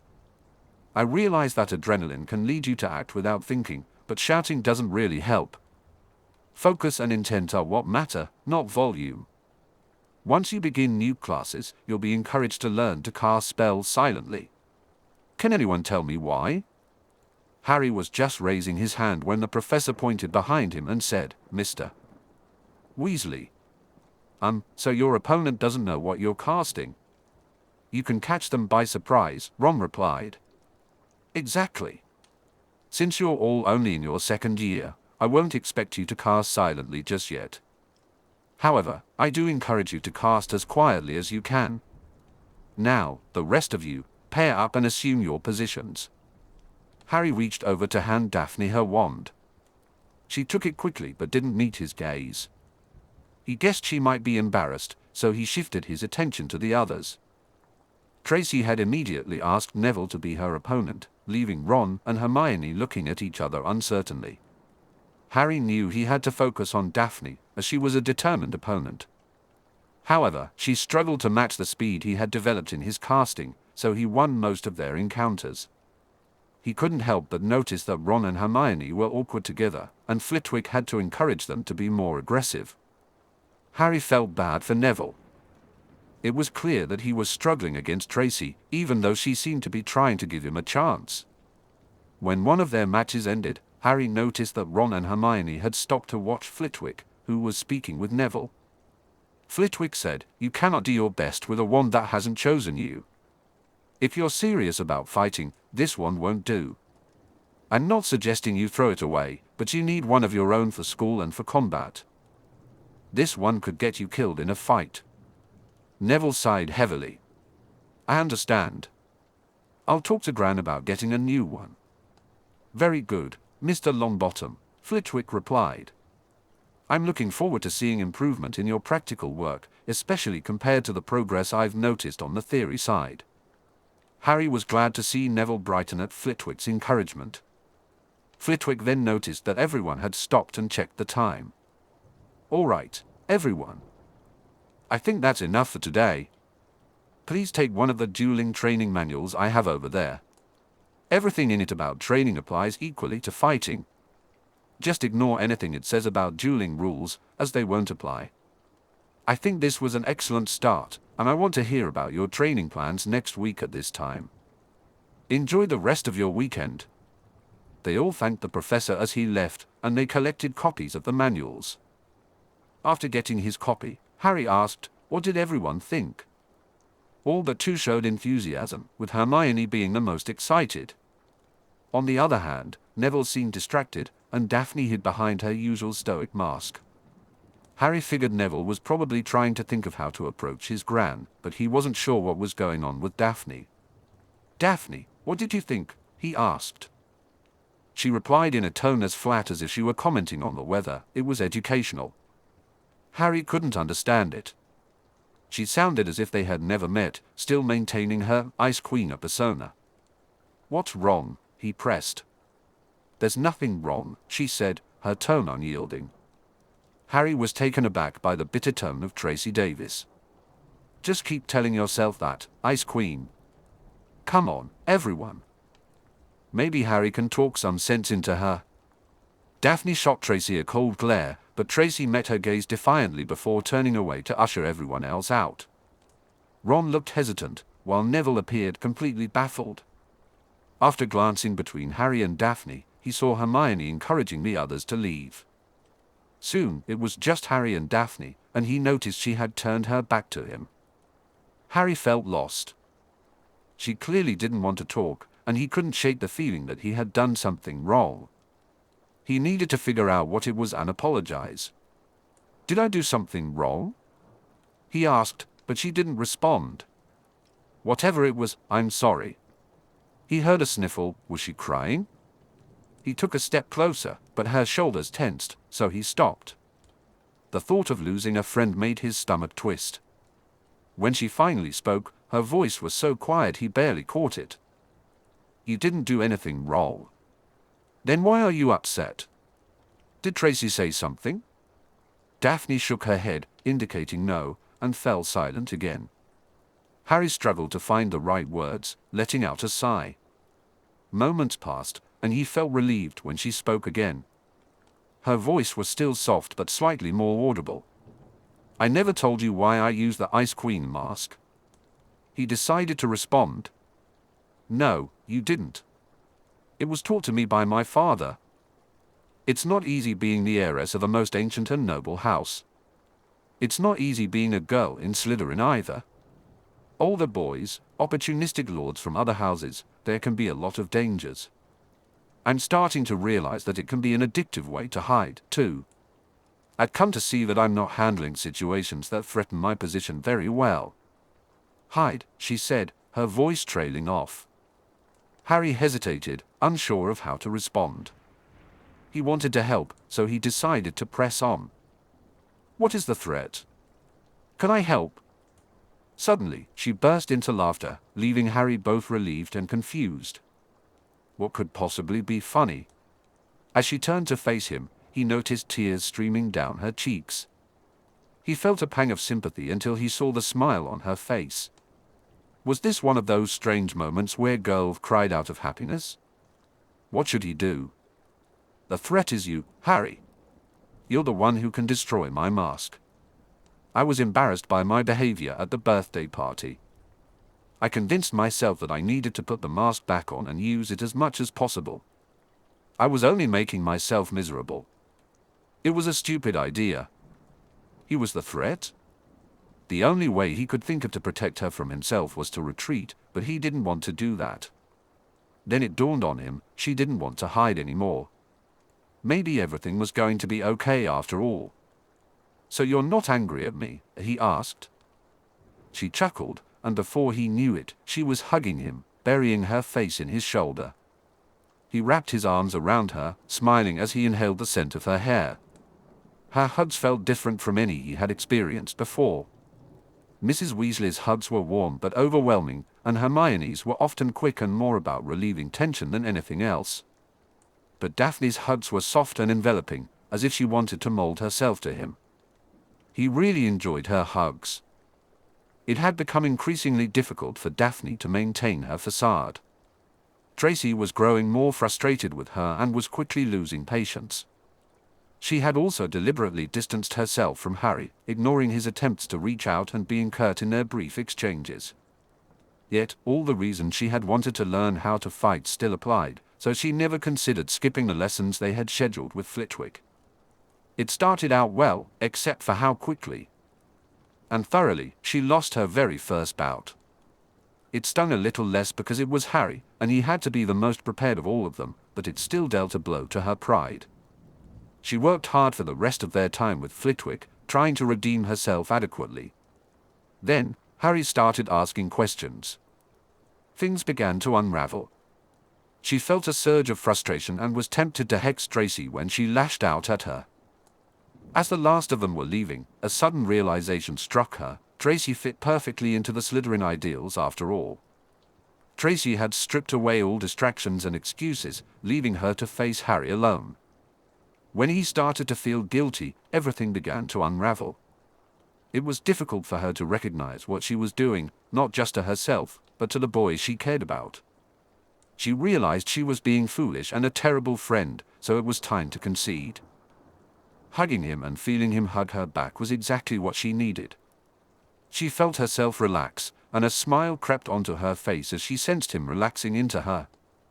She hadn't ruined everything, and that brought her immense relief. She couldn't have lived with herself, nor faced her mother, if she had somehow driven Harry away. She had been such a brat. As wonderful as it was to reconnect with Harry, she also needed to face her friend and apologize. She believed that Tracy would forgive her, but it might take some time. It was best to start the process and pry herself away from her hopefully future boyfriend. She sighed and released Harry, stepping back to look at him. He had an adorable smile that made her want to hug him again, and maybe more, but she quickly suppressed that impulse. She had no idea how he would react, and the risk felt too great. She smiled at him and asked, "So, we're still friends?" "Of course we are," he replied. Someday, she thought, he was going to make a great boyfriend. She had no doubt about that. "I guess it's time for me to face the others." I owe Tracy a big apology. I think she'll forgive you right away. She was just. I'm frustrated, she admitted. I hope you're right. Just give me a moment before we leave. She pulled out her wand and cast a glamour over her face. How do I look? Harry raised his eyebrows in surprise. Like you never cried. You're so pretty. He started to blush, and that made her blush too. She'd like to blame it on hormones, but it was really about how she felt about him and her hopes for how he felt about her. This was going to be awkward for a while, but she was determined to get through it. Stepping out of the room ahead of Harry, she paused in surprise when she spotted 4 others waiting across the hall. They were leaning against the wall, giving them apprehensive looks. Tracy's piercing gaze met hers, and she tried her best to smile as she approached her friend. A little intimidated by Tracy's silence and intensity, she looked her in the eyes and said, I'm sorry. Suddenly, the big smile that usually adorned Tracy's face returned. She pulled Daphne into a hug, exclaiming, It's about time. I knew Harry could bring you back to us. Daphne huffed playfully at her friend while still wrapped in the embrace. She whispered, So, Harry's your secret weapon to keep me in line. Tracy whispered back, It worked, didn't it? Daphne had to admit it was true, although she wouldn't say it out loud. Meanwhile, Minerva had just finished arranging the tea set when she heard a knock on her door. Anticipating her guest, she went to open the door instead of simply calling, Come in. It's good to see you, Phileas. Come on in and help yourself to some tea. Thank you, Minerva. It's good to see you as well. Once they were settled in their seats with tea, Minerva spoke again. I was quite surprised to receive your note asking for a meeting, especially since I was thinking of asking for one with you. You have me curious, though. Why would you request this meeting and still allow me home pitch advantage? Phileas chuckled before responding. Is everything about Quidditch with you, Minerva? Not everything, Phileas, she replied with a smile.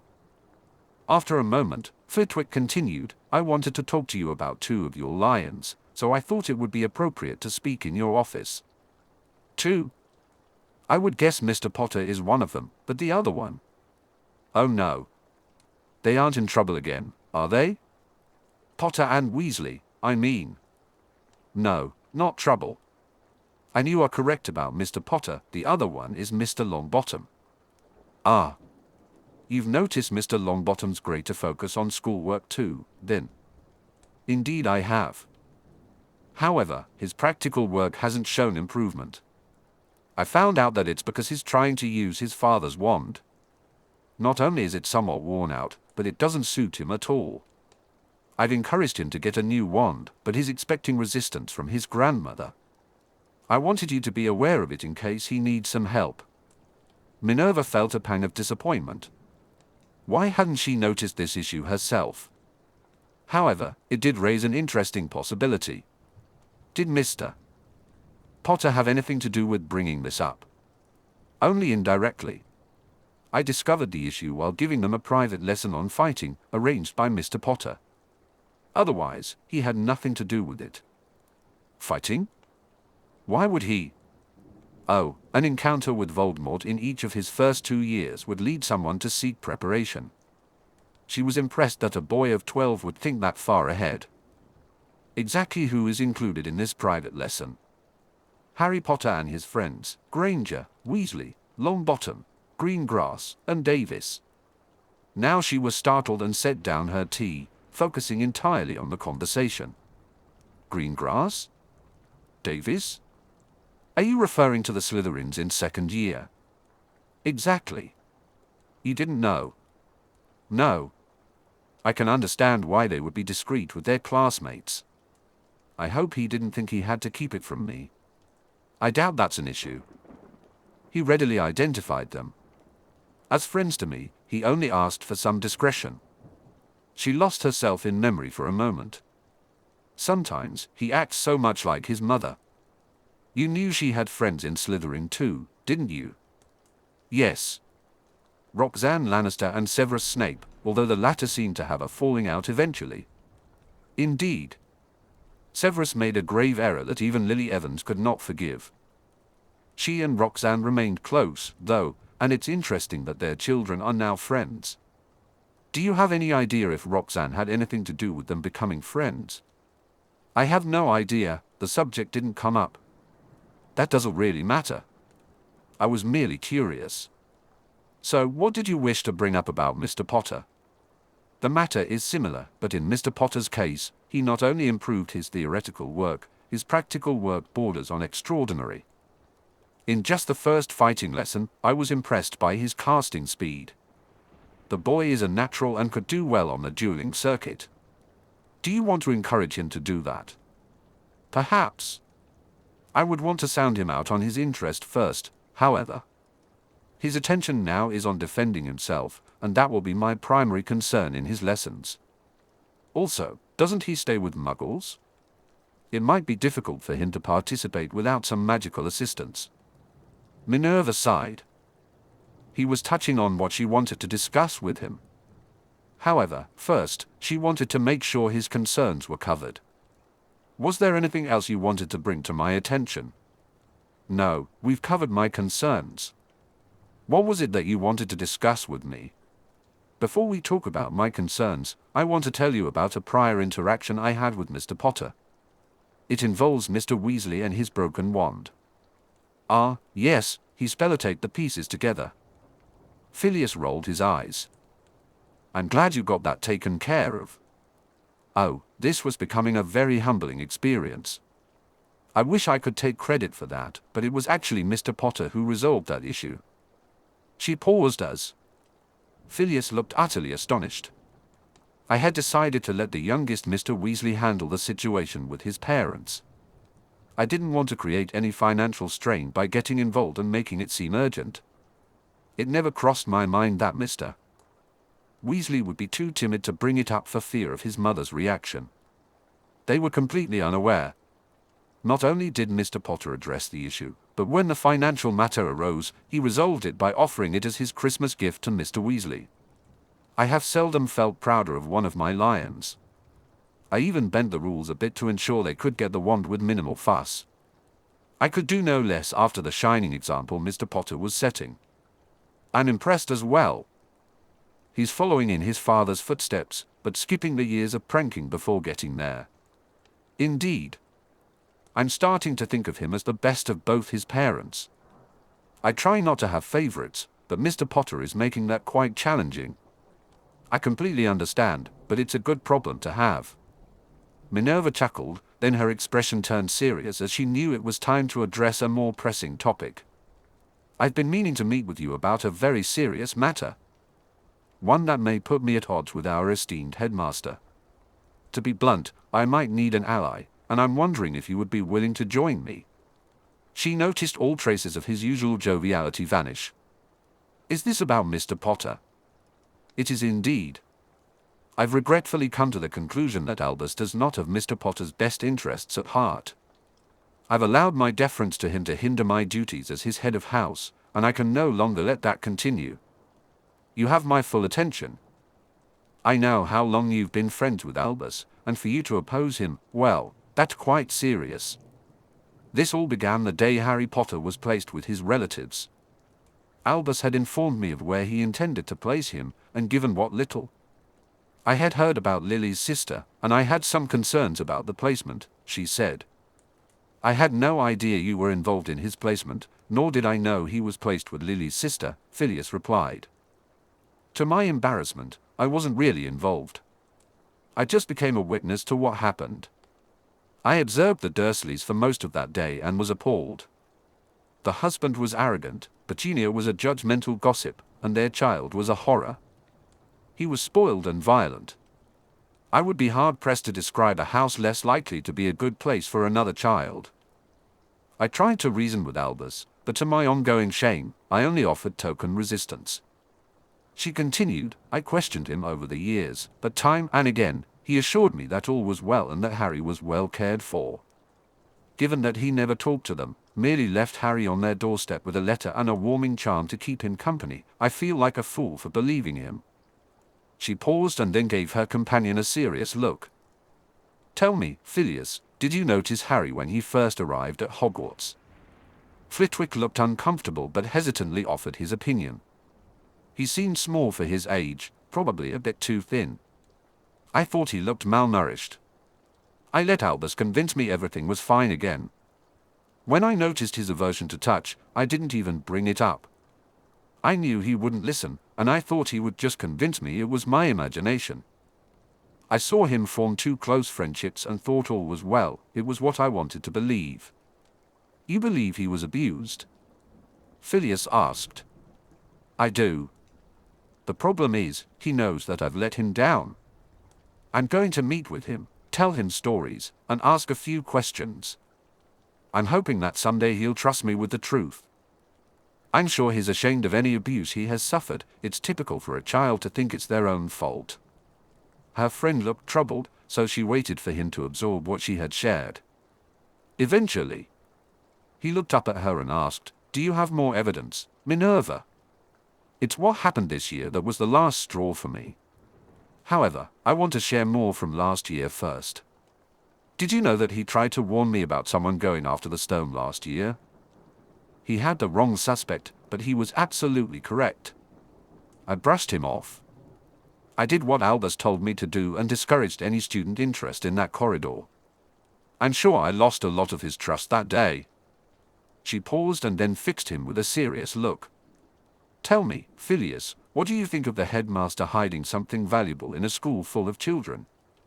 In that moment, it was clear to her that she wasn't the only one feeling guilty about their inaction. I am ashamed that I did not push back harder. I tried to convince him to use another location, yet I ended up doing his bidding and setting up one of the rooms. If Mr. Potter had died, I would have never forgiven myself. As it was, it took me weeks to convince myself to let it go. Exactly. I have racked my brain trying to come up with his motivation. Did you know he left part of his protection where the children could find it? Did you know that Harry found it? It may have led Harry to be able to get the stone in the end. He never gave me details, but he did tell me about the Mirror of Erised. Phileas, I believe it was a test. A convoluted, dangerous test for a first-year student that came much too close to ending in tragedy. Flitwick's expression was stony, and he remained silent, so she continued. I don't believe Albus set up the events involving the chamber. However, did you know that it was not he who realized what the monster was? He told me it was a student but refused to say who it was. I wouldn't be surprised if Harry was somehow involved in that discovery. Do you know about the diary? I thought it was Albus who realized what the monster was. I don't know anything about a diary. I'm sure he will not. He was reluctant to share any information about that diary, avoiding questions with noticeable discomfort. He wasted no time getting rid of me, eager to speak to Harry privately. It feels like he's keeping too many secrets, and they all seem to connect to Harry in some way. I just hope I can convince Harry that I genuinely want to help him, that he can trust me. Phileas appeared deep in thought, so I waited for him to respond. In my opinion, there isn't enough evidence yet to take any action. However, I share your concerns. Do you want me to see if I can get Mr. Potter to open up to me? If you see an opportunity, I would appreciate it. As I mentioned, I'm planning to set up regular meetings with him, so I hope to make progress on my own. Given my track record with him, he might trust you sooner than he would trust me. I think you're being too hard on yourself, Minerva. I want to help, so I'll look for a chance to bring it up with him. If you find out anything more, I'd be very eager to hear about it. If we gather enough to act, you can count on me. I will fight to protect Lily's son, even against Albus himself. Thank you, Phileas, for both your time and your trust. I will keep you informed. It's my pleasure, Minerva. I was surprised when he bowed to me, and I managed a quick curtsy before he turned to leave. He wasn't one for the old ways, and I wondered what prompted that gesture. Perhaps it was simply a show of respect, I wasn't sure, and in the end, it didn't matter much. I settled back in my chair, reflecting on the new information I had learned from Phileas. I might finally understand what changed in November that made 3 of my lions suddenly show more interest in their studies. A delayed reaction to Miss Granger never seemed like a satisfactory answer, and an underachiever joining the group didn't explain it either. However, Daphne Greengrass was one of the best students, not just in her year but across all years. She wouldn't be surprised to see her as head girl one day, given her academic achievements. However, what made that unlikely was how sheltered she was socially. Without some evidence of leadership, she wouldn't be considered for the role. Another interesting factor was who her mother was. Roxanne Lannister Greengrass had been very close to Lily Evans Potter. Roxanne was no one's fool and matched Lily academically. Yet, it was Lily's broader influence that had secured the headship over her friend. It wouldn't have surprised her if Lily had made Roxanne Harry's godmother. Could Roxanne have arranged for her daughter to seek out Harry this year? Was she helping Harry through her daughter to cope with what he was facing? If that were the case, it would be a relief. She considered reaching out to Roxanne but ultimately decided to hold off for now. It felt more practical to deal with Harry directly, at least for the time being. If contacting Roxanne later seemed helpful in resolving her suspicions, she could do that then. With a plan in mind and an ally at her side, it was time to start mending her relationship with Harry Potter. Chapter 13. Problems, Big and Small. We cannot solve our problems with the same thinking we used when we created them. Harry heard Daphne whispering his name, but he couldn't find her. Where was she? Why was she hiding? Then, he felt someone jostling his shoulder, and suddenly he realized he was in bed. He had been dreaming. The question now was, who was waking him up? Harry? That wasn't Daphne's voice, but it belonged to a girl he recognized. As he focused, he saw the outline of a girl near his bed. "Hey, Ginny. Just give me a moment, I'll be right down," he replied. "You don't have to hurry," she whispered back. He sat up, deciding not to argue with her. He didn't want to disturb any of his dorm mates. Moving to the side of his bed, he rubbed his eyes just as he heard the door close. He slipped off the bed, immediately regretting it as he hissed in reaction to the cold. He despised being in a drafty old stone castle in Scotland during winter. Whose bright idea was this location anyway? Quickly, he slipped on his new slippers, regretting ever touching that frigid floor with his bare feet. What a way to wake up! He grabbed his new robe and wrapped it around himself. It was a bit chilly in the room, and he needed the extra warmth. Then he remembered Hermione's advice and grabbed a spare blanket. Just before reaching the door, a huge yawn overcame him. He quietly and slowly made his way down the steps, careful not to stumble in his still drowsy state. When he reached the common room, he spotted some red hair barely peeking over the back of the couch closest to the fortunately still active fireplace. He felt the warmth increase as he rounded the couch to sit near her. He placed the blanket on his other side and settled in, glancing over at her. She was staring down into her lap, looking naturally tired, but he noticed a haunted look in her eyes. He racked his brain for something to say, but nothing came to mind that could ease her distress. Harry felt a deep sense of empathy for Ginny. He had also been touched by Voldemort's evil, but never to the extent she had. Despite his bravado with Percy, he could only grasp a fraction of what she had endured. He knew he needed to say something, so he took a breath and began.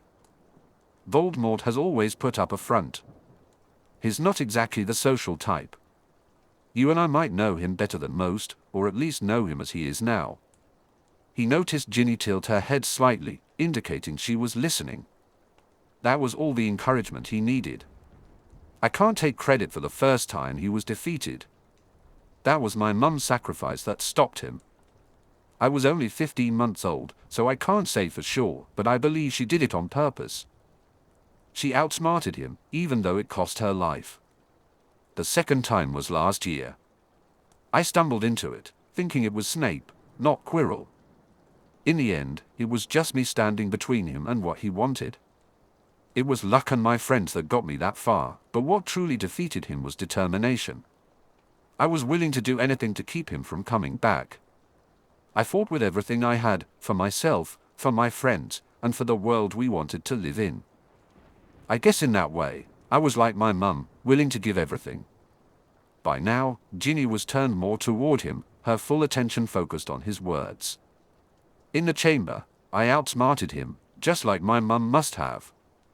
He tried to distract me, stalling for time to gain strength, but I saw right through him.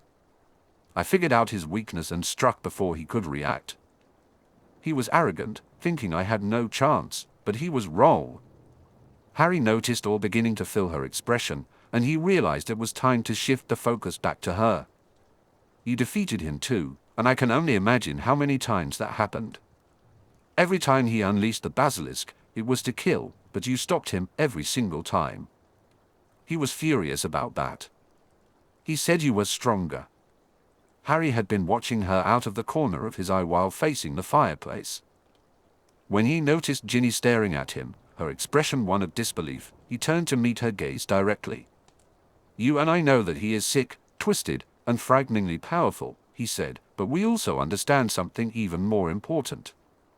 He's just a person, like us, despite what he's done to himself. He has flaws, he isn't all-powerful, and he can be beaten. We both know that because we have both done it. He continued, don't be like the others who are afraid of his made-up name. He's just a bully, and we can stop him if we try. We've both proven that. Don't give him more power than he really has. The next time he shows up in your dreams, spit in his face. Show him that you know what he is. Show him who is really stronger. I'm talking about you, Ginny. You beat him. You are still here, and he isn't. He noticed tears welling in her eyes, but she held his gaze. But it was you who beat him, Harry. He's not here because of you. I was in a position to beat him. I know you could have done it if you had the chance because you stopped him from killing. You, Ginny, not me, not Dumbledore, and not anyone else. You alone stopped him from killing the Muggleborns. They are still alive because of you. You are a hero, Ginny. You faced him and beat him. I'm impressed with what you've done, and you should be proud. Something flickered across her face, but it was too quick for him to decipher. She turned her head down, staring at the space between them on the couch, and made an odd sound that reminded him of a suppressed laugh. Spit in his face. Ah, that was what she'd been thinking about. Yeah. Spit right in his face. She nodded, still looking down. Her voice was soft when she replied, I guess I'll try that. He suppressed a sigh of relief. He hadn't really planned that out much, and he had. Harry rambled a bit, but it seemed to have worked anyway. He had been passionate about what he was saying, and that must have come through. The rest of their conversation that night wasn't particularly memorable. Most of their time together was spent in comfortable silence. Eventually, as Hermione had predicted, Ginny began to droop, and before long, she laid down and fell asleep. Hermione had saved him a trip, so he carefully draped a blanket over Ginny and stayed long enough to ensure she was still asleep. With a yawn, he quietly made his way back to his bed. Harry headed towards McGonagall's office, filled with high hopes for their meeting. Although their first encounter had started a bit awkwardly, it had ended on a high note, with many amusing stories from her, particularly those about his father. The stories about his mother reminded him how important it was to take his education seriously. He didn't want to disappoint her. She had been a remarkable witch, and he wished he could remember her better. Suddenly, he realized he had arrived at his destination. Staring at her door was growing dull. Taking a fortifying breath, he knocked and heard a prompt, "Come in." He closed the door behind him and was greeted by a small smile from Professor McGonagall, along with tea and biscuits waiting for him. A smile formed on his face. He just knew this would be a good meeting. "Good morning, Mr. Potter. How are you?" she asked. "I'm fine, Professor. And you?" "I'm well, thanks for asking. Please sit and help yourself." Harry did just that, feeling his face heat up when he heard what she said next. "Miss Weasley tells me that you and she had a very interesting late-night conversation. At least it interesting was better than flawed or ridiculous.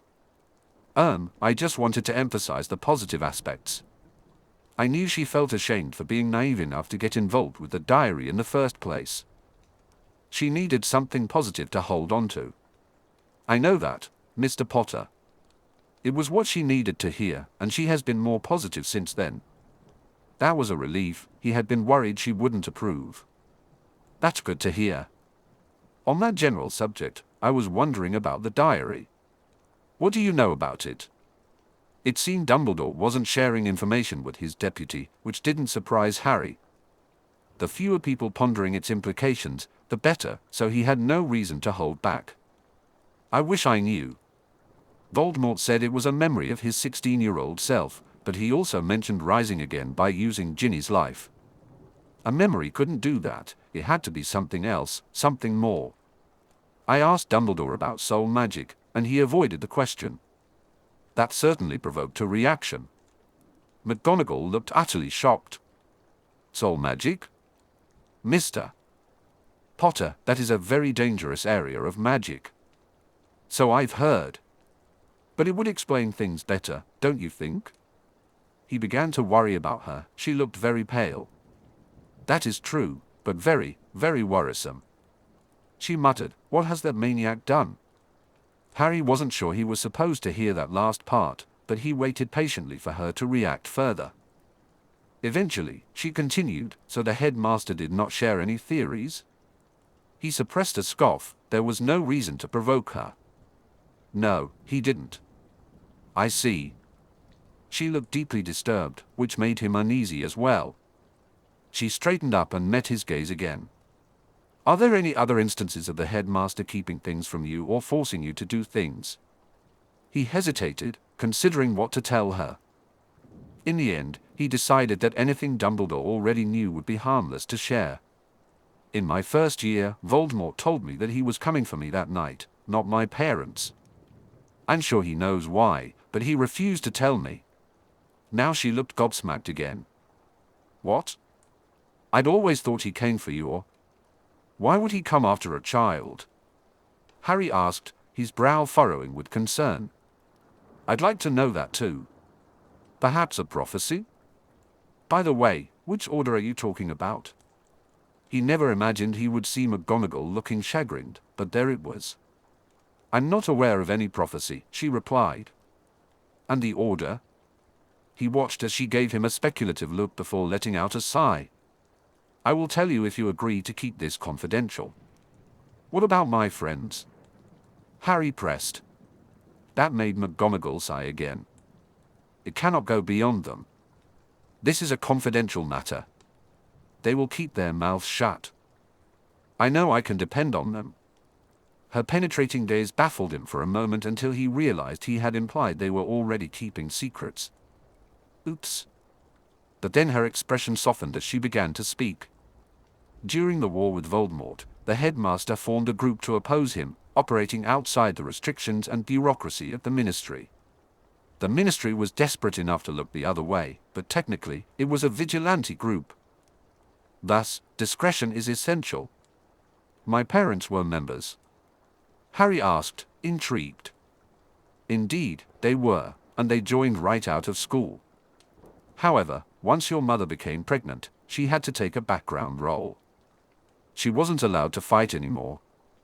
This was interesting, and it was clear his parents had trusted Dumbledore. Either Dumbledore wasn't as manipulative back then, or his parents chose to look the other way. If given the choice between Voldemort and Dumbledore, he would pick Dumbledore too. McGonagall seemed to be waiting for his reaction, so he nodded and said, "I see." "Are there any other issues with the headmaster?" she asked. The biggest issue was obviously the Dursleys, but he wasn't inclined to bring that up. Then another thought struck him. I've wondered why Sirius Black never got a trial. Now he had done it, McGonagall looked like she might fall out of her chair. "How did you?" She shook herself out of her shock and continued in a calmer voice, "Are you certain he never? Did he get a trial?" "Absolutely not. The Wizengamot has no record of it." A flicker of something crossed her eyes, but it vanished so quickly that Harry couldn't decipher what it was. He was pulled from his thoughts by her next question. "How does this relate to Albus? He's the chief warlock and never ensured that Sirius had a chance to defend himself." I had no idea there was no trial, so I don't understand why one didn't happen. Did you ask him about it? No, I haven't had the chance. Anything else? Not at this time. She looked disappointed. What had she expected him to mention? How are the Dursleys treating you? Not again. His least favorite subject just kept coming up. Yet, it was his biggest grievance, and she clearly knew there was an issue or at least suspected one. He decided to keep his response minimal. Not well. Have you ever felt in danger there? All the time, but what could he really say? He sighed and replied, sometimes. She closed her eyes, looking pale again. Was she okay? When her eyes reopened, she pinned him to his chair with a serious stare. Professor Flitwick and I are concerned about how the headmaster has been treating you. In particular, we're troubled by how you may be treated by the Dursleys. If you can provide either of us with details, we will ensure you never have to return there. Harry felt gobsmacked. This was the second time in a month that someone had offered to keep him away from the Dursleys. Where were they last year? If Lord Greengrass couldn't find a legal way to keep him away, what could two professors do? On the other hand, what if Lord Greengrass changed his mind? Having a plan B would be wise. I appreciate the offer, but how would you do that? She opened her mouth but then closed it with a frown. After a sigh, she said in a disappointed tone, I will have to confer with Professor Flitwick and perhaps some others about this. I'll have to get back to you on that, she said. I appreciate that, Professor. I'm curious about one more thing. You don't have to tell me if you don't want to, but I was wondering why you, Mr. Longbottom, and Mr. Weasley have suddenly improved in your schoolwork. Harry felt a blush creeping up his cheeks. Why hadn't he expected teachers to notice their newfound diligence? He looked at her curious expression and decided that since she had shown him genuine concern, he should extend a little trust in return. To answer that, I would need to request confidentiality on what I'm about to share. Of course. Is this something that has to be kept from the headmaster? No, he probably already knows. You see, I made a new friend this year, a Slytherin, well, actually two of them now. Anyway, she could get into some trouble for being friends with a Gryffindor. Their names are Daphne Greengrass and Tracy Davis. Daphne has really pushed me to try harder, and I guess that motivation has trickled down to Neville and Ron too. She smiled before replying, I'm sure Miss Granger is pleased as well. Harry chuckled. Yes, she's very pleased. Their conversation drifted into the electives he would have to select later in the year and possible career paths. He enjoyed it immensely. Once Harry left, Minerva tiredly rubbed her face, reflecting on how she had allowed things to slide so badly. It was bad enough that she had missed the chance to help two of her lions get proper wands. Now, she was making bold promises without proper research. How could they keep Albus from sending Harry back to the Dursleys? She couldn't rely on convincing that stubborn old man to change his mind. She should have planned better. She huffed to herself, realizing she was being the stereotypical Gryffindor, promise first, figure out what to do later. However, she had also learned some intriguing things. What was that damn diary? Was there some prophecy concerning Harry? What secrets were Harry and his friends keeping? Harry had some evidence that Roxanne Greengrass was lending a hand. First, he had been too confident about there being no records of a trial in the Wizengamot. How would a 12-year-old know that? But Roxanne, being the wife of a Wizengamot member, could easily find out. Secondly, he hadn't taken up her offer to help him avoid the Dursleys, as she had expected. He hesitated, as if he was considering something. It was likely he already had a plan with Roxanne Greengrass. On the other hand, he seemed to keep the option of accepting her help open. Now that she had spoken up, she needed to back it up with a solid plan. Besides Phileas, who else did she need to consult? Harry finished his homework and was so intrigued by the charms they were learning that he began reading ahead. He heard someone packing up and saw it was Ron, while Neville looked like he was contemplating doing the same. Hermione was buried in a book, seemingly oblivious to the activity around her. Harry wanted to contact Daphne about his earlier meeting with McGonagall, so he decided to pack up as well. The boys were quiet as they headed up to their dormitory, and he noticed Dean was already there, apparently sketching again. Harry got ready for bed, pulled the curtains around him, and took out a book, some parchment, and a quill. It was still fairly early, so he hoped to get a response soon. "Daphne, are you still up?" He waited a little while, but eventually, she replied. "I was starting to think about going to bed. Now's a good time for us to talk. How did it go with McGonagall?" "That's what I wanted to write about. It was interesting. She asked about the Dursleys and said that if I informed them it was unsafe for me there, they would try to ensure I didn't have to go back." "What did you say?" "I asked what her plan was, but she didn't have one. She said she'd get back to me.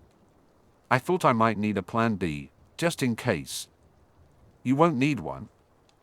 My mother is determined, and my father has agreed to it." "You are?" "You're absolutely welcome at Greengrass Manor," she said. Harry felt a blush creep across his cheeks. Unsure of what to write in response, he ended up drawing a smiley face instead. He smiled as she continued, "Is there anything else?" She asked why Neville, Ron, and he seemed to be doing better. After requesting confidentiality, she agreed, and he shared what he could about her and Tracy. However, it was clear she already had an inkling. Perhaps mentioning Professor Flitwick gave her a clue. "I'm not too worried about professors, but it's the students in Slytherin that concern me," Harry admitted. "Me too," she replied. "I wasn't worried, but I thought you ought to know. I might have accidentally revealed that we're keeping secrets." "She kind of freaked out about the soul magic," Harry said. "I don't blame her, it's very dangerous." "Anything else?" "Not really. We talked about electives and career choices." "Good. We should coordinate on our electives when the time comes. I think we could end up in some of the same ones." "That would be cool. We can't really talk much in class, but at least we'll see each other." "I received some interesting news from my father," she continued. "He noticed an anomaly with the Malfoy finances. They had to sell some things to pay fines, but he seems as rich as ever.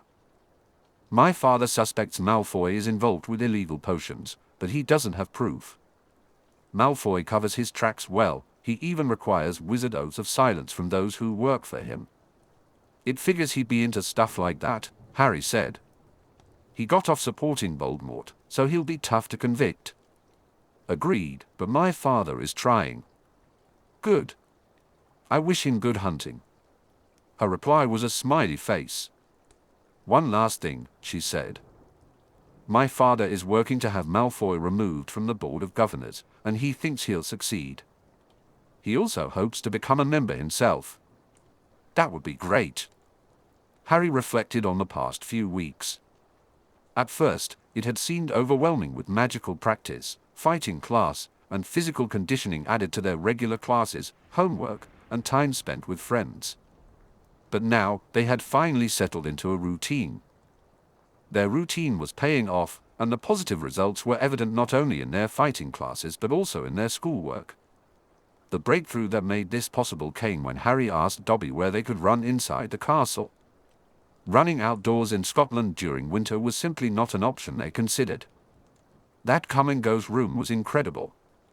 Harry would never forget the look on Daphne's face the first time he showed it to her. While Hermione was certainly enthralled, Daphne's excitement was even more pronounced. He also cherished the hug Daphne gave him. It reminded him of Mrs. Weasley's hugs with how strong it was. Now that he thought about it, she seemed to be hugging him more often. Not that he was complaining, he quite enjoyed hugs now, especially from Daphne.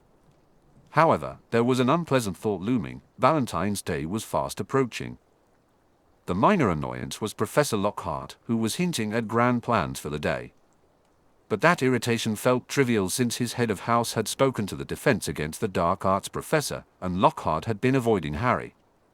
No more roles in his plays, and he was never called upon. So whatever that pompous professor was planning didn't really bother Harry much. His real dilemma was what to do about Valentine's Day. He had ignored his first one at Hogwarts since nothing had been organized, unlike at his Muggle elementary school. Now, however, he was friends with 3 girls and sort of maybe friends with Ginny as well. She hadn't approached him at night again, and he'd heard she was doing much better, so their interactions had turned into occasional greetings. Did they all expect cards? What was he supposed to do? His first instinct was to ask Daphne, but he quickly dismissed that idea. His biggest challenge was figuring out how to approach her, so asking her directly felt foolish. His only other option was to seek advice from his first female friend. He knew she would give him sound counsel, and she was usually around. However, the thought of asking her with Ron or Neville nearby didn't appeal to him, so he let a day and a half pass without asking his question. It was time to stop dithering. Harry had come down to the common room early, hoping Hermione would join him before either of the other boys showed up. For once, luck was on his side, but now he had to figure out how to ask his question without sounding like a clueless git. Even though he felt like one, he didn't want to admit it. So, about Valentine's Day. He trailed off as Hermione smirked at him. Smirked? Was she a mind reader now? You want to know what to do for Daphne, don't you? If it weren't for the fact that Daphne had taught him how to recognize legitimacy attacks, he might have thought Hermione had plucked the thought right out of his head. It was nice to have such a smart friend, but this was getting embarrassing. He had to refocus when she spoke again. Get her a special card, one for a special friend or someone important to you, not just some generic card. Harry nodded. He had been thinking along those lines, and it was reassuring to know he wasn't a complete idiot in these matters. So for other girls, I could use generic cards? Oops. That was apparently the wrong thing to say. Hermione shot him a disapproving look, and he felt his nerves spike. Were you going to get me a generic card? Bloody hell, he had really stepped in it this time. But it was more a case of saying it incorrectly than not planning to get her a nice card. I didn't mean it like that. I'll get a nice card for every girl I know. I just meant it didn't have to be special, is all. Now she was giggling, which surprised and confused him. First of all, she generally wasn't a giggler, but he was finally realizing that she had been teasing him all along, and he hadn't even noticed. Score another one for Hermione. He sighed in resignation and shot her a long-suffering look, which made her snicker after she finished giggling. Finally, Hermione sobered up and asked, "So what are you thinking for Daphne's gift?" Gift? He had to get a gift too. His expression must have given him away, as she continued. Hermione narrowed her eyes at him. If she's special in your life, you need to get her a gift. Anonymously, of course. Harry sighed, realizing he might really be an idiot. He had briefly considered getting her a present but had quickly dismissed the idea. Maybe someday he'd figure out how to handle situations like this. She likes chocolate. Hermione shook her head, causing him to come to a dejected halt. So, he was still an idiot. You got that for her birthday recently. Try again. He only had one other guess, so he went with it. Flowers. Her smile brought a wave of relief. Maybe he wasn't a complete idiot after all. At least, he hoped so. Just then, Ron and Neville approached, chatting boisterously, leaving him with no chance to embarrass himself further, for now. It was the night before Valentine's Day. He preferred to hand out his cards in person, but he knew there were 2 he couldn't dare do that with. Using Hedwig wouldn't be any better. He was about to call for Dobby when he realized he was with 2 other boys who might have something to send to the Slytherins as well. "Hey, Ron and Neville," he said. "I was thinking of sending Dobby with my cards for Daphne and Tracy. Did either of you want to send something too?" Neville looked intrigued, while Ron appeared gobsmacked. Only Neville answered. "Are you sending them now?" "I'm going to give them to Dobby now, but ask him to deliver them early in the morning. They can find them when they wake up. I was thinking of sending mine with a school owl in the morning, but your idea is better. Hang on a second, I'll get them for you." As Neville rummaged through one of his drawers, Harry glanced at Ron, startled to see him looking pale and defeated. "Ron, what's wrong?" Ron shook his head and muttered, "Nothing." That was when Harry realized Ron had forgotten. He wasn't being biased, it was just a rough time for everyone. Harry realized he probably hadn't gotten anything for Hermione either. He felt a pang of guilt and was surprised that she hadn't reminded him. Then again, it was possible she had and he simply ignored her. Regardless, he couldn't think of anything to do at that moment. He redirected his attention to Neville as he handed him 2 envelopes. Harry called Dobby, who eagerly accepted the new task and assured both Harry and Neville that their cards would be delivered before the girls woke up the next day. When Valentine's Day arrived, Daphne wasn't surprised to find cards waiting for her. Her parents and sister typically sent her cards, but the sight of more than 2 made her smile in anticipation. She reached for the top card just as she noticed Tracy opening her curtains and searching for her own cards. The first card was from her parents, filling her with warmth. The second was from her sister, but she couldn't help but notice there were still 2 more cards waiting for her. Her excitement grew even more. Feeling a bit guilty, she set her sister's card aside without fully reading it. The next card was from Neville, which was slightly disappointing, but she still had 1 left to open. Finally, she found Harry's card. It was beautiful and spoke of a special person in his life, her. She barely suppressed a delighted squeal. After all, heiresses of the most ancient and noble houses do not squeal, at least, that's what she kept telling herself. Though she felt a twinge of disappointment at not receiving a gift, the card was wonderful, and she hoped he liked hers in return. She glanced over to see Tracy staring at a card with a big, silly grin. Quietly, she cast a privacy charm around them and perched herself on Tracy's bed. "Did you get a sweet card from Neville, Tracy?" she asked. Tracy's face morphed into a look of horror as she glanced toward the other 2 beds, noting that only one showed any signs of life, with Millicent struggling into her robe. Tracy turned back to Daphne and whispered urgently. "Careful, they can't know about him," Tracy warned Daphne. Daphne rolled her eyes and replied, "I cast a privacy charm." "They didn't hear what I said." Tracy let out a sigh of relief, though she was still blushing. Narrowing her eyes at Daphne, she poked back, "And how was Harry's card?" "Sweet?" Daphne wasn't bothered at all. "Very sweet." A genuine smile appeared on Tracy's face. "I told you, the boy isn't completely clueless. He sent me a card too." Tracy handed over her card from Harry, her eyebrows rising as she took in the lovely card Daphne had received. "Wow, you weren't kidding. That is a sweet card." Daphne felt herself blush, but it didn't bother her, it was already a good day. However, her outlook changed as they entered the Great Hall. She had been looking forward to seeing Harry, even from a distance, but instead, she walked into a pink disaster. She probably owed Dobby an apology. His over-the-top decorations for her birthday had nothing on this, whatever it was. When she saw Lockhart swoop in to begin his speech, she knew exactly who to blame for this chaos. But she refused to let the pompous fool ruin her day. As she scanned the room for Harry, she spotted him with his 3 friends as they entered. He didn't seem to let the pink mayhem get him down either.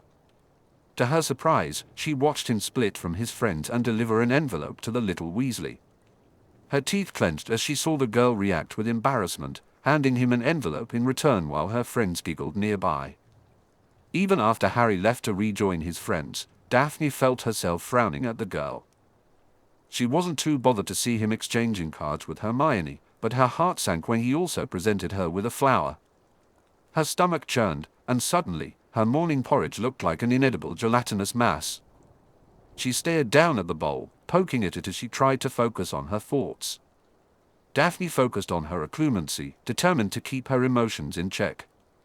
She could hear Tracy muttering beside her, and when she glanced over, she saw her friend glaring at the Gryffindors. Tracy met Daphne's gaze and began to mumble about how it was all right, that Harry didn't deserve her, but those words did little to ease Daphne's distress. She turned her attention back to her bowl of food, feeling a wave of nausea wash over her. Just then, she felt Tracy squeeze her leg, a gesture meant to reassure her. Before she could fully process her discomfort, Tracy gasped. Daphne turned to see a peculiar owl landing in front of her, its gaze commanding. She blinked in confusion until it hooted and extended its leg. That's when she noticed, was that a miniature bouquet? Tentatively, she reached out, and as soon as her fingers brushed against it, the bouquet detached and the owl soared back into the air. Daphne quickly brought her other hand forward to catch what had transformed into a stunning full-sized bouquet of mixed flowers, neatly arranged in a vase filled with water. Luckily, it was charmed to prevent spills, otherwise, she would have soaked her breakfast and scattered petals everywhere. She placed the bouquet gently in front of her, unable to tear her eyes away from its beauty. This wasn't a last-minute gift, someone had put thought into it. Glancing at the card, she saw it simply read, "From a secret admirer." Her heart raced as her eyes darted to Harry, who quickly looked away when she caught him staring. The broad smile on his face confirmed it, Harry was her secret admirer. A wave of relief and joy washed over her, and she smiled back at Tracy, who whispered, "You should keep him after all."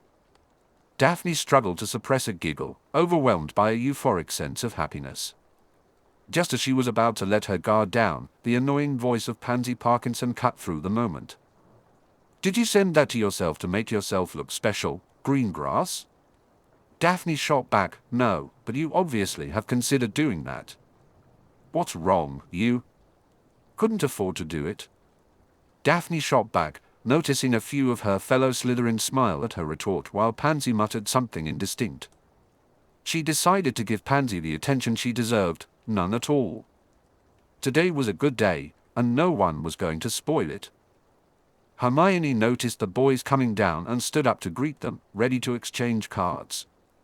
Harry and Neville seemed to be in high spirits, but the contrast with Ron was striking.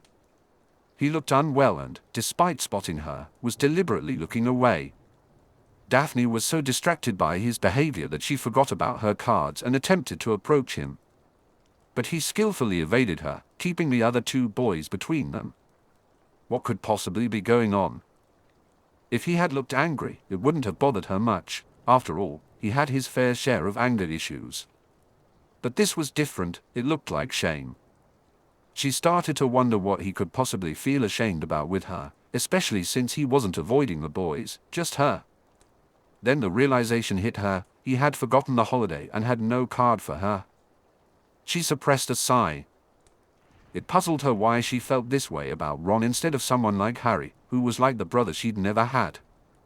Instead, her thoughts often drifted to the unmotivated, often thoughtless Ronald Weasley. She hoped it wasn't because she saw him as a challenge. After all, a boyfriend shouldn't be a challenge.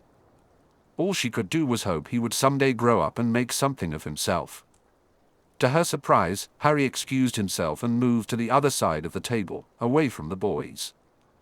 Daphne decided to stay with Ron and Neville, thinking maybe she could make peace with Ron and that Harry would return soon.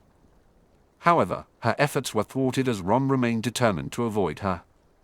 Giving up, she exchanged cards with Neville and handed her card to Ron, who just stared at the envelope as if it might bite him. Resigning herself, she sat next to Neville while Ron remained on his other side. Soon after, Harry sat next to her, and the atmosphere shifted slightly. She offered her card to him, and he smiled as he handed her one in return. Then, she watched as he carefully retrieved something small. After tapping it with his wand and saying, "Finite," she realized he was giving her a beautiful single rose. She stared at it in momentary wonder before refocusing on him when he said, "See, I'm not just giving you a generic card. Thanks for the advice, too." "That's really sweet, Harry. Someday you'll make some lucky girl a great boyfriend," she replied. Harry began to look nervous, so she leaned closer and softly said, "You won't have to look too far for one either. There's a good candidate at the Slytherin table." A spectacular blush crept across his cheeks, prompting her to shift her attention to her breakfast to give him a moment to recover. Just then, a strange owl arrived, delivering 4 cards, 2 each for Harry and Neville. From Harry's reaction, she could tell that Daphne was one of the senders. A little later, she heard a slight commotion across the room and looked up to see Daphne staring in wonder at a stunning flower arrangement. Wow, Harry certainly didn't do things by half. She glanced back at him and saw a brilliant smile on his face. Turning back to her meal, she grinned to herself. They were going to make a cute couple someday. Harry had gone to the room early to think undisturbed. When he agreed to meet Daphne on Valentine's Day, he hadn't considered all the possible implications. She was a good friend, and giving cards to friends on that holiday was common. However, he had also sent a rather extravagant gift. While he enjoyed Daphne's reaction, he couldn't help but wonder what she was thinking. The gift had been Hermione's idea, although he had selected it himself.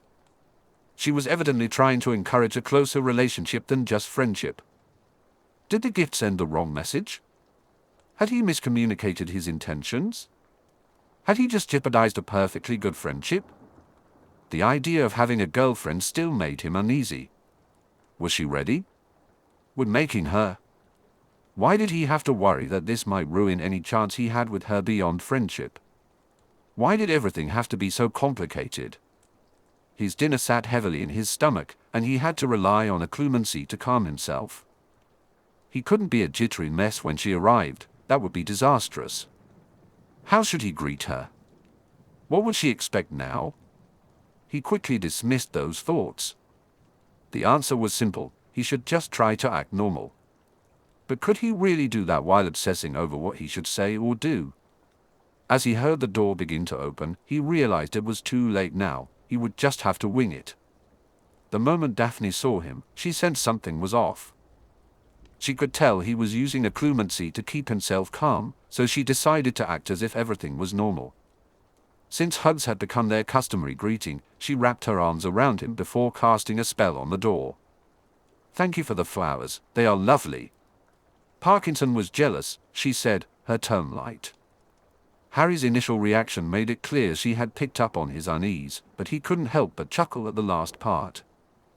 He felt either nervous about her liking the gift, though their shared smiles when she received them suggested that was unlikely, or he was anxious about the state of their relationship. He still wasn't ready for that, and the last thing he wanted was to be a source of stress for her. He had enough of that already.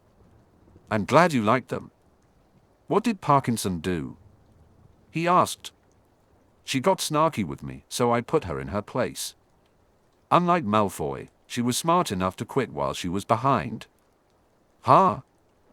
I wish I could have heard that," he replied, laughing. "So, what was up with Weasley? He looked like he lost his best friend or something." Harry grimaced. Somehow, he managed to forget Valentine's Day. He didn't have a card for Hermione and has been moping all day. It's not like the date changes every year. Plus, it was hard to miss all the hints Professor Ponce was dropping about big plans. I didn't expect the disaster I saw in the Great Hall, though. I don't know why Dumbledore let him get away with it. He probably thought it was funny, Harry said. She was relaxed and grinning, so her plan was clearly working. "I received a message from my father earlier today. He mentioned that your memory was shown at the Board of Governors meeting, and Malfoy was voted out. An old guy retired too, which created 2 vacancies. My father got one, and Neville's gran got the other." He looked pleased until the end, when his eyes widened. "Neville's gran? She's sort of intimidating."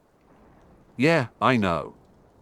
However, my father said she was very concerned about student safety and even made a snide remark about not being intimidated, a clear shot at Lord Malfoy, who was still sitting right there. My father said Malfoy didn't look pleased but kept his mouth shut. I'm hoping that with both of them on the board, she might not be so against my family once she gets to know my father. If she can run off Malfoy, then she's all right in my book. I hope things get better between your families too. Did you know she took Neville to buy a new wand yesterday? He was so excited that we did a little magical practice. You'll see in our next fighting lesson, his spells are a lot more consistent now." "That's great. I thought it was mostly about confidence for him, but now that he has a proper wand, he should do much better in class. Did you hear about the singing Valentine I received?" She had to stifle her reaction. "Was someone after her, Harry?" "No, who sent it?" "The twins." It was a prank. I was in the hallway when suddenly one of those dwarfs dressed like Cupid grabbed my pants and started singing awful poetry. I would have run off, but he had too good of a grip on my pants. He must have had others run away from him, so he made sure that if I left, it would be without my pants.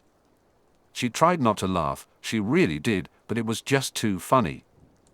Harry looked mostly amused, though a little chagrined, so it was all good. They continued talking about classes and classmates. She had him laughing with a story about Millicent Bulstrode, and she felt relaxed as well. She just wished he was ready to start dating. As Harry made his way back to Gryffindor Tower, he felt a wave of relief wash over him. He realized he had been worried for no reason and felt a bit silly for allowing Hermione to plant ideas in his head. He and Daphne were just friends, and she wasn't expecting anything more than that. Everything was perfectly fine just the way it was. Chapter 14, Revenge is a dish best served cold. And if you wrong us, shall we not revenge? William Shakespeare. Over a month passed, and winter began to yield to spring. The castle remained chilly, but there were occasional pleasant days that lured students outside to enjoy the fresh air. Easter break was brief, so most students stayed at school. It was also the time for second years to select 2 or 3 electives to add to their course load for the following year. After discussing it with Daphne, Harry was determined to take runes and arithmancy. Although they had considered care of magical creatures, they ultimately decided it didn't serve a purpose for either of them. So, Harry found himself outside, chatting about courses with his Gryffindor friends. Neville was content with runes and magical creatures, while Ron persistently tried to persuade the others to take his choices, divination and magical creatures. Harry firmly believed that enrolling in a class he had no talent for would be a waste of time, so he refused to take divination, much to Ron's disappointment. "What none of you seem to understand," Hermione interjected, "is my determination to take all of them, even though I'm only allowed 3. Harry tried again, "But Hermione, it clearly says you can only take a maximum of 3. "I can handle the course load," she insisted. "But why? Do you seriously think you need Muggle studies? You could teach that class." "So could you, Harry?" Harry snorted. "Exactly. Which is why I'd never consider wasting my time in that class. Remember, Flitwick said he can continue the fighting class next year, and we also have our workouts, which take up time. You'll burn yourself out for nothing." That finally made her pause. "Well, maybe not Muggle studies then. Did you know you can take the OWL without taking the course? There you go. I'm sure you can easily pass the OWL without wasting your time on a class you don't need. Maybe I'll do the same." That seemed to please Hermione, and she dropped the issue.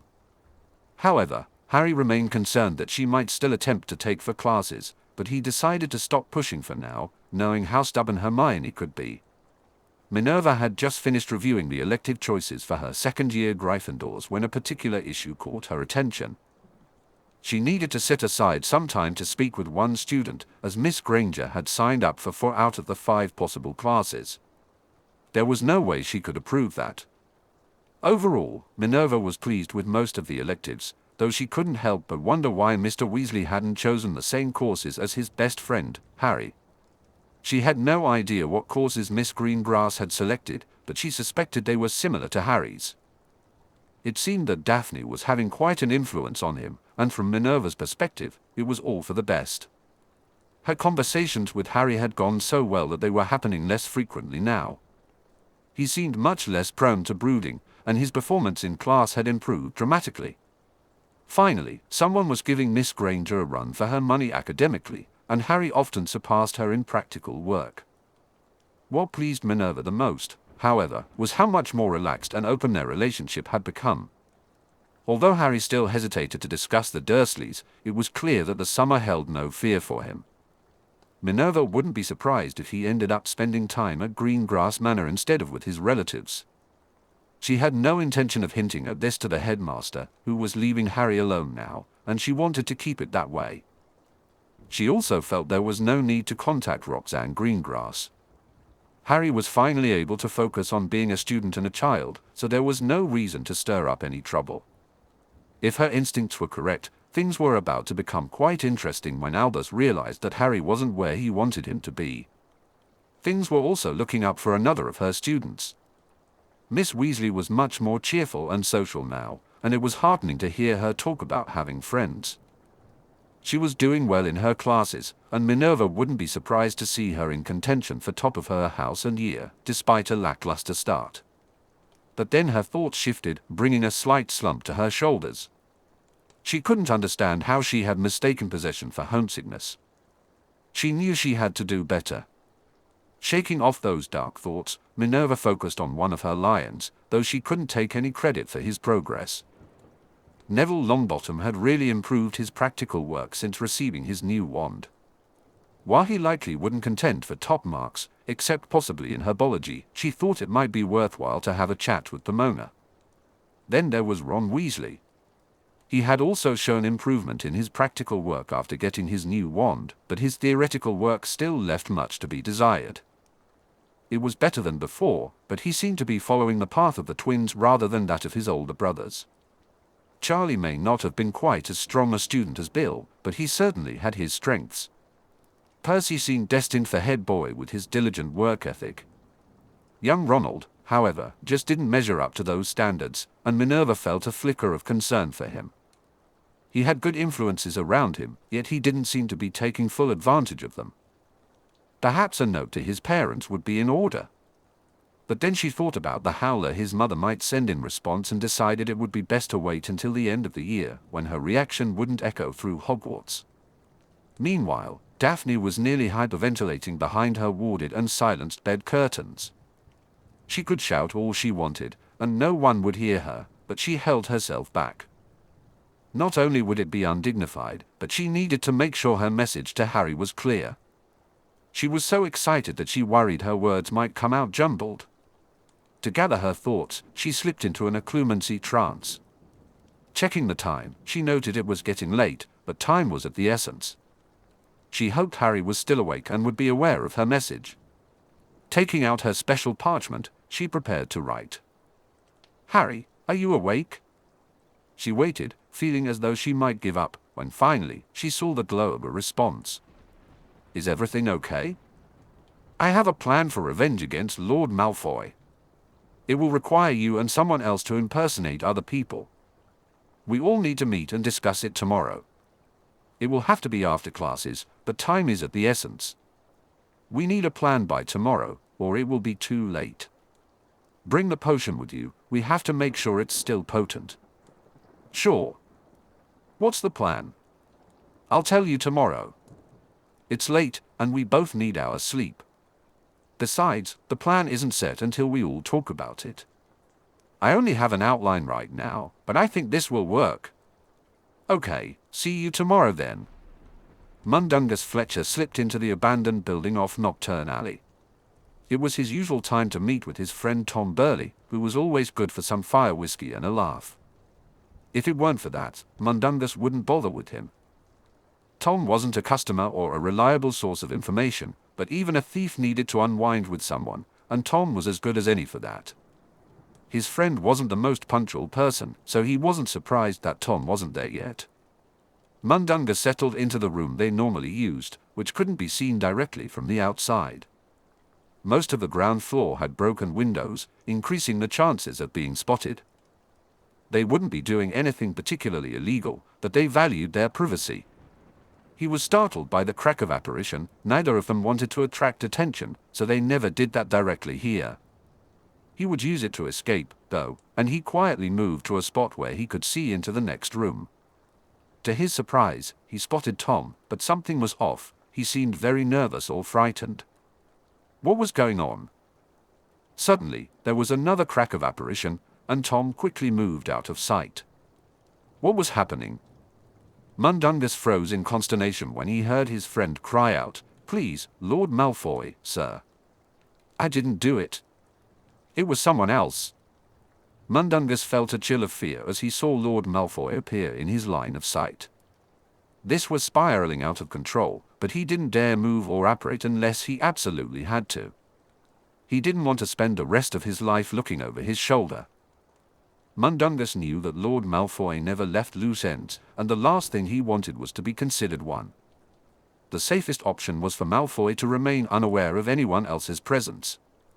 A chill ran down his spine as he heard Malfoy's voice. "I am tired of your excuses, Burley. You have failed me once too often. Avada Kedavra." Mundungus's heart nearly stopped when he saw the green flash of the spell. This was spiraling out of control. He didn't even dare to breathe. Ticky. He caught a glimpse of a house elf appearing near Malfoy, but he couldn't make out any details. "Take the body to the usual place. It must never be found." The elf responded, "Yes, master," before vanishing from sight. Mundungus barely held himself together as he heard the soft sound of house elf apparition moments later. He nearly lost it when he saw Malfoy scanning the area, but thankfully, he didn't seem to notice Mundungus hiding in the shadows. Malfoy took a moment to compose himself before turning and walking away. After a few steps, Mundungus heard the unmistakable sound of disapparition. He wasn't sure how long he waited, reluctant to move and check the time. When silence stretched beyond his patience, he finally apparated away, vowing never to return to that place again.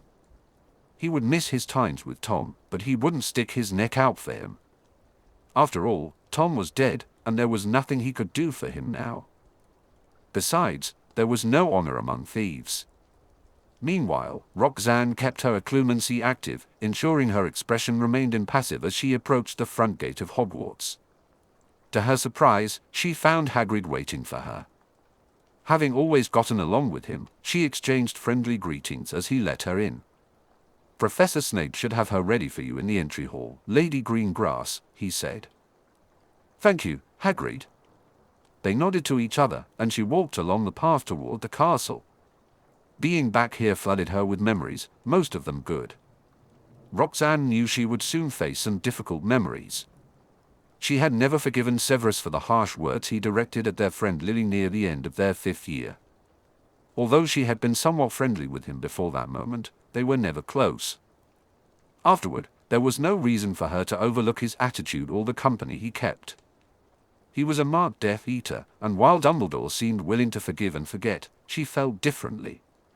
Climbing the steps, she pushed aside her twinge of nostalgia and nervousness and opened the door without hesitation. As she stepped inside, she immediately spotted the two people waiting for her. Closing the door behind her, she kept her eyes locked on Severus Snape. His dark eyes glinted at her, as if issuing a challenge, but she met his gaze head-on, holding the silence until he broke it. "Lady Greengrass," he said, his tone dripping with a slight derision that she knew was deliberate, given his skill as an occlumens. "Professor," she replied, deliberately infusing her words with an edge, as if it were an insult. He blinked first, then looked away, his voice oily as he said, "I trust that whatever this is will not take too much of her time from Hogwarts." As if he truly cared about any of his students. She had heard too many stories from her daughter to believe that. "Whatever it is none of your business, and it will take as long as it takes," she shot back. With a flourish of his robes, he muttered as he left, "I will leave it to you to find your own way out. I trust you won't get lost." What a git. But she knew how to control herself better than he did, so she simply ignored his comment and smiled at her daughter. "Come, Daphne, we have much to do." "Yes, Mother." Daphne appeared perfectly composed as she followed her out. Roxanne held the door open just a moment longer than necessary for her own passage, but with no one around to notice, she didn't worry. They walked in composed silence, and Roxanne noted that even Hagrid was gone, leaving no evidence of their departure. A slight discomfort settled in her as she realized the absence of any familiar presence. A security, but it suited her for the moment, so she decided to let it be. There could always be unseen observers, so she led the way in silence until they were outside the grounds, in a place less likely to be spied upon. Once she cleared the gate, she turned to watch her daughter, who held the gate open for a moment longer than necessary before closing it.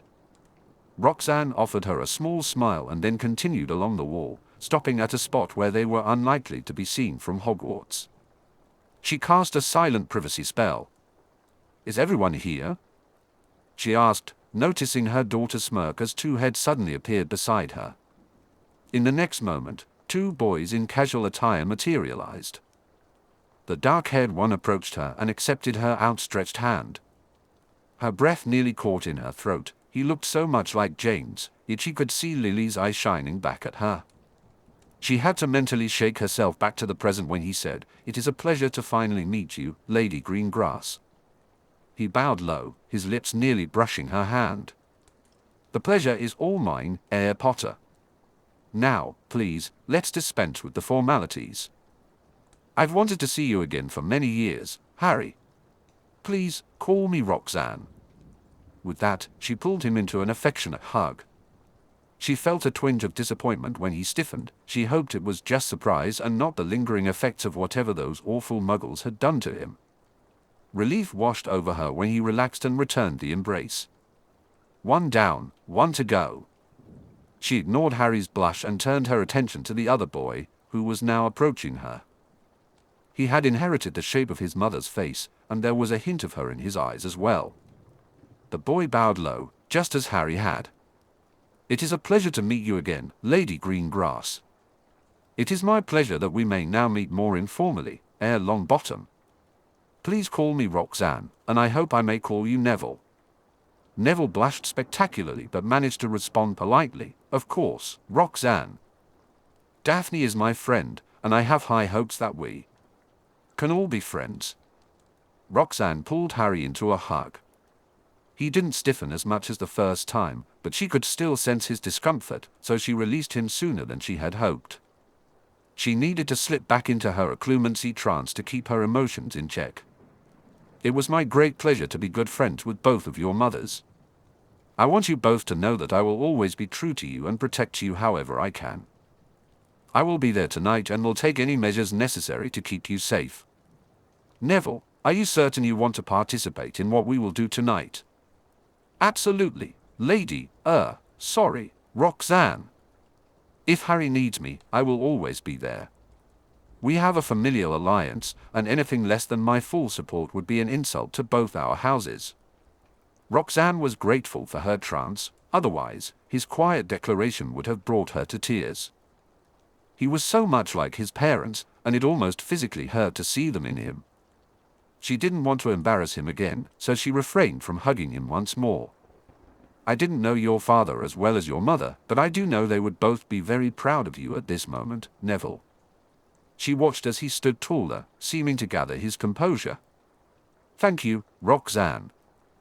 It is my hope that I can live up to the example set by both of my parents." Suddenly, Harry spoke up, his eyes sparkling as he looked at Neville. "I think you're doing a good job of that already, Neville. I'm trying to do the same." The two boys smiled at each other, but Roxanne sensed they were getting emotional and needed a distraction. "Harry, is your house elf available?" "Sure. Dobby." In an instant, a house elf appeared in front of Harry, eagerly speaking. "Harry Potter, sir, needs Dobby." Then he noticed Roxanne and practically prostrated himself before her. "Sorry, Dobby did not see Lady Greengrass." Roxanne was astonished by his reaction but quickly remembered how he must feel about her. Roxanne addressed Dobby. "You have given me no offense, Dobby. You only need to answer to Harry, not to me." The house elf looked astonished for a moment but then broke into a smile. "Dobby is liking Lady Greengrass." She chuckled at his enthusiasm, but there was no time to waste. "Thank you, Dobby. Do you understand what you need to do tonight?" "Yes, Dobby understands. I wouldn't be able to apparate all three of them at once. Can you follow me with the boys when I take Daphne? Dobby will be able to go to Mistress Daphne anytime." Dobby can follow with both sirs. Roxanne managed to stifle her reaction, but she noticed Daphne's composure falter. It was clear Daphne understood the implications. Neville shot Dobby a curious glance before looking back at Daphne, who had regained her usual poise. Harry, blissfully unaware, prompted Roxanne to move on from the awkward moment. "Very well, Dobby. Follow me with the boys." She extended her arm, and Daphne quickly grasped it firmly. They apparat away in an instant, landing in an abandoned building. Daphne immediately began, "Mother, I never said anything to." Roxanne interrupted, knowing the boys could arrive at any moment. "We can discuss this later, Daphne." Daphne nodded her acceptance just as Dobby appeared, bringing both boys with him. Once she had everyone's attention, Roxanne began to explain. "This is the building where they meet. I've already put silencing wards around this place, so we won't attract attention. We have about 2 hours before he arrives. We can practice and familiarize ourselves with the rooms. Based on my investigation, it appears that this room over here is where they meet, and this room will be where we want to stage our little play. I have one of Mr. Burley's actual robes and a copy of one of Lord Malfoy's robes." She turned to Harry and asked, "Do you have the potion?" "Yes, I brought all of it." "For vials," Harry said, pulling 2 from one pocket and 2 from another, offering them to her. Roxanne examined them carefully, noting their appearance and quantity. "Very good, Harry. These look fine." She tucked the vials into her pocket and pulled out 2 smaller vials of her own. "I have the hairs. This vial contains hairs from Mr. Burley's comb, supplied by his widow. This one has hairs from Lord Malfoy, obtained a few months ago. My husband, like any true Slytherin, plans ahead." She grinned at the boys, who grinned back. Her daughter was distracted, so she led the boys through their tasks. By the 5th run-through, they seemed comfortable with what they had to do, even Dobby. The trick wand, a replica of Malfoy's cane, consistently cast a green spell, and Dobby was excellent at mimicking the sounds of human apparition. Everything was falling into place.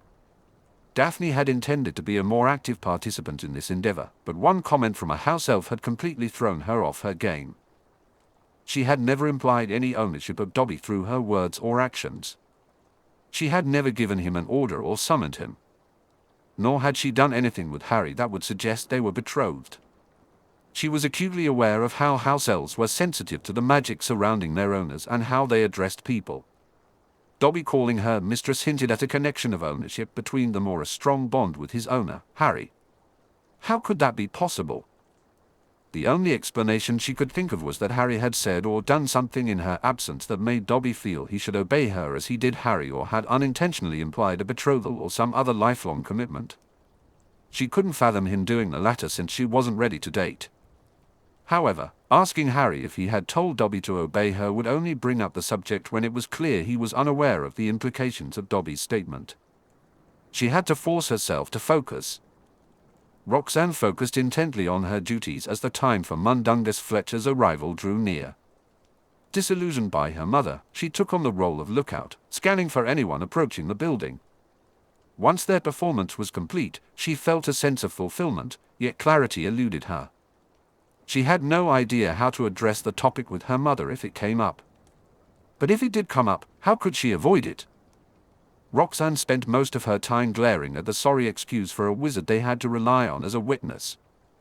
Honestly, they might have been better off staging their scene in a random location with whoever happened to be around, given their objective. Still, they needed this controlled environment for the children's safety. The victim in this case was an employee of their target, Lord Malfoy, and this was precisely the type of person such individuals associated with. She had been willing to use deadly force to protect the children in her care, but thankfully, that proved unnecessary. They weren't interrupted, and Fletcher remained completely docile. Once their witness departed, she removed Harry's invisibility cloak, which he had insisted she wear. She was genuinely impressed by its quality. She had seen the occasional odd glow where magic was applied, but she had never heard of a cloak doing that. Roxanne stepped outside to where the elf was supposed to hide the boys, and there they were, still in their potion-induced states. "Thank you, Dobby. Please, follow me to where I take Daphne, okay?" "Yes, Lady Greengrass." "Dobby understands," the elf replied. She located Daphne and cancelled the disillusionment spell, then apparat them to the office of one of her husband's warehouses. The elf and the boys appeared shortly after. Daphne stood quietly with her mother as Roxanne addressed the boys. We'll have to wait for you to recover from the potion before we can return to Hogwarts. Do you have your clothing? Harry lifted a bundle he was holding, and she nodded in understanding. Good. You two can relax here while I have a conversation with Daphne. We will return shortly. With that, she walked away, ready to discuss the matters at hand. Roxanne stepped into a small break room. Once Daphne had settled at the table, she cast a privacy spell on the door and took a seat across from her. Although Daphne was doing a decent job of hiding her nerves, Roxanne could still sense the tension. Before she could ask what was on her mind, Daphne spoke up. The only thing I can think of is that Harry told him to obey me too. No other explanation makes sense. Roxanne considered that there was another explanation, but bringing it up would only frustrate her daughter, and she didn't want to derail the conversation. That would make sense, she replied, noticing Daphne relax a bit. She suppressed a smile, thinking it was more likely that the two were forming a magical bond that Dobby could sense. However, she decided to keep that thought to herself for now. How do you think it went? Roxanne asked. I didn't see much, but what I heard was very good. I know Harry sounded like Lucius Malfoy, and I assume Neville sounded like Mr. Burley. I think they did a marvelous job. They scared Fletcher pretty badly, and I'm sure he believed everything he saw. Do you think he will come forward? Daphne asked, her brow furrowing. Not at all. He's a coward. He'll have to be forced into it, but others will handle that. Our part is done. I need to speak with Harry for a few moments. You can keep Neville company while I do that. Roxanne noticed Daphne's worried expression, but her daughter quickly masked it before they returned to the boys. Watching Daphne's reaction, Roxanne again sensed that she wasn't pleased with Harry's resemblance to Lucius Malfoy. Roxanne wasn't fond of it either, but it seemed to bother her daughter even more. She thought she understood why but decided to keep that insight to herself. The two of you did very well. Harry, I'd like a moment with you next, she said. It amused her to see a slightly concerned look appear on Harry's face, a reaction that the real Lucius Malfoy would avoid at all costs. He followed her quietly, and they settled into the same chairs that Daphne and Roxanne had just vacated. Harry, I already know that Daphne has extended an invitation. I wanted to extend a personal invitation for you to stay with us this summer. Your mother, Lily, was a close friend of mine, and it would be an honor to have you with us. When she and James asked if my husband and I would consider being your guardians if necessary, we agreed without hesitation. It would be a great relief for all of us if you could come live with us for the summer. Roxanne noticed Harry relax almost immediately as she spoke, and the big grin that spread across his face was something she had never seen before, and certainly never expected to see on the real Lucius Malfoy. Thank you, Lady Roxanne. Harry paused, blushing, and she patiently waited for him to gather himself. I'm grateful, and I accept your hospitality. Excellent, Harry. I'm glad we've settled that. I promise you will always be welcome wherever I am. While there may not be a formal agreement between House Greengrass and House Potter yet, I consider you an ally and hopefully a friend. Thank you. I hope that someday we can make an alliance a reality. I appreciate what you're doing for me, and I won't forget it. Roxanne smiled at Harry. I look forward to that day, Harry. Now, let's go back to the others and wait for that potion to wear off. Harry nodded as they got up to leave the break room. Meanwhile, things were awkward for the 4 Gryffindors that morning. McGonagall had forced Hermione to drop divination to reduce her electives to 3, and she was in a foul mood. Her most common reaction to anything after that was a glare. The other 3 stayed close but knew better than to engage in any unnecessary chit-chat. Most of the defense against the dark arts class had been going well until Lockhart began talking about his new book, Basking with Basilisks, in which he claimed to have defeated the monster from the Chamber of Secrets. Harry felt a sense of dread when a glowering Hermione raised her hand. He couldn't believe what she said when the professor called on her. How can you sleep at night after taking credit? Are you really going to take credit for someone else's accomplishments? Harry noticed Hermione glaring at Professor Lockhart, and he quickly glanced at the professor's face, which showed pure confusion. Apparently, he still thought Hermione was one of his fans. "Miss Granger, are you suggesting that I have taken credit that I do not deserve?" he asked. "I'm not suggesting it," Hermione replied, her voice steady. Harry saw the professor relax slightly. "I'm stating it as a fact," she added firmly. Now it was Harry's turn to feel anxious. Sitting beside her, he turned to her, dreading what she might say next. 5 points from Gryffindor, Miss Granger," Lockhart announced. This was spiraling out of control. Harry reached over and grasped her nearest wrist. When she angrily turned to face him, he whispered urgently, "Don't."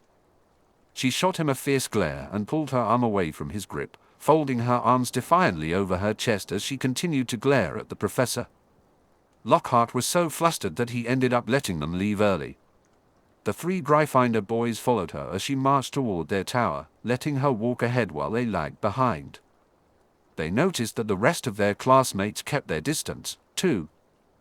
Harry felt a surge of frustration at their cowardice, but he wasn't eager to confront Hermione again either. His heart sank when he saw her get into a shouting match with the fat lady. This was bad, he had never seen her this furious. Eventually, the portrait swung open, and Hermione stormed into the common room. The 3 boys approached the portrait, where the fat lady was pouting and shooting them glares. Harry looked at Ron and Neville, asking, "What do you think we should do?" Neville's eyes widened. "Don't look at me. You 2 have known her longer than I have." Harry shot him a disappointed look before turning to Ron, who looked paler than usual. "I think we ought to let her calm down on her own," Ron suggested. "Maybe she'll want to talk in a day or 2. "A day or 2?" Harry replied, giving Ron a disheartened look. Ron just shrugged in response. Harry muttered under his breath about Gryffindors lacking courage as he spoke the password. The fat lady, still upset, opened promptly. Harry stepped inside with Ron and started to approach Hermione. He saw her sitting at the table, her book bag on the floor, arms folded across her chest, glaring at the wall. Harry slowed to a stop, remembering Daphne's comments about courage versus stupidity. Maybe Ron was right, she could use some time alone. He turned and headed for the stairway to the boys' dorms, ignoring the snickers behind him. Wankers, both of them. Mundungus Fletcher couldn't figure out how he had landed in this mess. He must have been obliviated, but unfortunately, he had used that excuse a few times before, and those damned auras kept records of everything. This time, though, it was genuine.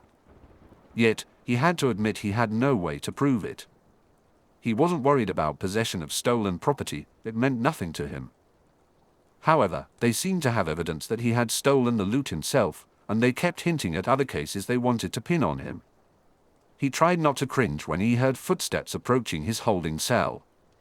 He knew they wouldn't give up easily. Just his luck, it was an aura with a wide smile and a copy of the Daily Prophet. Mundungus had no idea what the paper had to do with their conversation, but he was certain it wouldn't be pleasant. "What's wrong, Dung?" "You don't look happy to see me," the aura said, giving him a mild glare that he thought was the best he could manage. "We're curious about the death of your good friend Tom Burley." "What?" Very few people knew about him and Tom. Had someone set him up? Maybe he could use that as a defense. We're not the only ones. See this article? Someone has put up a 25,000 galleon reward for whoever can help convict his killer. Mundungus had never seen, let alone possessed, that much money at one time. With that kind of cash, he could set himself up in at least a semi-legal business. The moment his fingers brushed the paper, he knew he had to have that money, he would do anything to get it. He'd even tell the truth. When he first saw the projected memory, Lucius realized he was in serious trouble. The thief's testimony under Veritaserum hadn't fazed him much, but that memory pulled the rug out from under him. In that instant, he understood that someone powerful was behind this, a person with ample resources who wouldn't leave anything to chance. He was genuinely at risk of being convicted. Someone knew he had used Tiki to dispose of things he didn't want found. There was absolutely nothing wrong with that memory. It showed his face, his cane, and his voice. It even resembled one of his roads. It looked and sounded exactly like the late Tom Burley. The irony was that, although this memory was fabricated, he was guilty. He had never been to that location nor spoken those exact words, yet he was guilty of the crime. He had used Avada Kedavra, and he had employed Tiki to dispose of the body. The only detail they had missed was that he had transfigured the corpse into a pig carcass before Tiki dumped it in the Acromantula lair in the Forbidden Forest. Someone knew him well enough to impersonate him convincingly. They understood his habits, knew where he would be that night, and could duplicate his possessions. If that someone had influence in the Wizengamot as well, he was doomed. He pondered who the key member would be in determining whether he stood a chance and concluded it was Lord Ogden. Although Ogden was not someone he had bribed, they generally saw eye to eye, and he didn't require any financial incentive. If Ogden was on his side, he had a genuine chance of acquittal. Mundunga scanned the room, locking eyes with Ogden, who returned his gaze with a smirking stare. He felt the weight of despair settle over him. He was doomed without support from conservatives like Ogden. He knew that if he didn't act soon, he would be convicted. As he listened to his barrister ramble on, he found it hard to pay attention. It felt meaningless. He had no alibi. He had been busy meeting with his employees in his black market potion business during that time, and they were bound by oaths that would kill them if they ever spoke of him. Even if he could produce them as witnesses, they wouldn't survive long enough to confirm it. He understood that any defense not supported by evidence as solid as the prosecution's would inevitably fail. He was headed for Azkaban. The only question was how long he would be there. Harry noticed Hermione's expression change as she handed him the newspaper. A smile spread across his face as he read the headline, "Lord Malfoy sentenced to life in Azkaban." He glanced over to the Slytherin table but saw no sign of the younger Malfoy. Next, he searched for Daphne and caught her eye. She winked at him before returning to her breakfast, and the message was clear: mission accomplished. Phileas had to admit he was enjoying teaching them to fight. He had shared more goblin hand-to-hand combat techniques than he initially planned, but it was paying off. Harry, Daphne, and Neville showed real promise, while Ron and Tracy had potential as well. Unfortunately, Hermione lacked the drive and enthusiasm to excel in it. That night, he decided to try some two-on-one dueling. Hermione had lost to Ron and Neville. They coordinated well, and she hadn't been aggressive enough. Harry, on the other hand, had nearly won his match against the two Slytherins. He had stunned Tracy and kept Daphne so busy that she couldn't revive her. However, he ran out of time, forcing Phileas to call it a draw. At the end of the duel, Daphne complimented Harry, and the way she kept watching him made Phileas suspect they might become a couple one day if Miss Greengrass had her way. Harry seemed blissfully unaware, which was typical for his age and gender, but Phileas was confident that Miss Greengrass would teach him a thing or two. Minerva had shared some promising insights about Potter, but Phileas wanted to be certain. He also intended to discuss dueling with Harry. After complimenting the others on their efforts, he dismissed them, keeping Harry behind. Once the room was empty, Harry turned to him and asked, "Is there a problem, Professor?" "Not at all, Mr. Potter," Phileas replied with a smile. "I've enjoyed teaching this class.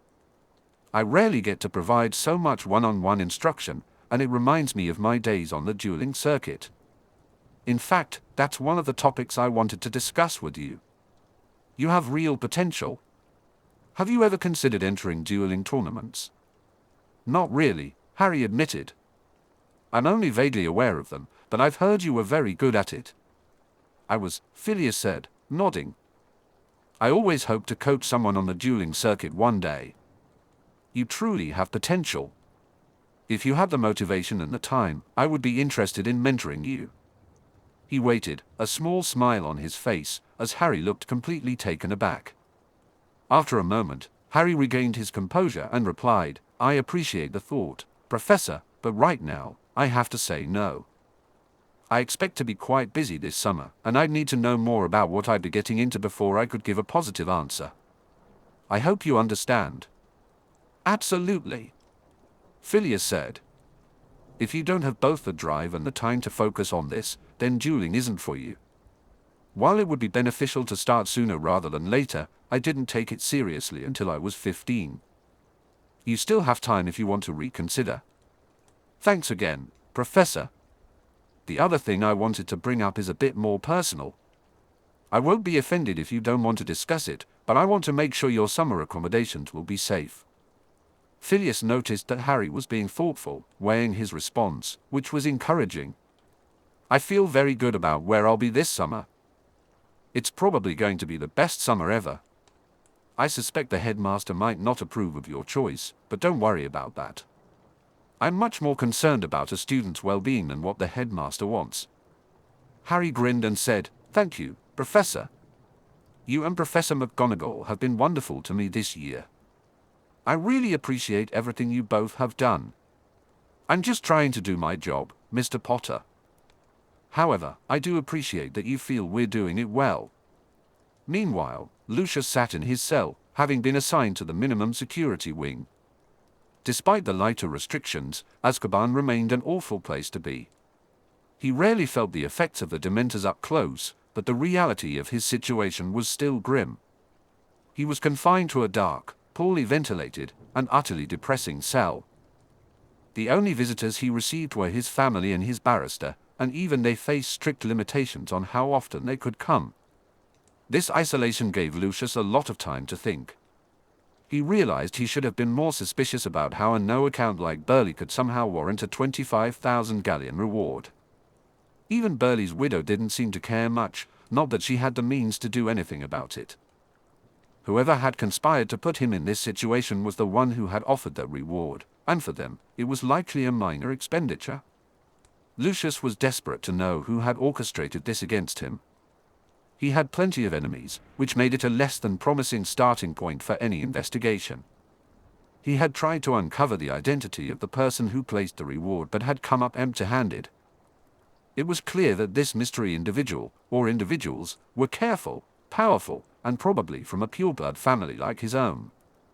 Unfortunately, as time passed, he found he had less control over the situation. He could still gather information, but his ability to influence events outside his cell was eroding day by day. The receipts from the black market potions business were dwindling.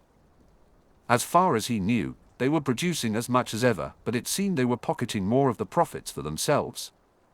He had never appointed a second-in-command or shared vital information about his businesses, not even with his wife. The real problem was that he didn't have anyone reliable to take back control. Occasionally, he would send a thug like Crabbe or Goyle, but most of his enforcement had always been done personally. He couldn't trust those two to act independently; they would likely get themselves caught, given their lack of intelligence. Imbeciles, he muttered to himself. His wife had been a black, and while she could be a heartless woman when she wanted to be, he couldn't bring himself to trust her. Their marriage was the epitome of a pureblood union, loveless and arranged. She had fulfilled her duty of providing an heir quickly and had kept her distance ever since, engaging with him only when necessary. She would happily host balls or parties, collecting the latest gossip for any intriguing tidbits, and he could rely on her for that. But he was certain she knew about his preference for boys. He had tried to be discreet, but she was a black. Even though he had disposed of the remains as he had with Burley, it had gone on for too long. She must have figured it out. Her only weakness was the disappointment of the heirs she had given him. He should have taken a firmer hand with Draco, but he had spent too much time on business and his own interests, leaving much of the child-rearing to her. She would do anything for her son, but if she believed it would benefit Draco, she wouldn't hesitate to abandon him here and never look back. His only hope was that one day his investigations would yield results, and he would have someone to lash out at. Harry had received the first settlement check from the contractors. Although they planned to store most of their harvest to avoid flooding the market, his initial share of the proceeds was nearly 350,000 galleons. He transferred half to the account Daphne had designated for her, put some of his money in his own account, and set aside a portion for the school account that McGonagall had mentioned. Now, he needed to find her and let her know they could start purchasing new school brooms and fund more scholarships. Chapter 15: Meeting the Parents. Pressure is something you feel when you don't know what the hell you're doing. The weeks had turned into months, and now it was early June. Summer break loomed larger in Daphne's mind. Surprisingly, she wasn't worried about it at all. In fact, she was quite looking forward to it. After meeting her mother, even Harry seemed to share her enthusiasm. Daphne felt content but couldn't shake the nagging disappointment that Harry wasn't ready for dating. It struck her as ironic that something she had resisted for almost her entire life was now what she wanted most, yet it was just out of reach. She sighed, reminiscing about how much easier things had been before. Still, she found her forced waiting to be bearable. She had already decided that the Harry she had come to know was worth the wait, and nothing was going to change her mind. They enjoyed their occasional private meetings, physical training, magical practice, and fighting lessons together. Sure, she often had to share that time with others, but it was still precious time spent with Harry, and she relished every moment. Harry showed no signs of discomfort with their arrangement and clearly valued their time together as well. Life might not be idyllic, but it was good, very good. One night, she heard a disturbing rumor about the Auras coming to Hogwarts and parents arriving for one of the students. She didn't see how it could possibly involve Harry, and when she wrote to him, he expressed complete ignorance about any such events. Still, she felt relieved to see him with his friends at breakfast. However, she noticed an undercurrent of unease among the professors and realized that one of them was missing. Once again, Professor Ponce was absent. The only exception was Snape, who actually looked pleased. Though he was her head of house, his satisfaction about something didn't necessarily bode well. Daphne's attention sharpened when Dumbledore rose to speak. "I am sure there are already some rumors circulating, so I wanted to share the news with you right away. Our defense against the dark arts professor will not be available for the rest of the year, and I will be filling in for him. Also, Miss Wilkins has gone home for an undetermined amount of time. Please do not pester her with questions when she returns. That is all." From the hushed whispers and worried glances at the Hufflepuff table, Daphne gathered that Miss Wilkins was one of the Hufflepuffs. Soon enough, the local gossip, Sophie Roper, confirmed her suspicions. Sophie said Miss Wilkins was a sixth-year student who had apparently been seduced by the missing professor. Given that she was not yet 17 and came from a pureblood family, this was quite the scandal. Daphne exchanged uneasy looks with Tracy and then sought out Harry. He looked upset, so he'd probably heard the news as well. Turning back to her breakfast, she absent-mindedly pushed her food around her plate until it was time to leave. Meanwhile, Severus Snape was pleased that the professor was gone and that his Slytherins were left undisturbed. However, he noted with irritation that his offer to take over the defense against the dark arts class had been ignored. Someday, the old fool would have to realize that his true talent lay in teaching Dada. Sure, he was an excellent potions master, but that didn't mean he was suited to teach that subject. He had quickly run out of patience with the dunderheads in his potions classes, which required a precise understanding and was intolerant of fools. He decided it was best to check on his house for any issues.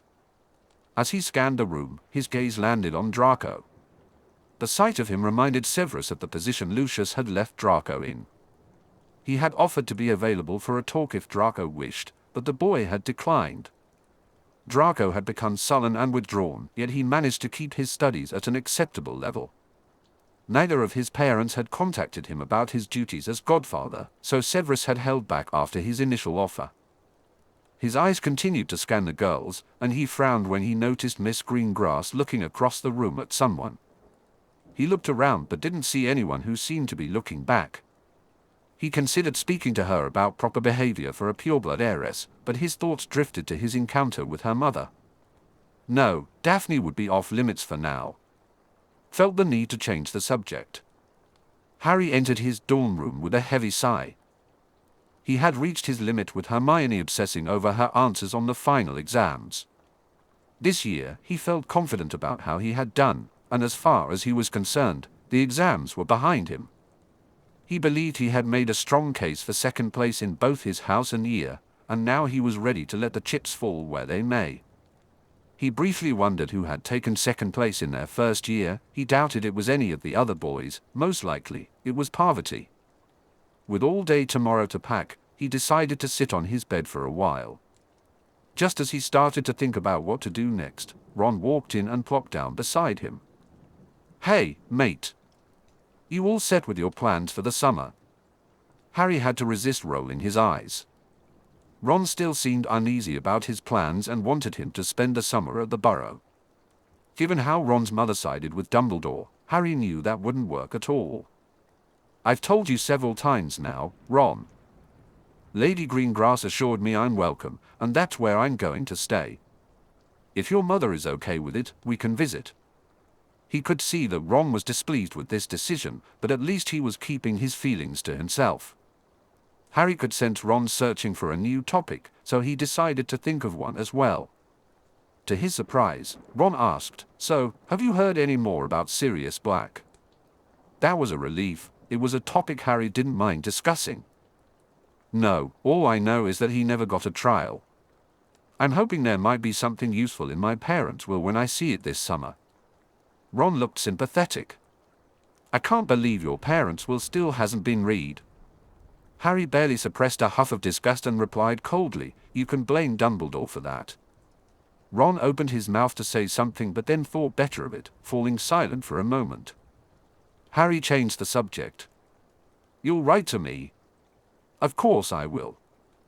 I'm going to write to all of my friends." Ron gave him a teasing look and said, "Except Daphne, of course. You can just talk to her." Harry rolled his eyes playfully.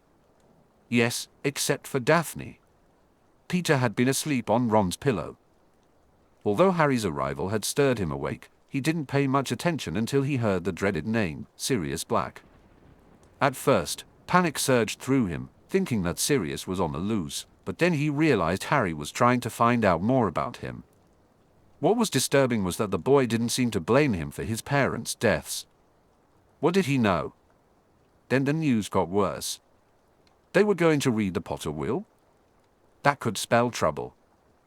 He was shocked that his spontaneous frame-up of Sirius had lasted as long as it did. How could James and Lily, especially Lily, not have left some sort of fail-safe in case they were killed?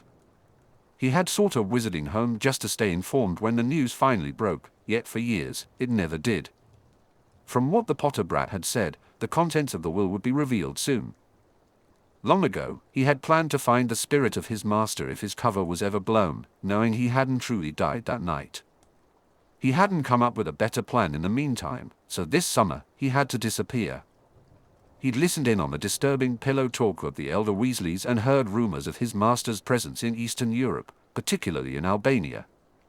Unfortunately, he'd also stumbled upon many things he wished he hadn't. Some nights, he wished he could obliterate himself. The problem was traveling in Britain, where he was known by too many.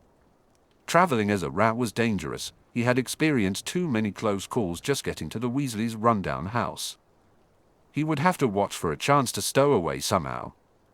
He had to get out of Britain, and then he could risk time as a human. He wasn't very good at glamours, but he'd have to make it work.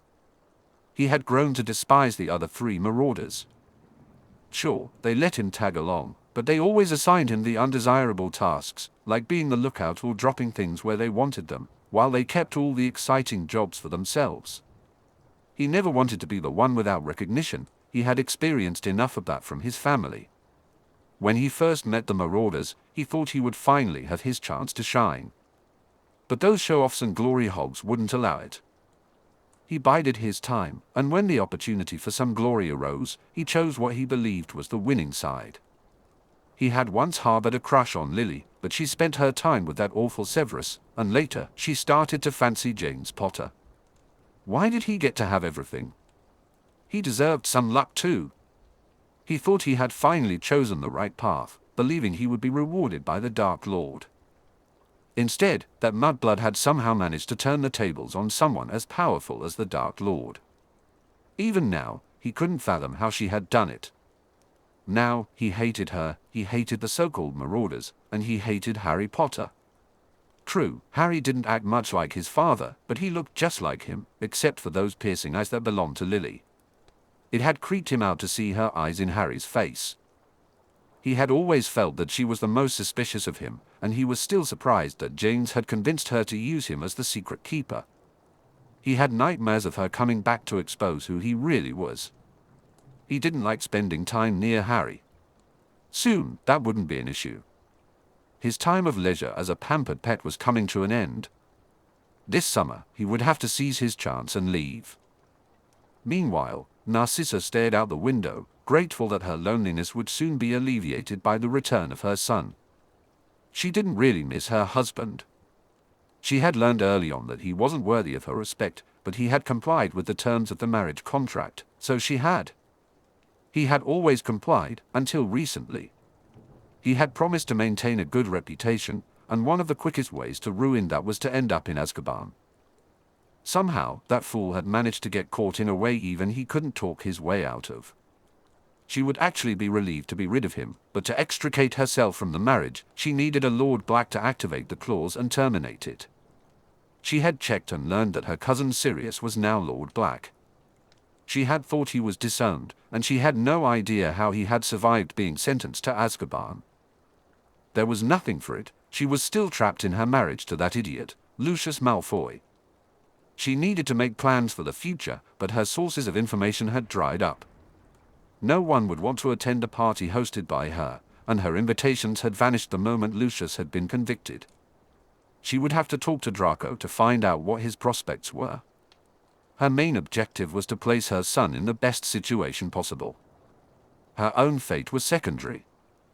Their breakfast had begun in an unusual way when Professor McGonagall handed Harry a note along with a heartfelt farewell. It left Harry blushing and many of his fellow Gryffindors looking stunned. He relaxed when the twins teased him about being teacher's pet, and he read the note as discreetly as he could under the circumstances. When he finished reading, Hermione leaned over to whisper, "What did she say?" Harry couldn't help but respond loud enough for all his friends to hear, a big grin on his face. "She says if I need any help this summer, just to owl her, and nothing will stop her from coming to get me." He wasn't sure what else to say, but he reveled in the happy smiles of his friends. Harry had never felt so wanted and appreciated in his life. It was such a new experience for him that he didn't know how to handle it, but he certainly wasn't complaining. As problems went, this was a good one to have. Harry made his plans. As Harry made his way to the train with his Gryffindor friends, he noticed that Daphne and Tracy had already left, as was their usual habit. The rest of the group, however, had to wait for Ron to finish packing, though Harry had managed to encourage him to be a bit more punctual this time. They settled into the first empty compartment they found. Harry planned to stay with them for most of the trip before heading over to join the Slytherins. The night before, he had gone over how to greet a lord with Neville, who had been very patient as Harry obsessively reviewed the details. Trying to shake off his nerves, he dove into a lively game of exploding snap with his three friends, which was occasionally joined by the Weasley twins. Eventually, Harry realized it was time to join Daphne. Noticing a few passers-by staring at them, he quickly drew the blinds. Next came the challenge of his trunk. He certainly couldn't drag it around and remain undetected. Although he had practiced, it took him 3 attempts to shrink it enough to fit into his pocket, and even then, it bulged more than he would have liked. With his cloak at the ready, he turned to his friends, only to find all 3 of them looking unusually serious. "It's only summer, and I'll write to all of you, I promise," he said, hoping to lighten the mood. That got 2 of them to smile, but Ron still looked too somber. After exchanging goodbyes, Harry glanced at the door, feeling a bit uneasy as he prepared his cloak. Just then, Hermione came to his rescue. "I need to go to the loo anyway, Harry. I'll make sure you get out undetected." Unable to resist, he teased her with a wry grin. "So that's why one of your legs was bouncing lately?" She narrowed her eyes at him and shot back, "Shut up." Trying to hit him, he dodged and then slipped under the cloak. "You better hide, Potter," she called after him, her smile softening the playful threat. He followed her out, and she greeted someone in the hall as she leaned against the door. After a moment, she finally closed the door behind her and headed in the opposite direction. They split up immediately. A few people were loitering or passing through, but with a bit of caution, he navigated his way to search for Daphne. Frustration washed over him when he reached what he hoped was the right compartment. It was the only one he'd seen with all the shades down, yet inside, he found a mix of Slytherins and Ravenclaws chatting in the hall. All he could do was keep his distance and wait for his chance. As he stood there, his mind spiraled through possible worst-case scenarios. What if she had changed her mind? What if his meeting with her father went poorly? What if they grew tired of him and sent him away? He knew he was worrying about things that were unlikely to happen, but it took some effort to pull himself into an occlumency trance. Gradually, his emotions settled, allowing him to watch and wait with a calm demeanor. Finally, the group broke apart. As soon as the coast was clear, he approached the door and tapped it once with his wand. He stepped back and waited. He heard the click of the door, and a moment later, Tracy stepped out, holding the door open while she chatted with Daphne. "I won't be long. Don't get too lonely without me," she said, winking at Daphne as Harry carefully slipped inside. Once he was in, the door shut behind him, and he took off his hood since the blinds were already drawn, and no one could see him. "Harry," he heard Daphne exclaim. He was taken aback when she immediately got up and hugged him tightly. Surprised, he returned the embrace through the cloak, feeling a little awkward. While he was used to her hugs, this one felt more urgent than usual. She quickly turned and cast a couple of spells at the door. "Keep the cloak around you for now until Tracy gets back. You can take it off for the rest of the ride once she's here." "So, how has your ride been so far?" "Fine."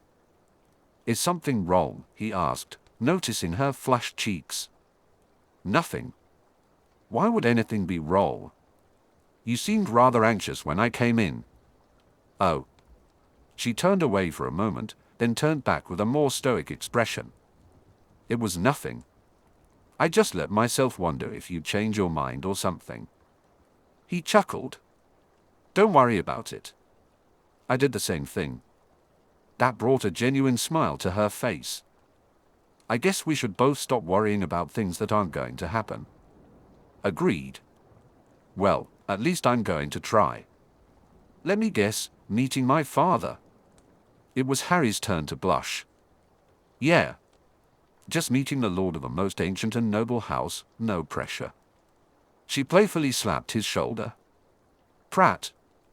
You seem to be forgetting that you are the heir to a most ancient and noble house. However, I did want to warn you that father will test you. I want you to be ready." Harry's mouth suddenly felt dry. "Test me? Test me how, and why is this just coming up now?" She narrowed her eyes at him. "It's just coming up now so you wouldn't obsess over it unnecessarily. All you have to do is be yourself and stay confident. You'll be fine." He had to quell his panic. Why is confidence important? Daphne felt a twinge of guilt. Waiting to warn him had been a risk, but she thought it was worth it at the time. Now, she needed to explain herself well. Losing his confidence and trust would devastate her. First of all, he will have to deal with you eventually in the Wizengamot.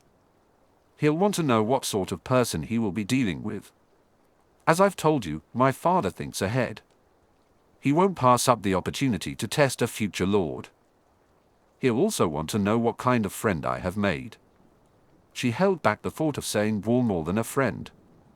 Her father must at least suspect that their relationship went beyond friendship by now.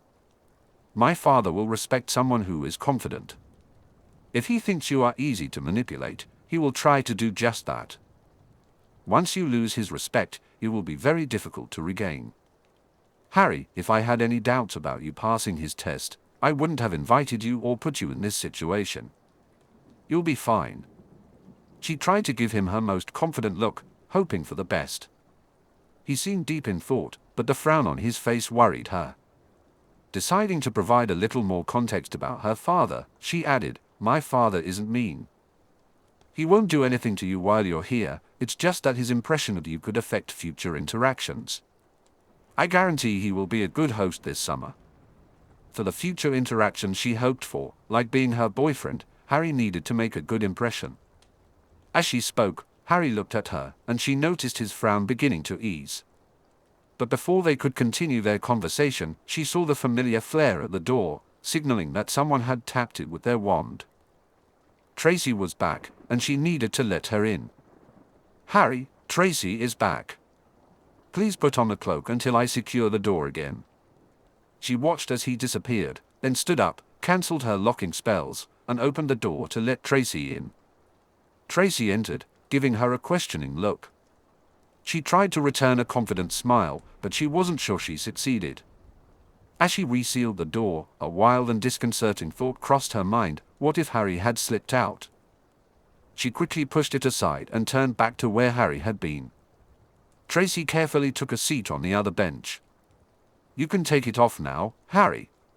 She heard nothing for a moment, then Harry suddenly appeared, standing where he had been as he removed the cloak and laid it on the bench beside him. He returned to his seat, and she watched his face, reminding herself to breathe. He looked serious but not angry. Still, she wasn't sure if everything was okay between them. He remained silent as she took her seat next to him. Glancing at Tracy, who was giving her an inquisitive look, she shook her head no. Then she turned back to Harry, who was looking at her. Harry looked at her, his expression stoic as he asked, "Is there anything else I should know?" "No, that was it." She swallowed nervously. "Okay. Are you mad at me?" "A little. I understand you didn't want me to worry, but I don't like surprises like this. I know how to use occlumency to manage strong emotions, so I wouldn't have worried too much.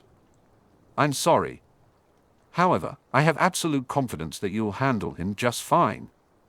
Just remember, someday you'll have an equal rank and you can be yourself. That's all you'll need." He met her gaze with a serious look, but then a smile slowly broke across his face.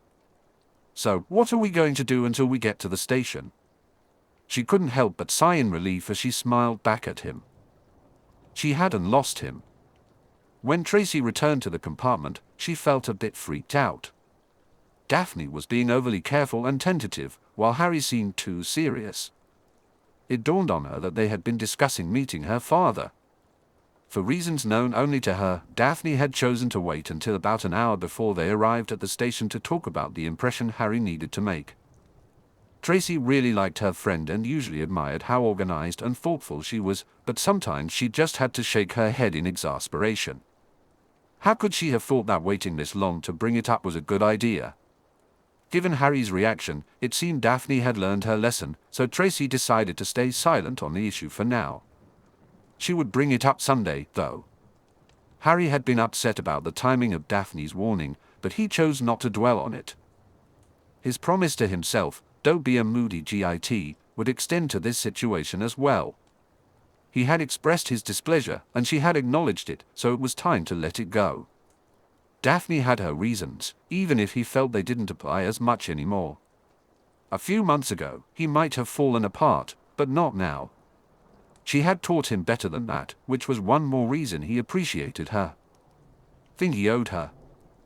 They spent most of the remaining time with Daphne describing the manor and the surrounding land where she lived. Tracy chimed in occasionally, giving a brief description of her own home. She mentioned that Daphne usually came over to visit for a while, and they discussed their options, uncertain whether they could share Harry's whereabouts with Tracy's parents. The thought made him feel a bit awkward, but he didn't want to be left behind without Daphne. He hoped the situation would resolve itself. As they neared London, they talked about what would happen once they disembarked at the station. They would need to wait for the crowd to thin out, otherwise, Harry would be easily spotted, invisibility cloak or not. When the train came to a stop, they waited, and Daphne explained the plan again. "My mother will be waiting beside my father, but you won't see him. He'll be a few feet to our right with a privacy ward up. When you get close, just tell him you're there. He'll check you for tracking spells, and then you can follow us and apparate with him. Once we're home, we can do the official greetings." Harry, already cloaked, nodded as he watched the crowd pass by. Got it. Sooner than he would have liked, it was time to go. "Come on, Harry. Just follow me," Daphne urged. She seemed to spot her mother quickly, and Tracy must have seen her family nearby, as she stayed close to them too. To distract himself and stay alert, Harry scanned the area and noticed Mrs. Weasley searching for someone near the portal to the Muggle side. He didn't see any of her children around, which made him wonder who she was looking for. He hoped it wasn't him. Ron should have told her not to expect him. He watched as Tracy broke away and greeted a woman enthusiastically, but Daphne was much more reserved in her greeting with her mother.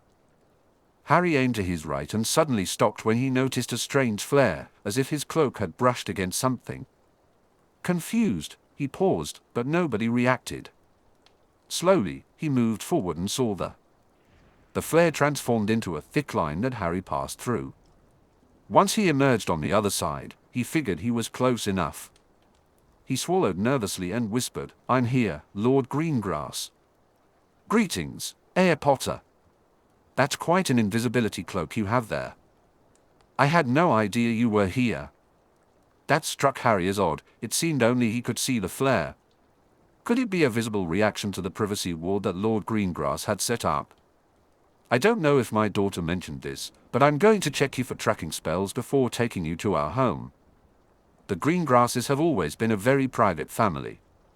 There was a brief pause, and then the voice continued, "It seems your cloak may be interfering with my detection spells. Please face me and open your cloak slightly. I need to see you better, but not let anyone else see you."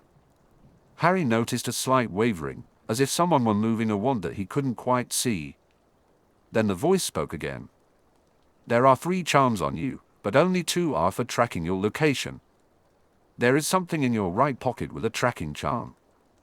Looking down, Harry realized what it must be. That would be my trunk. He caught a quick flash of a spell, and was startled when Lady Greengrass disapparated with Daphne. "We'd best hurry. The other tracking spell is on you directly." Another quick flash followed, and the wavering withdrew.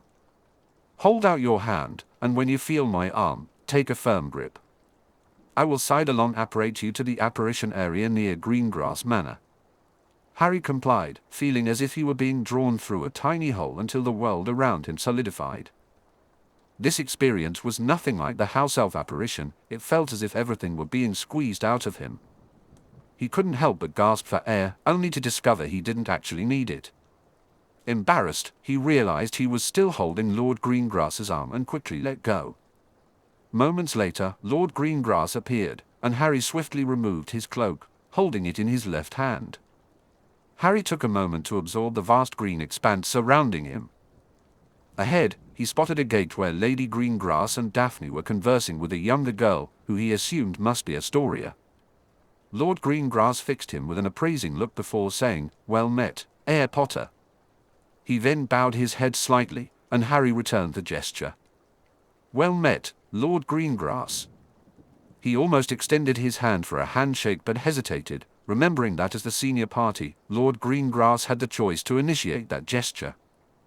He waited a moment, feeling his nerves rise under Lord Greengrass's steady gaze. Eventually, the older man's expression softened, and he extended his hand. Harry grasped it firmly, hoping to make a good impression. Despite the gesture, Lord Greengrass's demeanor remained rather stoic. "Was that your first time with Sidelong apparition?" "With a human, yes. It's different with a house elf." "Indeed it is. I was quite surprised when you offered a bride price for my daughter so soon, Herr Potter." Harry caught a gasp from Daphne, who was glancing between her father and him. He could tell she was using occlumency. Her expression was hard as she regarded her father, yet she revealed no other visible reaction. Harry focused on maintaining his own composure, delving deeper into his occlumency trance. He had thought Daphne had settled this matter, but now he realized the test was still ongoing. "As I had hoped," Daphne explained by now, "that was not a bride price, Lord Greengrass. She earned that money through her intellect and the lessons she taught me. I doubt I would have survived the encounter with the Basilisk and Voldemort without her help." He knew she would prefer to keep her involvement in the chamber a secret from her parents, so he tried to keep his explanation vague. Although Lord Greengrass's gaze was less stony than before, it remained intimidating. The older man raised one eyebrow, clearly intrigued. Harry raised an eyebrow before asking, "So she didn't go along with you during your encounter?" Now he was in trouble. He knew that Lord Greengrass was skilled in legilimency, and although Daphne had helped him strengthen his shields, he doubted he could deceive Lord Greengrass. He also understood that one of the primary uses of legitimacy was to discern the truth. He needed to think quickly. She tried to stop me from going. She certainly had no intention of coming with me, he replied. That was true for that moment in time when they had started talking in the potions classroom. He maintained a steady gaze, keeping his expression as stoic as possible. He stifled a reaction when Lord Greengrass smiled and said, "I think I'm going to like you, Potter. Please call me Cyrus, and welcome to our home." "Thank you, Cyrus." "Please call me Harry," he replied. "I will key you into my wards now, Harry. I need to touch you as you touch the gate, so shall we?" As they approached, he noticed that Lady Greengrass and Daphne had already passed through the gate, while Astoria was watching him with a curious gaze. He didn't want to deal with another scrutinizing stare, so he focused on Cyrus as he grasped his arm and placed his hand on the gate. "Harry Potter is a friend of House Greengrass and may pass through our wards. So mote it be." He suppressed a flinch as a flash of light surrounded his hand, and he felt a warm sensation travel up his arm and settle within him. So this is what it felt like to be welcomed into a wizarding home. Meanwhile, Ron had been silent for the rest of the trip, despite Hermione's attempts to engage him in conversation. He had spent enough time with Daphne to know she meant Harry no harm. From what he had heard, it certainly didn't sound like her mother wished any ill toward him either. But he was uncertain about the father. The family's reputation wasn't great, at least not according to Ron's knowledge. He would feel much better once he received a letter from his friend. Finally, he relented and joined in for one last game of Exploding Snap. He hadn't paid much attention, so he lost spectacularly. Not that he really cared, he forced himself to laugh so no one would think he was upset about the loss. It wasn't until they were nearing the station that the reality hit him: he'd be on the spot very soon. He hoped his mother could be easily distracted, but he feared she'd insist on seeing Harry for herself. She treated him like another son, which meant big hugs and a lot of fussing. There would be none of that today, no matter what she thought. When he spotted her, Percy was already with her. Since she was near the portal, Hermione walked beside him, which he found somewhat reassuring. Who knows? Maybe she'd fuss over her and forget all about Harry. But no, he wouldn't be that lucky. As they approached, his mother greeted them with a warm smile and an enthusiastic hello to Hermione.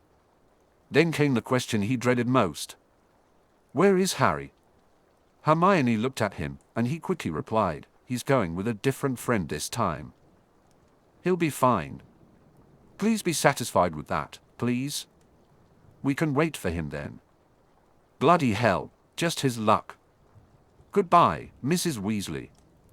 I'd better head through to see my parents."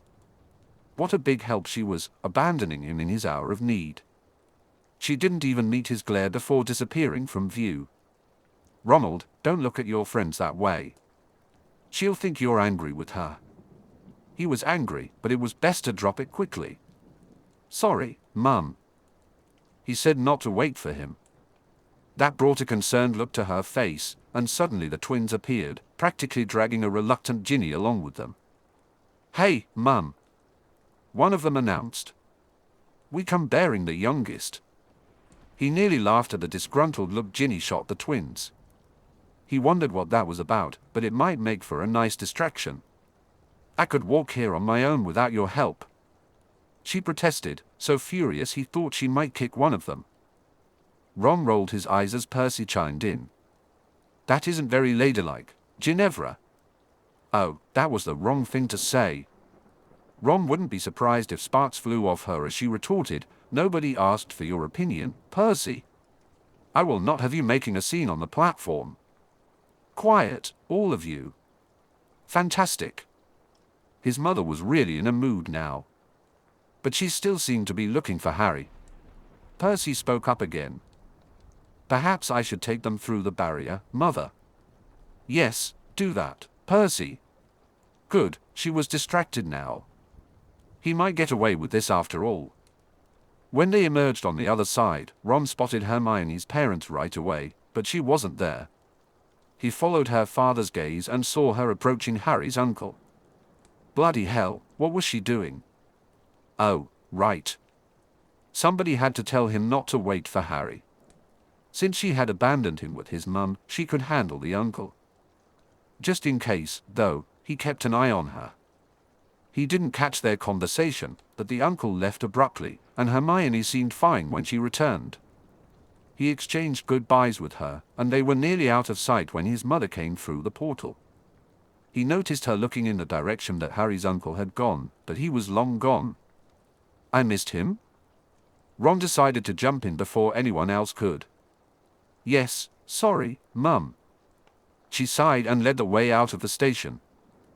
The only hitch he was aware of was that the twins were giving him appraising looks.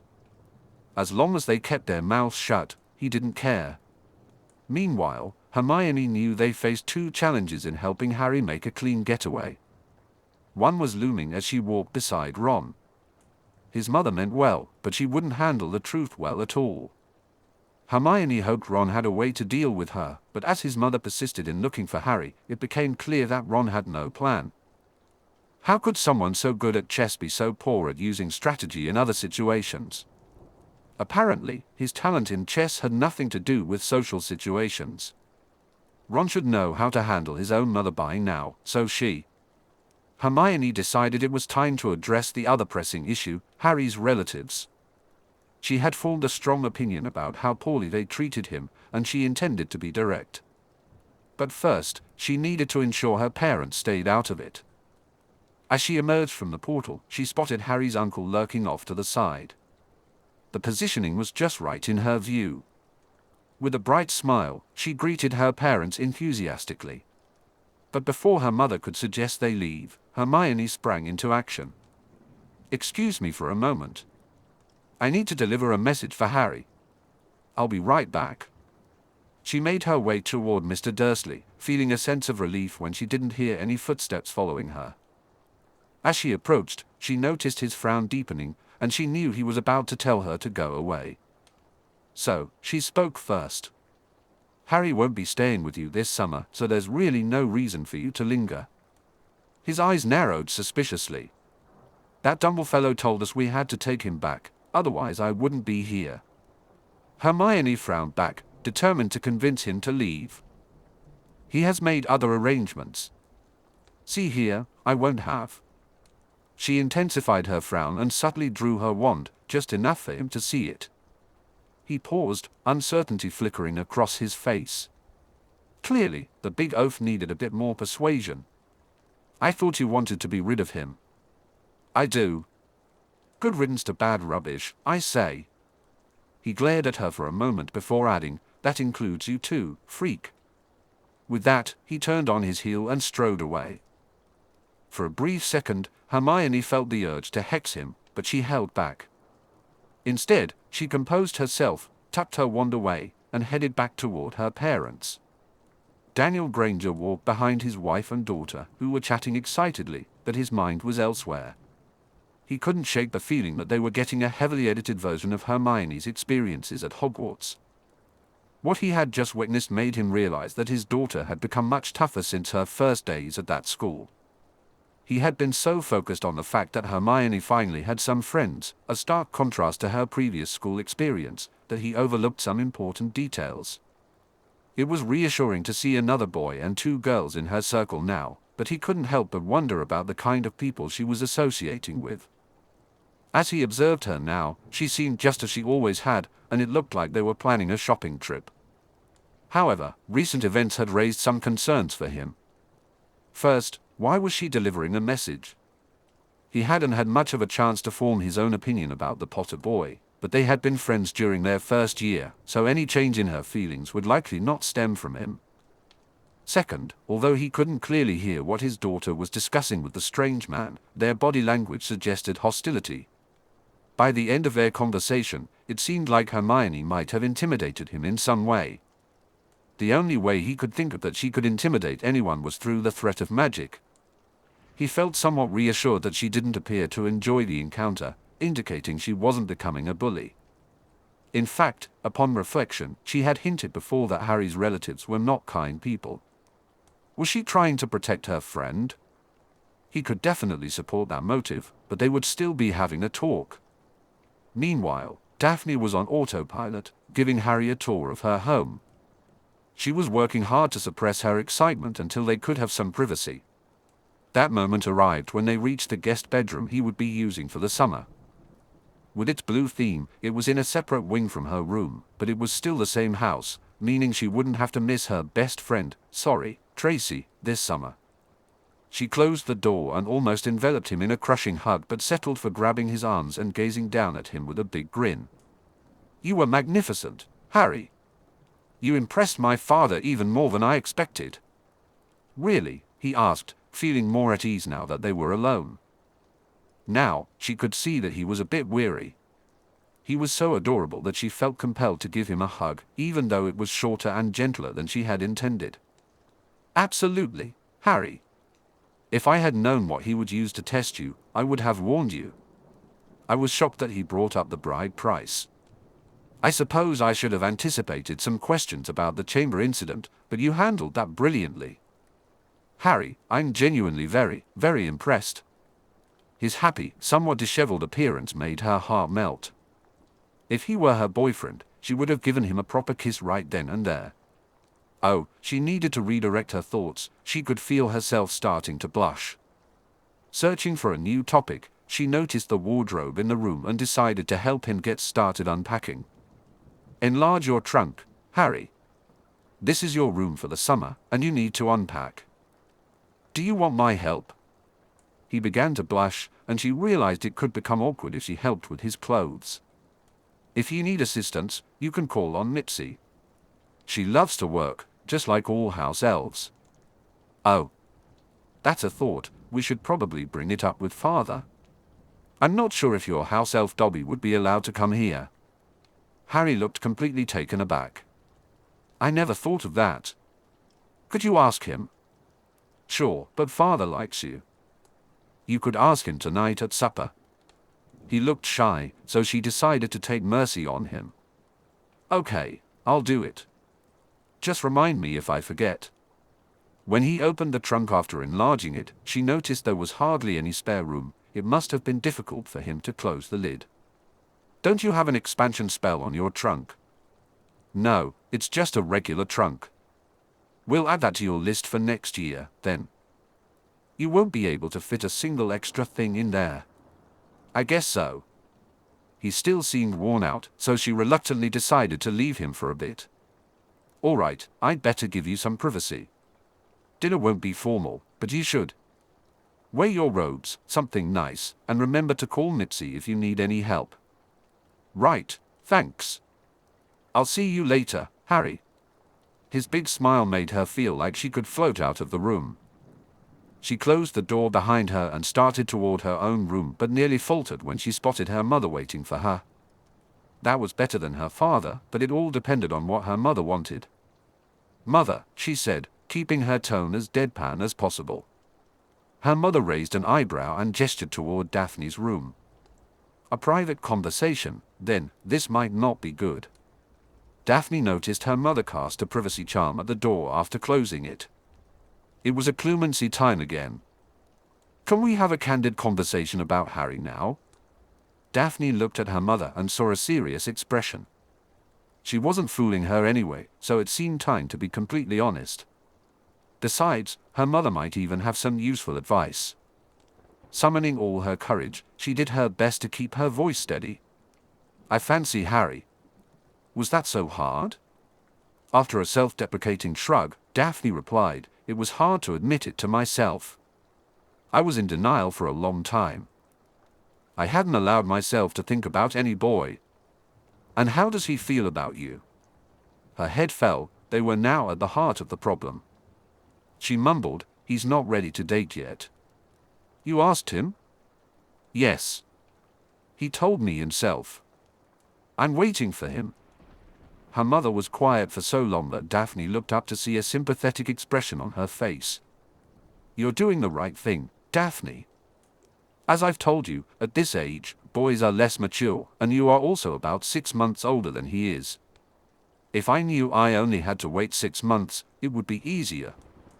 Some things are worth waiting for." I know. I think Harry is worth waiting for. She didn't like her mother's knowing grin, so she looked away. Her head snapped back to her mother when she heard what came next. You are not allowed to be alone with him behind a closed door. Her voice expressed her concern. Mother! Roxanne exclaimed, her frustration clear. Do you want to have this conversation with your father? That question silenced her instantly. She looked down and shook her head. No. If you need some privacy to talk, you can go for a walk. Agreed. I wish I could make this easier for you, her mother said gently. Roxanne looked up at her mother and then melted into the embrace of her offered hug. Thanks, Mum. Chapter 16, Finding Home. But remember, just because you don't believe in something doesn't mean it isn't real. Astoria Greengrass had initially viewed Harry Potter as a threat. She had set aside her Harry Potter books and devised plans to help Daphne while protecting her family. However, all that plotting seemed wasted when she discovered that her sister and Harry were friends, working together to support one another. They had even collaborated on a successful scheme of revenge. While she had no details, the sudden downfall of Lord Malfoy hadn't escaped her notice. She was impressed that both her sister and Harry appeared to be involved in that effort. Yet, this revelation led her to another thought. Lord Malfoy's conviction, after all his bribery, had to involve her father. Was her father aligning their family with the Potters? That seemed odd, considering the Potters consisted of just one boy at this point. This could imply a closer relationship between her sister and Harry, but it could also mean something else entirely. Curiosity began to overshadow her animosity when she learned that Harry would be staying with them for the summer. Finally, she would meet this mysterious boy and discover the real Harry. She was smart enough to recognize that her books were fiction. She had figured that out a couple of years ago but had never given it much thought, assuming she might never actually meet him. Now, she would have an entire summer to learn about him, and given his friendship with her sister, she might even see him at Hogwarts. Astoria had tried to persuade her parents to take her to the train station, but her efforts had been in vain. So, she settled for the next best thing, waiting by the gate for their arrival, despite the protests of their overly protective house elf, Mitzi. She watched as her father tested Harry, surprised by how well he performed.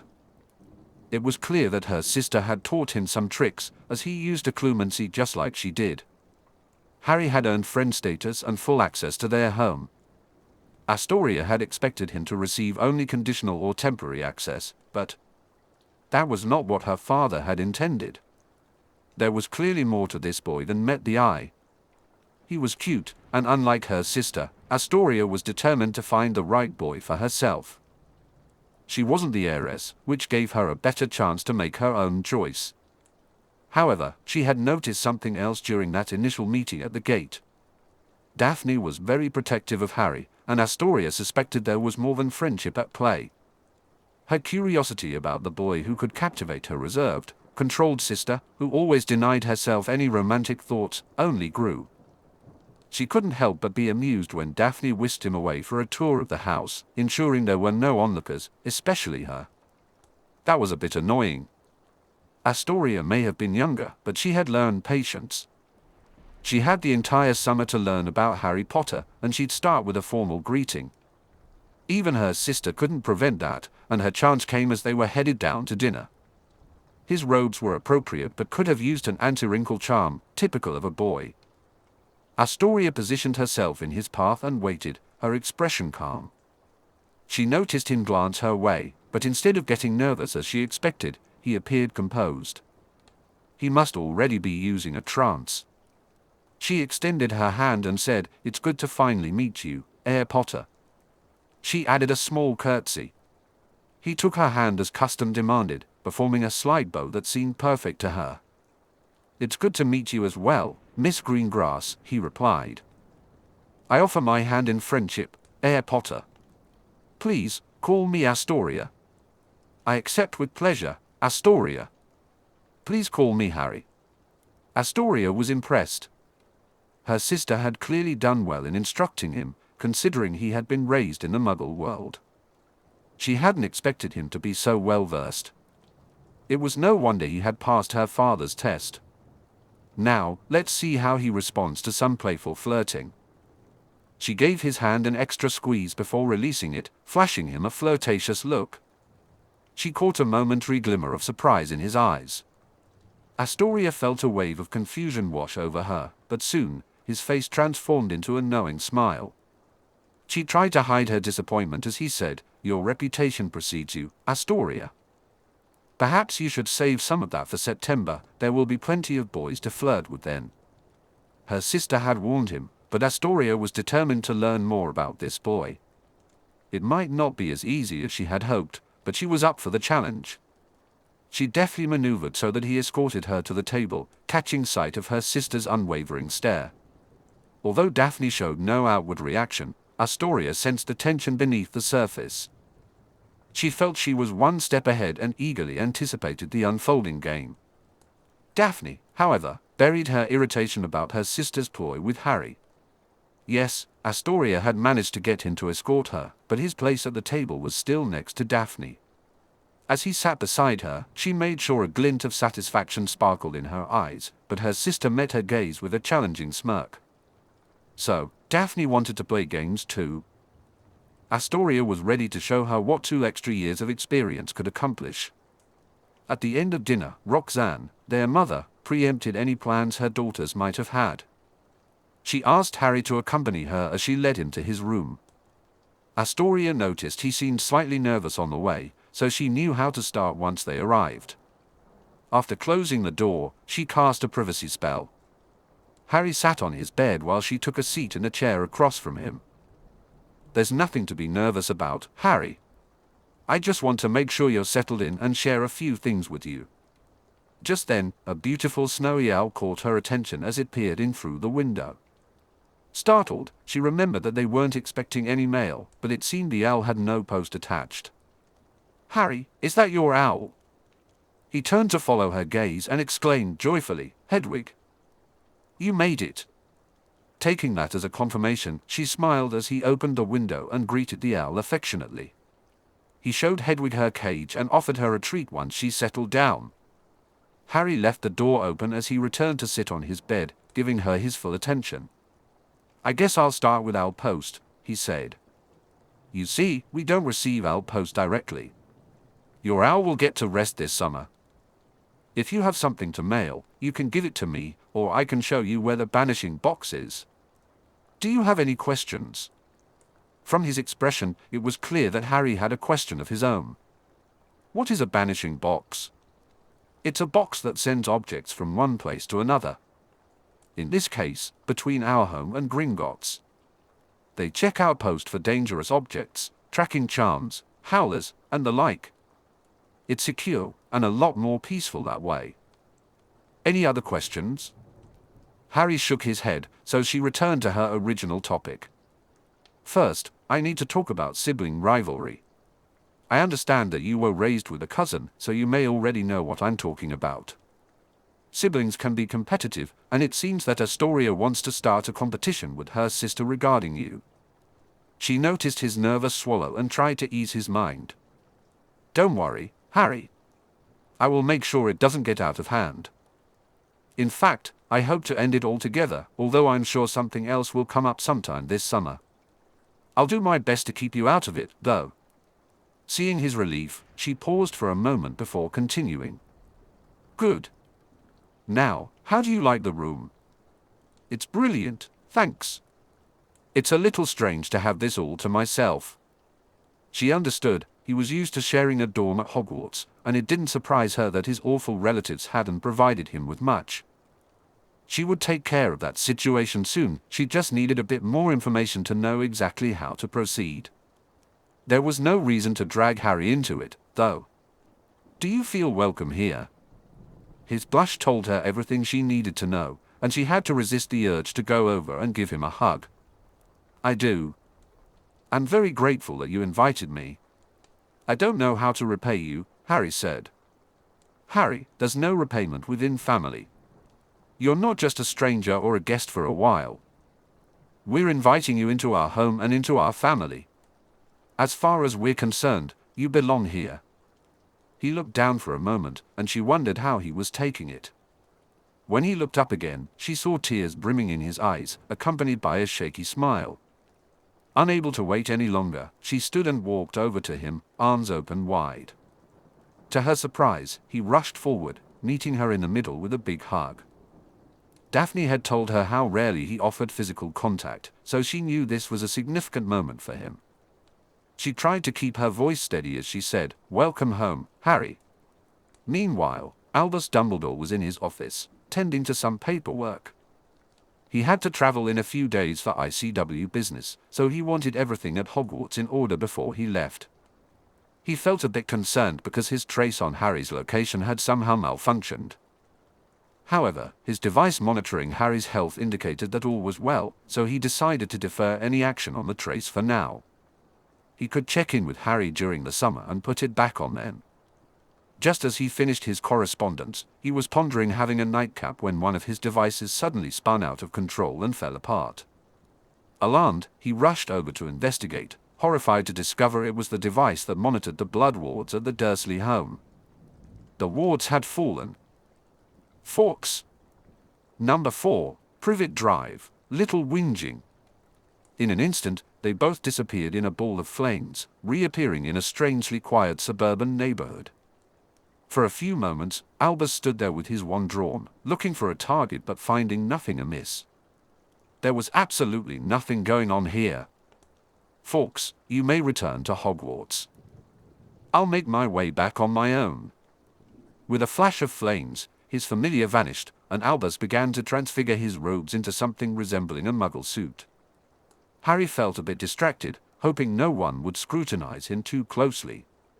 He approached the door of number 4 and knocked. He heard a man's grumbling before the door swung open, revealing Harry's uncle. For a moment, the man stared at him in confusion, but then his expression twisted into one of disgust. "You," he shouted, attempting to slam the door in Albus's face. But Albus was quicker, blocking the door with his foot. Mr. Dursley struggled against the door so fiercely that Albus had to use a spell to protect his foot. "We've had enough of your lot. Go away," Mr. Dursley barked. Before Albus could reply, a woman's voice called out, "Vernon, the neighbors." This made Vernon glance around sheepishly, worried he might have drawn attention. Satisfied for the moment, he lowered his voice but retained the same hostility. "The boy isn't here. The girl said he made other arrangements. Good riddance, I say. Now, if you would just leave and tell the rest of your lot to leave us alone, we'll have some peace." "What girl?" Albus inquired. "One of your lot. She was dressed normally but had one of those wands and threatened me with it. Lots of frizzy brown hair, she looked a fright. Did you by any chance see some redheads?" Albus pressed. "Yes, I saw that lot too. One of them was gawking at me. Keep them and yourself away from here. You have no business here. Go." Realizing he wouldn't get any more useful information from the man, Albus removed his foot and rolled his eyes as Mr. Dursley slammed the door shut. He might have persisted a bit longer, but the man had turned an unhealthy shade of purple, and Albus didn't want to be the cause of a heart attack. So, it seemed Harry's absence had been planned in advance, supported by his friends. Albus recognized Miss Granger from the rather unkind description he had received, but since he had no contact with her parents, he felt it best to deal with the Weasleys. Young Ronald would be a good source of information, and he was confident his mother would cooperate. However, given the circumstances, he would have to wait until tomorrow. No matter how much he enjoyed his visitor, being disturbed late at night was bound to spoil the mood. Besides, he had something he wanted to try. He planned to put a tracking charm on some parchment and send it with an owl to find Harry. He already had a few suspects in mind, but unfortunately, he didn't know where the green grasses lived.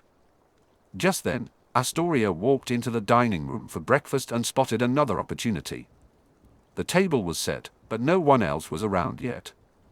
She quickly moved Harry's place setting next to hers and nodded to herself, pleased with her handiwork.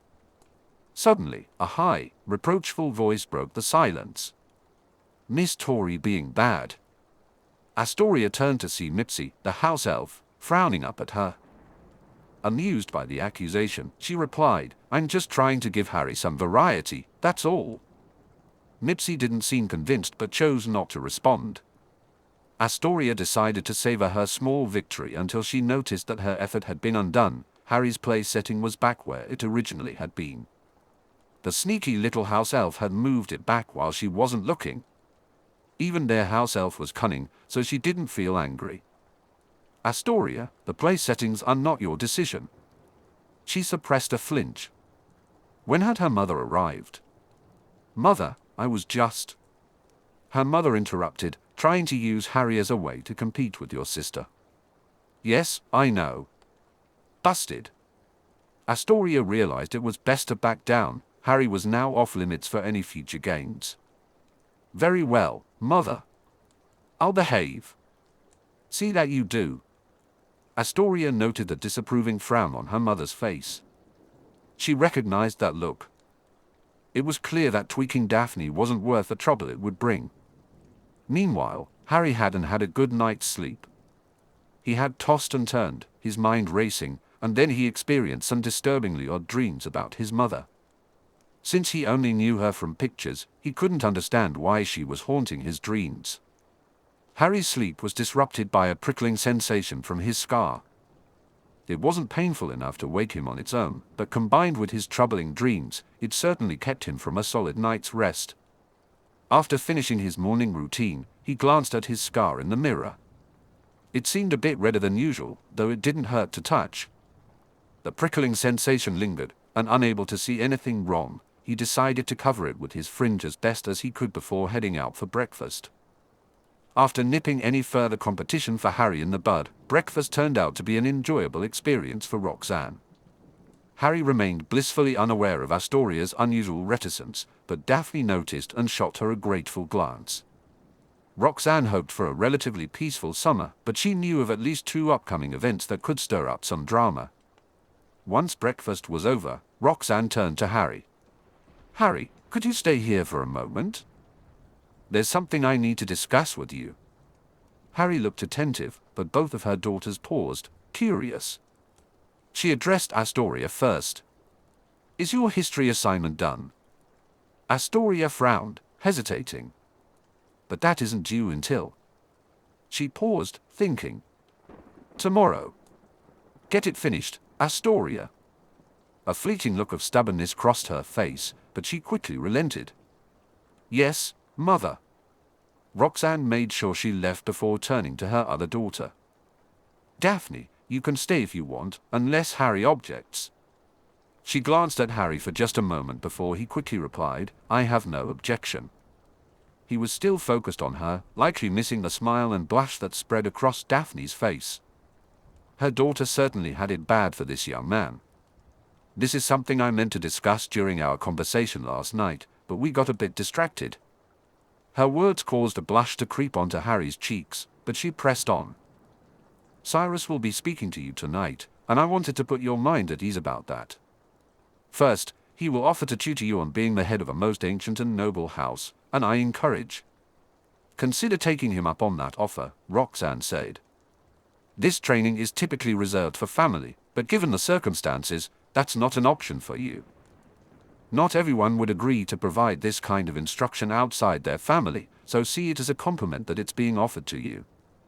She continued, "Secondly, I don't want you to feel intimidated by his demeanor.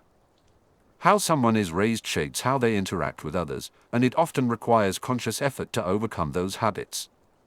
Cyrus was brought up to be a future lord, taught according to his father's beliefs. This means that my husband often comes across as guarded or aloof. You might have noticed a similar demeanor in Daphne before you got to know her."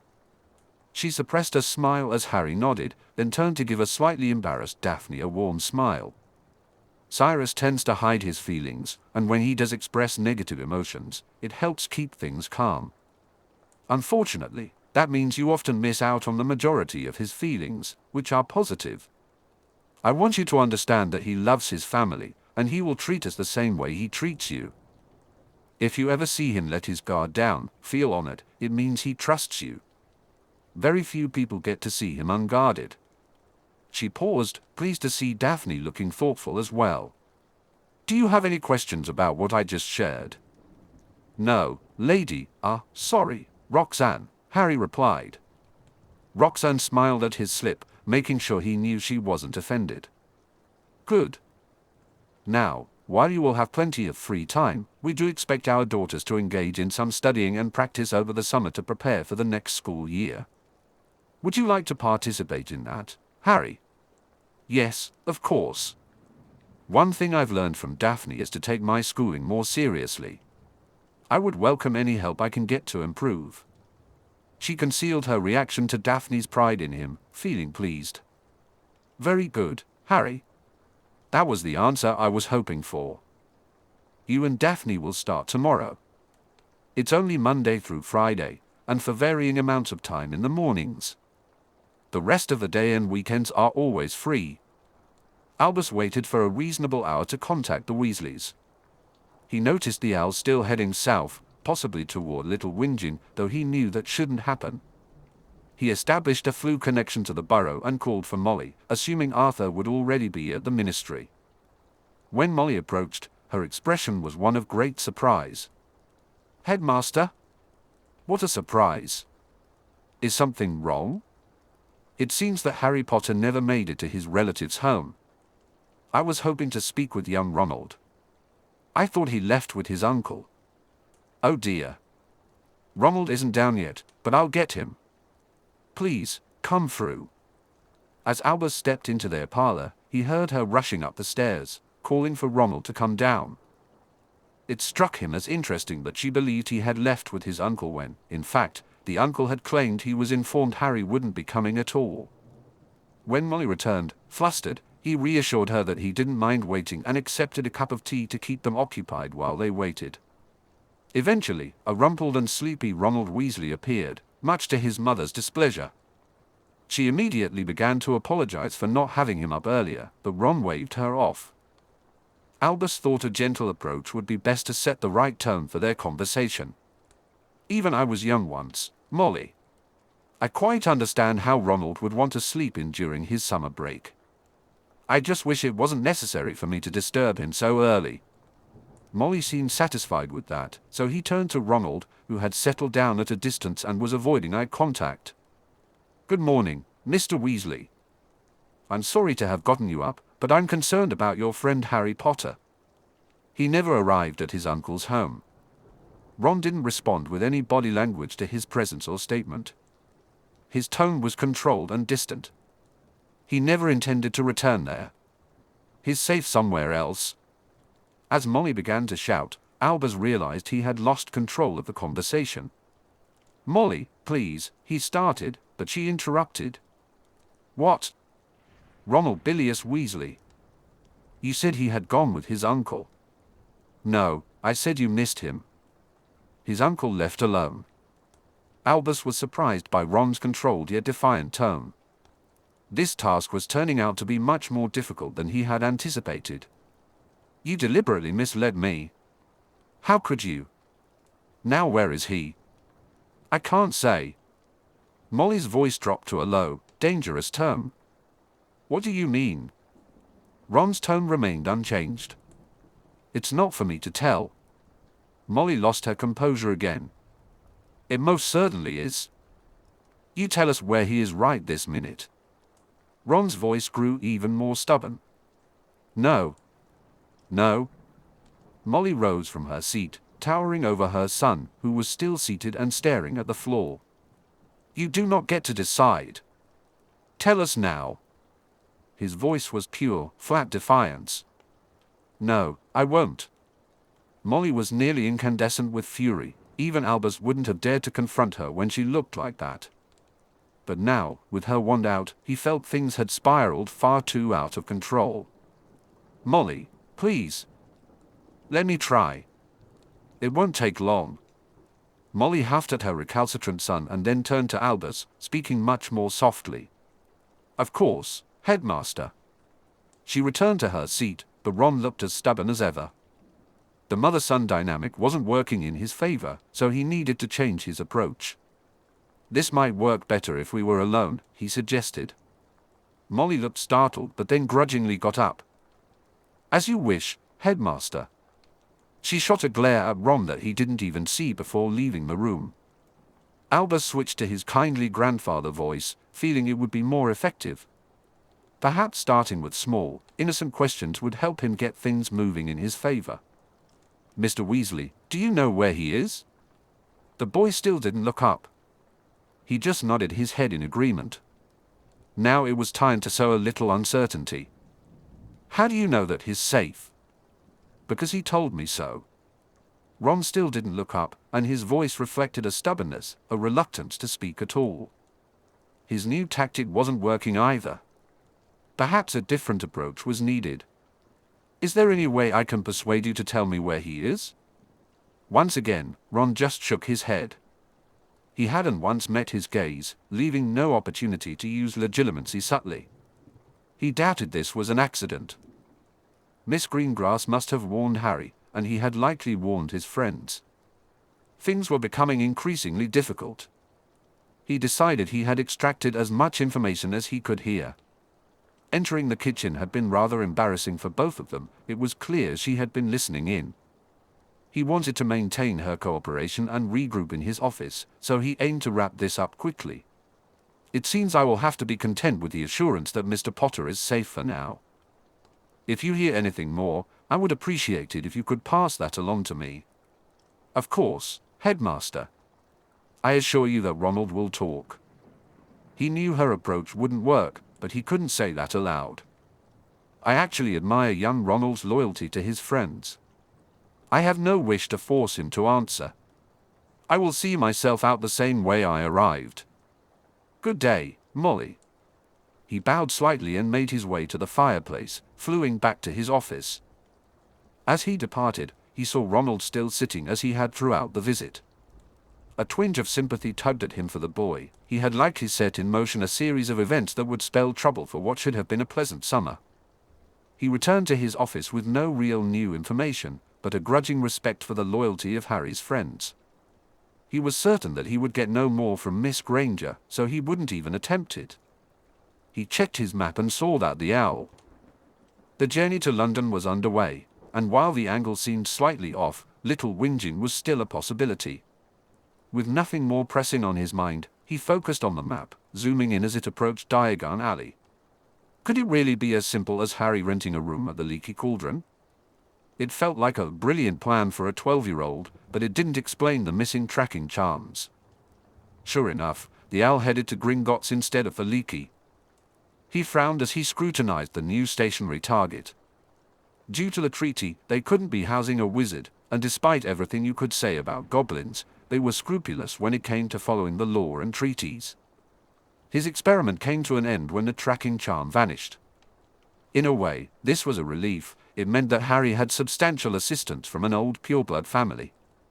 Only they would have goblins checking their mail and forwarding it. That was just one of the many services that goblins offered, of course, for a fee.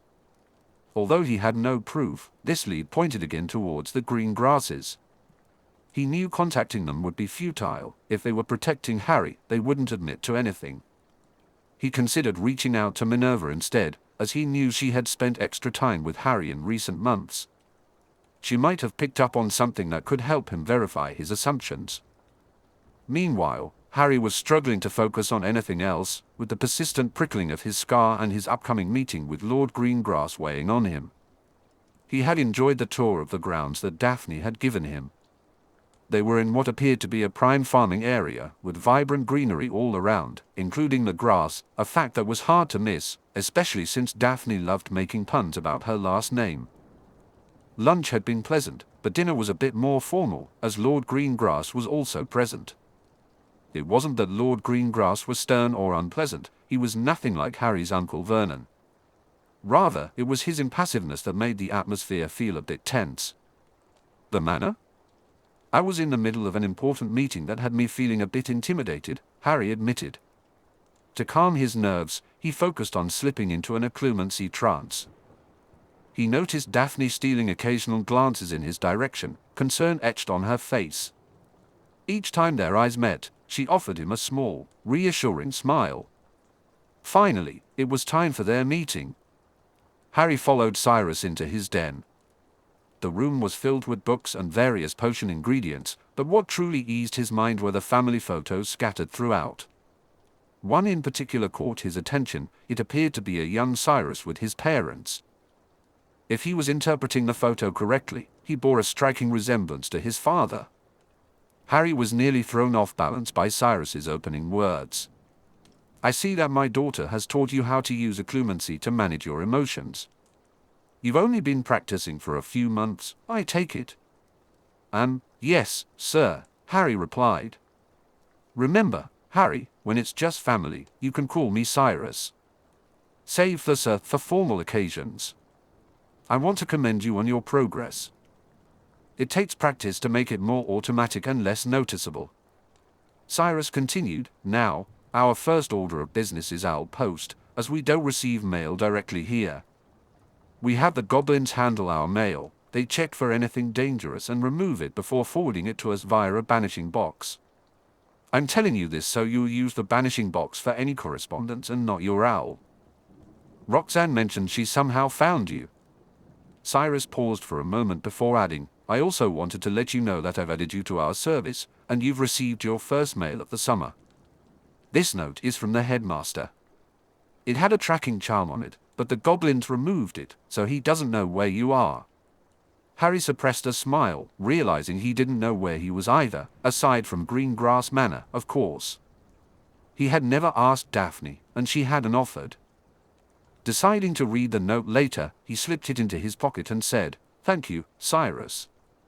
Cyrus smiled and began, "Do you know what I was doing when we arrived at the gate to the manor?" "Greengrass Manor?" "You were testing me." "Correct." "Do you know why?" Harry almost replied with a simple yes without thinking, but he quickly realized that would be mostly a lie. "Not exactly. I was going to give you access to the manor no matter what, but I could have offered different levels of access. For example, temporary or conditional access was an option. Instead, I granted you friend status and full access. That means you can pull someone through the wards voluntarily, but I expect you to use that ability only with permission or if you have no other choice. My ancestors and I have taken great care to ensure our security here, and I don't want that compromised for anything less than a very good reason." Although Cyrus maintained a mostly stoic demeanor, there was a mildness in his voice and mannerisms that put Harry at ease. Still, he fought against a blush, unsure why it was creeping up on him. "Of course, Cyrus. Do you know why you passed my test to earn full access?" That was a very good question, and the only honest response he could give was, "No. Because your manners were impeccable, and you responded well to the unexpected, which was my first question. Then I challenged the story my daughter gave regarding her involvement in the chamber affair. Frankly, I doubt her account was completely truthful, but don't worry.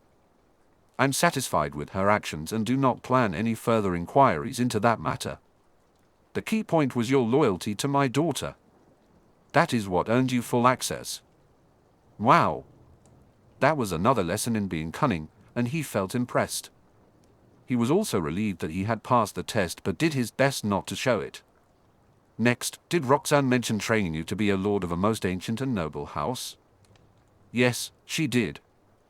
I appreciate the consideration, especially since I am not family." "You're quite welcome, Harry.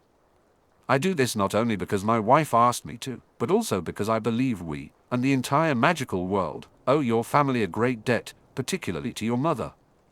I didn't know her well, but I've heard a lot from Roxanne, as well as the conclusions we've drawn from what happened that night based on what we learned from both Tom Riddle and Dumbledore. She was an exceptional witch, and for all that, I'm quite willing to offer you this training. Does this mean you accept?" "Yes, I accept with gratitude. We will hold those lessons in the evening, but they may be somewhat sporadic. I have other duties that sometimes take up all my time.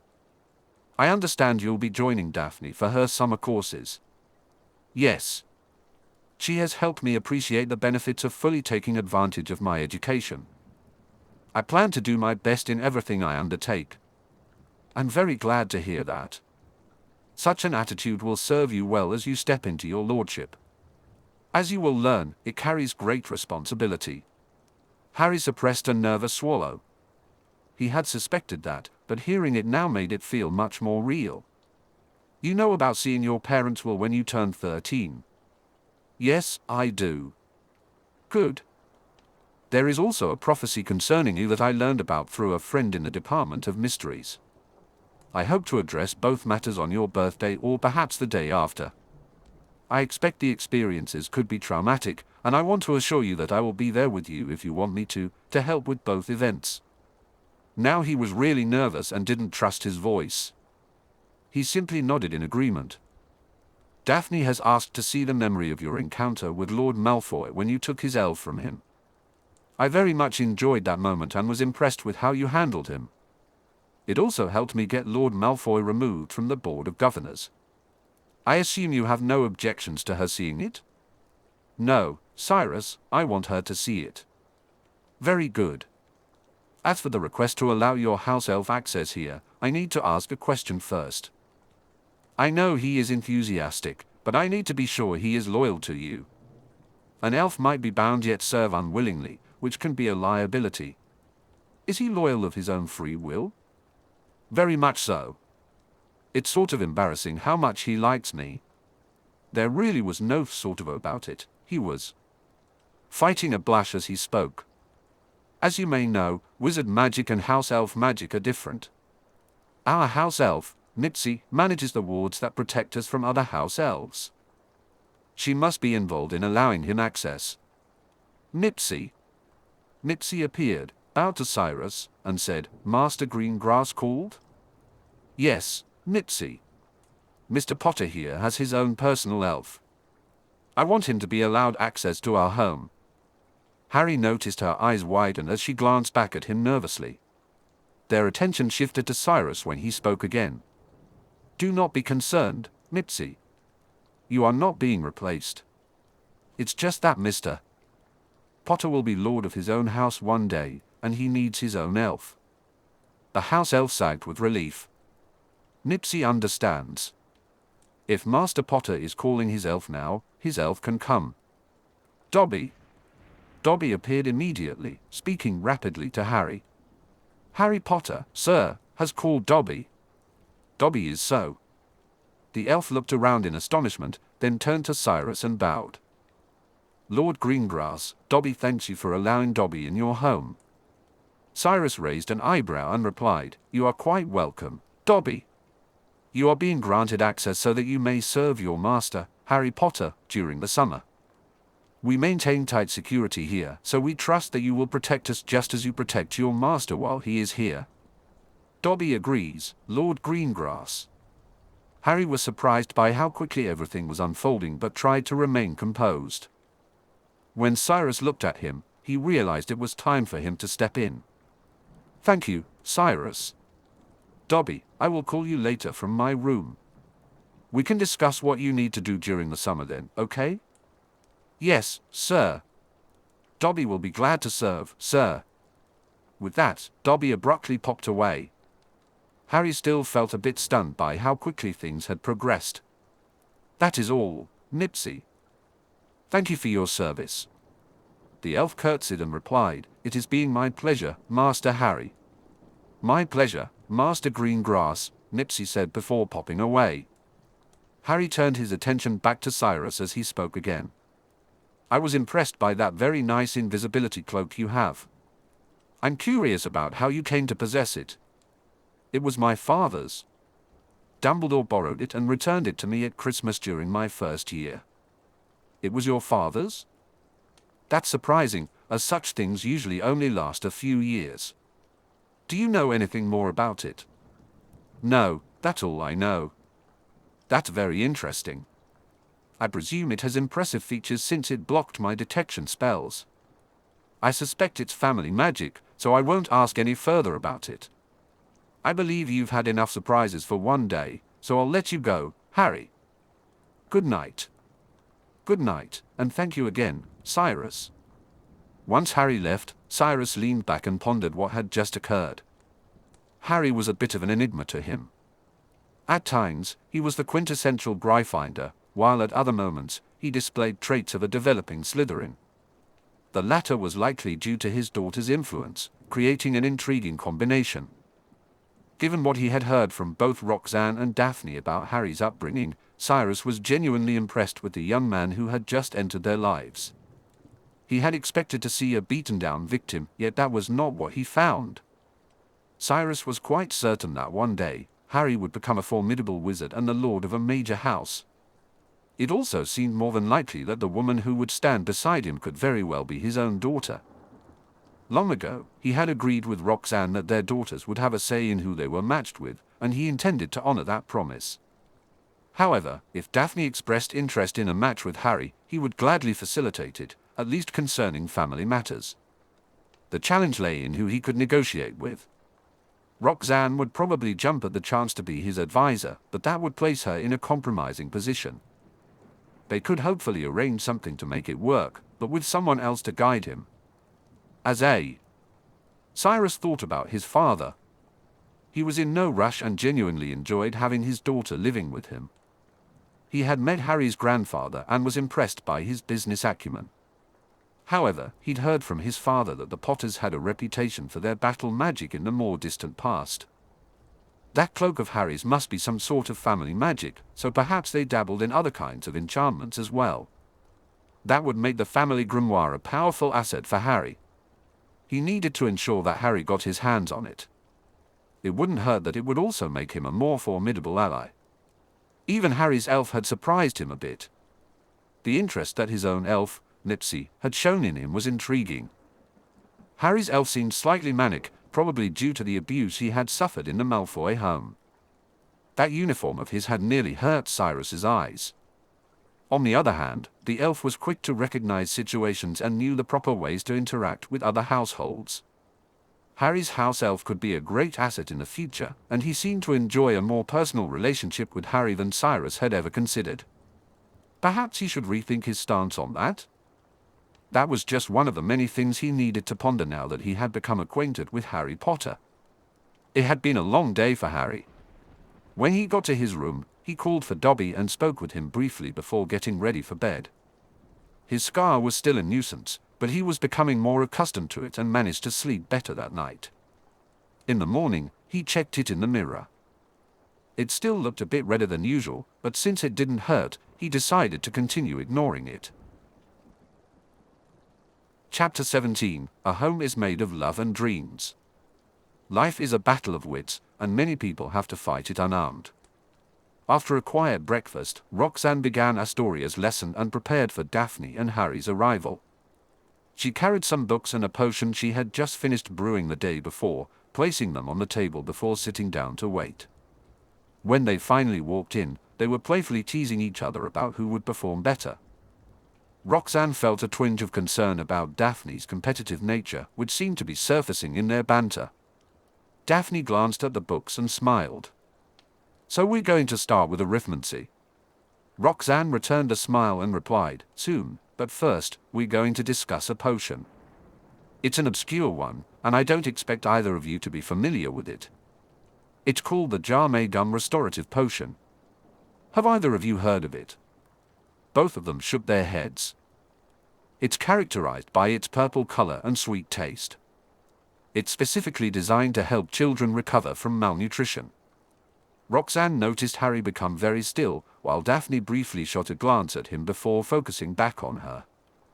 There's no harm in taking it if a child hasn't suffered from malnutrition, but if they have, it can cause a growth spurt for rather obvious reasons.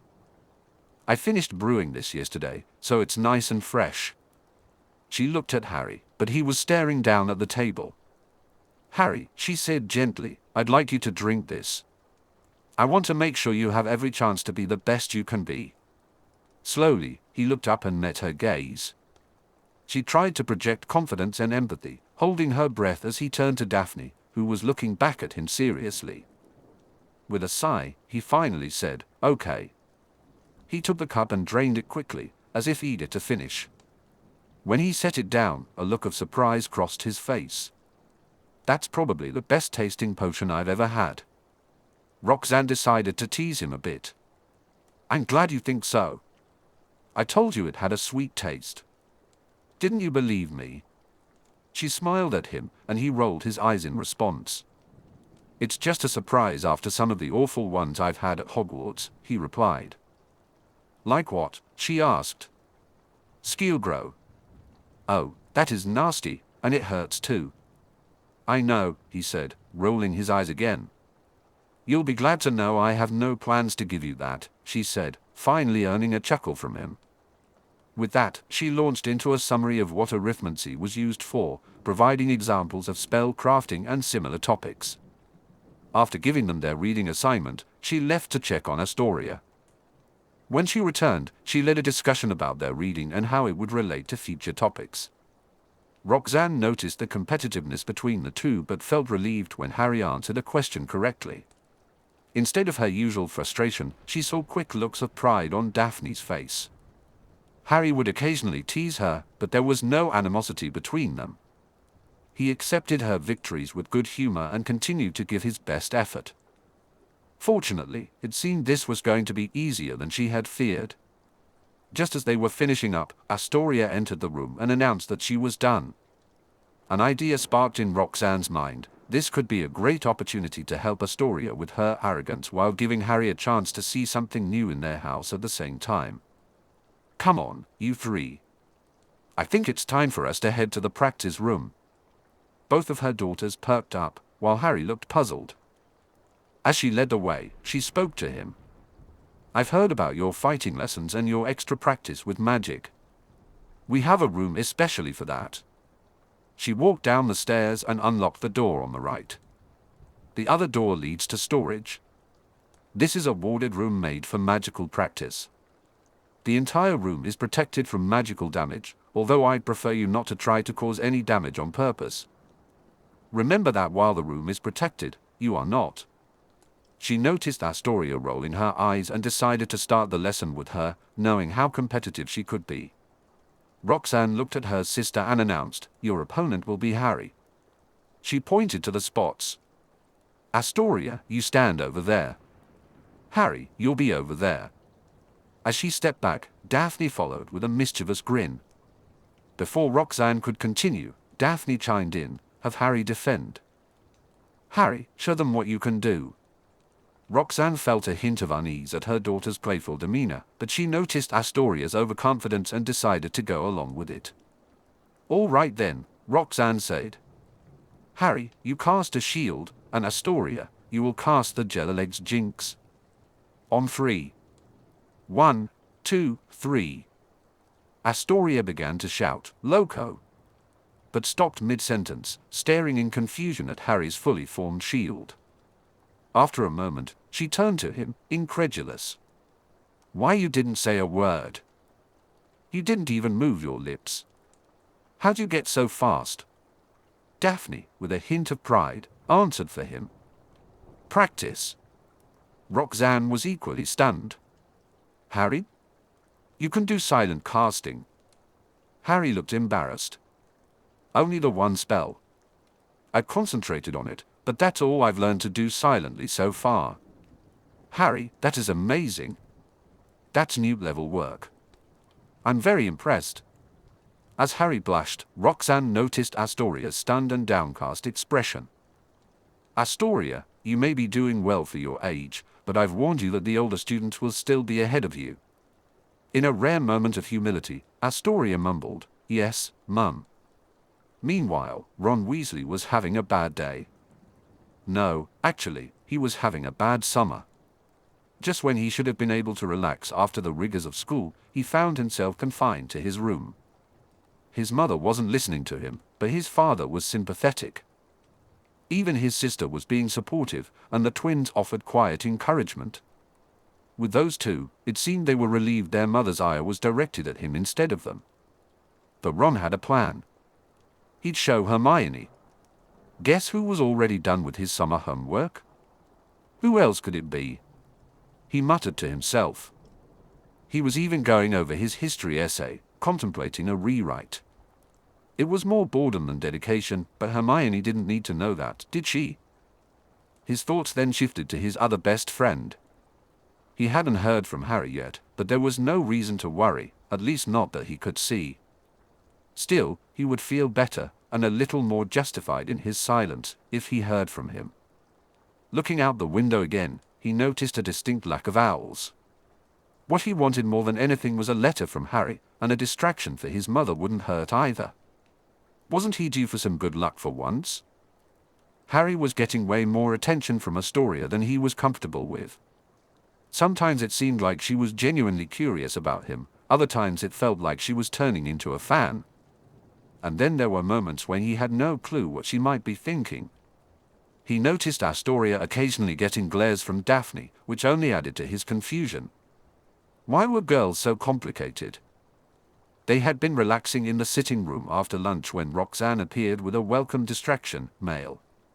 She approached Astoria first, handing her an envelope with a cheerful, "This is from Jessica."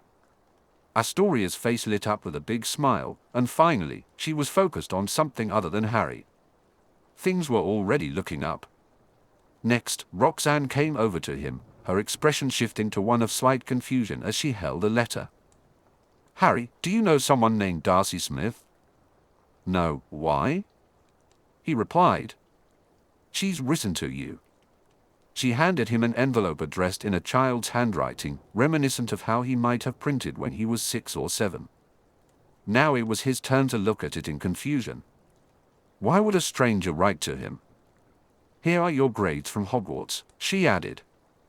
Harry took it with a twinge of trepidation. It was one thing to feel satisfied after the final exams, but another entirely to see the final grades. Suddenly, he wasn't so eager for the mail after all. He glanced over just as Daphne received a letter from Tracy, along with an even larger envelope than his. From Hogwarts. He briefly wondered why, but then another thought struck him. They received letters from their friends, but he hadn't sent any to his yet. They might be worried. He might have rushed to start writing right then, but Daphne interrupted his thoughts. "Harry, aren't you going to look at your grades?" He sighed and decided it was time to get it over with. When he finally saw them, he gawked in surprise. He had all those except for one, potions, of course. That made his blood boil. A few months ago, he wouldn't have cared, but now it felt like a blow to his determination, even though he knew it wasn't really. "How did you do, Harry?" Daphne's question startled him out of his funk. "All those except potions." His expression probably said enough about how he felt about Snape at that moment. "Hermione is tied for 5th overall." That perked him up. "She's doing better." "Yes, she is. Thanks to a certain professor, she may have reached as high as she can go in the rankings." Harry had to grit his teeth. That git Snape strikes again. Guess who is tied for 5th with Hermione? How would he know? Parvati? No. You. Now he was speechless and felt himself blush under Daphne's huge smile. "I told you that you had it in you, Harry." He couldn't deny that. "Yes, you did. Congratulations, Harry." He blushed as he glanced at a smiling Roxanne, but then a delightful question popped into his mind. He turned back to Daphne and asked, "So where do you rank?" Her smile widened, but her cheeks turned a little pink. "First." "I knew it." Before he realized what he was doing, he pulled Daphne into a hug while she murmured, "Thanks, Harry," into his ear. He wasn't sure why, but that made him blush furiously. When he finally let go, he noticed Roxanne beaming at both of them, while Astoria wore a smirk. He wondered what was going through their minds. Harry considered his priorities, deciding that he had more pressing matters to address than pondering the complexities of the female mind. "I have some letters to write," he announced. Before he could leave, Roxanne asked, "Do you know how to use the banishing box?" Oh no, he had completely forgotten about that, which meant Hedwig wouldn't be getting her workout today. "No," he admitted. "Get me when you're done." "I'll show you." "Thanks," he replied, grateful for her help. Once he reached his room, he grabbed 2 sheets of parchment but paused, pulling out a third for Neville. Then he spotted the letter from the stranger and realized he should check that first. He opened it and was stunned to find it was his very first fan letter. Sitting there, he felt a mix of surprise and uncertainty. Was he supposed to respond? With a sigh, he reluctantly pulled out a fourth piece of parchment. Peering at Darcy's letter, he wondered how to reply. To his surprise, it was friendly and not as intrusive as he had anticipated. She had been nice to him, so he decided to be nice in return. He began to write. Dear Darcy, thank you for your kind letter. I am fine, thanks for asking, and I hope you and your family are well too. That was a good start. Now, what should he say next? Oh yes, he needed to answer her questions. He pondered how to respond to the first one. Meanwhile, Minerva glared at the letter she had just received from Albus. If he were there, they would be exchanging hexes right at that moment. She considered sending a howler but quickly decided against it. He wasn't worth compromising her standards of decorum. Instead, she settled for a blunt response. However, that didn't go well either. She broke the quill she was using. Sighing, she surveyed the damage and quickly repaired the quill, vanishing the ruined parchment and pulling out another sheet. She needed to calm herself and start over. Finally, she crafted the response she intended to send. Her only regret was that it wasn't longer. She still felt a strong urge to vent but couldn't bring herself to do it. Perhaps she would reconsider if she had the chance to express herself in person. The thought of that brought a sense of anticipation. Harry smiled at her. After a brief chat with Roxanne, he had sent off his letters, including the one to Miss Darcy Smith, his enthusiastic fan. The banishing box was indeed an interesting device, and surprisingly easy to use. As he entered the sitting room, he was mildly surprised to find Daphne and Astoria coexisting peacefully, both engrossed in their books. Daphne noticed him first and asked, "Done with your letters?" Harry smiled and walked over to her. "All done. Including Darcy?" Her tone caught him off guard. It sounded almost accusatory. However, she quickly looked back down at her book, making it hard for him to read her expression. A snort from Astoria drew his attention, but she didn't even glance up, so he chose to ignore her. "What's wrong?" he asked. Astoria didn't answer, so he tried again. "She's a fan. She read those books about me and sent me a letter. Since she reached out, I thought it was polite to write her back." That got Daphne to look up from her book. "How old is she?" 7. Astoria let out another snort, and Harry turned to ask her what her problem was when Daphne spoke again. "Never mind her, Harry. She's just in one of her moods. Look who's talking.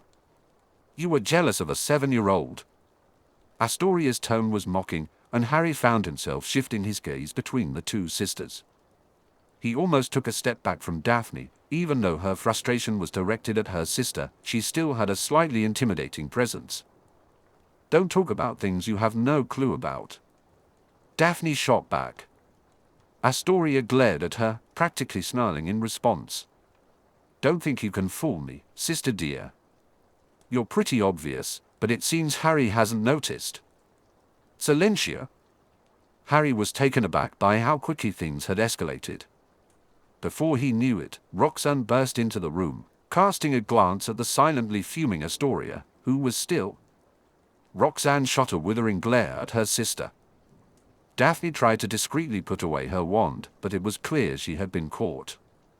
Meanwhile, Roxanne was focused on Astoria, who was still in the middle of her rant. "Astoria, calm down, and I will remove the spell," Roxanne said. Astoria immediately fell silent, though she still wore a sullen expression. With a quick flick of her wand, Roxanne commanded, "Go to your room. I'll be there in a moment." That only set Astoria off again. "But she..." "Now!" Roxanne's voice was sharp, and Astoria quickly quieted down, sulking as she walked away. Turning to Daphne, Roxanne held out her hand. "Your wand." Daphne sheepishly handed it over. "If I check this wand, what spells will I find?" Roxanne asked. "Only Silencio," Daphne replied quietly. "You will wait in your room until I come to speak with you." "Understood." "Yes, mother." "Go." Daphne cast Harry a sheepish look as she hurried out of the room. Harry felt at a loss for what to do, so he turned to Roxanne, who sighed before addressing him. "I'm sorry you had to see that, Harry. They both have strong personalities and are very competitive, which sometimes leads to clashes. They aren't always like this, and it's not your fault. I'm afraid you'll have to find something to do on your own for the afternoon. I'm not sure when I'll let either of them leave their rooms." "That's okay, Roxanne. I have some reading to catch up on. I'll be fine." "Good. Now I have to deal with my daughters." She rolled her eyes, let out a huff, and hurried from the room. Harry watched her go, still feeling a bit shell-shocked. He didn't see how he had caused the problem, so he tried to relax. He slowly made his way toward his room, relieved not to see or hear anyone along the way. He knew no family was perfect. He had witnessed fights among the Weasley siblings after all. It struck him as strange that the usually composed Daphne had lost her cool so quickly. He couldn't help but wonder what had set Astoria off. Thought something was missing. What could it be? And what was that comment about Daphne being jealous of Darcy? It made no sense to him. Dinner was unusually quiet. Harry used occlumency to maintain his calm, though his appetite remained unaffected. In fact, he found himself eating more than usual. The two sisters were silent, their mother still appeared annoyed, and their father seemed to radiate disappointment. The only comforting thought for Harry was that both parents assured him he had nothing to worry about. He truly hoped whatever had happened was over and wouldn't return. As he prepared for bed, he glanced at his scar. It was still bothering him, but he decided it wasn't worth mentioning, especially since he was getting used to it. Neville was relieved to receive Harry's letter. It wasn't long, but it reassured him that Harry was fine and content with his decision. Harry mentioned the possibility of visiting over the summer, though he didn't suggest any specifics. Since school ended, Neville had received more letters than he could recall from his entire previous life. He had one from Hermione, now one from Harry, and two from Tracy. He found himself liking Tracy. She often made him laugh. However, he was still a little nervous about how Hermione had looked at him and Tracy at the party. Could Tracy actually be interested in him? The idea of dating a Slytherin had never crossed his mind, but then again, Harry might be doing just that soon. He really thought Harry and Daphne would make a couple someday. But what did he know? If he couldn't decipher Tracy's intentions toward him, who was he to speculate about others? As Harry made his way to breakfast, he hoped everything would return to normal. He still felt welcome, but he disliked the lingering tension from the previous day. As he approached the dining area, he heard Astoria and Roxanne chatting normally, which reassured him until he caught what Astoria was saying. They were flirting. I was so surprised, but it was so cute. The way they looked at each other and then kept looking away. Harry stopped dead in his tracks. Who was flirting? Harry was in a state of disbelief. Flirting? With anyone? He didn't even know how to flirt. Was it possible to flirt accidentally? Was she trying to get him into trouble? Just then, he heard Roxanne respond.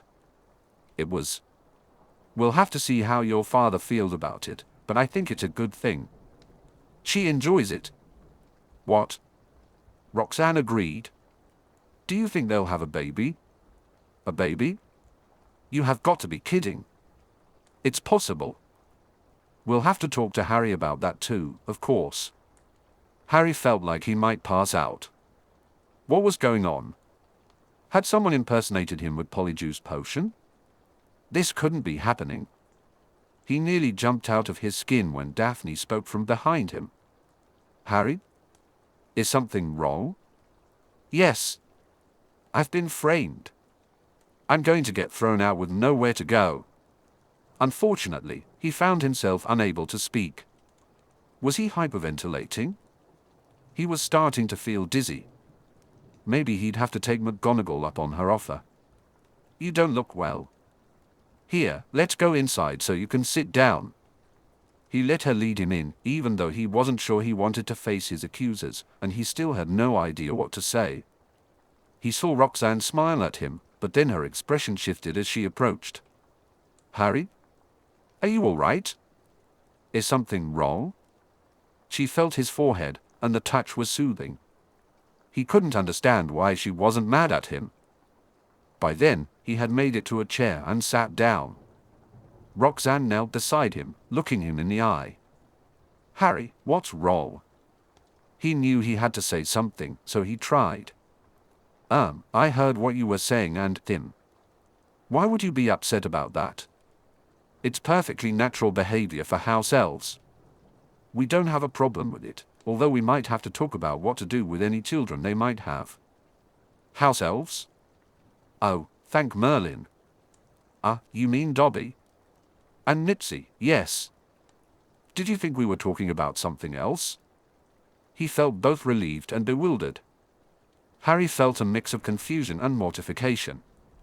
His cheeks burned, and he wondered if they might actually catch fire from his embarrassment. It only got worse when he heard Astoria start to snicker. He looked down but noticed that Roxanne had reacted somehow, and the snickering stopped abruptly. Roxanne stood up, her voice firm. That's enough, Astoria. It seems this was a misunderstanding. Let's have a peaceful breakfast. Peaceful? The only sound in the room was the clinking of cutlery against plates. Roxanne was the only one consistently looking around. Astoria focused mainly on her food, though she occasionally shot amused glances Harry's way. Daphne did something similar but looked more puzzled, her glances at Harry were filled with concern. Harry's heart finally stopped racing, and he used accoutrement to regain control over his swirling emotions. Yet, he still felt like an idiot. How had he misinterpreted everything so badly? He actually thought it was cute that Dobby had someone he liked. The idea of him as a father felt strange, though. Roxanne offered him a calm look and asked, So, Harry, what do you think about Dobby and Nipsey? I wasn't aware they were spending time together, but I imagine they'd be cute. It's kind of hard to picture Dobby as a father, though. Roxanne smiled, and warmth spread through Harry. I can imagine. He does seem a little excitable. Did Daphne tell you about what he did for her birthday party? Daphne snickered, and Roxanne's smile widened. Yes, she told me a little about that. It sounded like quite the spectacle. Despite everything he had overheard and could now interpret more clearly, Harry wanted to ensure there would be no repercussions. So, are you okay about Mitzi? Of course. We care about her happiness. Don't we, girls? Daphne and Astoria chimed in unison, of course, Mother. Harry sensed that Daphne was still annoyed with Astoria, but she didn't glare at her. The atmosphere was tense yet oddly comforting. Harry felt much better today, though it would have been almost perfect if he hadn't acted like an idiot. Astoria joined them for a potions lesson, where they discussed ingredient interactions, proper preparation techniques, and the importance of timing and stirring. In other words, they covered everything that Snape hadn't taught them. It was an eye-opening and educational experience for Harry. To top it off, the three of them interacted peacefully, which he found very reassuring. Everything went as he hoped during lunch. However, when they gathered again in the sitting room that afternoon, a little worry crept in. This was the same place where things had gone so badly yesterday, and he wanted to avoid a repeat of that. He noticed that Daphne seemed a bit sheepish about something. Harry, was that letter yesterday your first fan letter? She asked.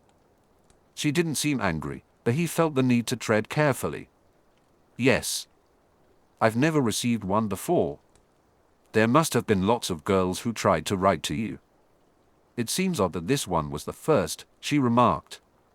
Before he could respond, Astoria chimed in. Well, we knew that our letters were returned. That must be what happened to everyone. Harry glanced nervously at Daphne, wondering how she would react. To his surprise, he saw her blush. Astoria seemed unfazed, so he turned back to her. You sent me a letter? Yes, I think I was 7 at the time. How old were you when you sent yours, Daphne? Daphne looked like she wanted to disappear. 6. I was 6. Both of them had sent him letters. He was utterly gobsmacked but then wondered why he hadn't received them. Daphne still stared at her lap, but she seemed to know what he was thinking.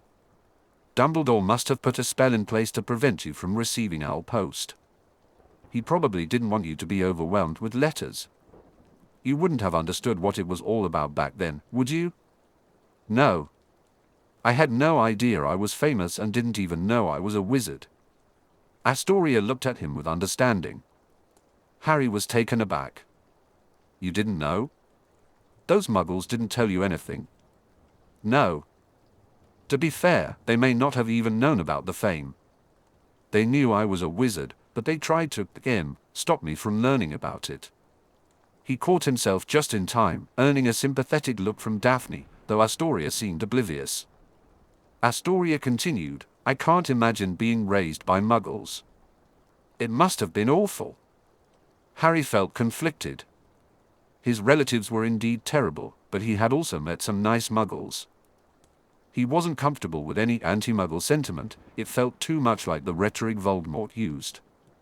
My relatives aren't nice people, but not all muggles are like that. There are good and bad people, just like in the magical world. There's not as much difference as you might think. It's just a different culture, and it can seem strange. Astoria looked intrigued. So, you know about Muggle culture? Yeah. I was raised in it since I was 15 months old. It was all I knew until I went to Hogwarts. As Astoria bombarded him with questions, Daphne mostly stayed quiet. She occasionally joined in, but let her sister take the lead in the conversation. Roxanne stopped by, clearly pleased with the friendly atmosphere, and listened in for a while. Harry then entered Cyrus's den to find him standing next to a large, ornate bowl. Cyrus's gaze shifted from the bowl to Harry as he greeted him. Good evening, Harry. This is my pensive. Do you know what that is? So, that was what one looked like. Good evening. Yes, Daphne told me they are for reviewing memories. Exactly. Since I enjoyed seeing your encounter with Lord Malfoy, I thought you might like to see my encounter with him as well. I also want to use it as an example of how to influence a group of people, which is an important skill for a lord. I could project the memory above the pensive, but I prefer for us to be immersed in it so I can point out details, and you can see. Just come over to the bowl and dip your finger in. You'll find yourself at the start of the memory. I'll join you, so you'll see two of me, but you can only interact with the version of me that's here with you. Nothing in the memory can touch you, and you won't come to any harm. Harry struggled to contain his excitement. This was going to be incredible. As he approached the pensive and peered inside, however, he felt a wave of disappointment wash over him. The scene was misty and vague. Occasionally, he caught glimpses of a room filled with people, but mostly it appeared as a hazy jumble. Just stick a finger into the mist. Your body will stay where it is, but your mind will be pulled into the memory, Cyrus instructed. Realizing he was holding things up with his hesitation, Harry suppressed a blush and followed the instructions. Suddenly, he found himself in a room that resembled a typical Hogwarts setting, yet it was filled with adults frozen in various poses, all seated. Most were gathered around a long table, but he noticed they were avoiding the head of the table, which remained conspicuously empty. Along the walls were additional chairs, and only one was occupied, by none other than Neville's grandmother. Harry nearly flinched, at least she wasn't wearing that dreadful vulture hat, but her expression was one of distaste and anger. Just as he was starting to adjust to this surreal tableau, Cyrus appeared beside him and asked, "Are you ready, Harry?" Harry did his best to mask his startled reaction, but Cyrus caught a glimpse of it. With a friendly smile, he said, "I'm sorry if I startled you. I know this must feel odd for your first time in a memory." Relieved by Cyrus' calm demeanor, Harry decided to share his true thoughts. Surreal is the word that came to mind. Indeed. Being able to review memories can be very important, but pensives are very expensive to craft, as only a few skilled artisans can make them. One day, you should check your vault to see if you were left a pensive of your own. For now, though, you may borrow mine if the need arises. Do you have any questions right now? Harry chuckled to himself, thinking he probably had 1,000 questions, but he decided to save them for when he could prioritize the most important ones. Not yet. Cyrus returned to his usual stoic demeanor, but a small smile crept onto his face. Good lad. It's wise to think before you ask. Before we dive into the memory, there are a few things I'd like to discuss based on what we see here. First, how many people do you recognize? Harry glanced around the room, trying to spot familiar faces. He wondered where the memory version of Cyrus was until he noticed him about to enter through the open door. I recognize only two, you and Neville's grandmother. He gestured toward each of them as he spoke. Cyrus raised an eyebrow. How well do you know Dowager Longbottom? I've never actually met her. I only know what Neville has told me, which isn't much. She is very strong-willed and can really hold a grudge. She clings to the old ways, so if you ever meet her, you'll need to impress her with your best manners. I was surprised to see her here, but it became clear that she came for the same reason I did. This is their first meeting since the events in the chamber. I suspect her grandson shared enough of what happened to motivate her to defend him and the other students from Lord Malfoy's influence. Now, let me point out the rest of the people in the room. Cyrus began naming everyone present, sharing insights about each person, mainly focusing on their behaviors and how to interpret their reactions. When he finished, he turned back to Harry and asked, "What can you tell me about the moods of the people you see here?" Once again, Harry scanned the room, trying to decipher the emotions on their faces. It was challenging, but he managed to pick up on some subtle clues in each of them. When he was done, he felt a mix of anticipation and uncertainty about what would come next. Harry observed the crowd and realized one thing: none of them were in a good mood. But he knew that wasn't the answer Cyrus was looking for. Then it hit him: there were two emotions that seemed to cover nearly everyone in the room. I'd say they're all either nervous or worried, except for two of them. And which ones are the exceptions? Cyrus asked. Harry pointed to an older man who looked thoroughly bored. This bloke. That is Jeffrey Timmons. He was the former chairman of this board, and later in this memory, he will announce his retirement. He feels rather detached because of that. And the other one? Dowager Longbottom. She looks angry. He thought to himself, and a bit scary too. Correct. You'll see her in action later, and I think you will enjoy that part. Now, who is missing? At first, Harry was baffled. Could Cyrus be talking about Dumbledore? He might not be on the board, but he was the headmaster. Then the realization hit him. Cyrus had started this whole exercise by mentioning his encounter with Malfoy. At this point in time, Malfoy was still the chairman. Where was he? Lord Malfoy. Exactly. The meeting should start in just a few minutes, so why is he not here? Harry thought for a moment. Because he's a real Burke. He hesitated, unsure of what to say until a possible reason occurred to him. To make a dramatic entrance. A power play, he's proving they can't start without him. Correct again. You're catching on quickly, Harry. Now, why are most of these people nervous or worried? It struck Harry as odd that Cyrus seemed to be jumping around with his questions. He had brought up their emotions, then jumped to Malfoy, and now back to why. Oh, he was giving him a hint. Because he's making them wait. No. Because he threatened their families, and they are still worried about him doing it again. Cyrus beamed at him with pride, and Harry felt a warm glow inside. So, what do I need to do? Harry asked, his excitement spilling over, causing him to speak louder than he intended. Show them a safe way to get through this. Rid of him. Cyrus nodded but offered no further indication of approval or disapproval. Are there any other possibilities? You could show them that they can stand up to him together if they try, but I'm not sure about that. They seem to be avoiding the place where he'll be sitting. I think he has them pretty well intimidated. Cyrus nodded again and then gestured with his hand, starting the memory. Harry watched as Cyrus greeted each of the members, appearing confident yet unusually friendly. he noticed their expressions turn speculative as he interacted with them, calling each by name and inquiring about their family members. Even the detached Geoffrey Timmons responded like the others. His greeting with Dowager Longbottom felt different, though. He asked after Neville and treated her as an equal. She seemed to notice this, and while she didn't react much, Harry thought he saw her expression soften slightly at the end. Cyrus then sat beside her, and they appeared to present a united front.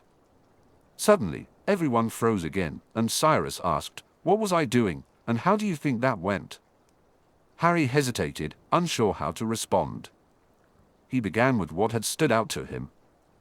"You were more friendly than usual." He faltered when he realized how that sounded, blushing and looking away. Cyrus's tone remained bland as he prompted, "And?" He needed to do better than that. Frowning, Harry tried to decipher Cyrus's actions. The objective was to help them get rid of Malfoy, or at least control him. Cyrus had brought up their family members, which seemed risky, especially after they'd just been threatened. But Harry realized that he could work with that. "You were trying to reassure them about their families," he said. "You projected confidence and got them to think about their safety and the safety of their loved ones. I would guess you have a reputation as a powerful man, the head of a powerful family. Is that right?" Cyrus watched him carefully. "That is my reputation, yes." Harry nodded, feeling more confident. "You were making them see you as an alternative, one that could protect them from Malfoy. And what was I trying to accomplish with Dowager Longbottom?" Although he hadn't been as friendly with her, Cyrus had seemed conciliatory. He wasn't quite sure how to respond. "An indication that maybe your goals were aligned?" "That's mostly correct. It was an offer to work together toward a common goal." "What did you think of her response?" "I wasn't sure, as she didn't say much. However, she didn't disagree, so perhaps it was a guarded acceptance." Cyrus smiled, and Harry felt himself relax. "Very good, Harry. You read her well." "That was also my assumption at this point, and as you will see, we were both correct." Cyrus continued the memory, showing how he and Neville's grandmother led a discussion that was quite unkind to Lord Malfoy, though Harry didn't disagree in the least. The memory paused as Lucius appeared in the doorway. "I want you to watch Lord Malfoy now, Harry. Move closer so it will be easier for you to see." Just as Harry got near Malfoy, the memory resumed. He watched as Malfoy's eyes narrowed upon seeing the two visitors, trying to imply that they were unwelcome. But Cyrus forcefully pointed out that, according to the board's bylaws, parents and guardians of students were always welcome to attend and speak at meetings. It was clear that Malfoy didn't like hearing that, but he didn't argue, which conceded the point. Harry also noticed that Neville's Gran seemed to relax a bit and glanced at Cyrus in a non-hostile manner. Harry was surprised by the open hostility from Lord Malfoy. He had expected him to be more stoic, like Cyrus. True, Malfoy's face didn't show much, but his tone and words spoke volumes. Malfoy called the meeting to order and attempted to tie things up with minutiae, but even some of the other board members offered resistance. When he was forced to recognize anyone with comments, Dowager Longbottom responded with a fierce condemnation of Lord Malfoy's behavior, leaving him silent and staring. She glared at Malfoy with a tense expression.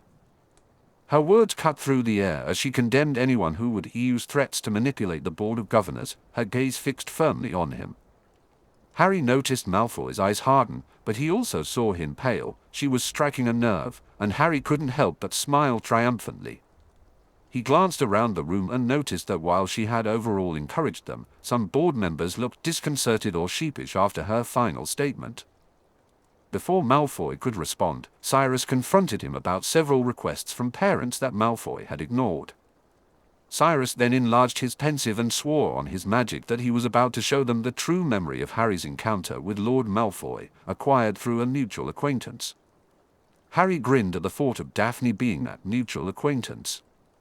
As Malfoy struggled to sputter an objection, Cyrus activated the pensive, projecting the memory above the device. All eyes were glued to the scene except for Malfoy, who looked as if he wanted to bolt from the room. Since it was Harry's memory playing out, he mostly ignored the events within the memory. He nearly shuddered at the strangeness of that thought, and focused on the reactions of those around him. He saw anger on everyone's faces except Cyrus, who watched Malfoy with his hand on his wand.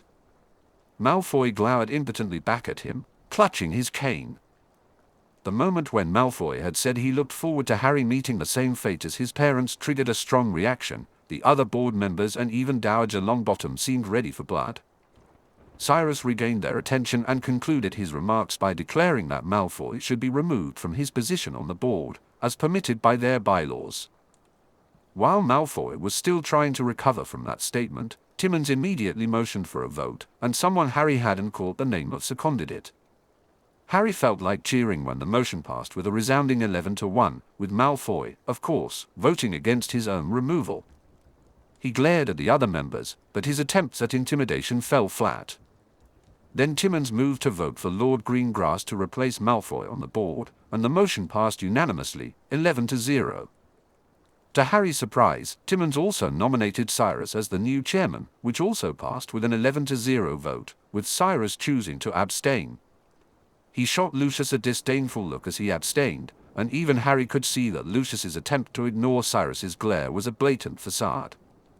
The meeting progressed with Timmons stepping down and proposing Dowager Longbottom as his replacement. Cyrus quickly called for a vote, which was seconded by someone whose name Harry couldn't recall. Soon enough, Neville's grandmother became the 12th member of the board, and she looked quite pleased. She turned to the quiet Lord Malfoy and declared, "At last, we're going to have board members who truly care about making Hogwarts a safe place for students."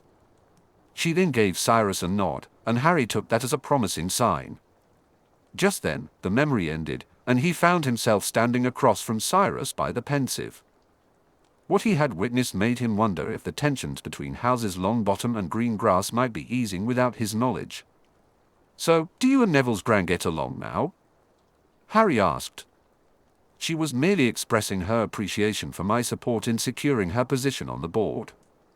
She remains cautious toward me, and there hasn't been any substantial change in the alignment of our houses." Harry's heart sank as his hopes were dashed. "That's too bad. Daphne and I are friends with Neville. We hoped the issues between our families might fade away. Not this quickly, especially with Dowager Longbottom involved. However, it does bode well for the future. Perhaps someday our goals will align enough for our families to establish a successful working relationship." Harry nodded thoughtfully, realizing he had a lot to digest. Cyrus had navigated that situation masterfully, but Harry had concerns about his own ability to achieve the same. He wasn't sure he was ready for the challenge ahead. Albus sat quietly, contemplating the short letter he had received from his longtime friend and colleague, Minerva McGonagall. It had been a while since anyone had spoken to him so bluntly, and hearing such directness from someone who knew him so well was both shocking and illuminating. It forced him to re-evaluate his actions and decisions, particularly regarding the headmaster's tendency to manipulate people, a concern he couldn't ignore any longer. He had always been accustomed to being right, to having the support of those who mattered. But now, he found himself not only facing opposition but being told, both directly and indirectly, that he was wrong, more wrong than he had ever considered. Albus believed he understood how to fulfill the prophecy that Voldemort had unknowingly set into motion on that dreadful Halloween night. So much death had come to one family, and so much suffering to another. He wondered how much more misery would result from it all. Now, some of that suffering was being attributed to him. He thought he was acting for the greater good, yet he began to question whether he was overstepping his bounds. The prophecy contained no references that could be interpreted as pointing to him. Was it possible that the prophecy was trying to fulfill its purpose, and his actions were interfering with what was meant to happen? Could he inadvertently be making it easier for Voldemort to succeed? This thought had never crossed his mind before, and it required serious reflection. With everything already taken out of his hands for the summer, perhaps this was the time to ponder how he should respond to the events that had transpired. He decided he would wait to see how things stood when Harry returned to Hogwarts. Maybe he would notice changes in the young man that would clarify his own role in these unfolding events. Though unaccustomed to stepping back, he realized it might be time to do just that and allow things to unfold as they were meant to.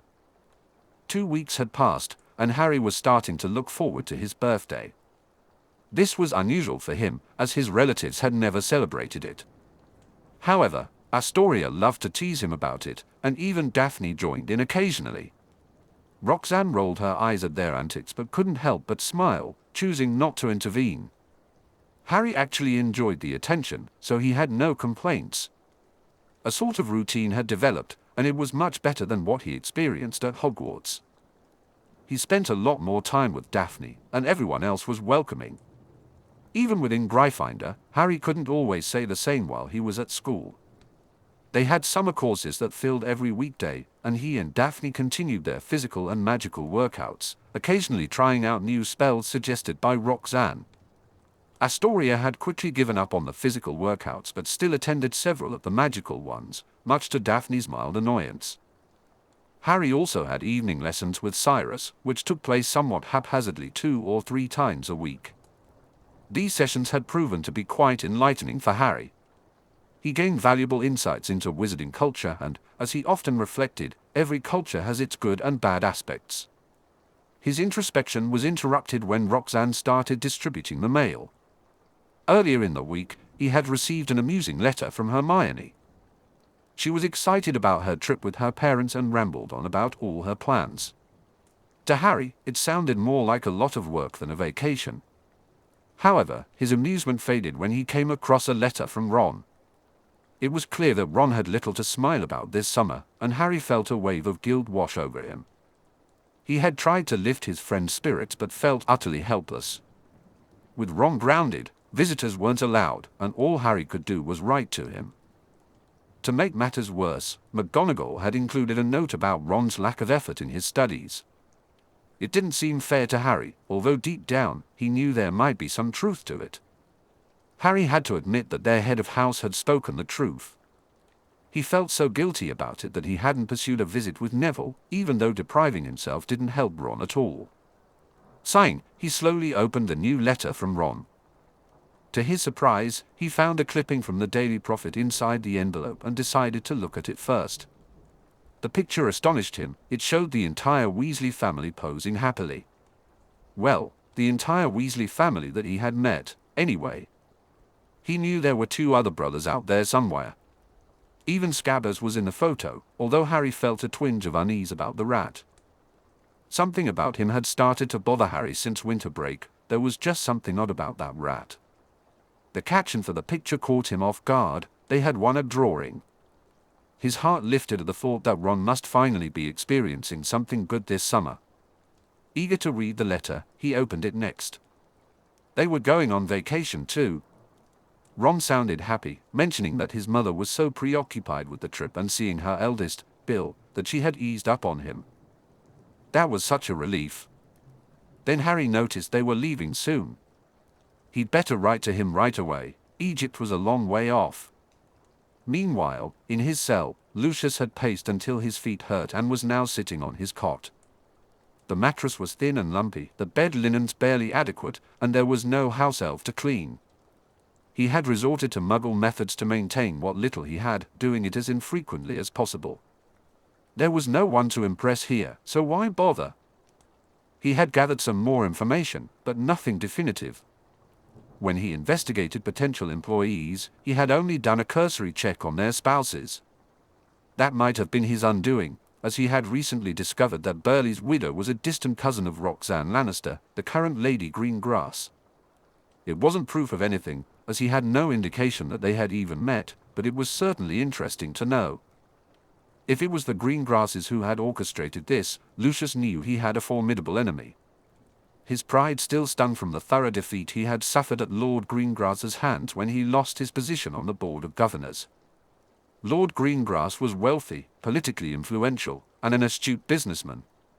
He was known for his magical prowess, and Lucius had reliable information and his own observations that the man's occlumency was exceptional. If he was the one responsible for Lucius's current predicament, it wouldn't be easy to retaliate. Lucius had to be absolutely certain it was him. Provoking someone without cause would be sheer folly.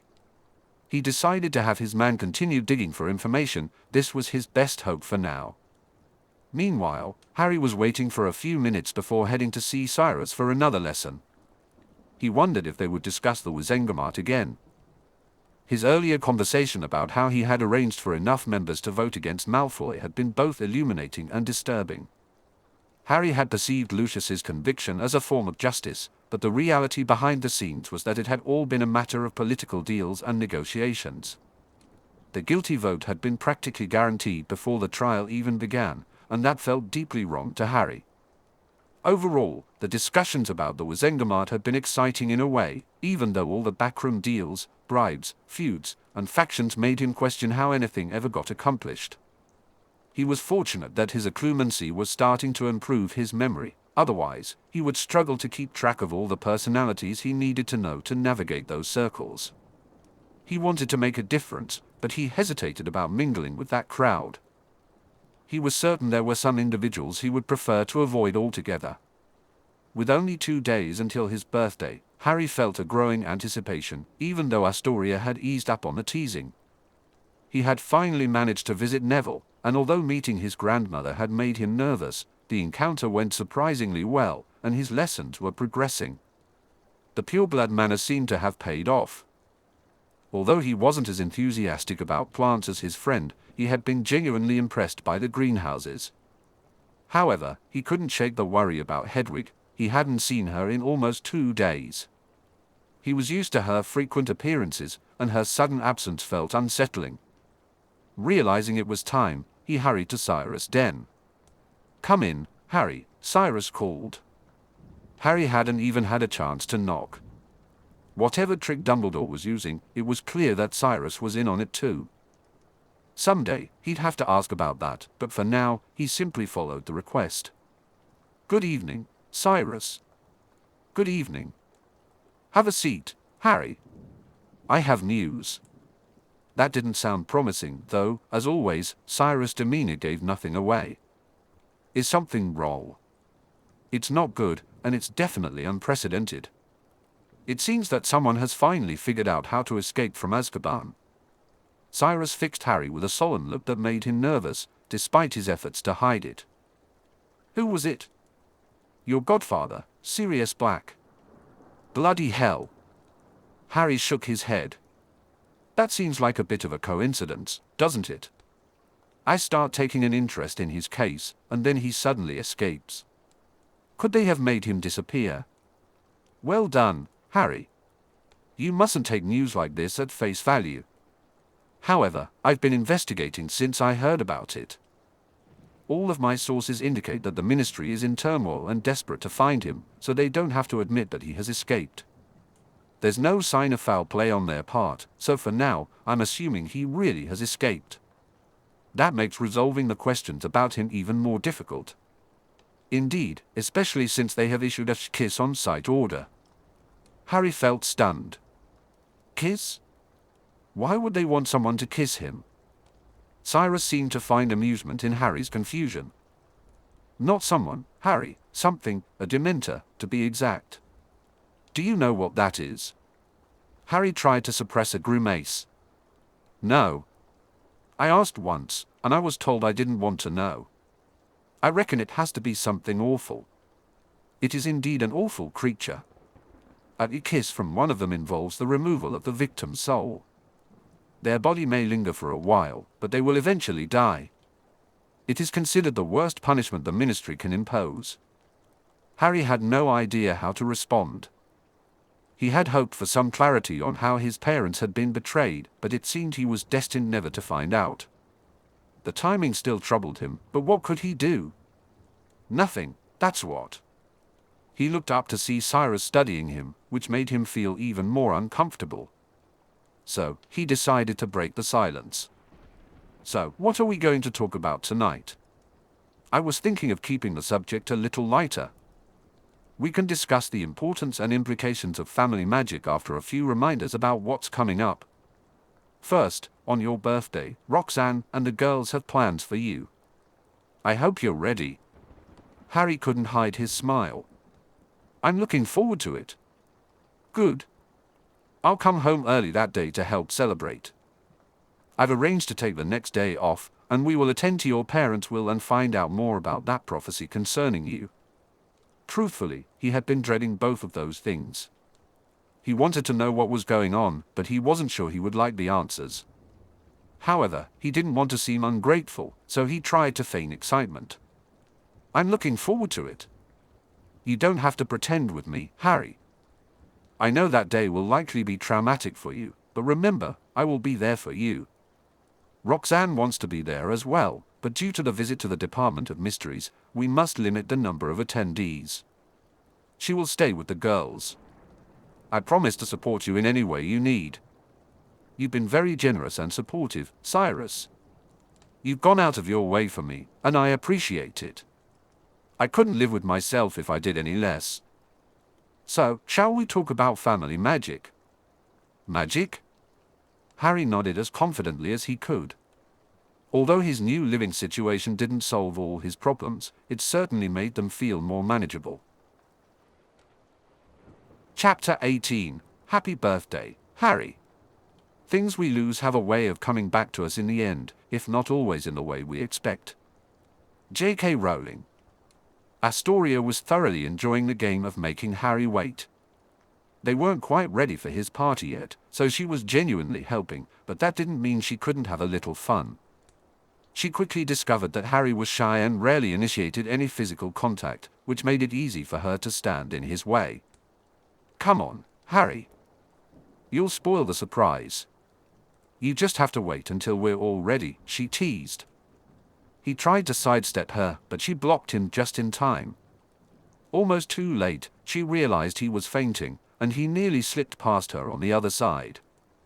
They ended up standing quite close, and he took a step back, laughing. Come on, Astoria. It's my birthday. You're supposed to be nice to me. I will be, as soon as we're ready. What's the matter? Can't get past a smaller girl? He blushed at her words, and she knew she had the upper hand. So, are you going to be a good boy and wait? He shot her an annoyed look that made her laugh. Astoria? That was her mother's voice, which likely meant they were finally ready. Yes, Mother? You can let him in now. I was having fun. Are you sure it's time? Harry laughed at her pout as he walked around her. She hurried to catch up, only to end up following him through the door. Neville was the last to arrive, his grandmother having created a last-minute fuss about him going to the Greengrass home. After all she had demanded to allow it in the first place, he was quite upset that she had made him late. But he was here for a birthday party, and he wasn't going to let his gran ruin it for Harry. Roxanne had been a bit reserved after dealing with his grandmother as she brought him to their home. When they entered the sitting room, he saw Daphne and Tracy helping with some preparations. He received hugs from both of them, and he felt himself blushing furiously. He wondered just how red he must look now. Approaching Tomato with how warm his face felt. He was pulled from his embarrassment when he heard Roxanne call out to Astoria. It quickly became clear that Astoria had been keeping Harry out of the room until he arrived. He had only seen Astoria once and had never officially met her, but she sounded like someone who truly enjoyed life. He grinned at her cheeky response to her mother. When Harry finally entered, he yelled, "Surprise," along with the others, including Roxanne, Daphne, Tracy, and himself. The decorations were nice, though nothing compared to what Dobby had done for Daphne's party. He noticed that Harry handled Tracy's hug slightly better than he had, but Harry still looked a bit uncomfortable. Then Harry came over, and they shook hands as he greeted him, exchanging happy birthdays. Harry assured him he liked the plants Neville had sent, especially one he had never seen before, which fascinated him. Astoria approached, and he gave her the formal greeting that custom demanded. She seemed to appreciate it, but then gave him an innocent look and asked, "Can't we be friends?" He certainly wasn't going to say no, he enjoyed having friends. Of course. Before he could say more, he found himself enveloped in an unexpectedly big hug from such a petite girl. "Thanks, Neville," she exclaimed. He was left speechless and unsure of how to respond. When she followed up the hug with an extra squeeze and a playful look, he felt himself blushing yet again. Were all the girls trying to embarrass him? Tracy was thrilled to see her best friend again, and they chatted as they put the finishing touches on the room. Then Roxanne came in with Neville. She got a bit distracted and tried to greet him enthusiastically. However, she felt a little disappointed when he greeted them both in exactly the same way. He had written that nobody else had corresponded with him as much as she had. Didn't that count for something? On the other hand, she hadn't had the courage to make her feelings clear. After all, he was a boy, and being subtle was her only strategy.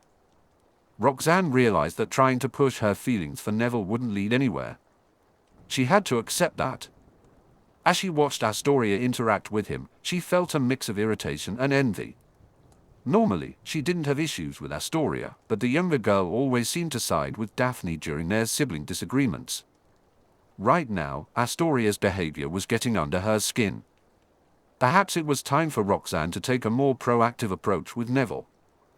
Harry observed the dynamic between Neville and Astoria. He had seen others interact this way but had never joined in himself. It was oddly enjoyable, and he didn't mind Astoria's teasing at all. It felt like what having a little sister might be like. Yet, Daphne didn't quite feel like a sister to him, at least not in the same way Hermione did.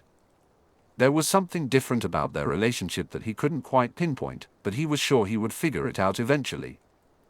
Harry was pleasantly surprised to see Tracy and Neville. He hadn't known they were coming, and their arrival had caught him off guard.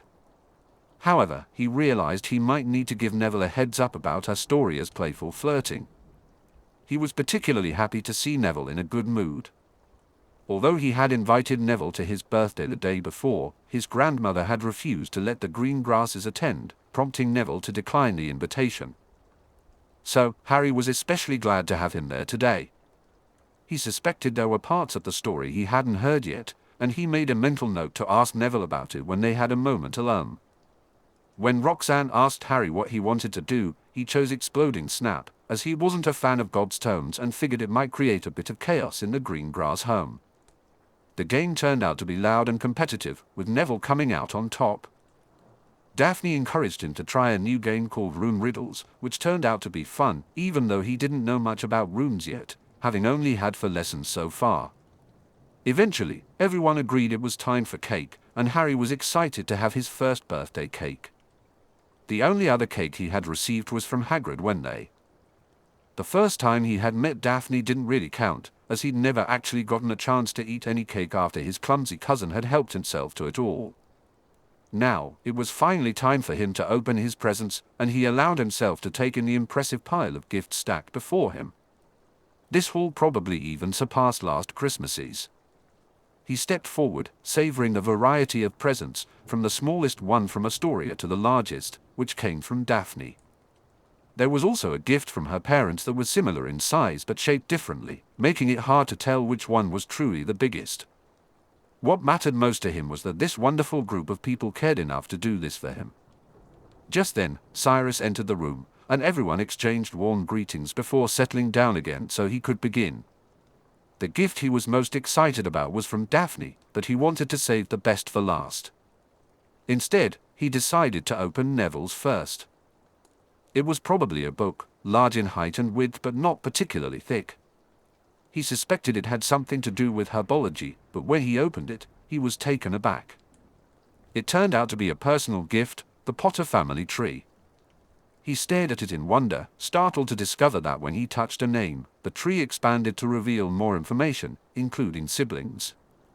However, not everyone was available. He could see his mother's parents, but that part of the tree didn't go any further. On his father's side, he saw up to his great-grandparents on the first page. When he turned the page, he noticed an expansion from one of his great-grandparents. There were many more pages to explore, but he decided to hold off for now, flabbergasted by the amount of work that must have gone into creating this. It was likely custom-made and quite expensive. He glanced at Neville, who was smiling back at him so broadly that it made his face hurt. In that moment, he felt grateful for such a good friend and, swept up in the emotion, he wrapped Neville in a hug, unable to find the words. It was his first gift, and he was already feeling overwhelmed, so he figured he'd better calm things down a bit. Which gift should he choose next? Without hesitation, he decided to go for Ron's, which would likely be Quidditch related. He found the gift much less provocative than he had anticipated. To his surprise, he pulled out something he didn't recognize. As he quickly read the accompanying letter, he discovered it was a sneakoscope, an item he had only vaguely heard of before. He felt a twinge of disappointment for Ron, whose rat had run off, but personally, he wouldn't miss that slightly creepy rodent. That probably explained the sour expression on Ron's face in the picture he had sent. Everyone else was smiling, especially the twins, though Percy looked slightly annoyed despite his grin. Perhaps he had just been pranked. He shared the gist of the letter and the details of his gift with the others before deciding to move on to the present from his other absent friend. Her letter was much longer, so he skimmed through it quickly, resisting the urge to roll his eyes at the amount of work she was putting in during her vacation. He was surprised to learn what Hedwig had been up to, locating Hermione so she could send her gift. She had suddenly returned the previous day but had dutifully delivered it to the goblins instead of him directly. Expecting a book, he was shocked to receive a broom servicing kit. Both of his oldest friends had surprised him this birthday. That reminded him that the one who had first told him he was a wizard also had a gift for him. Fortunately, it didn't look like rock cakes, but it did resemble a book, which would be another surprise. That turned out to be an understatement when the book snapped at him as he tried to open it. Startled, he dropped it, and it began to shuffle across the floor, making grunting sounds. As if that wasn't enough, Astoria let out a shrill shriek. The book flopped over, inert, after someone hit it with a stunning spell. So far, his gifts had been one surprise after another. How could anyone top this? Roxanne walked over, picked it up carefully, and opened it to the first page. It says you have to calm the book by stroking the spine a few times before opening it. Really helpful of them to put that information on the inside of the book when it would be hard to get there without knowing this. Her sarcastic tone made Harry smile, and then she closed the book to read the title. The Monster Book of Monsters. That's the text for care of magical creatures. Harry, did you take that class? I thought you were enrolled in the same ones as Daphne. I did take the same classes, but I saw no value in that one for me. I guess Hagrid just thought I'd be interested in it. He likes dangerous creatures like dragons and Cerberuses, so it's probably right up his alley. Hagrid? Do you mean Rubeus Hagrid? Is the new creatures professor? Hagrid is going to be a professor. I had no idea. Harry exclaimed, looking at Neville, who appeared just as stunned. Then he glanced at Daphne, who was watching him with curiosity. What? He asked, sensing a hint of apprehension beneath her stoic demeanor. Are you going to change your mind and take his class? Harry considered her question thoughtfully. He wanted to support his first friend, and he had contemplated the class before ultimately rejecting it. However, he was now focused on excelling in his studies and already had plenty on his plate. Since the class wasn't essential for any of the careers he was considering, he didn't want to sacrifice the time it would require. No. I might stop by and watch a class, though, just to say hi. Daphne's sudden big smile made him think she was relieved, which puzzled him a bit. But for now, it didn't matter. He had made a decision, and he was going to stick with it. He looked down at the book and said, I guess I'll take a look at it when I'm in the mood. For now, I'll put it in a safe place where it won't get disturbed. He set it down carefully, drawing a chuckle from someone behind him. Next, he picked up Astoria's gift, curious about what his honorary little sister might have gotten him. He couldn't help but grin at her squeal of excitement as he began to unwrap it. Astoria had moved closer to get a better look at the gift, and both of them were startled when it suddenly lifted into the air on tiny wings, zipping straight toward Astoria's face. Just as Harry realized it must be a snitch, he snatched it out of the air right in front of her. Astoria stared at him, dumbfounded. With a grin, he asked, You got me a snitch? Recovering her composure, Astoria replied, I got you a practice snitch. I heard that you like to play and that you're the seeker. He smiled at her and said, You heard correctly. Thank you. He quickly gave her a hug, but she wasn't having it. Boys. That was not a proper hug. You do it like this. She pulled him in for a tighter, longer embrace, then looked up at him innocently through her lashes. He wasn't fooled for a moment and rolled his eyes. He caught the chuckles from Neville and Tracy, but Daphne remained silent. When he glanced at her, he noticed her public stoic mask was firmly in place. He wondered about it but decided to move on. Next, he picked up the gift from the Greengrass parents and was surprised by its weight. As he opened it, he found a boxed set of reference books, ones he recognized from their summer classes. He knew these would be incredibly valuable for his studies. Then, he spotted a smaller package he had missed, which was from Cyrus. He opened it to find a shaving kit and absently scratched at his chin, where he had noticed a few hairs starting to grow. The gift surprised him. Wow! Thank you both. I'll be able to write much better essays with references like these. I'll use them a lot. Oh, and this too, I guess.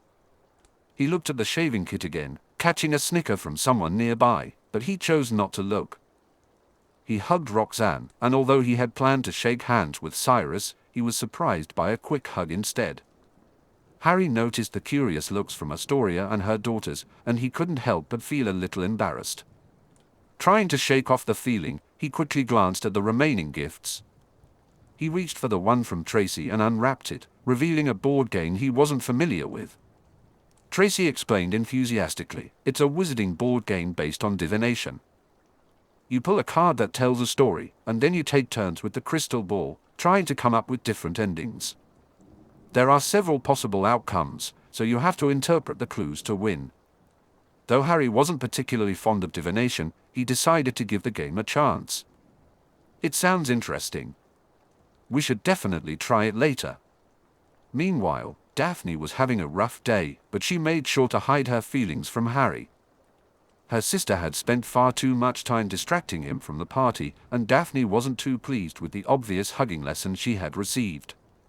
She felt a sense of satisfaction when their mother shot a glare at her sister, finally catching her in the act. What irked Daphne the most was Harry's teasing. He had saved her gift for last. She was taking a risk with this present, and it wasn't cheap. Would he like it? The anticipation made it hard for her to maintain her calm demeanor. At last, it was time for him to open her gift. She found herself holding her breath as he tore off the wrapping. Her heart sank a little when he looked confused. The item wasn't common, and he might have never seen it before. Unable to contain herself, she blurted out, "They're battle robes." Harry's expression shifted to one of astonishment. Carefully, he unfolded the robes and began inspecting them. The way he examined them reminded her of how she had once scrutinized his invisibility cloak, and a smile crept onto her face. Seeing his fascination with her gift eased her anxiety. She hadn't made a huge mistake after all, and she felt a sense of pride in knowing she was looking out for him. Who knows what adventures awaited them? What kind of mischief could that boy get into? Cyrus pondered this as he watched the festivities of Harry's birthday party settle down after his arrival. He had finally begun to establish a less formal relationship with the other boy his wife had been concerned about, Air Longbottom. At first, the boy seemed a little nervous, which was expected given their descriptions of his low confidence. However, Cyrus noted that he appeared more self-assured than he had been led to believe. Now that he thought about it, his daughter had mentioned that Air Longbottom was gaining confidence. The day his eldest had returned home for winter break, Cyrus had gotten his first hint of what Harry Potter meant to her. This revelation piqued his curiosity, and he had learned enough to believe that Harry might be a good match for her if it came to that. That was good enough for him at the time. When his wife had brought it up, he simply went along with it. He had been willing to take Harry in for the summers, and his wife had convinced him to train the boy for his future responsibilities. It had felt somewhat like having a son, and he hadn't resisted the idea. Thus, it all began innocently enough. There had been small moments that tightened the bonds between House Greengrass and this boy who seemed to have a knack for attracting trouble. The next significant event was their plan to take down Lord Malfoy. It was a risky endeavor, but Daphne had devised a solid strategy during their correspondence, and once they agreed to have Roxanne supervise, he gave his approval. Malfoy had endangered all the students, so in a way, it was a house matter, but the main motivation was clear: to support Harry Potter. The next significant item on their agenda was the battle robes. This was less risky than the Malfoy plan, as it did not violate the letter of the law. While the robes were expensive, the Ministry would claim they were illegal for non-Aurors to own. However, that wasn't quite what the law stated, and Cyrus was confident that Fudge couldn't enforce it. Still, he would have to convince Harry to keep them low-key and limit who knew about them. Cyrus already knew he could keep a secret. He had been following their agreement for months. Then there was what he had to do for the Longbottom heir to attend this party. Talk about a risk. He was still upset with the Dowager Longbottom for insisting on it. Their heir was healthy and enjoying himself, so the risk was small now, but it was still a risk. Didn't their successful collaboration to remove Malfoy count for something? However, he found himself slowly drawn into what amounted to a familial alliance, even though Harry wasn't in a position to enter into one yet. He could now see a future where the famous green grass neutrality would have to end. He might have to declare for Harry Potter one day, but he hoped to avoid getting too close to Dumbledore. He already had some reservations about the man, and what he had learned through Harry only made him more uneasy. When Harry came to thank him for the gift, Cyrus decided to show his support in a more obvious way than just a handshake. His daughters had noticed, and his wife had smiled. He just hoped his feelings as a father hadn't led him to make a mistake as the lord of his house. Only time would tell, but in that moment, he had no regrets. His future heir and his heart were telling him this was the right thing to do. As Harry inspected the robes, Cyrus noticed that Daphne had come to stand next to him, and he smiled at her. Then she pointed out a booklet he hadn't noticed yet, and he began to read about the features and care of his new battle robes. He was dazzled by all the protections built into them. It would be hard to successfully attack him while wearing them, as they even offered protection against physical attacks, not just magical ones. However, there was a list of what the robes could not stop, and Voldemort's favorite curse was prominently featured, Avada Kedavra. Still, this was an incredible gift, an exceptionally protective gift. He resisted the urge to look at Daphne as he wondered what this might mean. It might just mean they were good friends, which he already knew. But could it mean more than that? The thought made him. Feeling a bit nervous, he pushed those thoughts aside for now. He thanked her and gave her a quick hug. They decided to try out the new game he'd gotten from Tracy. Since it was unfamiliar to most of them, they ended up enjoying it for quite a while, which surprised him a little. Unlike the school subject it was based on, Harry found it interesting and fun. After dinner, they chatted in various groups until it was time for the party to end. Astoria was sent to bed, much to her dismay, while Harry spoke with Neville and Daphne chatted with Tracy. Once they had separated, Harry decided to use a spell that Roxanne had taught him, one she learned from his mother. It was a clever privacy spell called Muffliato, which allowed him to ask about anything he might have missed. "Neville, I was wondering how they convinced your grandmother to let you come here," Harry asked. Neville sighed and glanced around, prompting Harry to reassure him. "They can't hear you. I used a privacy spell. My gran made Lord Greengrass give a wizard's oath guaranteeing my safe return, just as I was," Neville replied. Harry was learning a lot about magic now and realized the weight of that agreement for Cyrus. Wow. I don't think she understands the kind of man Lord Greengrass is. He's been great to me. The next time I visit, I think we need to talk to her. I never really met him before, aside from formal greetings. He's not what I expected. He always seemed so distant and unemotional.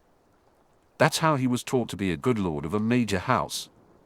Daphne was the same way, but it's just a facade. They aren't really like that at all. I think I see that now, especially with Daphne. She seems very nice, even friendly. She is. She's a great friend. I don't know what I'd do without her now. So, should we talk to your gran then? She's stubborn, but yes, we can try. Good. Also, don't worry too much about Astoria's behavior, she's a bit of a flirt. It looked like Cyrus was waiting to take Neville back, so Harry said his goodbyes and watched them leave. He then turned to Daphne, the only one left. Where are Roxanne and Tracy? She took Tracy home. Tracy asked me to tell you goodbye since she didn't want to interrupt you too. I was talking to him about what your father had to do to get him here. Did you know? Daphne made a face of distaste. Yes, unfortunately. The Dowager Longbottom is a very rigid woman. Neville and I will talk to her. I don't like her demanding things like that. Neville says she's stubborn, but I have to try. Daphne smiled and said, good luck with that. They continued chatting about the party and their friends until her parents returned. Harry was rubbing his scar when they reappeared, quickly moving his hand away.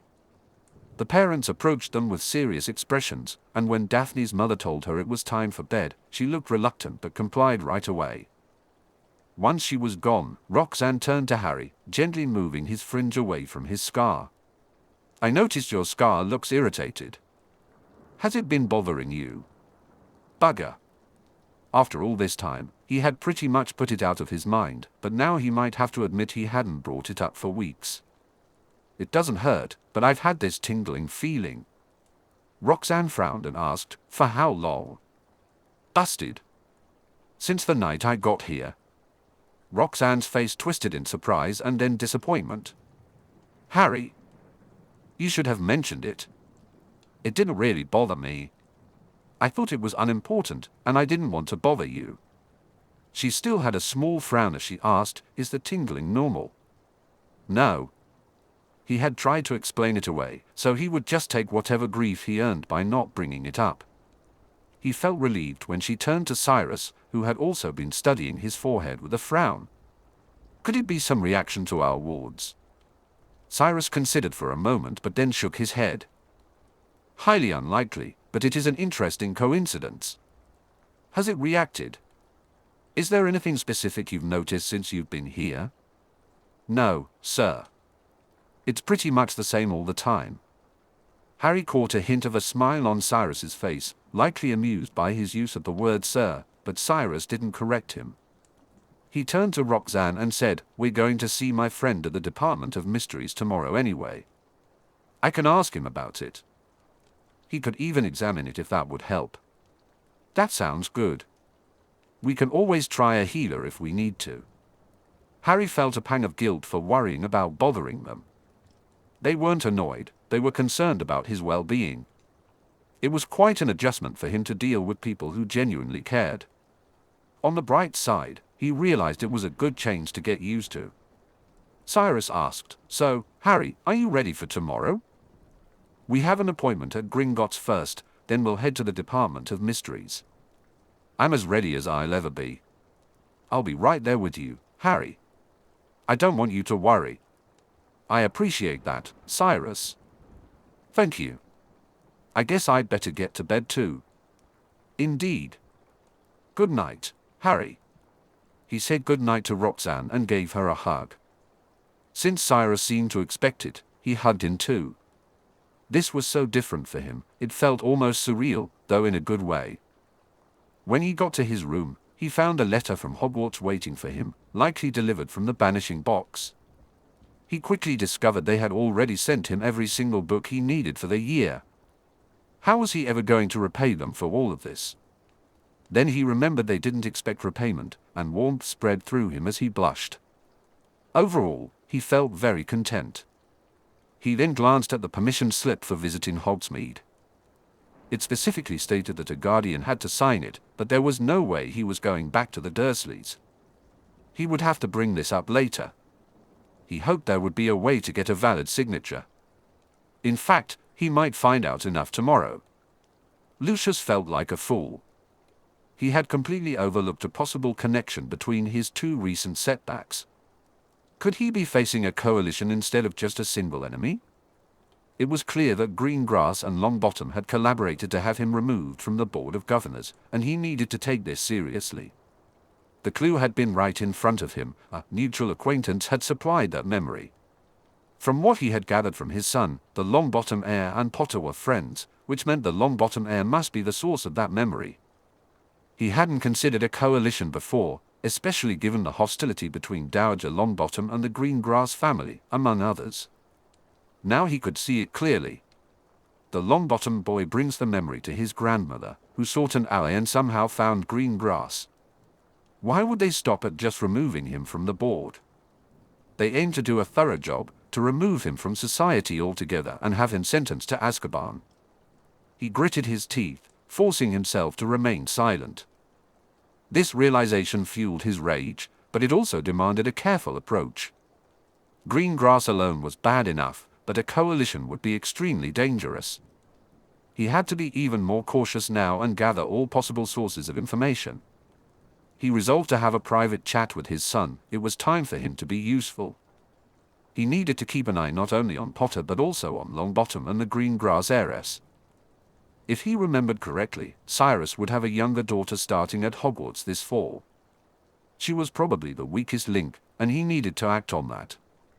The next morning, when Harry woke up, he first inspected his forehead and then his chin in the mirror. His scar looked the same, but he was surprised to see 3 new hairs on his chin. When had that happened? He read the directions on the shaving kit and was surprised to find that it didn't involve any blades or shaving cream. Tentatively, he waved the shaver over his chin and was surprised to see the hairs vanish.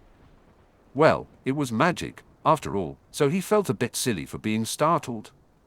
But then his smile faded as the reality of the day set in. Harry had known this day was coming, but it felt too soon. Yesterday's anticipation had been thrilling. Today, however, felt heavy with impending doom. He tried not to let it show. To ease his nerves, he settled into a light occlumency trance. Breakfast was unusually quiet, with Cyrus joining them, which wasn't typical. However, he didn't think that was the reason for the silence. All 3 women were casting him concerned glances. He appreciated their care, but their anxiety certainly wasn't helping. It was almost a relief when it was time to leave, although that also meant facing parts of his past. What he knew of the story wasn't exactly encouraging. After some glamours were applied to Harry, they apparat to Diagon Alley. As they approached the Goblin Bank, he tried to immerse himself in his occlumency trance.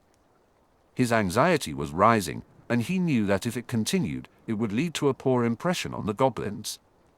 They respected confidence but had no tolerance for arrogance. Fear or submissiveness would only invite manipulation. As a future lord of a major house, he needed to maintain a business-like relationship with them.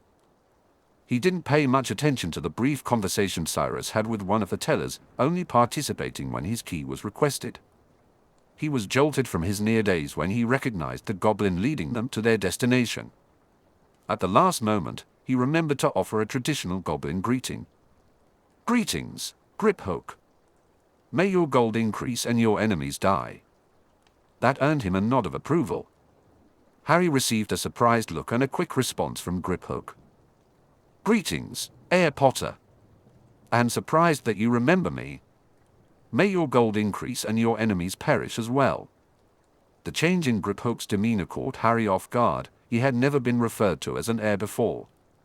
He was still trying to decipher what that might mean when they stopped in front of a large door, identical to the others lining the hallway. There was no number or nameplate, so how did Griphook know where to stop? "This is the office of the Potter account manager. His name is One Fang. May your meeting be fruitful, Heir Potter and Lord Greengrass." Griphook nodded at both of them, knocked on the door, and quickly departed. Harry stared at the door, contemplating the peculiar names that goblins had, when he heard an older goblin's voice rasping, "Come in." Taking a fortifying breath, he opened the door, suddenly realizing that perhaps Cyrus should go first. But when he glanced back, Cyrus waved him forward. Stepping inside, Harry saw an elderly goblin with a few wispy grey hairs on his head, sitting behind a desk and studying him silently. 2 human-sized chairs were ready for them, a reminder that they had an appointment and that accommodations had been made for both of them. Even though Cyrus followed him in and sat in the chair beside him, the old goblin's eyes remained fixed on Harry, still silently observing him. Harry began to immerse himself deeper into his trance to counter his anxiety when the goblin finally spoke. "Greetings, Herr Potter. I am the Potter account manager, One Fang." "Greetings, One Fang," Harry replied, unsure of what else to say since One Fang hadn't used the typical goblin greeting. "It is good to finally meet you after many years of no contact. We were concerned that we could not reach you until your house elf finally came to us for some statements. Do you know who has been interfering with the elf post sent to you?" "I don't know for certain, but I suspect it's Dumbledore. I can now receive elf post through the green grass banishing box."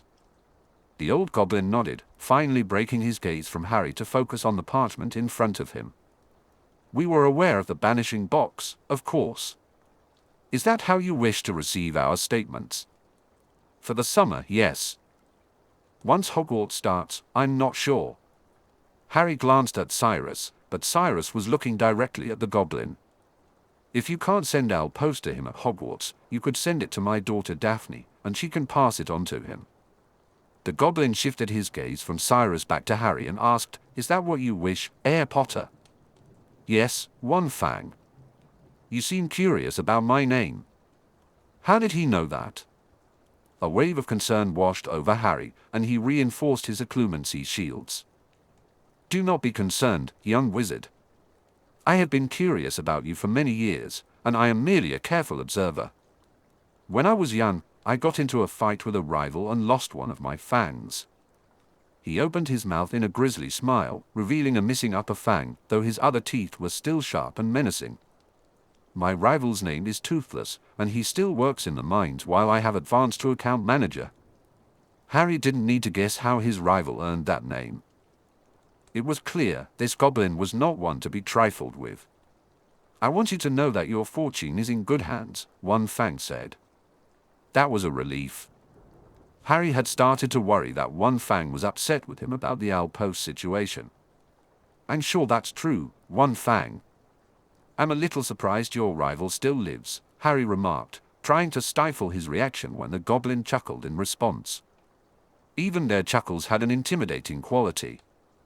"He has served me better by being alive, as he spreads my reputation to others. But enough about that. You wanted to see your parents' will as the sole heir, who is at least 13 years old, correct?" "That is correct, One Fang. We have already verified all of the criteria, so I will now pass our copy on for you to read. It must remain here, but take your time, I have no other business at the moment." Harry recognized that this was an unusual offer, as goblins typically preferred to keep busy. However, he noticed that One Fang seemed to be engrossed in something else, so he pulled the document closer. After a quick glance at Cyrus, he began to read. The first page was filled with tedious legal language, so he scanned through it, searching for more intriguing information. He quickly reached the crux of the matter and immediately spotted a clarification as the first item. "We have lied to everyone about who our secret keeper is. We told everyone that our secret keeper is Sirius Black, as he was an obvious choice, but that was a ruse to deflect attention from our real secret keeper, Peter Pettigrew. We hope that our lie causes no issues, but in case it does, we want to clarify it here. Look, Cyrus.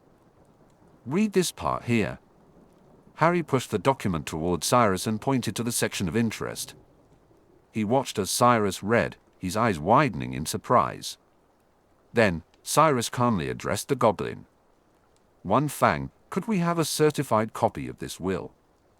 The old goblin turned to Harry and asked, "Is this what you wish, Herr Potter?" "Yes, One Fang.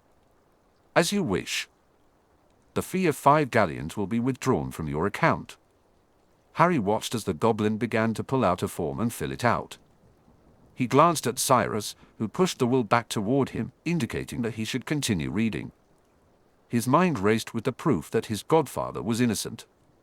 Unfortunately, with the man being a wanted escapee, he wasn't sure what they could do about it. Harry continued to peruse the document for any more surprises. When he reached the bequests on the next page, he saw some familiar names, but then he stumbled upon one that was unfamiliar to him. He looked over at Cyrus and quietly asked, "Who is this?" "Who is Remus Lupin?" "He is one of your father's friends. I didn't know him, but Roxanne can tell you about him. That was enough for now, but Harry wondered why he had never heard of him before. Then he recalled the issues with Owl Post, so it might not be disinterest on Remus Lupin's part. As he reached the end of the bequests, he came across a section about his guardianship that changed everything. If both of us are dead or unable to care for Harry, our instructions for his guardianship are as follows. First choice is Alice, his godmother, and Frank Longbottom. Second choice is Sirius Black, his godfather. Third choice is Roxanne and Cyrus Greengrass. If none of the above can take him, then we designate Minerva McGonagall as the judge of the magical guardian best suited for Harry. If the ridiculous anti-werewolf laws have been repealed, then we wish Remus Lupin to be considered. Under no circumstances are Petunia or Vernon Dursley to be considered as guardians. Harry struggled to maintain his composure, but he felt a single tear slip down his cheek. He should never have gone to his aunt and uncle. Given what happened soon after their deaths, he should have gone right where he was now. Again, he pushed the will over and pointed to where Cyrus should read. He had one question that needed answering. One Fang, has Dumbledore read this will?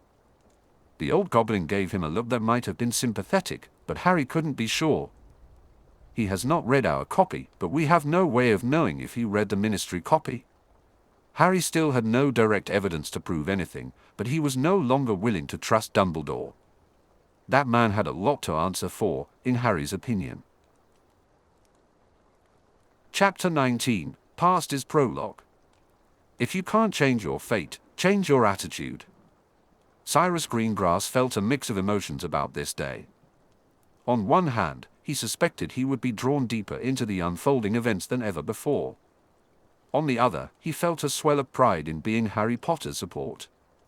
In that moment, he couldn't help but feel a paternal connection to the boy.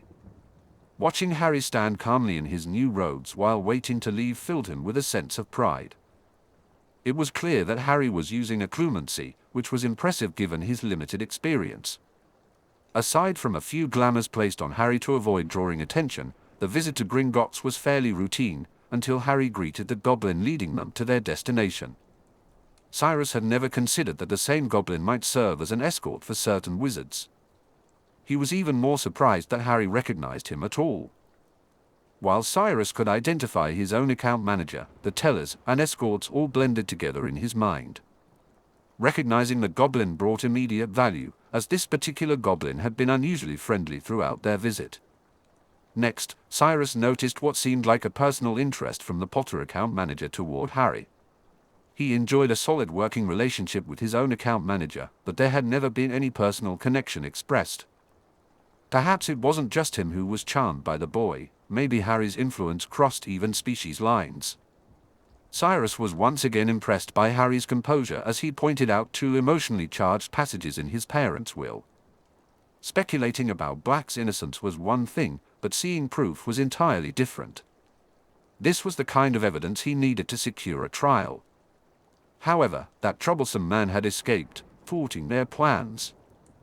Still, it was crucial to have a copy of the will, as one never knew when a contingency plan might be necessary. Then there was the affirmation of his decision to bring Harry Potter into his family. It had been his parents' choice, and now he had tangible proof. He had known they had been asked if they were willing, of course, but that didn't guarantee they were included in the final will. Now, with the possibility of obtaining official guardianship, Cyrus realized he needed to discuss it with Harry. However, today was already proving to be tumultuous, and they had only just begun. After Harry asked about Dumbledore reading the will, Cyrus noticed that Harry seemed too preoccupied with the answer to ask any further questions. Cyrus decided to voice his greatest curiosity regarding the Potter affairs at Gringotts. Does a Potter have access to any vaults other than his trust vault? One Fang glanced at him for a moment before turning back to Harry. Would you like Lord Greengrass to be your guardian for your Gringotts transactions, Herr Potter? That question seemed to brighten Harry's mood. If we could do that, it would be great, One Fang. As you wish, Herr Potter. Another form was filled out, and when Harry signed where One Fang indicated, his question was answered. Herr Potter has had access to the artifacts vault at the Potters since he turned 11. Do you know if his family grimoire is in that vault? Most likely, but allow me a moment to verify. As One Fang sifted through the papers, Cyrus glanced at Harry. Harry offered him a weak smile when he noticed. Given the circumstances, Harry was holding up as well as could be expected. Retrieving the grimoire would conclude their business here, which was a relief. However, their upcoming visit to the Department of Mysteries would undoubtedly bring more challenges. Yes, both grimoires are available in that vault. Both? As in two? The only explanation Cyrus could think of was that another family had been folded into theirs. The fact that Harry had two grimoires was excellent news. It meant he would have access to a great deal of family magic, making him a more powerful ally and a better protector for his lady. We will need to retrieve those before we go. Certainly, I can arrange that while the certified copy of the will is being produced, and we'll have it ready upon your return. Was there anything more? Harry merely looked too. Cyrus and Harry had nothing more to discuss for the moment, so Harry said, "No, One Fang. That will be enough for one day." One Fang responded with a somewhat unsettling smile and then rang a bell. While they waited, he turned to Cyrus. "Lord Greengrass, I must caution you not to attempt to enter the Potter Artifacts Vault on your own. You may only enter if a Potter leads you in by physical contact. Any other manner of entry would have unfortunate results." After a few tense moments, there was a knock at the door. Cyrus suspected it was the same goblin, and the exchanged nods between him and Harry confirmed his suspicion. "Griphook, take these two to the Potter Artifacts Vault, number 101, One Fang instructed. "As you wish, One Fang," Griphook replied, bowing before leading them away. The ride in the cart was refreshing in a way, giving Cyrus time to think. So far, the day had gone better than he expected, even though it had stirred up some painful memories. He hoped their next visit would go just as smoothly. When they arrived at the vault, Cyrus walked with Harry about halfway before stopping well short of the door. He took the warning seriously, strongly suspecting that the unfortunate results could very well lead to his demise. He couldn't quite see the goblin's face from his angle, but he was pretty sure he caught a smirk at his caution. Harry hesitated by the door, but Cyrus was already familiar with its design. "Harry, do you see that small Potter coat of arms on the right side of the door? Place your hand there, it will recognize you by your blood." He noticed Harry flinch slightly as his blood was sampled, but that would be the last time. From now on, he would be recognized by his magic. As the door swung open, Harry stepped aside, revealing a massive vault filled with chests, bookcases, furniture, and even some jewelry boxes. Cyrus had suspected the Potters were very wealthy, and this was proof. Harry stepped back toward him and extended his hand. "Aren't you coming?" How could Cyrus say no? He smiled and replied, "Of course." Harry walked over to Cyrus, took his hand, and together they entered the vault. For a moment, Cyrus felt as if their roles had reversed, with Harry taking the lead. As he looked around, he noticed a pedestal that hadn't been visible from outside the vault. On top of it sat two books, making it clear why the pedestal was there. However, Cyrus found it difficult to look at the top book. It glowed like the sun, far too bright to gaze at directly. Harry, on the other hand, seemed unaffected as he approached the book and leaned in to examine it. He picked it up and flipped through several pages, pausing only on what appeared to be the first page. It was hard for Cyrus to tell with the brightness radiating from the book. When Harry glanced back at him, he asked, "What's wrong?"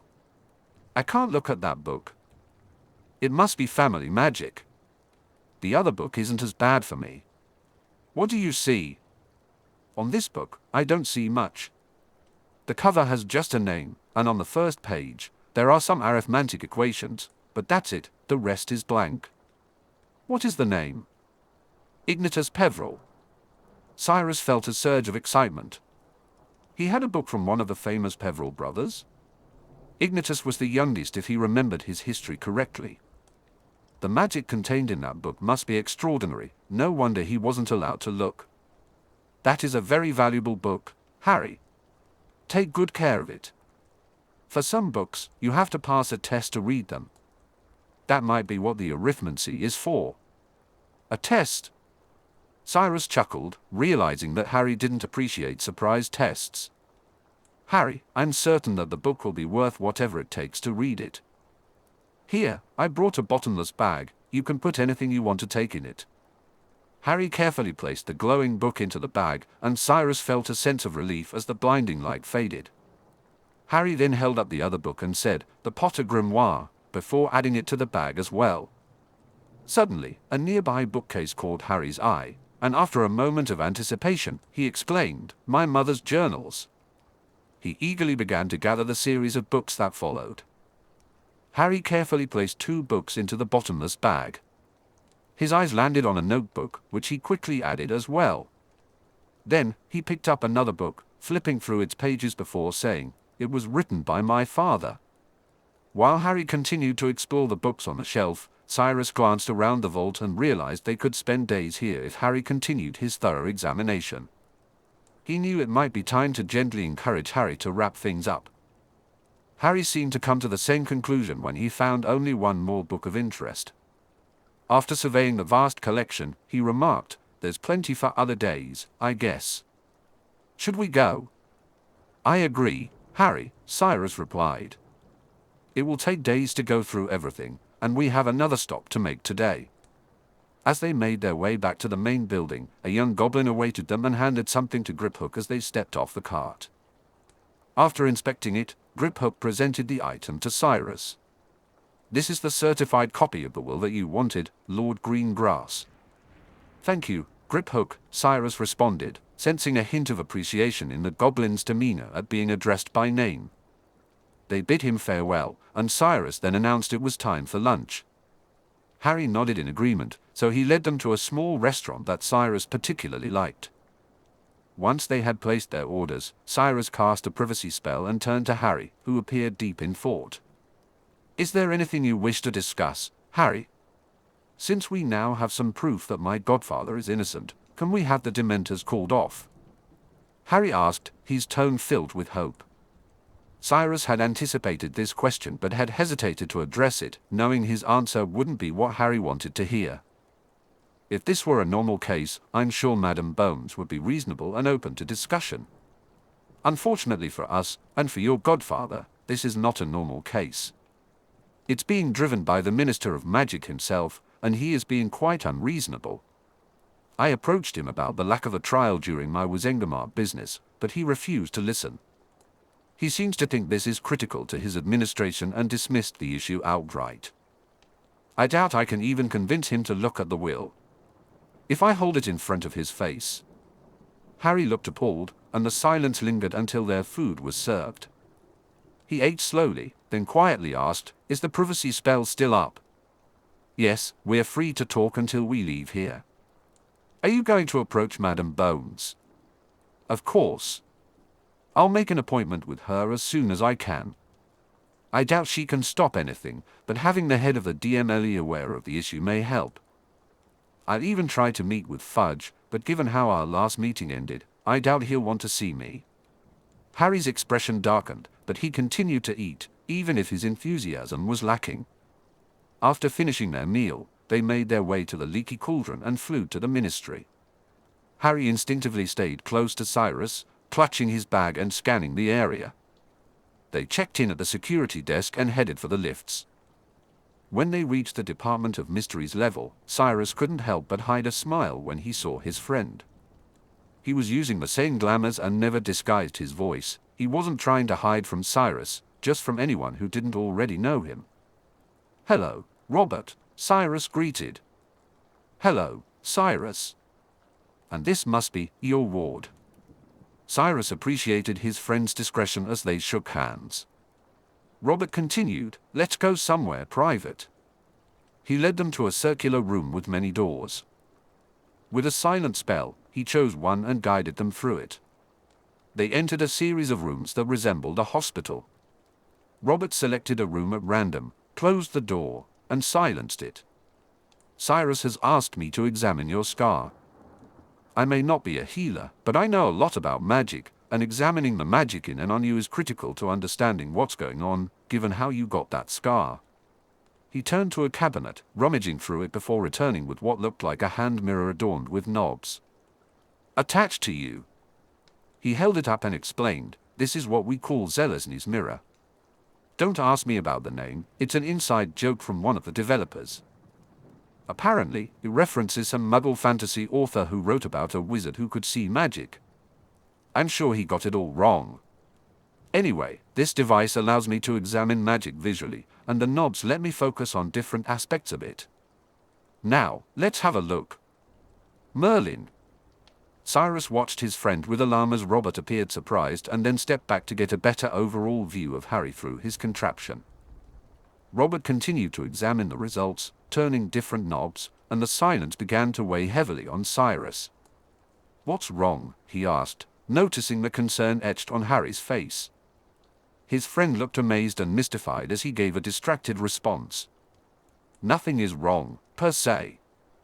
It's just unusual." That vague answer didn't fully satisfy Cyrus, but at least it eased some of his worry.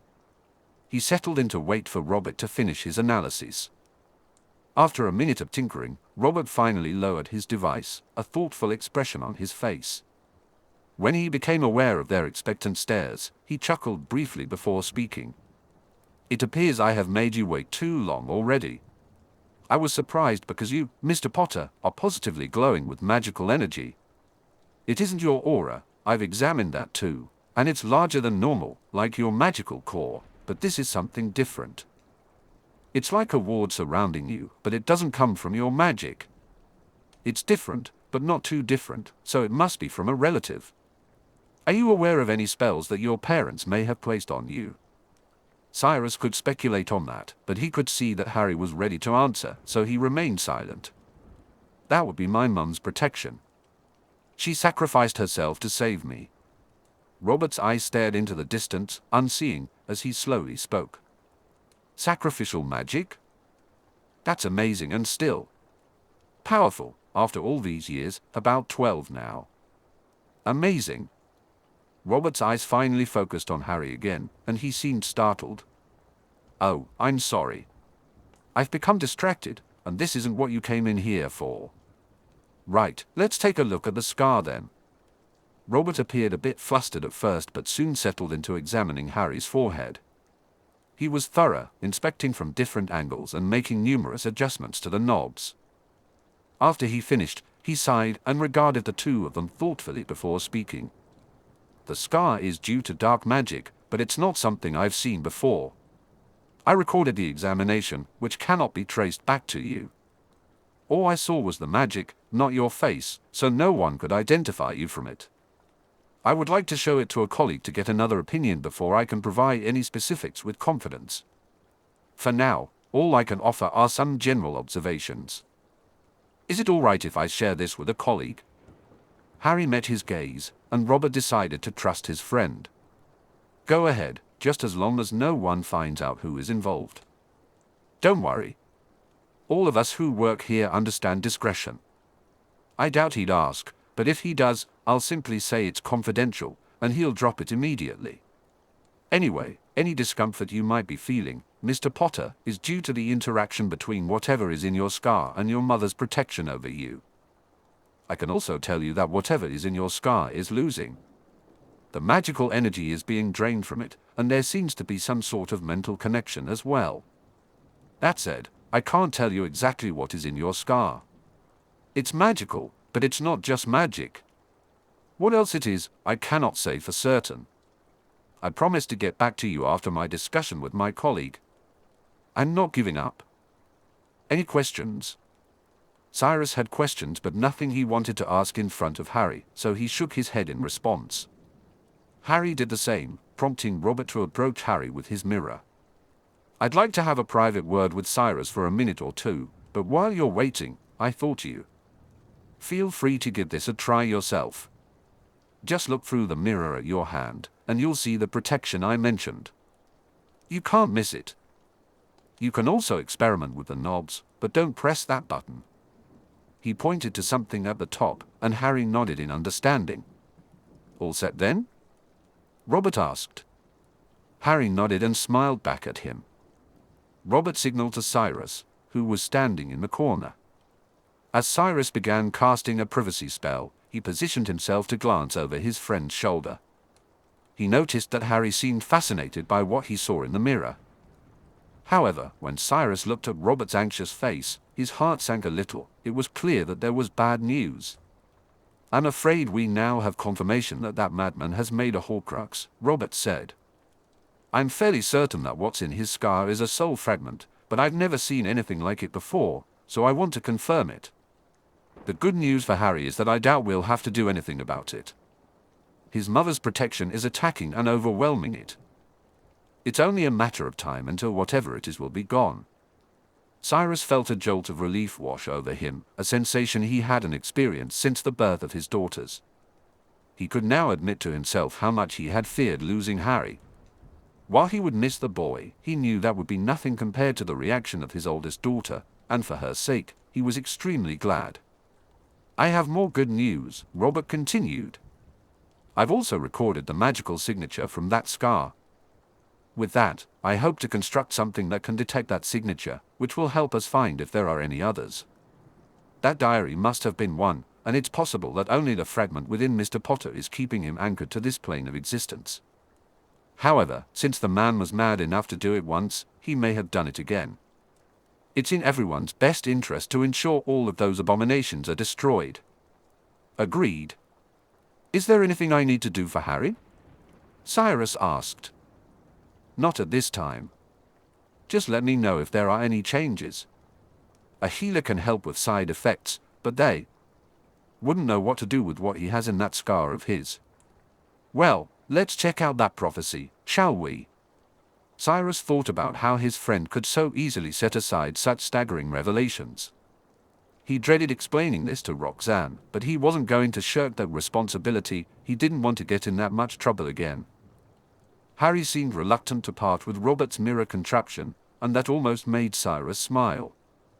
They walked through a few doors and entered a massive room lined with glass containers on row after row of shelves. Cyrus led them to a specific spot, as if he had been there many times before. He pointed to one particular globe and instructed Harry to take it. Only the subject of the prophecy can lift the globe. Anyone else trying would not like the results. "Let's take it into a private room where you can examine it," he said.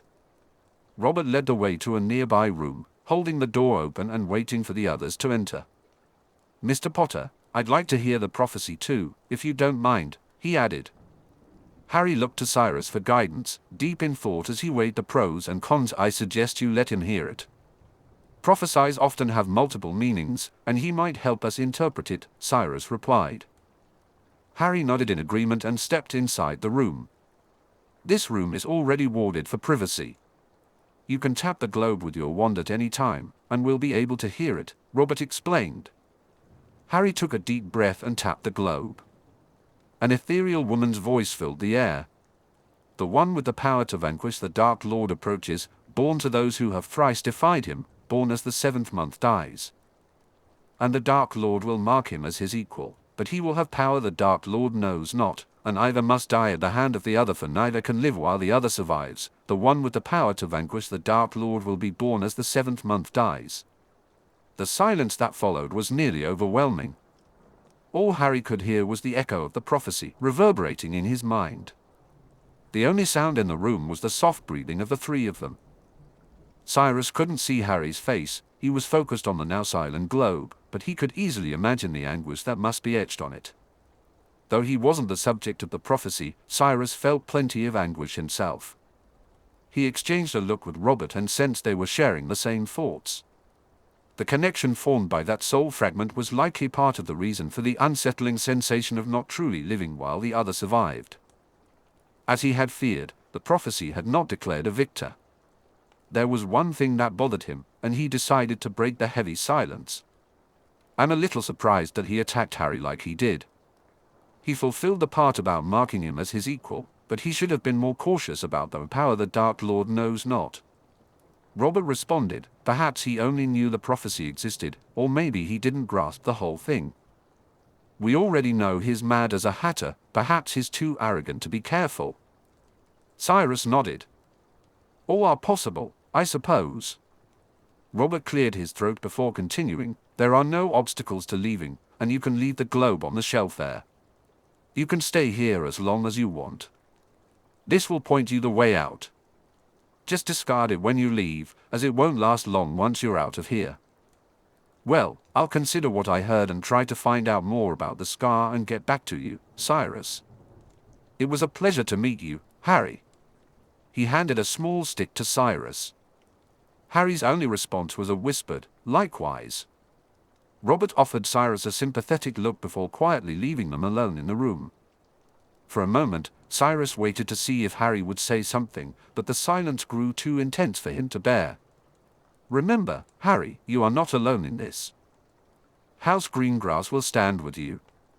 I swear this as Lord Greengrass." Harry sniffed and briefly looked up at him before looking down again and whispering, "Thanks."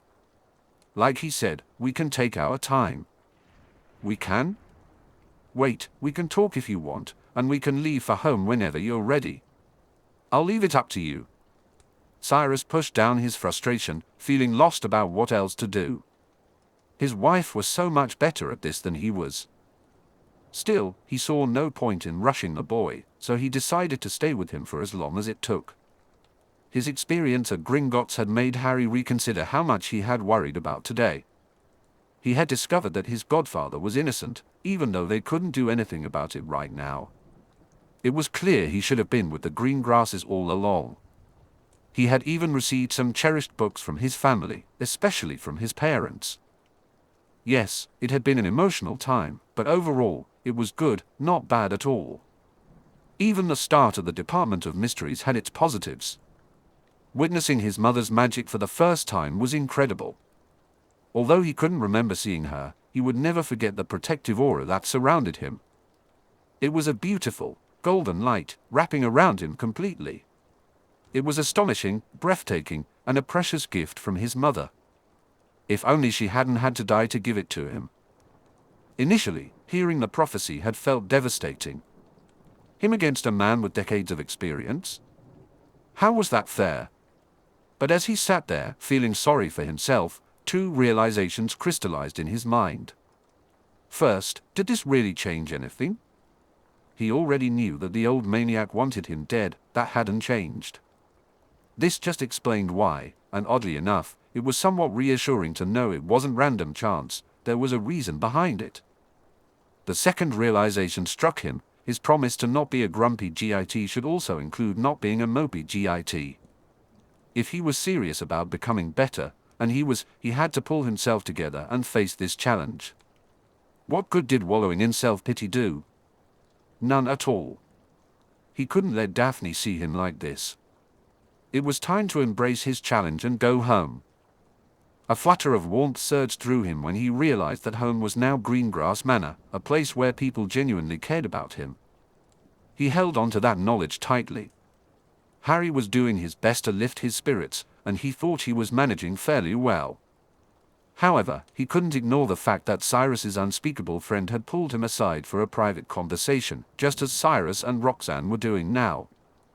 There might be something they were keeping from him, but he refused to let paranoia take hold.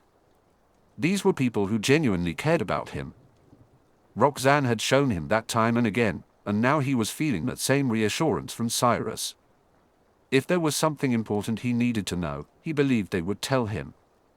He had already shared everything with Daphne and her little sister, who insisted on being present during the discussion. Although he avoided reciting the prophecy and spoke of it as little as possible, he knew Daphne wasn't fooled. She was kind enough not to call him out on it, though. His favorite part of their conversation had been their delighted reactions when he mentioned seeing his mother's protective magic. A close second was revealing that their parents had been listed as guardians, and that he should have been with them all along. He couldn't help but grin as both girls celebrated that revelation. As dinner approached, Harry tried to keep the mood light, but a cloud of gloom settled over the table. He didn't believe he was responsible for it, but he couldn't be sure. Sometimes he unintentionally affected the atmosphere around him. He kept trying to pretend everything was fine, but after the pudding, Daphne had clearly had enough. "What's wrong, Harry?" she asked, breaking the silence. He stared at his empty plate, relieved that at least his appetite hadn't failed him. Still, he felt fully responsible for the somber mood. The only solution that came to mind was to confront the prophecy head-on. He turned to Cyrus and asked, "Can I borrow your pensive, Cyrus?" Cyrus raised an eyebrow. "What is it that you want to show, Harry?" Harry did his best to appear determined. "The prophecy." He noticed Cyrus and Roxanne exchanging glances before Cyrus turned to Astoria. "This will be private, Astoria. You can do something else." Harry watched as she turned red, opening her mouth to protest. Surprisingly, she decided against it and quietly left the room, her gait a bit stiff as she walked away. Harry noticed that she was still red, indicating she was still upset. His heart went out to her, but he understood this was clearly her parents' decision, not his. In truth, he wished he hadn't heard it himself. Although she would disagree, he thought she might be better off this way. He turned to Daphne and was taken aback by her flat stare. Her expression softened just a bit as she said, "Come on, Harry. Let's face this together." It seemed she was trying to be strong for him, or at least that's what he hoped she meant. She led the way toward Cyrus's den, with the parents trailing behind them. Cyrus shut and sealed the door as Harry stepped up to the pensive, focusing solely on hearing the prophecy again. He wanted to extract his own reactions, along with what Cyrus and Robert had said, as much as possible. After depositing the memory, Cyrus approached and touched some runes with his wand. The scene materialized above the pensive, and Harry heard it for the second time. His progress with occlumency ensured he remembered every word. Revisiting the prophecy didn't change anything, yet it stirred his emotions all over again. He tried to appear strong, but he sensed his efforts were failing spectacularly.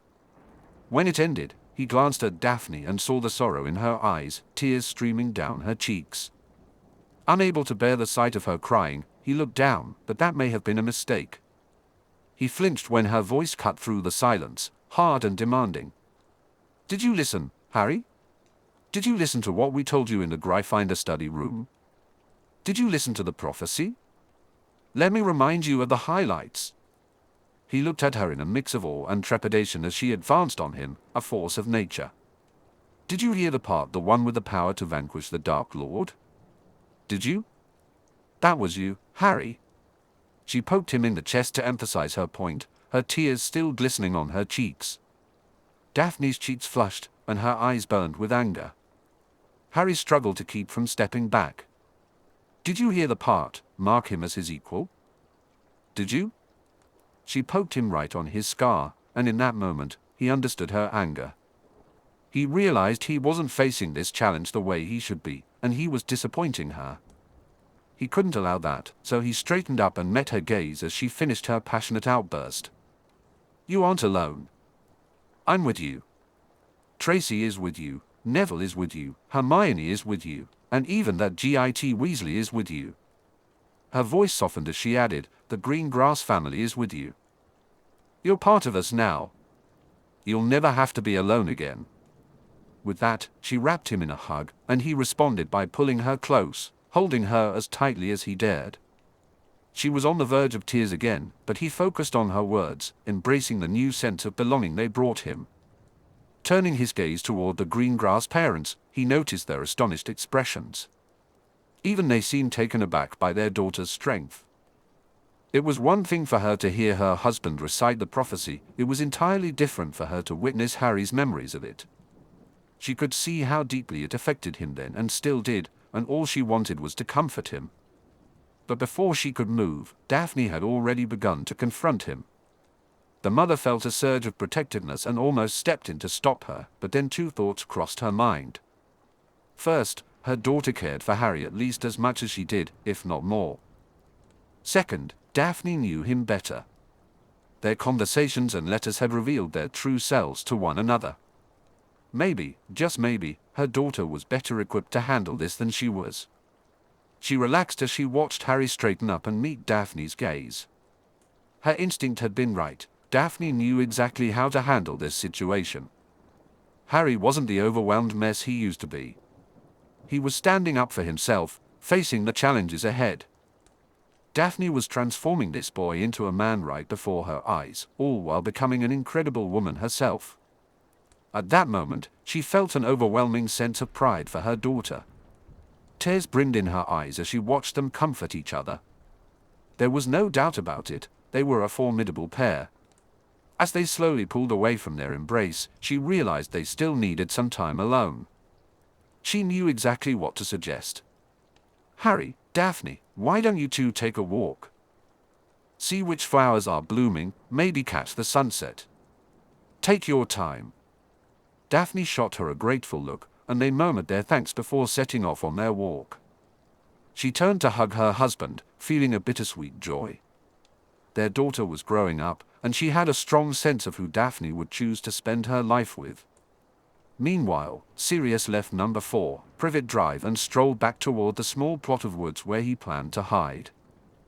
He had heard that Harry was living with Muggles, and given the track record of those named in the Potter will, he was concerned about Harry's well-being. If he hadn't known the names of Harry's guardians and roughly where they lived, he would never have found this place. A sharp pain shot through him, and he whimpered as he realized his right rear paw was still hurting. He would need to examine it again later. He settled down by a tree, deep enough in the woods that he would be hard to spot as the gloom gathered around him. He had already wasted a day and a half here and needed to decide what to do next. Desperate to see Harry after all these years, he felt a strange relief at not finding him here. The scent of Harry lingered, but it was old, at least a year old. He wasn't there, and it seemed unlikely he would return. He searched for wards or other protections but found nothing. This place was deserted, save for the Muggles still living there. Sirius had traveled far south to find Harry, and now he faced a long journey back north to Hogwarts. He really should get started on that. He had considered heading west to seek out Peter, but the article had made it clear that Peter would be out of the country until just before school started. The chances of reaching him before Hogwarts resumed were slim, and not worth the effort. Sirius felt a strong pull to head north, but he still wanted to see Harry, just once. It would bring him so much reassurance. But where was his godson? He forced himself to focus on old memories, recalling the discussions he had with James about Harry's guardianship. He remembered the slight sting of coming in second to Alice, but he understood.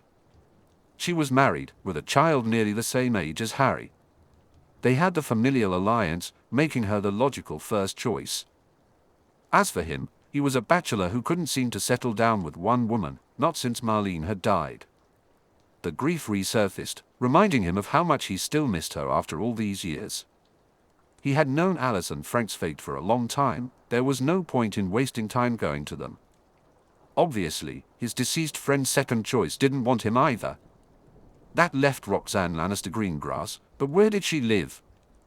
He had never really known Cyrus well enough to have any concrete knowledge of their residence.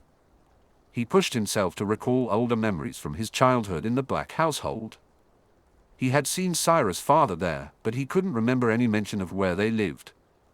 Then, a fragment of an overheard conversation surfaced in his mind. It was about the Greengrass family starting out as farmers, successful ones at that. That was a clue, but where could they be? He knew that East Anglia was renowned as a prime farming area. Could they be located there?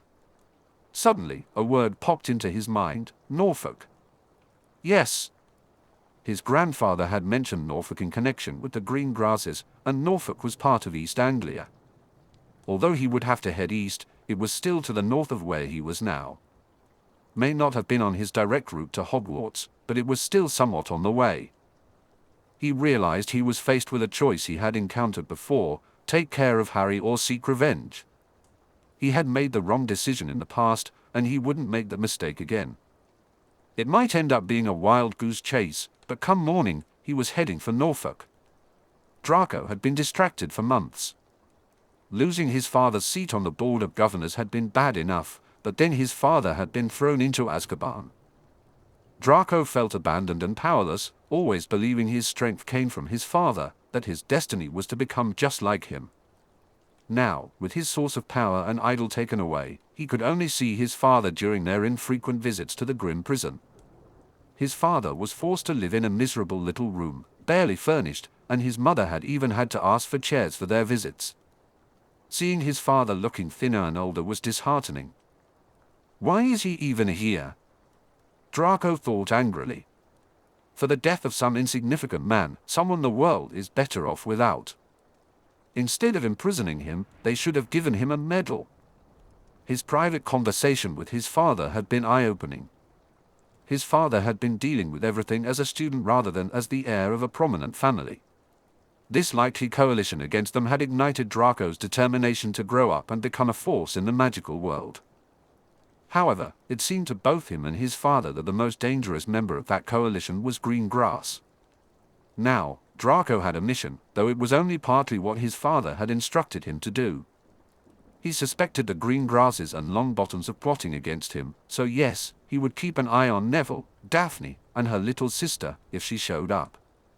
But he wasn't just going to watch, he was going to have his vengeance.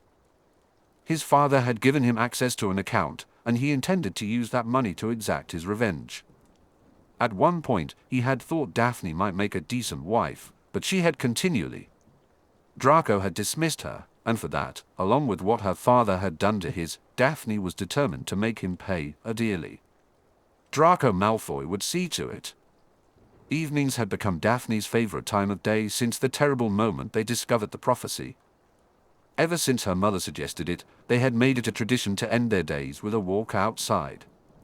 Just 2 nights ago, even when it rained, they took their walk, protected by the umbrella her mother held. Harry's mood had improved each evening, and so had hers, for the most part. However, there was a downside to her decision to touch him more often to reassure him. It worked, but the unfortunate side effect was that she found it incredibly addictive. The more she touched him, the more she wanted to. Now they were holding hands like a couple, and it made her heart race. The sad truth was that they weren't officially boyfriend and girlfriend. Although he was becoming more comfortable with their physical connection, he hadn't given any indication that he was ready to take that step. She cherished their friendship and this newfound intimacy too much to risk it by pushing him for more. Patience was required, even if she didn't like it. But she couldn't help but wonder if she could hold his hand. Why couldn't she wrap her arm around him and snuggle in? Why couldn't she kiss him? Well, okay, maybe she wasn't quite ready for that herself. It was something that happened in her dreams, and one day, she hoped it would be real. Yet, it would never become a reality as long as they remained just friends. She felt a twinge of guilt for putting the word just in front of friends, as his friendship meant the world to her. She wanted more. Suddenly, she realized that Harry seemed to have picked up on her mood. He was becoming more perceptive, which was a good thing, but it also meant she had to be more careful at times. She needed a distraction, and then Daphne spotted a butterfly fluttering over a patch of flowers just ahead of them. With a big smile, she pointed at it, and Harry returned her smile while glancing between her and the delicate creature. In that moment, she felt a sense of contentment. These quiet times they shared, just walking together, were precious to her. She could be strong for him, just as he could be strong for her. He was her friend, her good friend, and for now, that was enough. Meanwhile, Harry felt a bit aimless that morning. With it being Saturday, there were no classes, and Astoria had left to visit a friend right after breakfast, leaving him with a sense of emptiness. The day looked inviting, and he didn't want to waste it by sticking his nose in the family grimoire. He had decided to read it from cover to cover, but the older sections were challenging, and so far, he hadn't stumbled upon any exciting new spells. However, he had learned some intriguing bits of family history. As he gazed out at the field surrounding him, Daphne approached his side. "How about a morning walk for once?" she suggested. Harry enjoyed their walks, even in silence, so he didn't need much convincing. "Sure. Can we try a new direction this time?" he asked. "Absolutely, let's go west," she replied. At first, she walked closely beside him, and he thought she might take his hand. But just as he considered reaching for her, she moved a little farther away, making it feel impractical. Lately, she had been oscillating between closeness and distance, and he couldn't quite figure out why. He had grown more accustomed to her touches and was genuinely starting to enjoy them, a new experience for him. Yet, Daphne had always maintained certain boundaries, and he didn't want to overstep. He owed her a lot, and crossing those lines didn't seem like a fitting way to repay her. As they walked, he admired the birds and butterflies flitting about, taking in the scenery. There weren't as many flowers in this area, it seemed to be mostly crops. He squinted, trying to identify what was growing. Was that wheat? Oats? Something else entirely? They had been walking for a while when he was startled by the sound of a bark. A dog? He looked around and soon spotted a large black dog bounding toward them, cavorting in the distance. Harry exclaimed, pointing ahead. "Hey, look! Let's go see the dog." Daphne didn't respond at first. She was frowning at the dog, but she kept walking alongside him, so he decided not to worry about it. Maybe she just didn't like dogs, some people were like that. As they approached, he noticed an old stone fence that the dog was behind, puzzled by its presence. The dog could easily jump over it or walk around it. Why was it pacing on the other side of such a minor obstacle? As they got closer, he could see how excited the dog was, but then Daphne suddenly stepped closer to him and grabbed his arm, bringing them both to a halt. "That's a Grim," she said, her voice tinged with fear. Harry furrowed his brow, trying to understand. "It's just a dog, Daphne." "No, I think it's a Grim, but—" She paused, glancing around before peering closely at the now quiet dog. A Grim is a large spectral dog, usually found near churches. It's a harbinger of death. That sounded like a myth to Harry, but he reminded himself he was in a magical society, so he had to consider the possibility that she might be onto something. He looked at the dog again. Although still excited, it was sitting calmly and giving them an almost pleading look. "He doesn't look spectral to me," Harry said. Daphne sounded reluctant as she replied, "No, he doesn't. They're also supposed to be rather bear-like and have yellow eyes, and his seem to be grey. Plus, there are no churches anywhere near here. I suppose he might just be a big black dog." The dog seemed to respond positively to her words, barking at them again. But Harry's smile faded as he looked more closely. "Look! The poor thing has burrs in his fur, and look how skinny he is. Isn't anyone taking care of him?" The dog whined at him as Daphne began to slowly approach, keeping her hand firmly on Harry's arm as if she were afraid he might bolt forward. Harry thought it was kind of nice that she was protective, but Harry couldn't help wondering what had Daphne so spooked about a dog.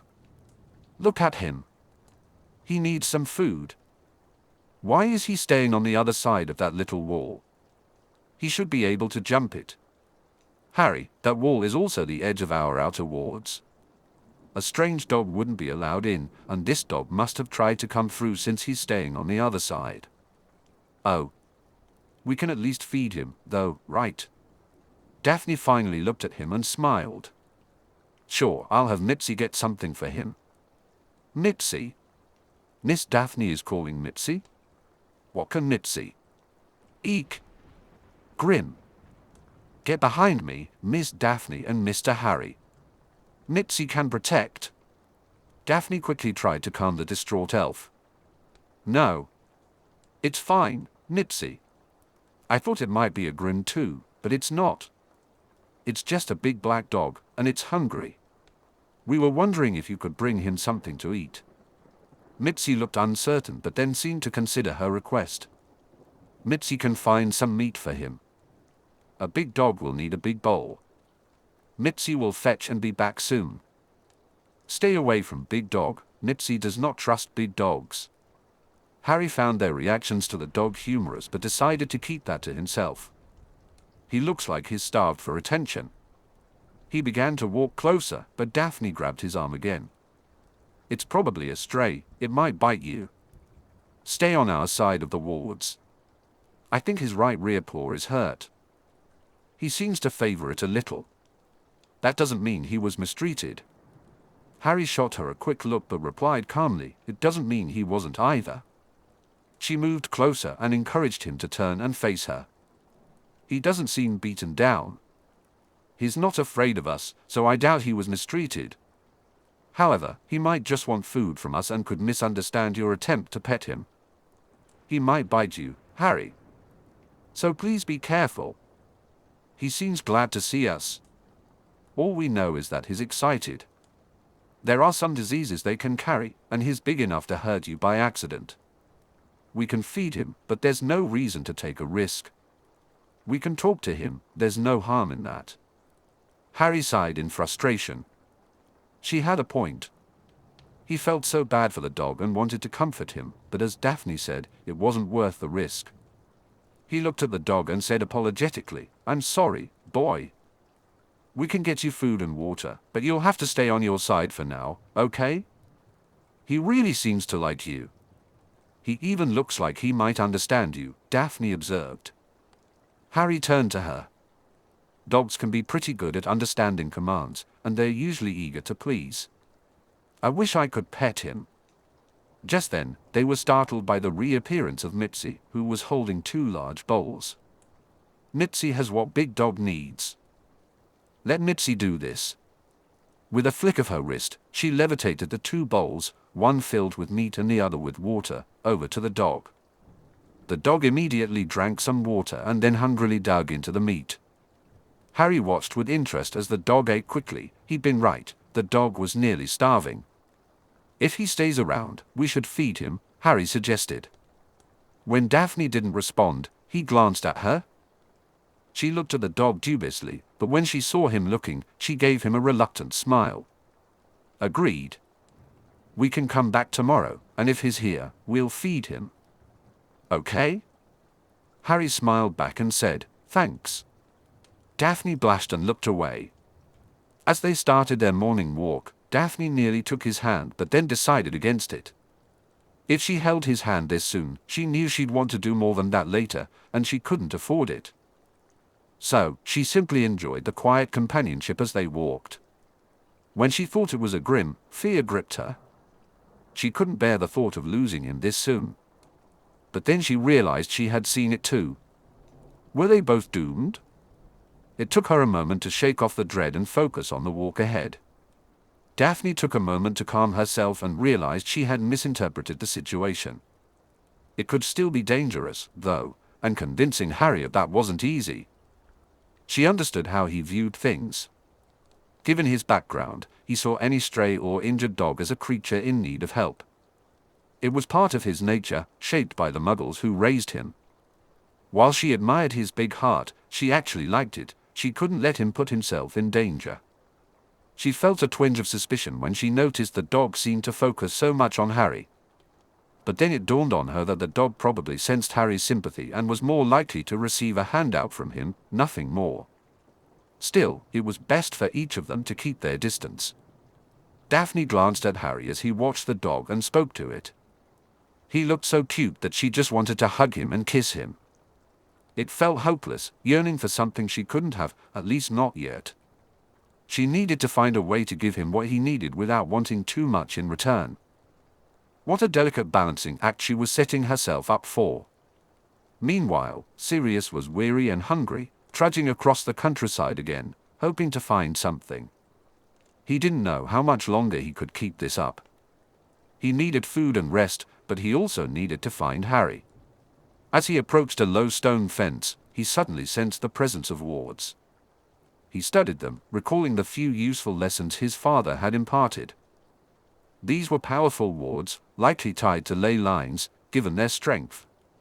They were also old, designed to conceal their presence. A careless person could easily wander into them and get hurt badly. But Sirius Black was not careless. There were probably Muggle-repelling wards that wouldn't affect him, yet he was too exhausted to investigate. Looking around, he spotted what appeared to be a large manor in the distance. However, he could tell that it was unlikely anyone would hear him from that distance. Even if they did, why would they pay attention to a stray dog? He glanced at the house's position relative to the fences and noted it was roughly in the center. It didn't seem feasible to get any closer, but he would eventually try. For now, though, he needed rest. It had also been a while since he crossed that stream, so he was thirsty too. He collapsed where he was and examined his paw again. It appeared to be healing, but with all the walking he was doing, it never had a chance to fully recover. Exhaustion quickly took over, and he fell into a deep slumber. Suddenly, he awoke, his ears perking up at the sound of footsteps. He quickly sat up, scanning for the source of the noise. There they were, a boy and a girl. Could the boy possibly be? Yes. He looked so much like James that there was no doubt who he was. Excited, he jumped up and ran along the fence toward them. He was so thrilled that he couldn't stay still and paced anxiously on his side of the wards. Next, he turned his attention to the girl. She must be Roxanne's eldest, but what was her name again? He fought the impulse to leap over the fence to reach Harry, knowing it would be a risky move. Then he heard Harry call her name, Daphne. Yes, that was it. She definitely resembled Roxanne. He felt a mix of pleasure and amusement at how protected she was being with Harry. In fact, he got the distinct impression that she had a crush on him. His godson was so lucky. She was quite pretty and would likely grow into a beauty like her mother.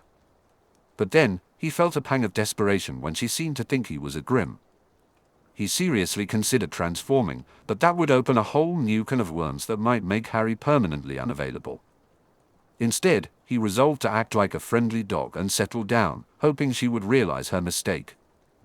His hunger, however, was becoming hard to ignore. He struggled to suppress his instinctive reaction to the mention of food. He wasn't going to be picky, he'd eat anything. To his delight, the house elf offered him some excellent scraps, and he really needed the water too. He soaked up the attention from Harry, feeling invigorated, as if he could run all the way to Hogwarts. His godson looked healthy, seemed happy, and was under the care of a kind woman. Sirius couldn't ask for more than that for Harry, and he felt genuinely pleased for him. However, the way she talked about Harry, assuming he was an abused pet, gave him pause. The only thing that came to mind was that Harry's time with that woman, Petunia, might have been as bad as he had feared. If he found out they had abused their nephew, he would show them how a Black dealt with anyone who wronged their family. He refused to hate them simply for being muggles, like his own family, but he couldn't overlook what they probably did to Harry. Sirius felt a twinge of sadness as they turned to leave for lunch, but Harry seemed eager to see him the next day. He had initially thought he would check on Harry and then head to Hogwarts, but now he was uncertain about what to do. He'd have to sleep on it. Meanwhile, Harry walked beside Daphne as they took their customary late stroll through the green grass garden. She had been acting strangely for a few days, and it seemed to worsen since they encountered the stray dog earlier that day. Harry began to question his decision to wait for her to open up. He thought about how some things shouldn't be left to fester, they could get worse over time. Whatever was troubling her seemed to involve him, as he hadn't noticed any changes in her interactions with her family, only with him. "What's wrong, Daphne?" he asked. She gave him a guarded look. "Why do you think there's something wrong?" "Because you're acting differently toward me." "Have I done something wrong?" Mild alarm flickered across her face before she replied, "No. You haven't done anything wrong." "Then what is it?" She turned away and sighed. "I've just been thinking. It's nothing for you to worry about." "About that," she said. "If something bothers one of my friends, it bothers me too. I'd be glad to listen." That earned him a quick smile, but she turned away just as quickly, leaving him still concerned. He didn't want to pressure her, so he decided to wait. They reached her favorite spot to sit, and he settled beside her as usual, but this time he turned toward her and waited patiently. At first, she gazed toward the horizon, but slowly it became clear that she had noticed his attention. He began to pick up on signs of nervousness from her. Suddenly, she groaned and said, "You're not going to let this go, are you?" "Nope," he replied.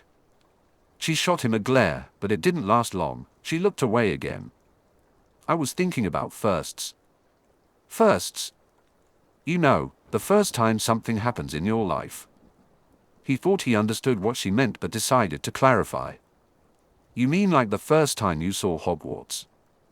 That's a good example. She fell silent, prompting him to prod further. And? She huffed and lowered her head, letting her hair fall to hide her face completely from him. I was thinking of a first that hasn't happened yet. Is it something I can help you with? She made a strange sound, a mix between a laugh and a groan. He waited a few moments, but she didn't respond. Are you okay? She simply nodded, so he decided to wait some more. When she finally spoke, her voice was so quiet that he wasn't sure he had heard her correctly. My first kiss.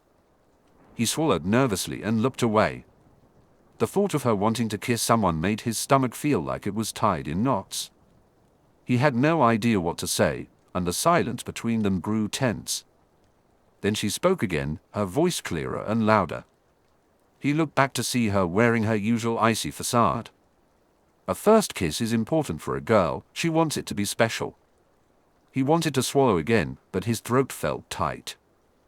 He felt a wave of embarrassment wash over him when his voice cracked during his response, but he was grateful she didn't react to it. Do you have the lucky bloke picked out? For a moment, he felt a flicker of relief when a small smile appeared on her face. Yes. I've wanted to kiss him for a few months now, but I was afraid of his reaction. Part of him wondered why she was sharing this with him. A knot tightened in his stomach as the topic began to gnaw at him, though he couldn't quite pinpoint why. His voice betrayed him again as he replied. I don't think you have to worry. Whoever it is very lucky. He should be happy. Suddenly, she shifted closer, sitting right up against him. Her entire side pressed tightly against his, making it hard for him to breathe. Her voice was soft and breathy as she asked, Do you really think so? Her face was so close to his that he was almost certain he felt her breath on his skin. He couldn't tear his gaze away from her eyes, and it felt like his lungs had forgotten how to work. All he could do was nod. She slowly began to turn towards him, her shoulder encouraging him to follow suit. Her face inched even closer, and they locked eyes, both of them frozen in that moment. Then, suddenly, their lips touched. He closed his eyes instinctively, just as she did. A rush of warmth enveloped him where her arm held him, and he felt the gentle pressure of her back under his hand. At first, their lips met tentatively, but then she pressed her lips against his again, and something inside him stirred. He instinctively kissed her back. As it continued, he realized this was far better than he had ever imagined it would be. Kissing a girl was surprisingly nice. She moaned softly into his mouth, and he felt her tongue brush against his partly open lips. Nice? Scratch that. It was absolutely incredible. Roxanne lowered her omnioculars with a grin and a wistful sigh. She had been paying attention to the signs, and she just knew their first kiss would happen during one of their evening walks. A twinge of guilt washed over her for spying, but she wanted to make sure this important moment was realized. She would never forget her first kiss with Cyrus. She thought of her friend Lily and hoped that if Lily had been able to look down on them just moments ago, she felt as happy as she did. While she wouldn't plan the wedding just yet, hope was blossoming in her heart. She truly believed they had a good chance at the happiness a loving marriage could bring. The hardest part now would be pretending she didn't know.